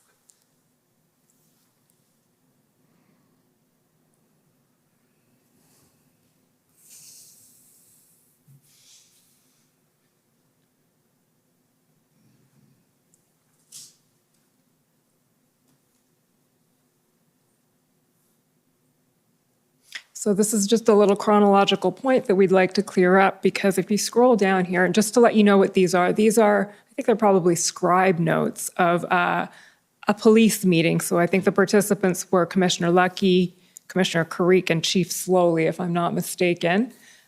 Scroll down a little. Oh, actually, you've got it. Thank you, Mr. Clerk. So if you see the last bullet point there, this is a meeting that takes place at 10 o'clock in the morning on February 14th. And you'll see what's recorded about what Commissioner Leckie says is Leckie did not get Prime Minister briefed on the plan. The plan here being the Ottawa police plan to resolve the situation in Ottawa. And then Prime Minister will be enacting the Emergency Measures Act. So if I take your evidence and some other evidence we've heard so far, that had not been decided at 10 o'clock in the morning on the 14th, that the Prime Minister would invoke the Emergencies Act? No, it had not been decided at all. I don't know why the Commissioner would have said that. The Prime Minister began the meeting with the Premiers at 15 minutes after she said that by saying he had not come to a decision whatsoever. The clerk had not moved the decision memo to him. So that is not an accurate representation whatsoever from my perspective of when the government made the decision. Okay, and to be fair, these are notes of a meeting, so it's not necessarily what Commissioner Leckie said, but it's what's written down about what she said. Right, and I'm seeing this for the first time here. But okay, but in any event, that does not accord with your recollection of the chronology. No, that does not reflect at all my understanding and my personal involvement with those decisions on that day on the 14th. Okay, thank you. Thanks, Mr. Clerk. You can take that one down. And can you pull up ssm.nsc.can 50625?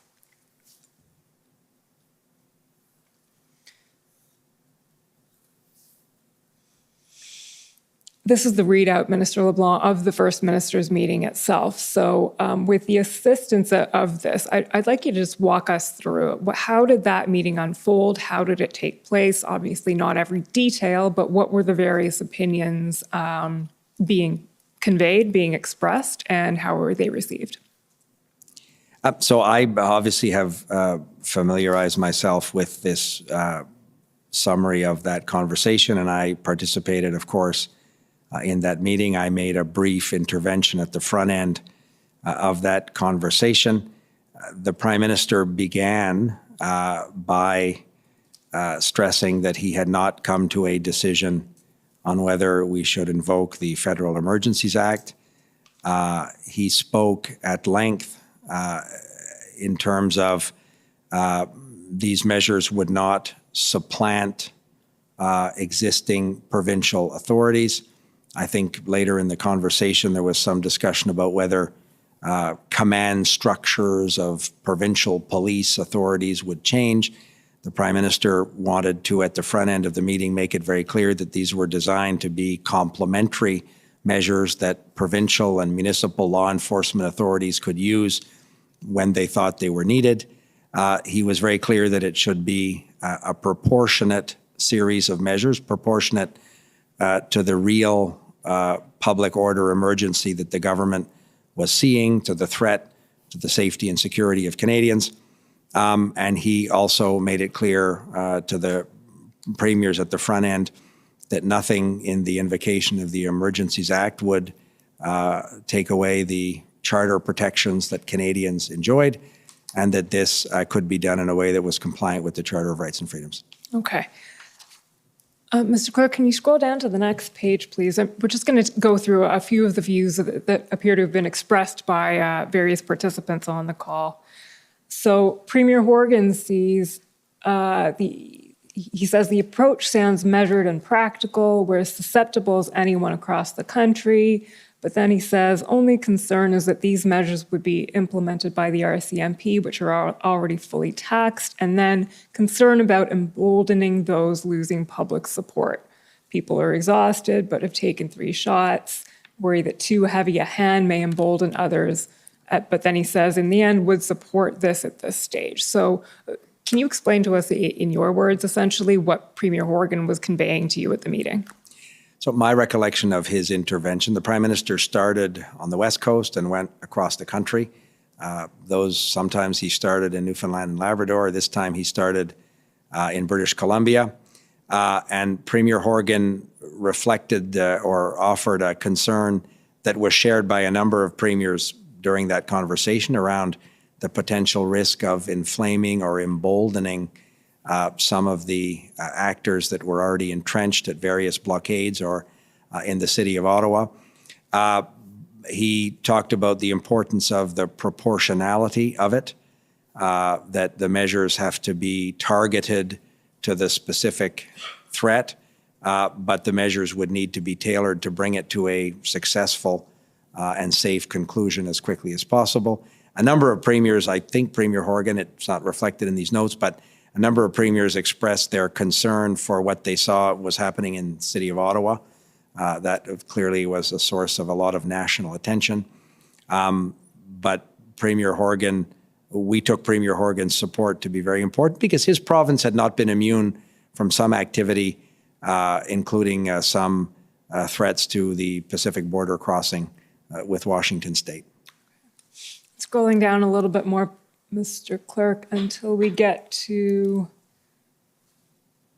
Premier Cochrane says at the very last bullet there, would support emergency measures, but would ask for further consultation if decide to bring in the Army. Where does that reference to bringing in the Army come from? Is that something that was discussed actively at the meeting?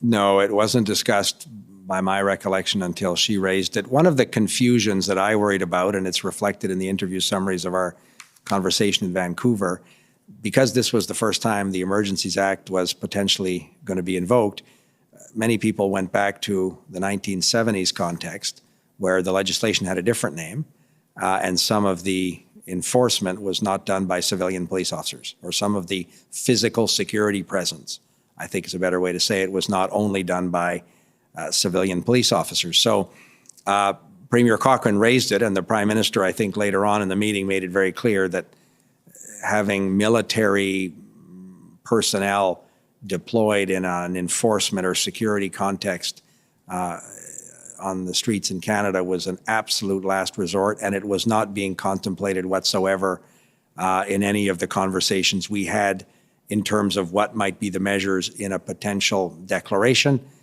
So he very quickly, I think, tried to clear up Premier Cochrane's misunderstanding about the role of the military. It was not being considered, and it wasn't a context that the government was looking at. Okay. And since you raised it, actually, let me ask you this. The misperception of between the Emergencies Act and its predecessor, the War Measures Act, is that something you were picking up a lot over these 3 weeks, over the events of the convoy? I think so, because this was a unique moment heretofore in Canada where the successor legislation was potentially going to be invoked for a public order emergency. The criteria were different. The protection of the Charter, of course, wasn't present in 1970. So the juridical and constitutional context was different. That's why a previous parliament passed the Emergencies Act some, I guess, 4 decades ago. But we worried about that public misunderstanding. Il n'y a pas de doute qu'au Québec, there is no doubt that in Quebec, the comments made by Premier Legault during his interventions letter in the notes you have was, and I think that's my impression, and I did share this with Minister Lebel of Quebec, after the discussion with premiers, that this was definitely not the same context, that there was no federal authority that would supersede a municipal or provincial authority, especially concerning police forces. There was still some confusion, I would say deep confusion, concerning the application of the Act. And I felt that it was important to reassure the Premier of Quebec, but the other premiers.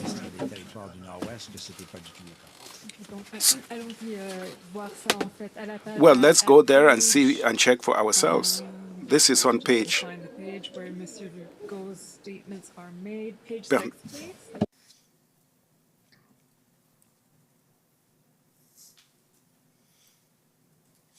So Premier Legault here says, this is in English, but so translated, I imagine, but in Quebec, we are preoccupied by the situation in Ottawa. It is unacceptable, have to do what needs to be done, support for it 100%. What is important to say is that we don't have this type of problem in Quebec. The SQ, that's the Sécurité du Québec, has been able to control the situation so far. We have to be very cautious about moves to inflame. We don't want the Emergencies Act to apply in Quebec. The Emergencies Act must only apply to provinces in agreement with the application of the Act. We don't need it and we don't want it. So are those the remarks that you were referring to? Ça, c'est fidèle aux commentaires que je me rappelle. That was in keeping with the comments that I remember Premier Legault making back then.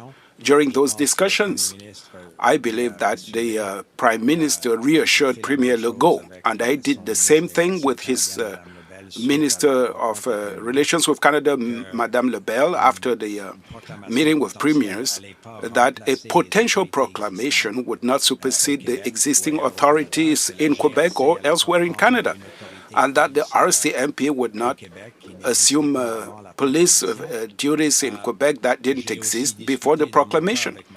In my case, I also discussed with Madame LeBlanc after our meeting about the situation in Gatineau.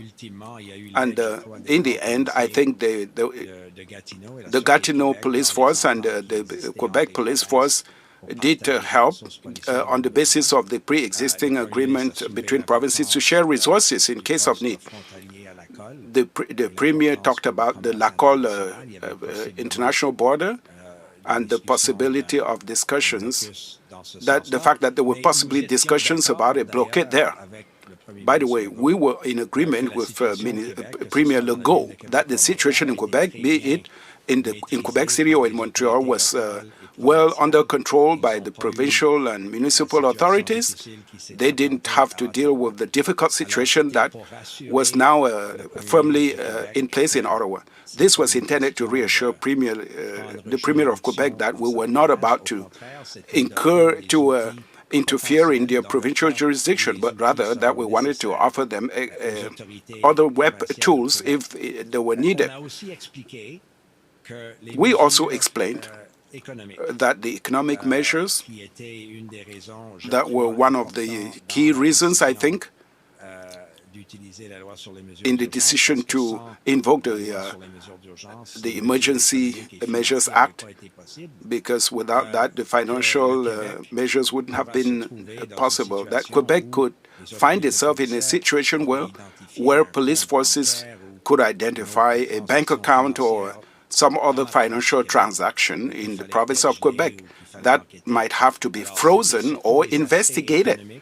So it was mostly the economic aspects that could have happened in the province of Quebec, but that was hypothetical at that point.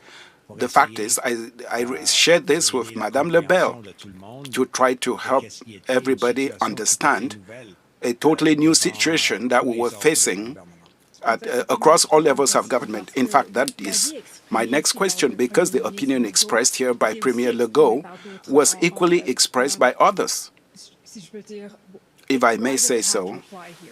Why in our province? You may be having a problem in Ottawa, you may be having a problem in Ambassador Bridge, but we're not having a problem in, say, Saskatchewan or Manitoba. That was a view expressed by several provinces. And so was any serious thought given to an approach to the Emergencies Act that would be targeted in the sense of where the measures would apply? Sure, the government considered one option under the Act, and I don't have a complete juridical sense of the different interoperability of different sections of the Emergencies Act, but there is a possibility to invoke it in a geographically specific context.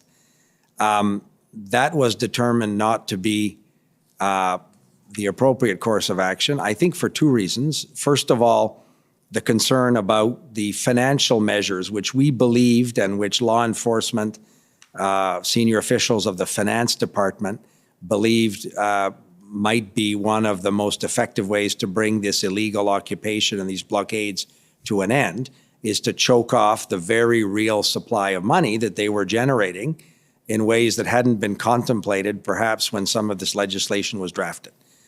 So that instrument was seen as one of the effective, and it, in my view, turned out to be quite effective, in dissuading other protest activities and bringing to a conclusion, particularly the context in Ottawa. So there was the requirement for a national application of the Act to ensure that those economic and financial measures, if you're a trucker from New Brunswick that's parked on Wellington Street and your bank account is at Les Caisses Populaires Unies in Caraquette, New Brunswick, you shouldn't be able to evade the financial measures that were necessary, in our view, to bring this to a conclusion.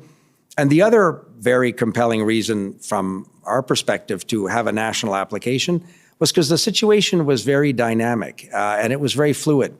And it wasn't clear that if the Ambassador Bridge had been and was in the process of being cleared, it wasn't clear that these people wouldn't come back. It wasn't clear that they wouldn't show up in another jurisdiction.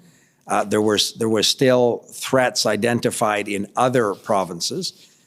So we thought that the national application, in the event that there was a sympathy or pop-up blockade that was illegal, it would give the law enforcement authorities in those jurisdictions those instruments. But it also had a dissuasive effect. It would have allowed enforcement authorities to designate critical infrastructure to prevent people from bringing children into an illegal protest or illegal occupation. So we think that it had a dissuasive effect in terms of spreading the serious and illegal occupation in Ottawa to other jurisdictions across the country. So it's really those two branches or those two aims. One, the application of the financial measures, cutting off funding, and two, the preventative or dissuasive effect that in the government's view meant that the Act had to apply nationally if it was going to be effective. That's right. Maybe the second one might be sort of 2A and 2B. There was a dissuasive element, but there was also the preventative element of giving those jurisdictions those tools should they suddenly arise that the ferry terminal to Newfoundland was blocked. That we wouldn't have to re-invoke some special measure to allow the authorities in the province of Nova Scotia to have the measures to designate a critical piece of infrastructure and to render illegal an activity that was designed to disrupt the peace in one of those contexts. Okay, thank you. You can take that document down now, Mr. Clerk, and pull up briefly ssm.nsc.can 403224. And you can scroll down to page 3, please. So, Mr. LeBlanc, as you know, the consultation with the provinces is part and parcel of the Emergencies Act under Section 25. It's an obligation that must be fulfilled before the Act can be invoked. So this is what we're looking at right now is the decision note prepared by the Clerk of the Privy Council delivered to the Prime Minister on February 14th. And at the bottom of the page here, she talks about the consultation requirement, and she says, on February 14th, 2022, you convened a First Minister's meeting to discuss with the Premiers, seek their views on this scenario and the measures being explored. We can scroll down a bit because we know essentially what was said during the meeting. She resumes now. She summarizes the various opinions that were expressed, and then she says, this First Minister's meeting will meet the requirements for consultation with the provinces under the Emergencies Act, and then follows that with a letter. So I suppose the question to put would be, so this was one First Minister's meeting, and I think it lasted about an hour or something like that, if that's correct. If this meets the consultation requirement, is there anything that wouldn't? Well, we believe that meeting was an essential part, as you noted, in terms of the decision to invoke the Act. The Prime Minister had not made up his mind whatsoever before that conversation. But a number of discussions between my cabinet colleagues and their counterparts in the provinces and territories, between senior officials of our government, in multilateral fora and in some cases bilaterally with provincial and territorial officials, informed our government's conclusion that existing provincial municipal authorities were going to be inadequate to bring this to a safe and expeditious conclusion. So this one meeting was the moment where the Prime Minister shared his views on the potential invocation of the Emergencies Act. But as I said, there were ongoing and active bilateral and multilateral conversations at almost every level of our government that were necessary inputs into the government's decision to proceed to the Emergencies Act as the source of final authority or the last resort in terms of concluding this serious threat to Canadian safety and security. Okay. Mr. Clerk, can you take that one down now and pull up SSM.can 50124?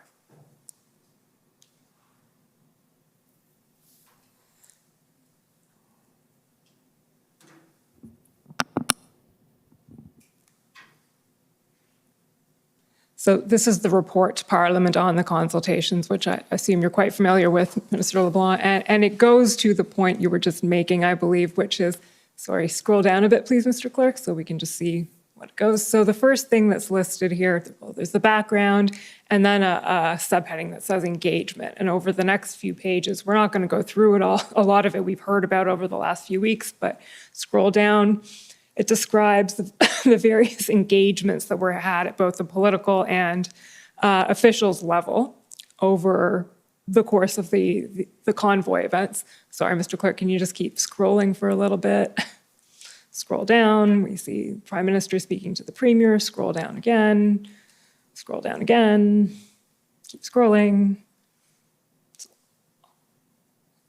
and then we see on page, I've lost count, consultations on the Emergencies Act with the First Ministers. And this describes the actual consultation with the First Ministers that we've just gone through.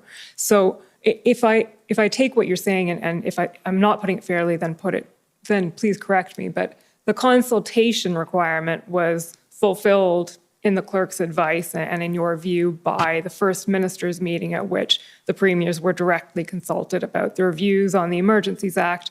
But that was also, in some senses, informed by discussions that had been had broadly around the topic of how to resolve this problem prior to that.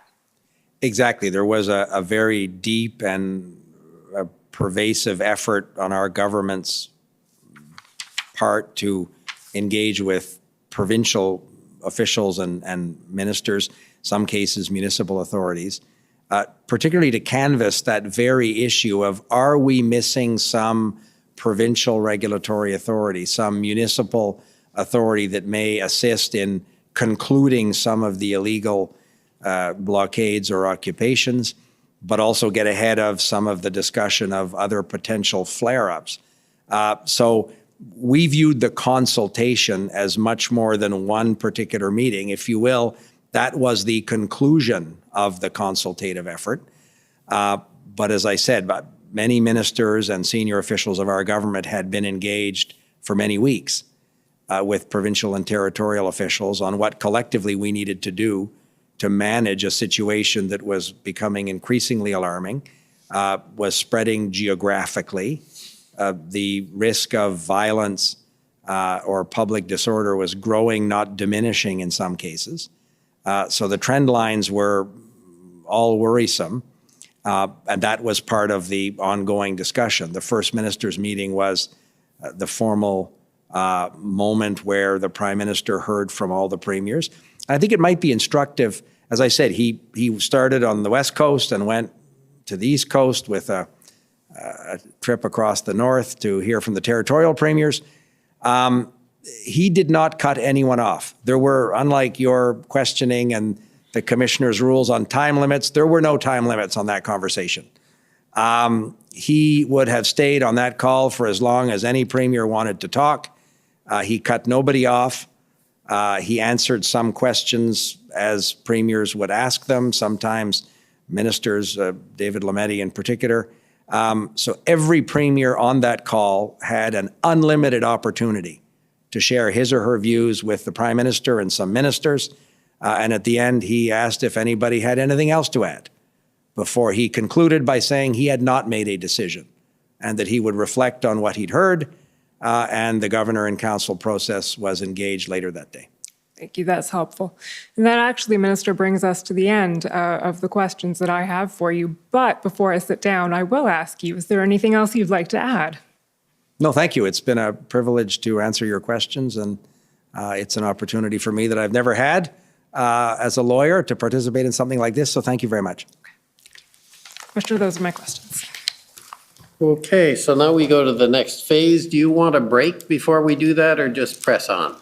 Mr. Commissioner, you've been at this longer today than I have, so if you're prepared to go on, I am too, but it's entirely up to you. No problem. We're used to long days here.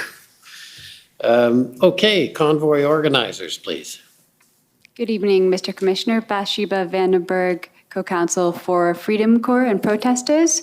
We have no questions for Minister LeBlanc. However, we would like to give 5 minutes of our time to the City of Windsor and 10 minutes to Justice Centre and Democracy Fund. Thank you. That's a very good development. Okay, so just so I get that right, 5 minutes to Windsor and 10 minutes to the Democracy Fund JCCF, that's right? Okay. So next is the Government of Saskatchewan, please.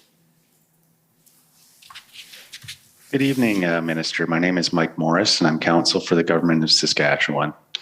Good evening. I'm just going to advise I'm better in English than I am in French, and my translation's not working, so it will probably work better if we can speak in English when possible, okay?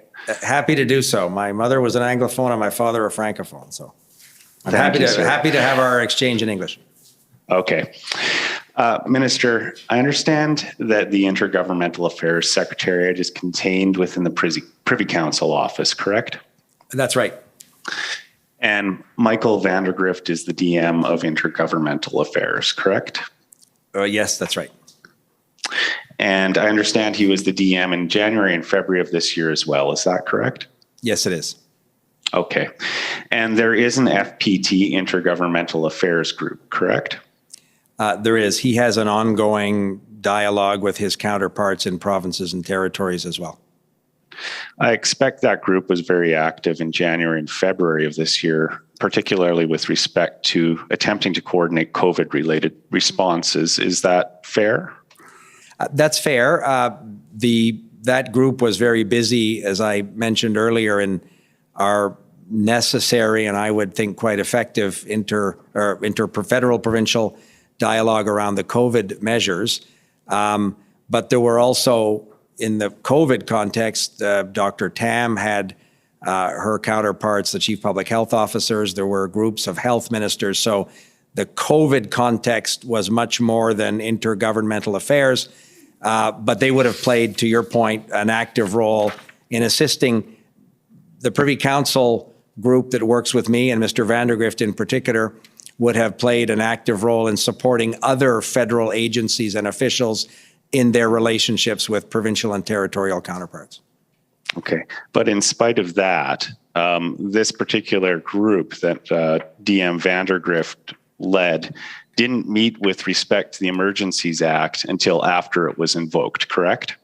That's right. And as for the reasons I shared with your colleague, the Commission Counsel, we thought that if the government was ultimately going to conclude that that was the last resort to bring these illegal occupations and protests and blockades to an end, it was not conducive to have that conversation in a public context, and the fewer meetings where that issue was raised increased the likelihood that we would be able to have that conversation in an appropriate way at the appropriate moment and not have it in the public space for days and weeks ahead of time.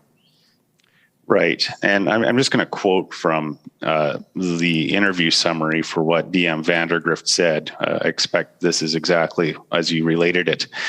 DM Vandergrift explained that the reason for this was to avoid a leak of the subject matter such that premiers could express their views at the meeting without creating a public expectation around it. That sounds like it accords with what you've just explained, correct? Absolutely. Yes, that's correct. Okay. But you would agree with me that the provincial governments would have been better able to prepare for the meeting if they knew what it was going to be about beforehand, would you not? from my participation in that meeting, none of the first ministers appeared unprepared. And frankly, when the Prime Minister explained the reason for his convening the meeting, none of them expressed surprise. So I didn't detect a level of unpreparedness or surprise in that meeting at all. Okay. We heard a little bit from Ms. Drouin, Deputy Clerk of the Privy Council last week.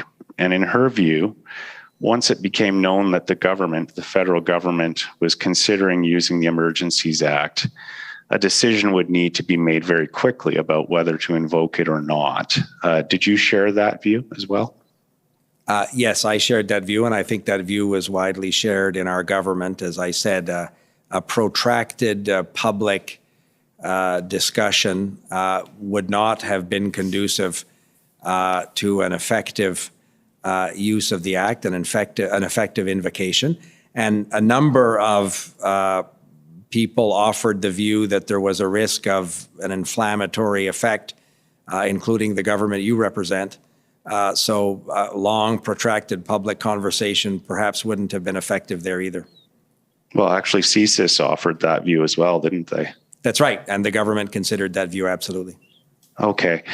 But you're certainly aware that on February 13th, Minister Blair did, well, I'm aware of two interviews, one with Rosemary Barton and one with Mercedes Stevenson, where he indicated to those people, national media, that the federal government was considering invoking the Emergencies Act. You're aware of that, correct? I remember those interviews that Sunday. It was that the journalists were asking how, is the government considering every possible option? I'll remind you, it was the third weekend that the city of Ottawa was paralyzed in a way that was, in our view, a significant and serious risk to public safety and security. And Mr. Blair was saying that any responsible government would, at this point in that emergency, look at every available option to bring this to a successful and safe conclusion. Thank you. I'm going to ask the clerk to pull up a document. It's SSM CAN 402370. And just so you know, Minister, this document is listed as FMM Feb 14 Q&A. So I assume it's Q&As that were prepared for the First Minister's meeting. Were you aware that such things were prepared? Some of those things are prepared regularly for various meetings. I don't remember seeing this document certainly before the meeting. I looked at it in some of the documents that might have been sent by the Commission, but I certainly didn't see this document before the First Minister's meeting. Okay. Do you have any reason to believe that it wasn't prepared for the First Minister's meeting? No, but I can't speak to which documents were prepared by which officials. I don't have a full recollection of what documents were circulated, but if you tell me that that was a Privy Council or federal government document that was circulated, I'm prepared to take your word for it, but I can't speak to it personally. Okay. And I just want you to take a look at the first two questions on this Q&A. The first one is, why did you wait so long to act? And the second is, when will this come into effect? Will you agree with me that these Q&As appear to have been drafted as if the decision to invoke the Act had already been made by the time of the First Minister's meeting? No, that I can tell you without hesitation that the decision had not been made. If some communications official is preparing documents for other officials or for political offices, I say, I don't know who prepared these documents or where they were circulated, but there are a series of documents that are prepared for various hypothetical scenarios in the government as part of the routine course of business. So I would not agree with the characterization that that speaks to a decision made.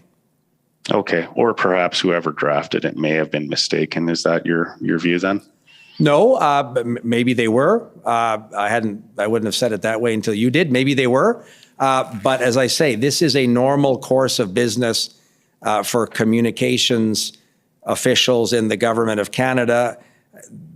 That decision was clearly before the cabinet. The cabinet had been the incident response group and the cabinet had been considering this second track process for a few days. I don't know when this document was produced even, but as that decision was being considered, it would have been normal for communications officials to prepare documents in contemplation of a decision, but it does not confirm a decision. That would not be accurate.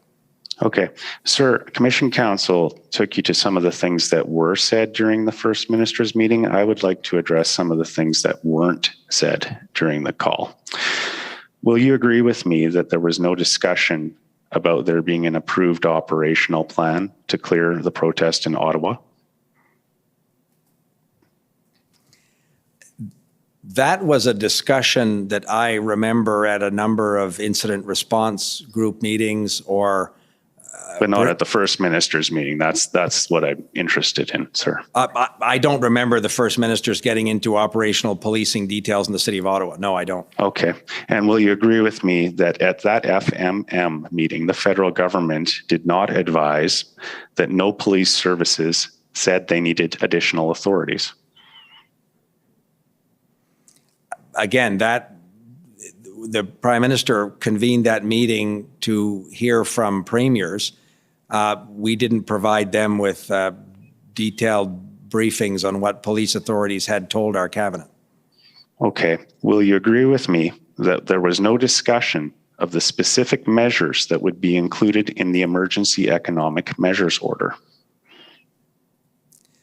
I want to see the document again that your colleague, the Commission Counsel, brought out in terms of the First Minister's meeting. I do know at the very front end of it, my colleague David Lametti explained 6 areas where the government was considering as potential sources of emergency authorities in the declaration, in a potential declaration. But I don't remember the detail that he would have given on particular financial measures. I do know that that was shared with premiers as one of the potential sources of authorities in this declaration. Okay, I think your counsel can probably take it up with you because they have some time at the end. I have limited time, unfortunately. But would you agree with me that there was no discussion, for example, of how credit unions may be affected by the order, or how insurers might be affected by the order? No acknowledgement that there are provincial crown corporations that provide motor vehicle insurance that could be affected by the order. Will you agree with me on those points? Again, I don't remember the specifics of which financial institutions would or would not be affected, but I do know we shared with First Ministers the very clear option that should there be an invocation of the Emergencies Act, one of the authorities that we would purport to invoke would be a way to immobilize some of the very real financing, which was fueling, and no pun intended, because a lot of it was spent on fuel, I think, was fueling the illegal occupation in the City of Ottawa and some of the blockades at critical border infrastructures as examples. I think I can probably help out a little bit. The document that Commission Counsel showed you was prepared by the Government of Canada. So I just want you to confirm that you have no reason to believe that it was inaccurate in terms of what it put in or left out in terms of the summary, do you? I'm not trying to be difficult, but the Commission Counsel put a number of government documents before me. If you're talking about the one at the end where your colleague went through various premiers' comments at the First Minister's meeting, that was an accurate description as I remember that particular conversation at 10:15 on the 14th with the premiers. And you'll agree with me that several of the premiers, including Premier Moe, expressed concern that invoking the Act could inflame circumstances. Yes, that's accurate. And in fact, that was similar to a concern that had been raised by CSIS, correct? That's also correct, yes. And several of the premiers indicated that demonstrations were being adequately handled with existing authorities, including Premier Moe. Is that fair? That's fair. Several also indicated concerns in their own jurisdictions. And the Premier of Ontario, as I'm sure you've noted, identified very real gaps. I also thought it was interesting the number of premiers that spoke of the challenge of getting tow trucks to clear, if it was in Coots, Alberta, or if it was in Windsor. The inability to get heavy lift tow trucks was something that a number of jurisdictions had shared. And that, as you would know, was obviously one of the powers that the Emergencies Act may have provided. Sir, do you know when the caucus meeting was held on February 14th? By recollection, I think it was a half an hour or 45-minute call earlier in that morning. As I've thought about this, I didn't keep notes. I listened to that meeting. By memory, it would have been maybe 9 o'clock on the morning of the 14th. Okay, so it would have been before the first ministers' meeting then? Again, subject to somebody correcting me, that would be my best recollection, yes. We know that the Prime Minister did a press conference at 4:30 p.m. on the 14th where he announced that the Emergencies Act was being invoked. Did Cabinet receive any notice that the Prime Minister had made that decision before 4:30 p.m.? The way the Prime Minister did not convene another Cabinet meeting after the one on the Sunday evening, a number of ministers with operational responsibilities, of course, would have been involved in some of the drafting necessary for the governor in council process, which was engaged after the first minister's meeting and after the Prime Minister received the decision memo forwarded to him by the clerk of the Privy Council. But there was no formal cabinet notification that took place once the Prime Minister had come to his decision after the first minister's meeting, and the governor in council process was engaged, which led to the order in council being issued. Okay, Minister, you're well over your time. I've given you, in fact, an extra 5 minutes. So please, if you could wrap up. One last question, Commissioner. Minister, how and when did you find out that the Prime Minister had made his decision to invoke the Act? I was probably consulted during that afternoon, whether it was around the media, the news conference the Prime Minister had at the end of the day, and the governor and council process had been engaged. So I was probably notified by somebody in his office that this was a decision as we moved towards the end of the afternoon, and we were getting ready for what would have been the public announcement. Thank you, Minister. I appreciate you answering my questions today. Thank you. Okay, thank you. Next, if I can call on the Canadian Constitution Foundation, please.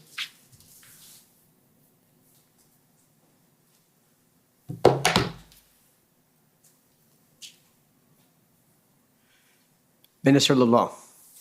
My name is Sujit Chaudhary. I'm counsel for the Canadian Constitution Foundation. So, good evening. Good evening.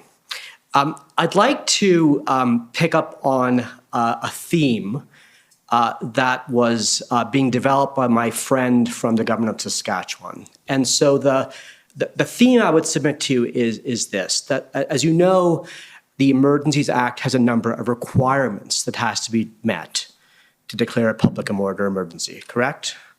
That's right. And so it's one of the questions that we're trying to get at is whether at the first minister's meeting, the Prime Minister and other members of the cabinet in attendance effectively communicated to the first ministers why they felt those requirements had been met. So my friend just asked you questions about the availability of other legal options, the so-called policing plan, correct? The policing plan, you're referring to the City of Ottawa policing plan? Well, or what Commissioner Lookey has put into evidence, that there was, in fact, by the 14th, a policing plan available or ready to be triggered. And my friend, I believe, asked you whether that plan was put to the first ministers and you weren't sure if it had been or not. I'd want to see the document. one of the major concerns that the government had is the lack of effective policing plan, particularly in Ottawa, to some extent in Windsor. These things had dragged on now for 2 and 3 weeks, and the policing authorities were not advancing a plan, or more importantly, implementing a plan that would bring these to a conclusion. But the First Minister's meeting didn't discuss operational details of policing plans. Well, what I'd like to do is pick up on another limb of the legal test for whether a public order emergency can be declared, which is whether there's a threat to national security. And you're aware of that, correct? Yes. And so you're aware that under Section 16 of the Emergencies Act, the Governor and Council can only declare a public order emergency if there's a threat to national security. Yes, and we concluded there was. You did. And did you provide any type of documentation or explanation to the First Ministers as to the basis for your conclusion that there was a threat to national security? Again, in terms of documentary evidence, or documentary exchanges, I wasn't privy to those. I do know that deputy ministers of public safety were sharing information, the commissioner of the RCMP, obviously, with various police leaders in other jurisdictions. So there was an ongoing and active exchange of information, as is entirely appropriate, between federal and provincial law enforcement officials. But in terms of whether that particular policing information was shared at the First Minister's table, it was not. So, Minister, I'd put to you this, that for the consultation requirement to have some substance to it, the federal government is under a duty, I'd ask you, to be as transparent as possible with the First Ministers on that call about why it is taking the exceptional step of triggering the Emergencies Act, correct? Why we were considering taking the exceptional step. And as I explained to your colleague, the Commission Counsel, those reflections, those considerations were informed by more than 3 weeks of active exchanges between the Government of Canada and provincial and territorial counterparts. So to say that they were not in possession of the intelligence information, the policing information, I don't think is an accurate description. And I know many of the premiers, because they told me, were also being briefed on an active and ongoing basis, in some cases by RCMP commanders in their particular provinces, because the divisional commanders of the RCMP are, of course, contract police in that jurisdiction. And they were having ongoing and active discussions with public safety ministers in those provinces. And in the case of Premier Kenney, he was clearly being updated in considerable detail by the police commanders in the province of Alberta. Sure. But Minister LeBlanc, I believe you understand that at this point, according to the evidence that we've heard in the Commission, there were 2 potential sorts of threat assessments at the center presented in the Privy Council office. The first, you're probably aware of, is Director Vigneault's assessment, correct? And he'd concluded there was no threat to national security for the purposes of the CSIS Act. And that's a very significant, yes, for the yes. purposes of the CSIS Act. And I think it's important that there not be confusion around which particular section of what act he was referring to. But as you probably know, last week, the NSIA, Ms. Thomas testified that in her view, there was a threat to national security under the Emergencies Act, correct? Yes. But was her view shared with the First Ministers on that call, so that the consultation was more than just providing them with notice? Well, I don't share your view that the consultation was providing them with notice. The National Security Advisor wasn't briefing the First Ministers on that call. She would regularly update the Cabinet and the Incident Response Group. We benefited from her analysis and that of Director Vigneault as well. But I'm not quibbling with you. The purpose of that consultation was not to have a legal discussion with First Ministers on the test that the Governor and Council was going to apply when and if we made the decision. My colleague David Lametti will be here tomorrow. He'll be able, I'm sure, to speak directly to the legal test that the government was using and concluded when the Governor and Council made the decision. We consulted carefully and listened very carefully to what First Minister said at that meeting and in a series of previous discussions in the preceding weeks as well. But just to be clear, at the First Minister's meeting, you don't recall if a detailed threat assessment was provided to the premiers? Again, that first of all, that would not have been a secure forum.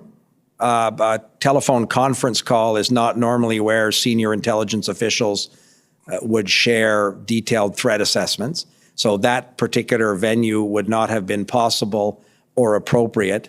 But the way that information was shared with provinces and territories is through the ongoing and secure communications between law enforcement officials of the Government of Canada. And those premiers, many of them would talk to us about it, were being updated by their own deputy ministers of public safety or deputy solicitors general in some provinces, or senior police leadership in their province that had the benefit of an open exchange in a secure context with the Canadian intelligence and law enforcement officials that were briefing the Government of Canada. Minister, I have a couple of minutes left. I want to take you to a different issue, if I may. It's about your conversations with the Government of Quebec and the reservations expressed by Premier Legault and then your subsequent phone call with Minister LeBlanc. And if I understood you correctly, it was your position that the economic emergency measures that were taken had to apply nationally, correct? Oui, moi j'ai offert. Yes, I told Minister LeBlanc after the discussion with the premiers that for the economic measures to be effective, they had to be applied nationally. Because if somebody had a bank account, for instance, at the Caisse Populaire in Quebec or at the National Bank, that would not be actually out of reach from the measures that we'll take. But the same rationale does not apply to the non-economic measures, does it? Well, it does in the sense that they were preventative. We thought it was important, as I said to your colleague earlier, it wasn't clear that this problem was going to go away or that the people occupying the bridge in Windsor, Ontario weren't going to displace themselves somewhere else. There was an active discussion about risks to other critical infrastructure. So we thought that the national application of those measures, in the case it ultimately was necessary, would have given the local law enforcement authorities the tools, for example, that the City of Ottawa and the Ontario Provincial Police and the RCMP used so effectively to bring the occupation in Ottawa to a conclusion. Mr. LeBlanc, let me end with this question then. But wouldn't it have been an alternative to have offered those non-economic measures to those provinces that wanted them and to enable them to opt in as they wished to? So those provinces who needed and wanted those powers could have gotten them right away, and those that maybe needed them later could have opted in if they needed them. That wasn't considered as a responsible or realistic option because by enabling all of the local enforcement, law enforcement, and provincial police authorities to have recourse to those powers should they, in their judgment, determine they were necessary, was a more effective and comprehensive way to provide the deterrent effect to not have a particular group of illegal occupiers in one spot displace themselves somewhere else. So we didn't think we should be having Governor and Council processes every day following that decision. The more effective and responsible way was to enable those authorities in the other jurisdictions to have recourse to that should they, in their judgment, decide it was necessary. Thank you, sir. Thank you. Thank you. Next is the Democracy Fund, JCCF.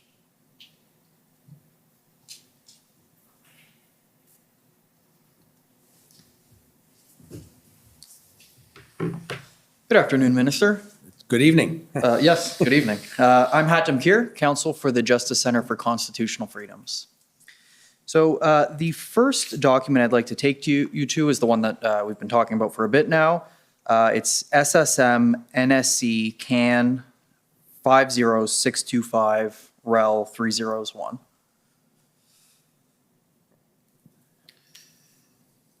And so while that's being pulled up, this is the document relating to the First Minister's conference call, as it says right there. And if we could please go to page 2. Yes, there where, do you see under Premier Horgan's third point, he said that local law enforcement was able to manage. Do you see that? Yes. Okay, and if we could please go to page 3, if we can go to Premier Kenney's comments. So at the top of his first point, you see there where he said that 15 days ago they had 1,000 trucks doing a rolling protest, but then 900 went home. It was reduced to 100 hardcore who stayed behind. And then just a little bit beyond that, he says they're down to a group of 40 for the past several days. Do you see that? Yes, I do. And then do you also see where between the redactions, Premier Horgan informed the ministers at the meeting that they have procured on market for equipment and have drivers in place, so unless an unexpected surprise should open Coots border crossing today. Do you see that? Yes, I see that. Okay, and then lastly, under the, lastly with respect to Premier Kenney, under the redactions, if we can just scroll down a little bit, it seems that Premier Kenney informed the First Minister's meeting that at a previous meeting he had asked the federal government to stop the vaccine mandate for truckers. He said he doesn't understand the public health rationale given the level of transmission. Truckers are isolated in cabs, do rapid tests, and that, quote, he said he, quote, thought it was an unnecessary provocation, end quote. Premier Kenney informed the First Minister's meeting of that? Yes, as I said, this is, in my view, an accurate summary of that meeting. Okay, and then just proceeding on to page 5, Premier Stephenson for Manitoba, under her second point, informed the government that the RCMP were confident that they had the tools in place under provincial law needed at the Emerson border crossing, and they were finalizing plans to open the border, correct? Yep, that's what it says. Okay, so all those premiers had informed the federal government that further powers were not needed then in their provinces. That was their view during that meeting, yes. Okay, thank you. The next, I'm going to change course a little bit here. If we can please pull up SSM CAN 6094 REL 301. And while that's coming up, we've already heard about how you had a discussion with Premier Ford on February 10th, correct? Yes. Okay. So if we can please just scroll down to the second email in the chain, which I take it was chronologically the first email. This is a readout of that conversation that you had with Premier Ford? Yes, that's a summary that my Deputy Minister of Intergovernmental Affairs, Michael Vandergriff, would have circulated to colleagues across the government that you see noted at the top of that email. Okay, and Mr. Clerk, can we please scroll down to the second page? I want to take you to the final paragraph in the summary. So it says there that the Premier had informed you that on the following Monday, which I take it would be February 14th, he will be announcing plans to relax public health measures. And he said in his view, quote, the public is at a breaking point, end quote, and then he refers to other jurisdictions taking these steps. Do you see that? Yes. And I take it that accords with your recollection of the call? Yes. Okay, now he refers to other jurisdictions taking steps. Was it your understanding that he was referring to Alberta, who had announced that they were implementing an accelerated removal of COVID restrictions on February 8th? To be honest, I don't want to mislead you. I would not be able to say which jurisdiction he was referring to. He may have been talking obviously to other provincial premiers, and his officials would have been. They speak actively amongst themselves, as would Dr. Moore, who was his chief public health officer, with their counterparts. So I can't purport to remember the sequence of which jurisdiction was enacting or altering which particular measures. Okay, so given that they're all talking amongst themselves, he might have actually even been referring to Manitoba, which made a similar announcement the following day, or Saskatchewan, which made an announcement on the same day for Premier Ford had made that plan, right? Again, I'm taking your word for it. I don't remember the sequence of which province changed what public health posture within their own jurisdiction, but I take your word for it if you have a sequence of provincial public health measures. Okay, I want to hone in on one point that Premier Ford raised there. He referred to the public being at its breaking point. Would you agree that the Freedom Convoy protest was one expression of that sentiment? I would think that certainly in the initial days of the convoy, that attracted a great deal of that sentiment. And our government has acknowledged the difficulty that COVID represented for millions of Canadians. We, the Prime Minister, ministers have acknowledged that this has been extremely difficult on many Canadians, on sectors of the economy. We all know the list of very difficult circumstances that the pandemic brought. So we acknowledge that. And certainly as the convoy was taking form and the first day that we saw on Parliament Hill, there were probably a number of lawful protesters that came to express that sentiment. That wasn't the case as the thing dragged on and as it evolved. But in the initial steps, I think that might be a fair characterization that some of the people participating in some of the convoy activities fit in that category. Clearly, some didn't. But you'd agree as a general principle that generally the goal of protesters is to be heard by their government on an issue that concerns them?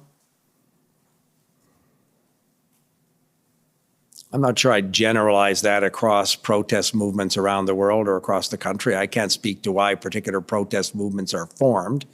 One protests because one wants to bring public attention to a particular issue or bring a certain public policy or governmental policy to public attention. But I wouldn't purport to speak for why people show up at protests or organize protests.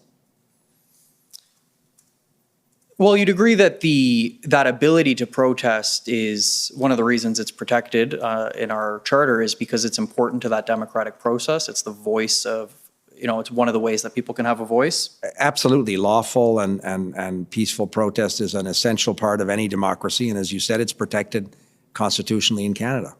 So you'd agree that the provinces then that were responding to these protests by lifting their restrictions would be an example of protesters being successfully heard, right? No, I wouldn't speak for why provincial health authorities made those decisions. I have noted on a number of occasions that Premier Ford, in the case of Ontario, referred to following the medical advice from Dr. Moore, his chief public health officer, and other scientists. So no, I wouldn't purport to say, and I certainly don't purport to speak for premiers or their health ministers or their chief public health officers. They can explain why they made particular decisions with respect to their public health measures, but to say that it is in response to a protest, I think is a pretty simplistic analysis that may not be borne out by what a number of them have said publicly. What they've said publicly, but if we look at Premier Ford's comments in this call, I grant you, he says he has the support of Dr. Moore, but he says that the public is at a breaking point, and so he's going to put in a more aggressive schedule in Ontario. You didn't take him to be referring to taking action in response to the protest? No, because in that same conversation, he talked about his extreme frustration with the protests and the illegal blockades and the serious multi-billion-dollar damage it was doing to the economy of Ontario. He shared with me the conversations he had with the governor of Michigan He shared with me the conversations with union leaders, business leaders about the investment climate that this was sending for Ontario. He spoke to me about the very real risk of violence in Ottawa, the illegal occupation of Ottawa. He was not crediting the illegal occupation or blockades with his decision to adjust public health measures. And in fact, he referred to his chief public health officer in that context as well. He wasn't crediting that decision, but it doesn't mean it wasn't motivating it, right? Well, Premier Ford is quite an articulate political leader. I can't speak for why he made particular decisions within the sovereign jurisdiction of the government of Ontario. But my frequent conversations with him would lead me to believe that the decisions that he made on the appropriate public health measures, and Ontario was one of the jurisdictions in the country that had at various times amongst the most severe measures. So his government had taken very difficult and very real steps in the fight against the coronavirus, which we thought were very conducive to trying to protect as many citizens of his province as possible. So his leadership with respect to public health measures, from my conversations with him, was not motivated by the illegal blockade that was causing such harm to the economy of Ontario in Windsor, or the completely unacceptable illegal occupation of the city of Ottawa. Well, let's turn our attention to a different premier. I'm going to ask that we pull up PB Can 401846. You've already seen this, I believe, that, or at least a different version of this document. And Mr. Clerk, if we can please go to the last page, we're going to have to zoom in on the second screenshot.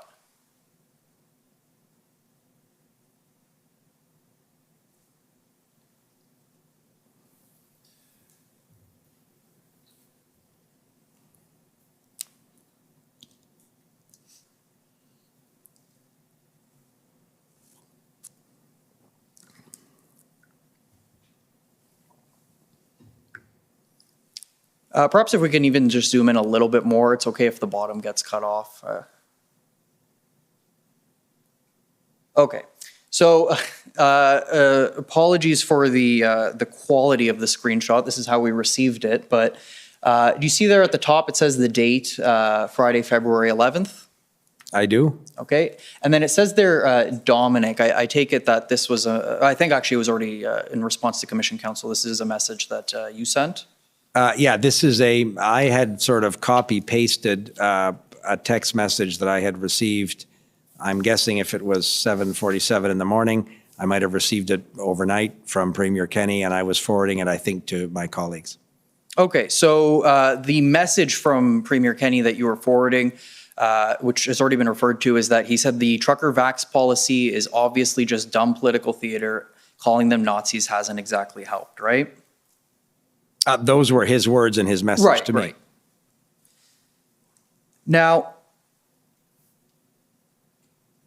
my question for you, Minister, is was this sentiment ever relayed to Cabinet as a whole? I was updating my Cabinet colleagues at the Incident Response Group on various discussions with premiers. I would have forwarded that to, I think, I can't see the top of it, but I remember it was Minister Algabra, I think Omar, and probably Marco Mendicino. But I was updating my Cabinet colleagues on those interactions. But so too was Dr. Tam, who was talking to her chief public health officer counterparts. So the sharing of information around the views of provincial governments was much broader than my summarizing for Cabinet colleagues various conversations that I may have had with premiers. Given, and you know, we did see that Premier Kenney raised a similar statement, though perhaps with different language, at the First Minister's meeting. Did the government consider lifting restrictions as a way to hear what the protesters were asking for? No, the decisions that we made on public health measures were informed by public health advice from doctors and from scientists. That was always the focal point of our decision-making as a government with respect to these public health measures. I put it to you that Premier Kenney was right and that the removal of the exemption for truckers that led to this whole protest in the first place was just a political tactic. Well, it won't surprise you that I don't share that view. And I would also remind you that the United States had a vaccine mandate with respect to truckers that the government of Canada was not able to lift. So there was also a lot of confusion around whether, if ultimately based on medical and scientific advice, we determined that that particular mandate was no longer necessary. If the United States government hadn't lifted that particular measure, it wouldn't have changed much for truckers trying to cross that particular international border, as an example. Well, what about referring to the protesters as Nazis? I put it to you that that was also a political tactic. Again, I don't share that view. I didn't agree with the characterization of Premier Kenney. I shared his message with colleagues of mine. Okay, those are all the questions I have. Thank you. And I believe there's some time left over so I can pay back yesterday's indulgence with interest. Okay, thank you. So next is the CCLA, please.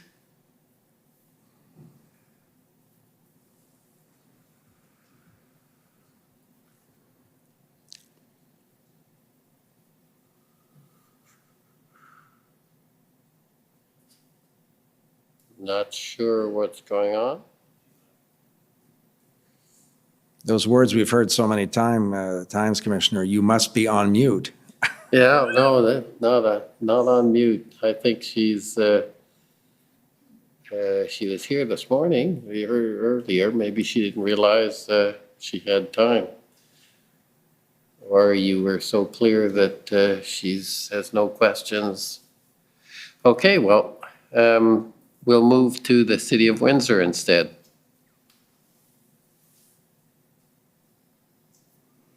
And maybe Commission Council can. I'll do that. Thank you. Good evening, Minister LeBlanc. My name is Graham Reeder. I'm counsel for the City of Ottawa. Good evening. I want to start off by clearing up some comments you made to my friend for the Canadian Constitutional Foundation about the police operations in Windsor. It was not the case that there was no plan in Windsor, nor did it take weeks to resolve. The evidence before the Commission is that the blockade in Windsor began on February 7th. A preliminary plan was in place. Windsor Police quickly requested public order resources from the OPP and other policing partners. These resources quickly arrived and the plan was further developed when integrated command was set up on the 10th. The plan was actioned on the 12th and 13th, at which point the blockade in Windsor was cleared less than a week after it was established. Just so you misspoke when you suggested the blockade in Windsor had been going on for weeks and there was no plan. Just wanted to clear that up. Thanks. Is there a question at the end of that? No, there was not.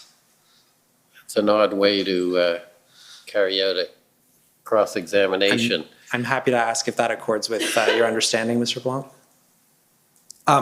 My understanding is that the economic and social disruption in Windsor was enormous, and it had gone on for many days and was a source of international concern at the highest levels in the American administration.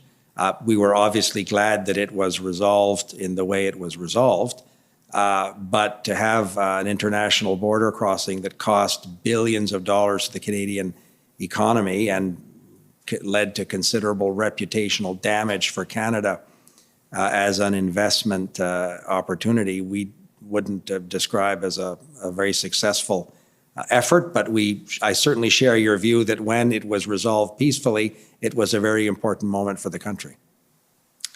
I'll ask Mr. Clerk to bring up SSM CAN 0003117. This is a letter from the Prime Minister to Premiers sent after the First Minister's meeting on February the 14th.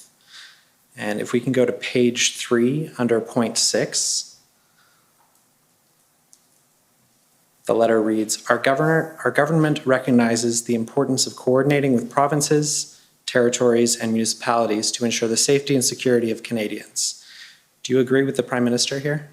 Yes, and he was very clear in the First Minister's meeting and in various discussions across our government that that was the case. Thank you.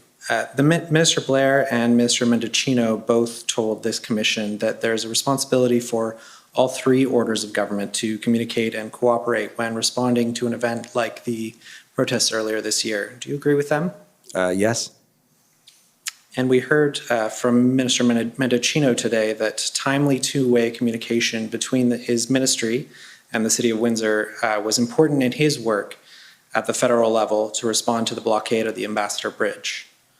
I'll ask Mr. Clerk to bring up SSM CAN 00002253.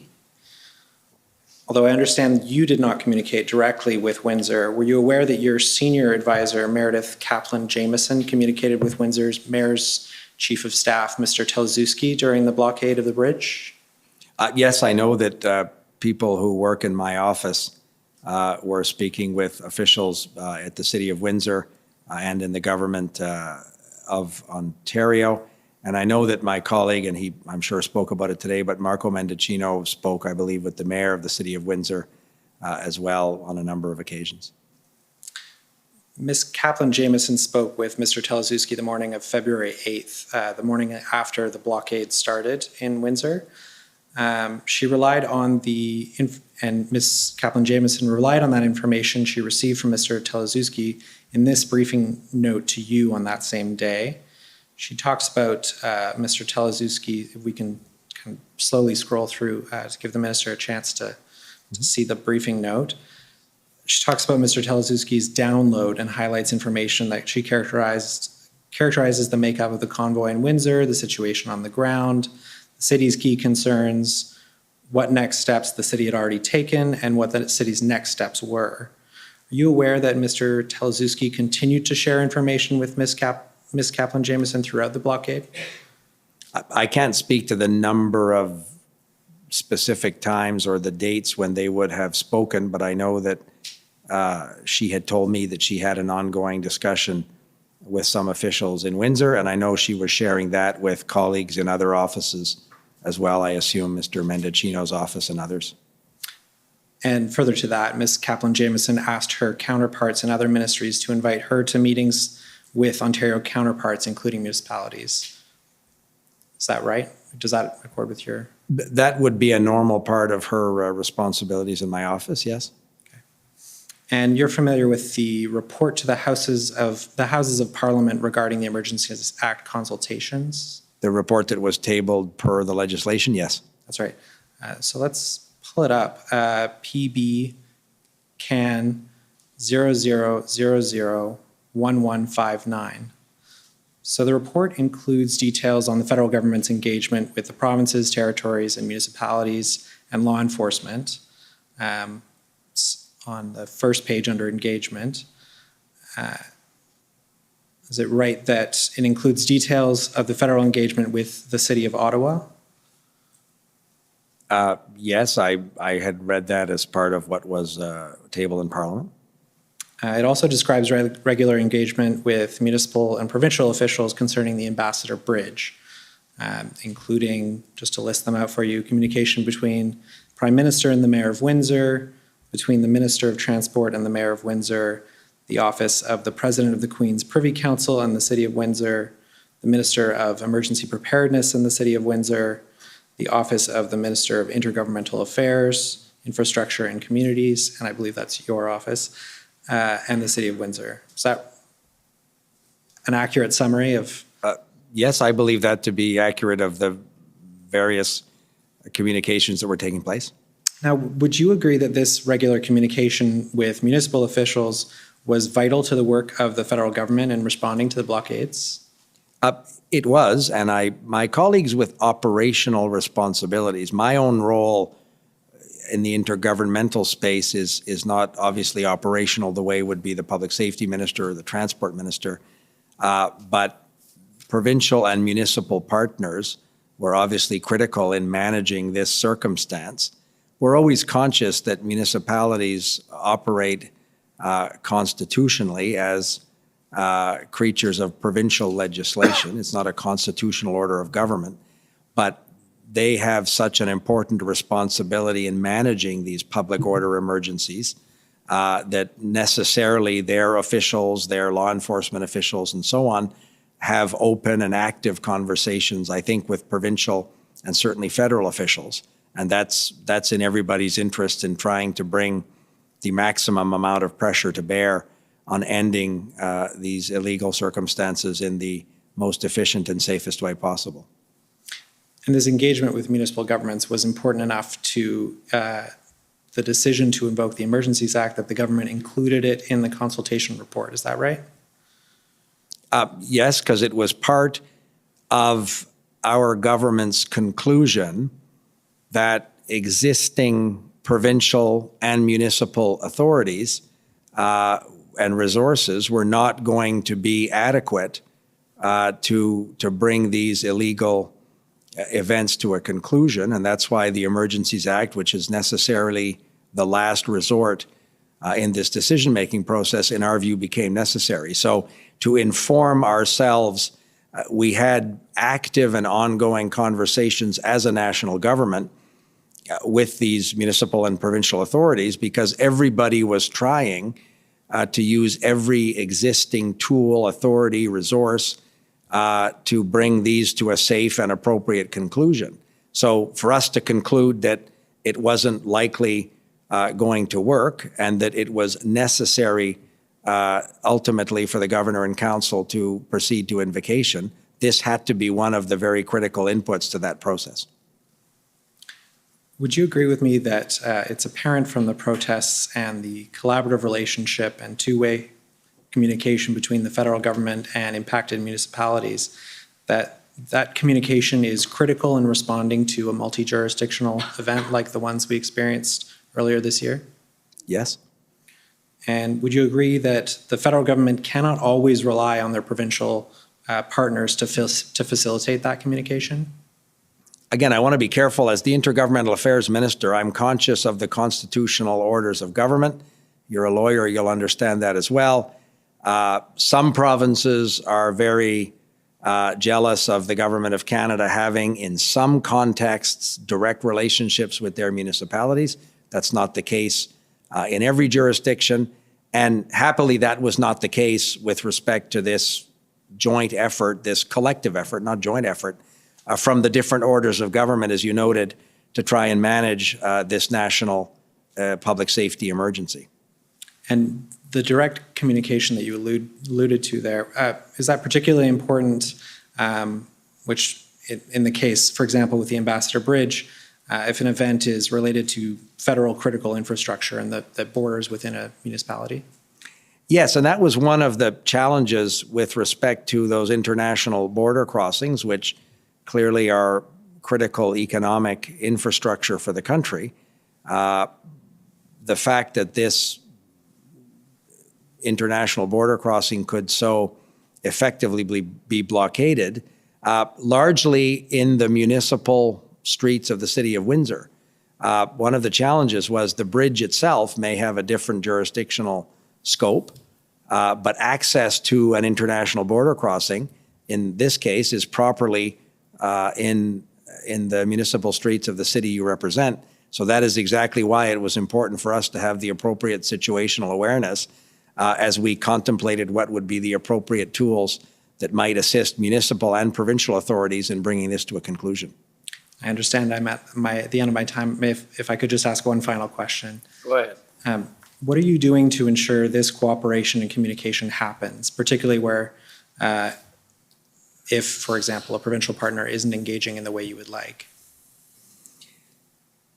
So I, as the infrastructure minister, another portfolio that I have responsibility for, have ongoing and active discussions with provinces and municipalities in terms of infrastructure programs.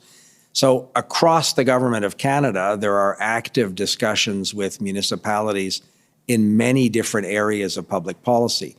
But and in something as important as the effective enforcement of measures necessary to bring illegal, very dangerous and damaging illegal activities to an end. We'll continue to work with all the partners necessary to do this. And as I said, from our perspective, the provincial governments understood that the three orders of government had to be involved for this to be effective. And in the vast majority of cases, that was the cooperation that was successfully being used. Thank you, Commissioner. Thank you, Minister LeBlanc. Those are all my questions. Thank you. Okay, next to the City of Ottawa, please.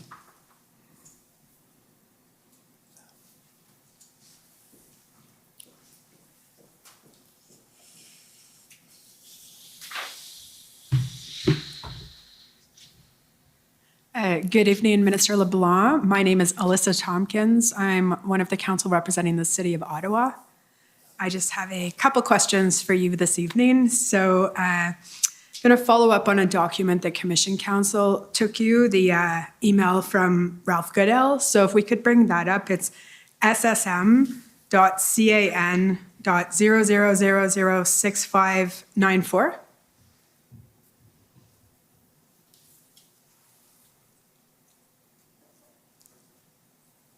Oh, good. And if we can just scroll down. So it's really the last sentence of the first paragraph, but we'll start one sentence prior. Granted, the volume of the protest in Ottawa was greater and came without as much warning, but the City of Ottawa and the OPS have proven themselves incapable of grappling with this problem. And I get that's not your statement, it's his, so I'm going to park it. But it's the last sentence. And it is now the duty of the responsible senior authority, i.e. the Public Safety Minister of Ontario, under provincial policing legislation, to rectify that problem, including taking control if and as necessary.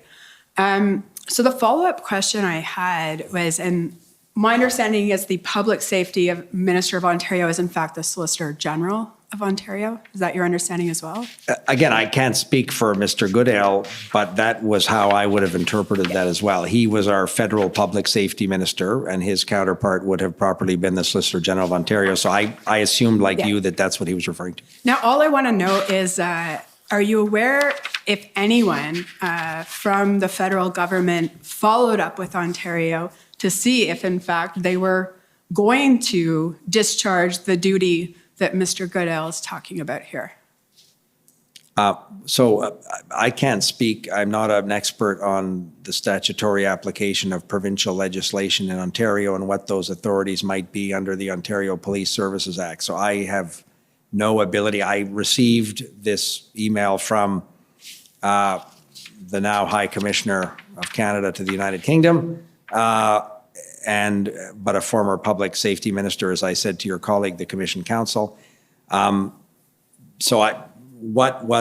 was not as a result of Mr. Goodale's email to me, but I think it's accurate to say that there was an ongoing and active discussion between many senior officials of our government, many of my cabinet colleagues, the Transport Minister, the Public Safety Minister, whom you heard from today, with their Ontario counterparts to explore every necessary and possible option to bring these illegal occupations and blockades to a safe and successful conclusion. But what are the precise mechanics in the policing context? I can't speak to that. Perhaps Mr. Mendicino did earlier today, or maybe David Lametti can tomorrow. No, and I wasn't intending to ask you about that. I was just asking if you were aware of any interactions by your colleagues or by yourself with Ontario along this line. So yes, I know there was, as I say, a very active and ongoing discussion at many levels of our government. One conversation that we discussed earlier with your colleagues that I had with Premier Ford on the night of February 10th, he spoke to me about his concern around some of the challenges in municipal policing in the City of Ottawa. He spoke to me about the role that he thought the OPP was increasingly going to be playing in support of the necessary public safety measures to clear the city of Ottawa. And obviously, on that evening, the circumstance in Windsor had not been resolved. So Premier Ford spoke to me about his strong belief that the Ontario Provincial Police could and would be a very important source of support. But in terms of what's the right command structure, I can't speak to that. But I do know that there was a very real desire from the Premier, and that view was shared by some of my cabinet colleagues in the updates they would give to the incident response group meetings. Because, as I say, these discussions, if it was Commissioner Lucky, if it was a national security advisor, intelligence advisor to the Prime Minister, there were many and multiple discussions, particularly with the province of Ontario, but not exclusively, around all of these measures, including the appropriate sharing of police resources to try and bring these to a conclusion. Okay, that's helpful, and that's all I have. Thank you, Minister. Thank you very much. Thank you. Next, counsel for former Chief Slowly.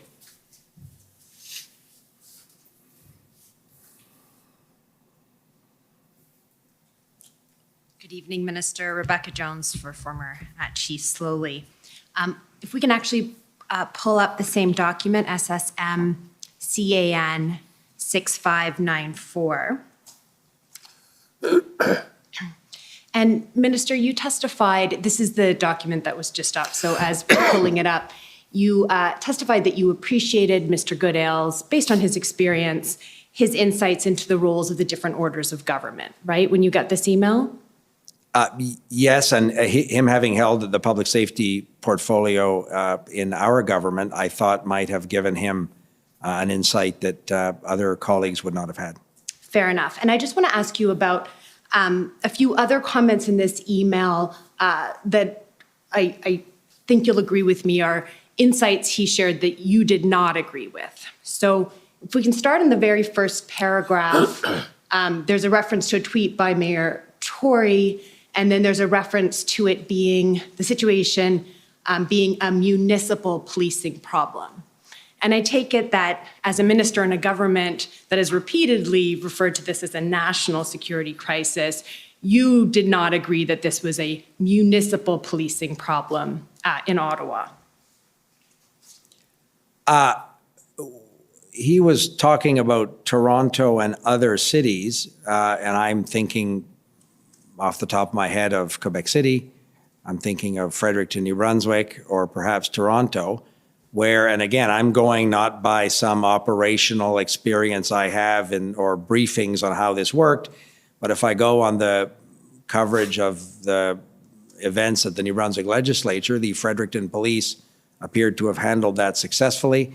Certainly the Quebec City police with the Sûreté de Québec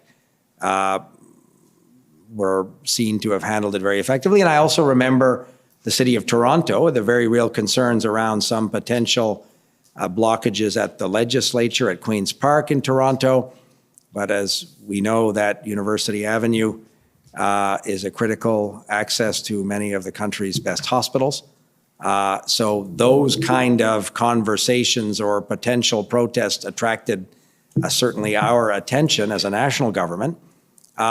And again, without having been briefed on the operational command of which police force did what, to the observer, and Mr. Goodale was observing this from London in the United Kingdom, I would agree with his assessment that in Toronto, it looked like the Toronto police had effectively handled that situation. But what was the role of other police forces? I can't speak to that. Right. You can't speak to whether you can compare the experience in Toronto to the experience in Ottawa, for example. Well, clearly you can't, because the experience in Toronto was effectively resolved and didn't lead to a 3-week illegal occupation. So yeah, I would agree with you. Right. Well, I mean, there are other differences, right, that we see even in Mr. Goodale's email. He refers to the volume of the protest in Ottawa and the amount of notice. Correct?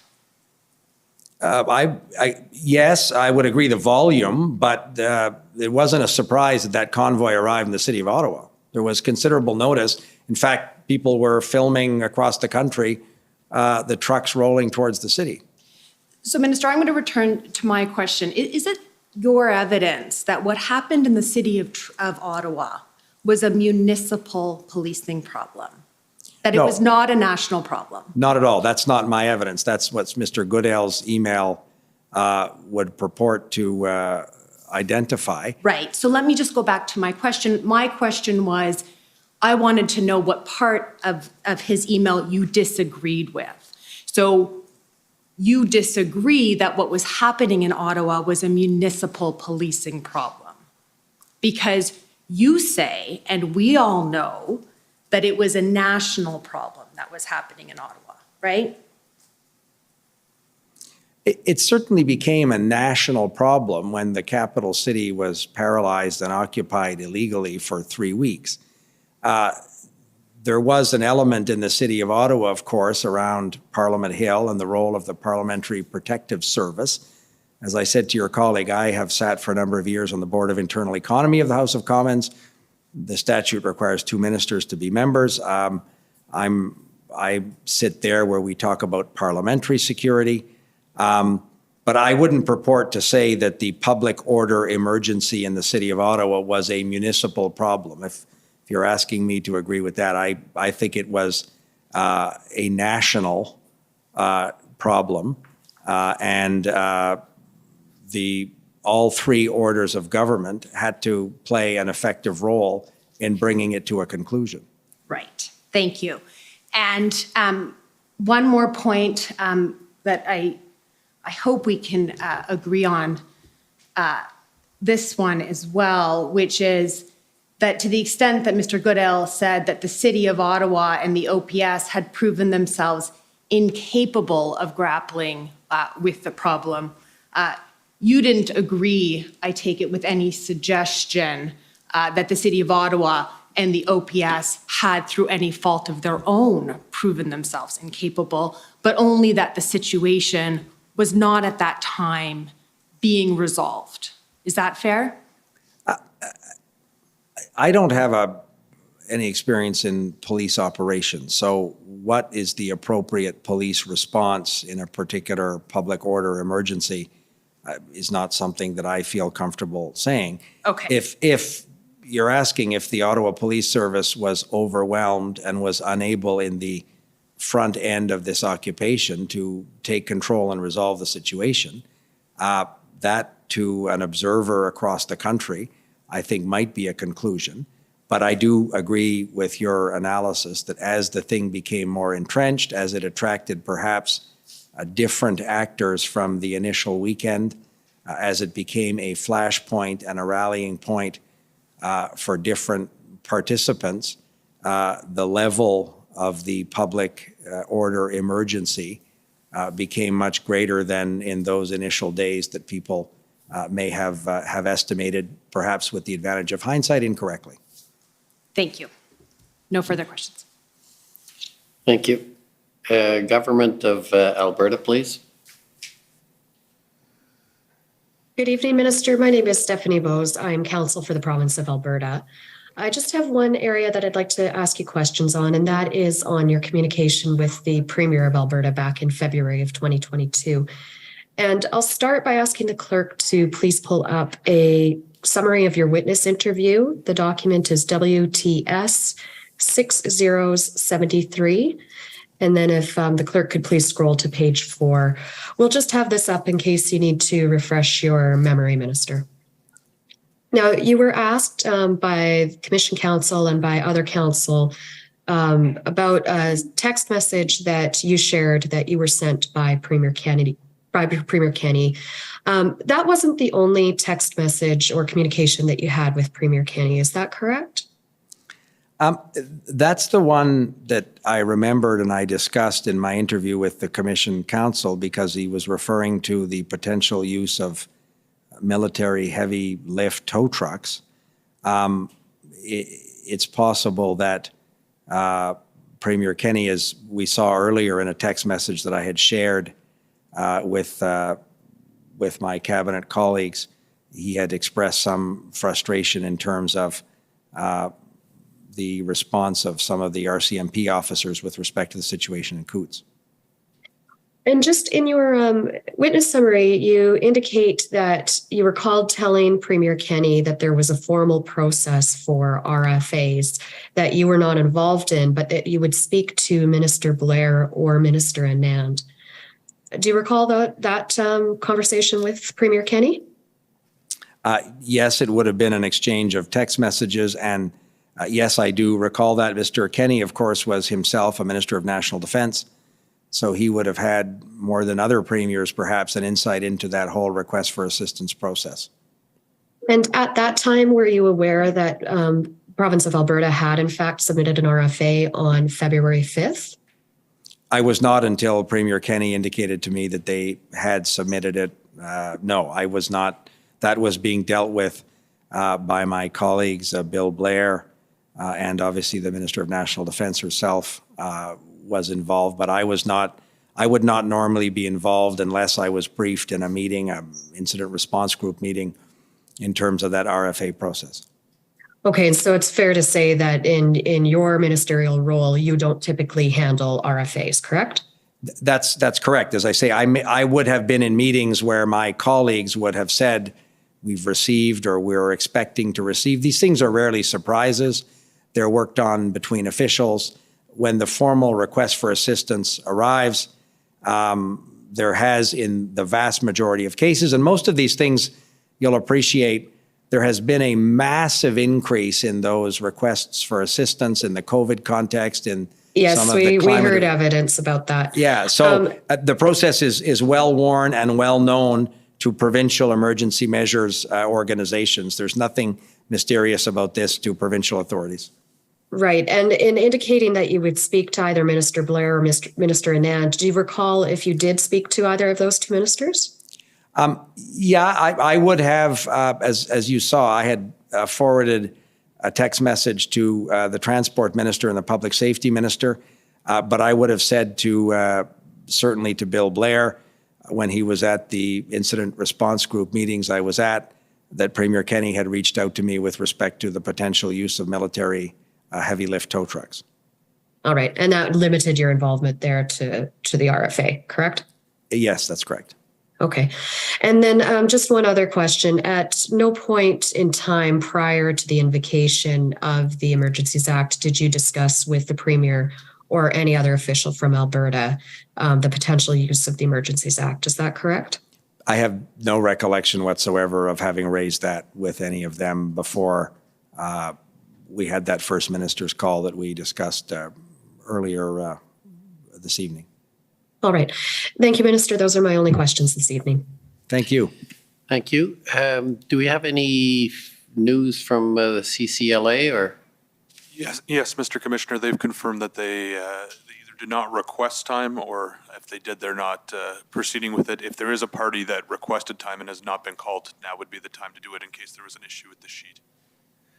It's dangerous to say that there's 10 minutes sitting out there. I'm not necessarily endorsing that. I'm just saying it's a possibility.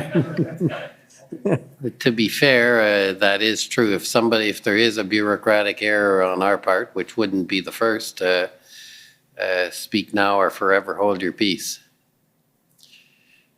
Okay, that's great. So, call on the Government of Canada, please.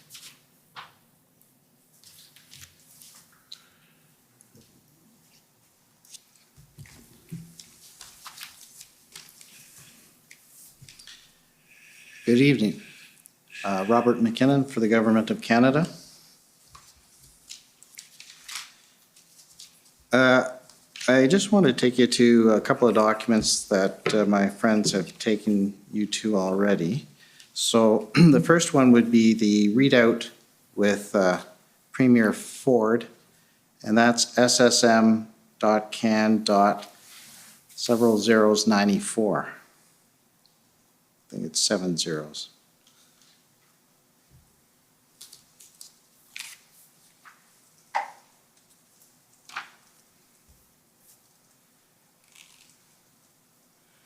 And in this particular, well, we can go to the second page for this, but in this call with Premier Ford on February 10th, late in the evening, the email sent at 10:52, so I assume that the call was shortly before that. Is that to your best? Yes, and that would have been 10:52 in PM in Ottawa, which was almost midnight in New Brunswick, where I was when that call had taken place. Okay. And I would have, my practice was to, after a call, certainly of that significance, to immediately provide my deputy minister at Privy Council for Intergovernmental Affairs, Mr. Vandergrift, with a summary of the call, and he would circulate that to his counterparts as appropriate in the Government of Canada. Right. And in this call, he's letting you know about Ontario about to issue an order under the Emergency Act? Yes, the Premier had told me that they were finalizing those measures, and he was announcing them the next day. And you had mentioned that you had had discussions with Ontario concerning options to deal with the situation. Is that correct? Yes, the initial part of the conversation and the purported reason why I texted Premier Ford to ask if I could speak with him when I got home in New Brunswick was to explore what we thought were, particularly in the transportation sector, but not exclusively, options that perhaps non-emergency act options, obviously, that might be brought to bear in the context of Windsor and in Ottawa. So this was part of an ongoing effort at every level of our government, and not only with Ontario, but the example you're using was with Ontario, to ensure that we have used every available and possible authority, municipal, federal, provincial, that may assist in resolving these various illegal activities. And that was late at the end of the day on February 10th even. You were looking at these options apart from the Emergencies Act and talking to provinces. Is that correct? That's absolutely correct. And as I say, I know there had been that day a discussion around some what we thought were provincial transportation department authorities that may be helpful in the trucking context.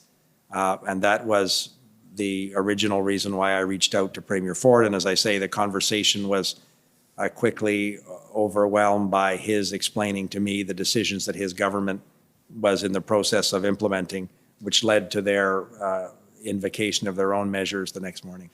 In fact, if you look at the second last paragraph, second sentence, it says, Minister LeBlanc said that the RCMP is ready to provide whatever resources are needed as long as there's a good plan in place. That is absolutely accurate.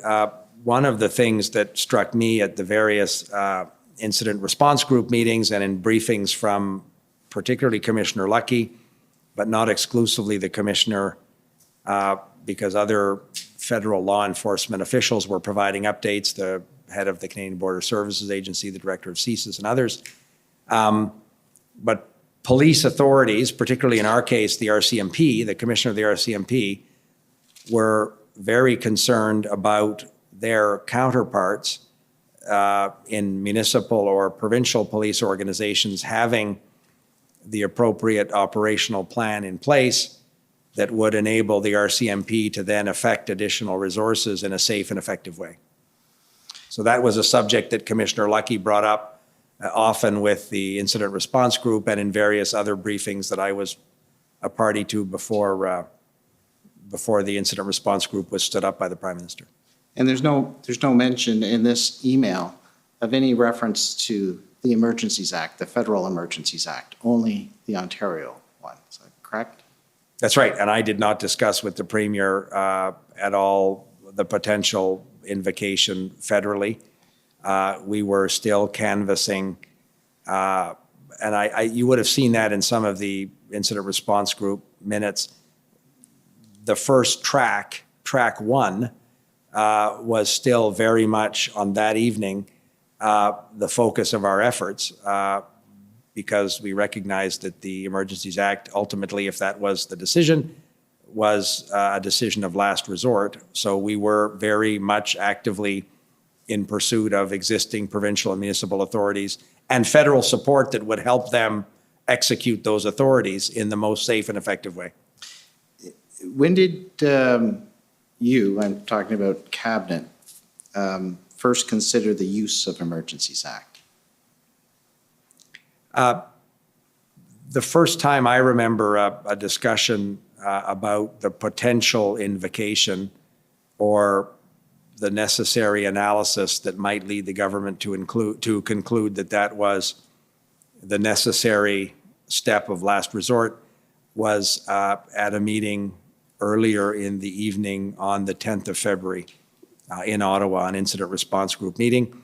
And as I say, the briefing by officials was framed in the context of track 1, which we had been pursuing since the very beginning of this public order emergency. And track 2 then became an option or a source of discussion for the government as an option if track 1, which was the existing authorities, municipal, federal, and provincial, continued to prove ineffective in resolving these illegal blockades and occupations. So it was earlier that day then, you said February 10th, that Cabinet first considered. There was an IRG meeting that day. Are you referring to that IRG meeting? Yes, and I want to be careful. Considered, I'm not sure that would be the way that's the first time Cabinet was briefed by senior officials that they were beginning to look at, and subsequently over the meetings the next day and on the weekend, that became part of the conversation. But the first time it was raised as an option before the government, the invocation was as the second and last resort track, if you will, was on that evening of the 10th of February at the incident response group meeting. You're correct. Right. We know that there's a chart at the back of the February 12th minutes listing track 1 and track 2 options. Do you recall that? Yes, and I would have recalled that conversation at that meeting as well. I think that was the Saturday. I was physically in Ottawa during those days, and I remember that Saturday meeting. So would you use the word consider in that context on the 12th for that meeting? Yes, the cabinet was being briefed by officials and I assume the Minister of Justice. I'm going by memory. I don't have the minutes in front of me.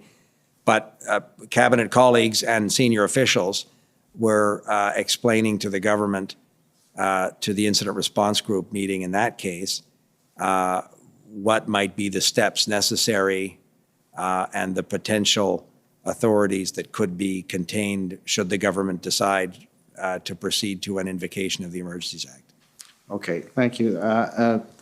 Another document my friends took you to, and you made reference to, so I just want to make sure I'm highlighting an area that you referenced in your answer. It's ssm.nsc.can. A number of zeros, 625. It's the First Minister's conference call. And the first page, you made reference in answer to my friend who didn't have this up at the time. You mentioned the first part that certain measures were listed, and he was asking you about certain measures, and you said you thought you recalled it in the first part, and stop there. If you look at Minister Lametti, and you mentioned 6 measures. If you look on the 4th line, it says he highlighted 6 areas where measures can be taken. Do you see that? Yes.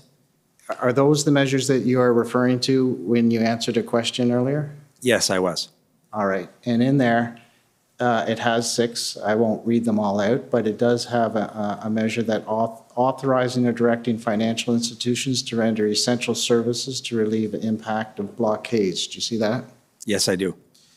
My friend asked you for more specificity, but the measure is referred to in there. Is that correct? The measure is referred to, and again, going by memory, my colleague David Lametti would have explained that one of the concerns we have is the financial support, which was very considerable to these illegal blockades and occupations. And these economic measures were only available should the government decide to invoke the Emergencies Act. And that was, when I think it was your colleague representing one of the provincial governments, that was exactly, I'm going by memory, it's getting late, but it's not as late for some of you who've been here all day. But that was exactly what I was referring to. It is accurate to say that Mr. Lametti told First Ministers that there were these economic measures that financial institutions could take to effectively cut off funding of these illegal activities. All right. On the second page, my friend referred to some premiers referencing the risk of further inflaming the situation. Do you recall that? Yes.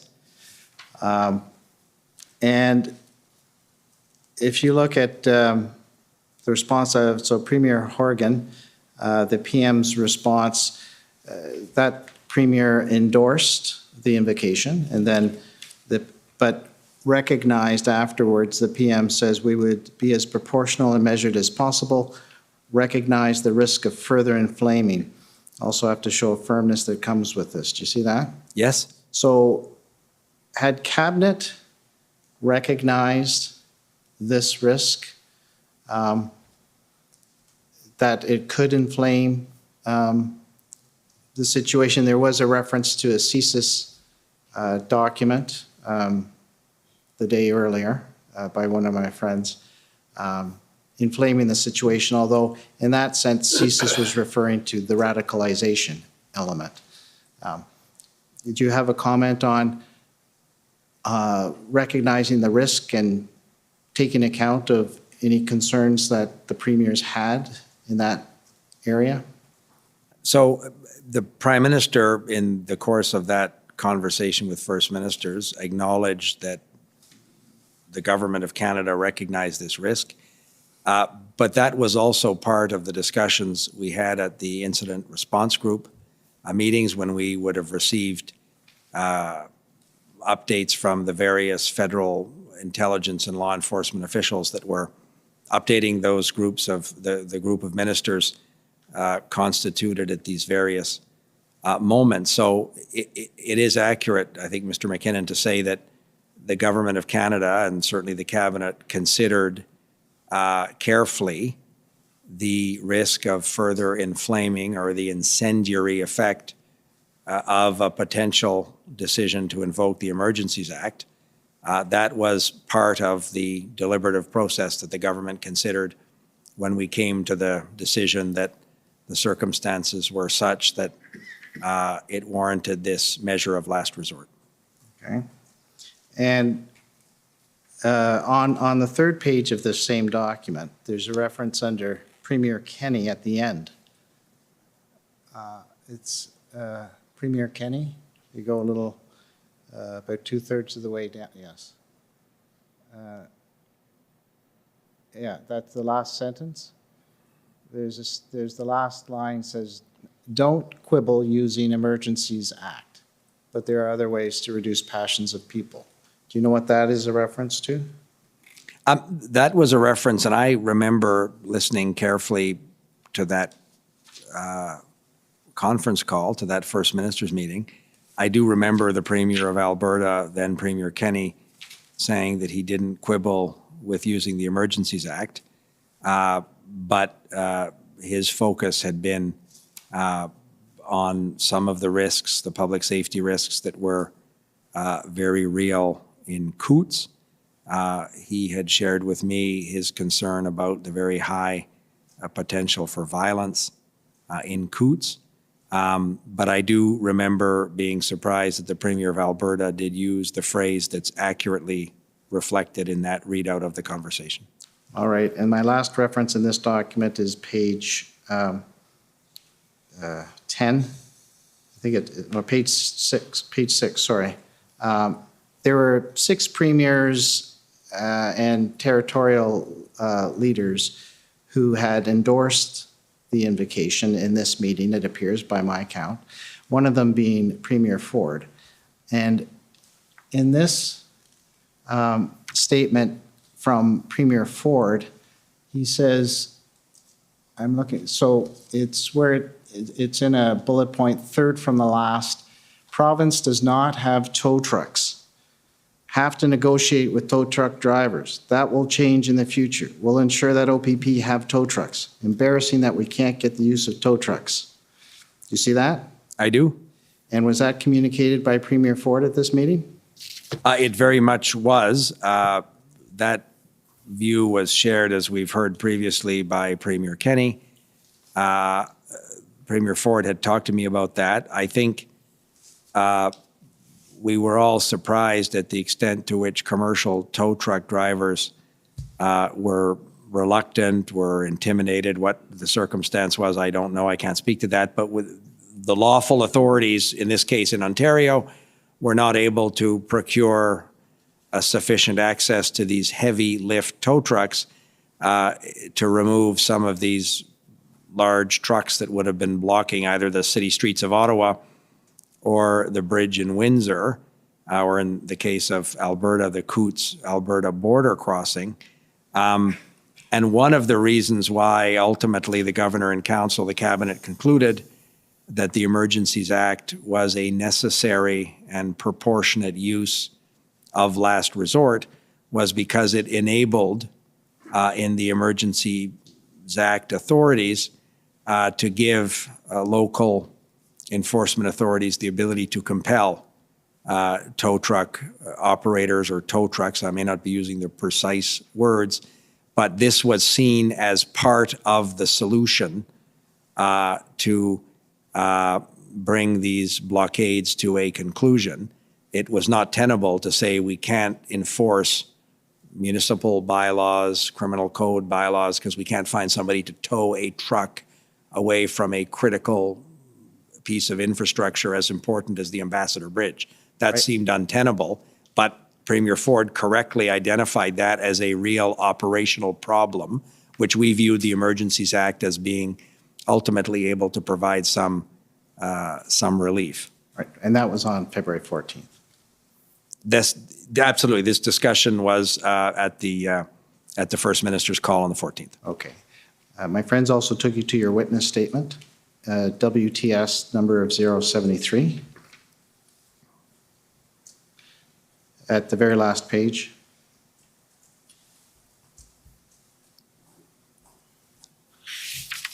I just want to ask you a question about revocation. So in your last paragraph, you described the revocation aspect. And in the last sentence, it says, he noted that the Prime Minister was insistent both at cabinet meetings and in public that the measures would be very time limited and would be revoked as soon as the situation permitted. Is that still a fair statement? It is. The Prime Minister, when we began to consider the potential invocation of the Emergencies Act at the Incident Response Group meetings, was very insistent that it be time limited and that it not be used longer than was minimally necessary. All right, and I just have a couple more points to respond to questions my friends have asked. The Council for the Democracy Fund mentioned on February 8th that Premier Kenney had announced accelerated stages to remove all COVID-19 measures. Do you recall that being referenced the February 8th? I do. Okay. And that on that very day, the first step was to remove the vaccine passport removal, correct? And was there a dispersal as a result of that announcement of healthcare measures of protesters at Coots in the next few days? That, I'm taking your word for it, Mr. McKinnon. That decision of the Government of Alberta was on the 8th of February? Of 8th, yes. No, the Coots illegal blockade continued for a number of days after that. And in fact, there were sites, I remember, on the route, on the access to the particular Coots border crossing that were increasingly becoming the source, a magnet for other activities. So To pretend that the vaccine passports to go to a restaurant in Alberta resolve the Coots border crossing would not be an accurate view, in my opinion, of the chronology of those events. Okay, there was another point that was raised about the Windsor blockade and the fact that it had been cleared. Are you aware, if I could just pull up this document, it's WIN 50932. Are you aware of the injunction at Windsor?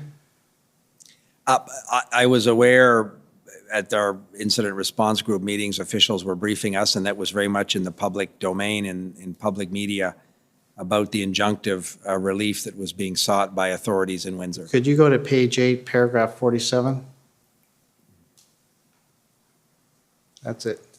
That's right. About the notion that all was fine at Windsor, if you just look at the top paragraph there, it mentions that a court decision says that there is a risk that there could continue to be, based on uncontroverted evidence, a return of protesters, so it was necessary to continue. So was the Emergencies Act, to your knowledge, a deterrent that was useful for this state? In my view, yes, and I think I tried to express to one of your colleagues that if a particular, in the case of the Windsor blockade, it was, as I've said before, extremely damaging economically. It was high risk of public safety concerns. All of that, in our view, was true. But once it was dispersed, it wasn't clear where those people had gone or where they may show up next.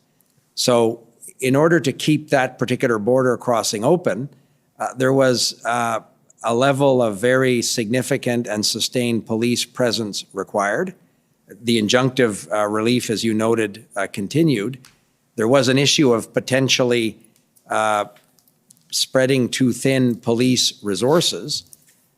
So in our view, the Emergencies Act had a dissuasive and deterrent effect that may make it possible for other particular pieces of critical infrastructure or other municipal streets not to be affected in this way once people understood the financial measures and the local law enforcement authorities had these additional tools to designate certain areas, and your colleagues have spoken about this earlier, as a way to manage potential pop-up or sympathy protests. So simply because the bridge had been reopened did not remove, in our view, the risk of a recurrence, and the heavy police presence that remained, I think, was perhaps a confirmation of that concern. My last question, my very last question is, are you, because it has to do with the deterrent effect, and I hope my question isn't in that same vein, have that effect. But maybe my answer needs to be briefer. This can be brief. I won't take you to it unless it's necessary. In the IRG of February 23rd, there's a reference to the use of pamphlets in Manitoba at the Winnipeg legislature that contained measures that were used, that were handed out to protesters in order to help deter them from coming. Are you aware of that from the IRG from February 23rd? Yes, we took note of the certain irony that the province of Manitoba said over and over again that this wasn't necessary and need not apply on the territory of Manitoba. But the Winnipeg police force thought that those measures that would have been available to them had they been needed were of sufficient importance that they should use them in a pamphlet that they were giving to demonstrators who I think were in front of the Manitoba legislature. I think it's on Broadway Avenue. But that was a source of real concern, and the Winnipeg police thought that those additional authorities were significant enough that they may be used to perhaps dissuade some of those protesters from entrenching in front of the Manitoba legislature like we saw in the city of Ottawa. Thank you, and thank you for your indulgence, sir. Okay, so any reply? No re-examination, Commissioner. Okay, well then I think you're now free to have supper. J'ai pas l'air de quelqu'un qui a manqué beaucoup de repas. Well, I don't look like someone who's missed lots of meals, yes, but still, maybe you could have a glass of wine to celebrate the end of your testimony. Yes, I could even go and smoke a cigar with my colleague, Mr. Mendicino. Thank you so much, Mr. Commissioner. Thank you for appearing and for testifying, and thank you as well for having accommodated us up to this hour. I really appreciated this occasion and your work as well. Thank you. So we're adjourning until 9:30 tomorrow morning.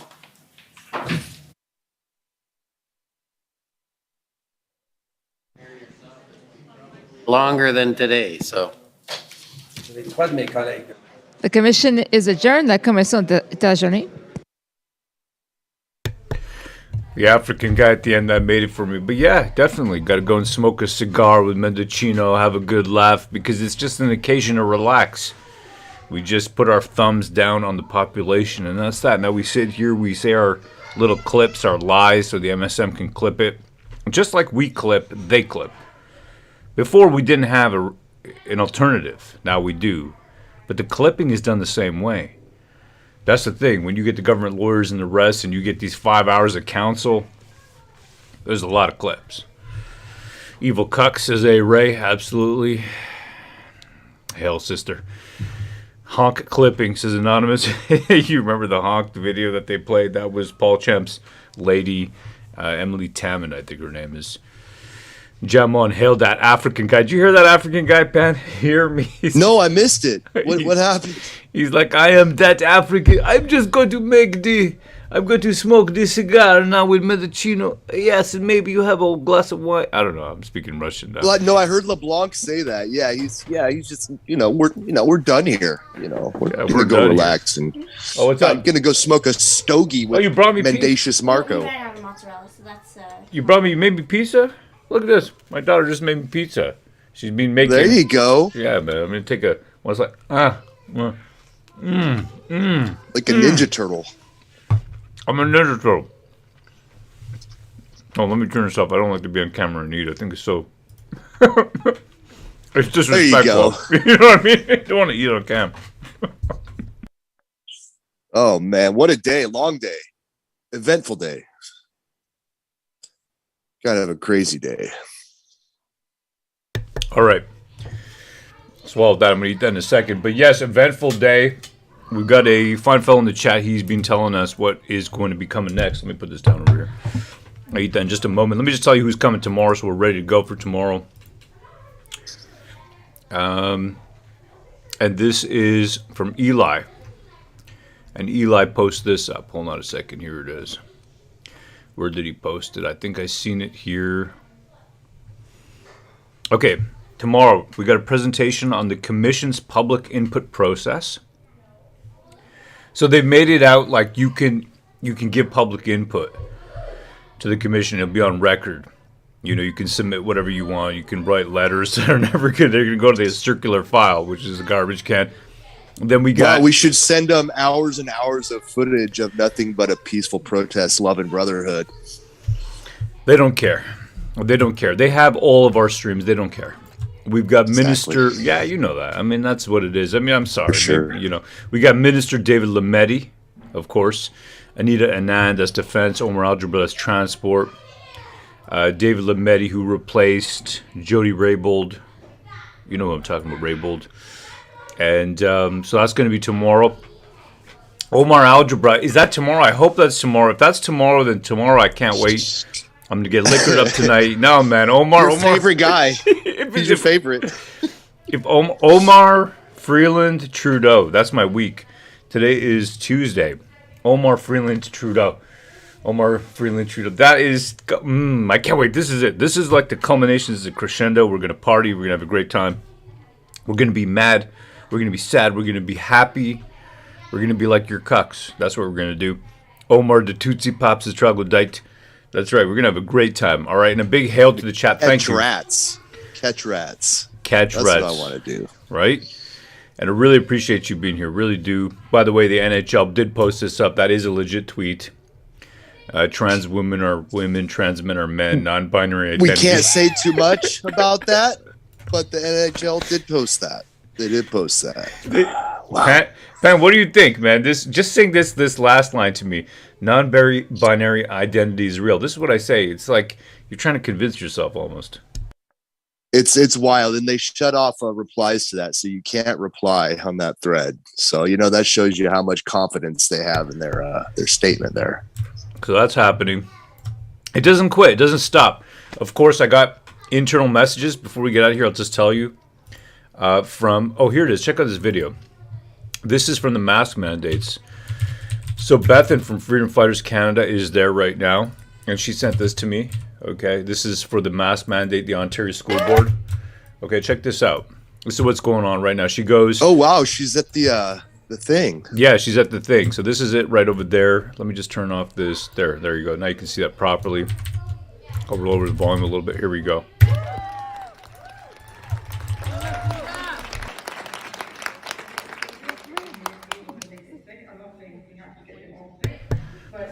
It's a packed house. It's a packed house. Wow. Yeah, pretty good turnout. Oh yeah, it's a packed house. Everybody's in there. You got the maskies, you got the anti-maskies, you got everybody in there, and it is lit in there. And this is where you got to show up, man. You got to show up. We're gonna do this after this inquiry's over. We'll do a couple days a week. We'll do a couple streams, 2 hours or so. Go through the news, that kind of thing. But what I want to do is get back out on the street. I want to get back into the mix with these, these leftists, and really just get in there deep, okay? And I'm gonna go ask them tough questions. Probe them a little bit. Yeah, I'm gonna probe them. Okay, I'm gonna do that. You got to get out there, man. That's the fun, And plus, it's they want to jab you. Well, we're gonna probe them. How about that? Exactly. We're gonna do that. She says this to me. She goes, "Those are the parents having none of it, like." Evil blue-haired, actors, thespians everywhere. Right? And she always speaking. So there it is. Excitement, pure excitement. She says the chair is a trans person. So it is quite an exciting time over there. It really is. There you go. Undercover. That's right. I'm going to go back into it, get back in there, the inquiry, because this is a cultural, socio-political, spiritual war, a war for the souls of all of us, our children. They don't want you to reproduce. They don't want me to reproduce. They don't want to allow us to speak and be free. No, instead what they want us to do is to tout and toe the party line, and we're not going to have it.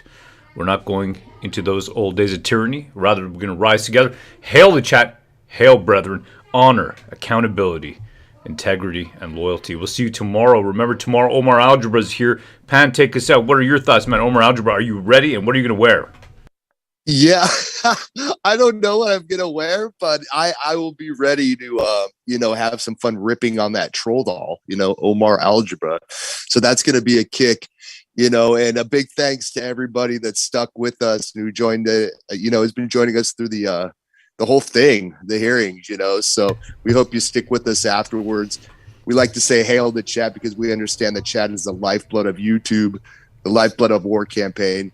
We can't get the word out there without you guys liking and subscribing and sharing, so we appreciate it, and we're going to see you in the morning. Hail the chat, hail freedom. Hail, brethren.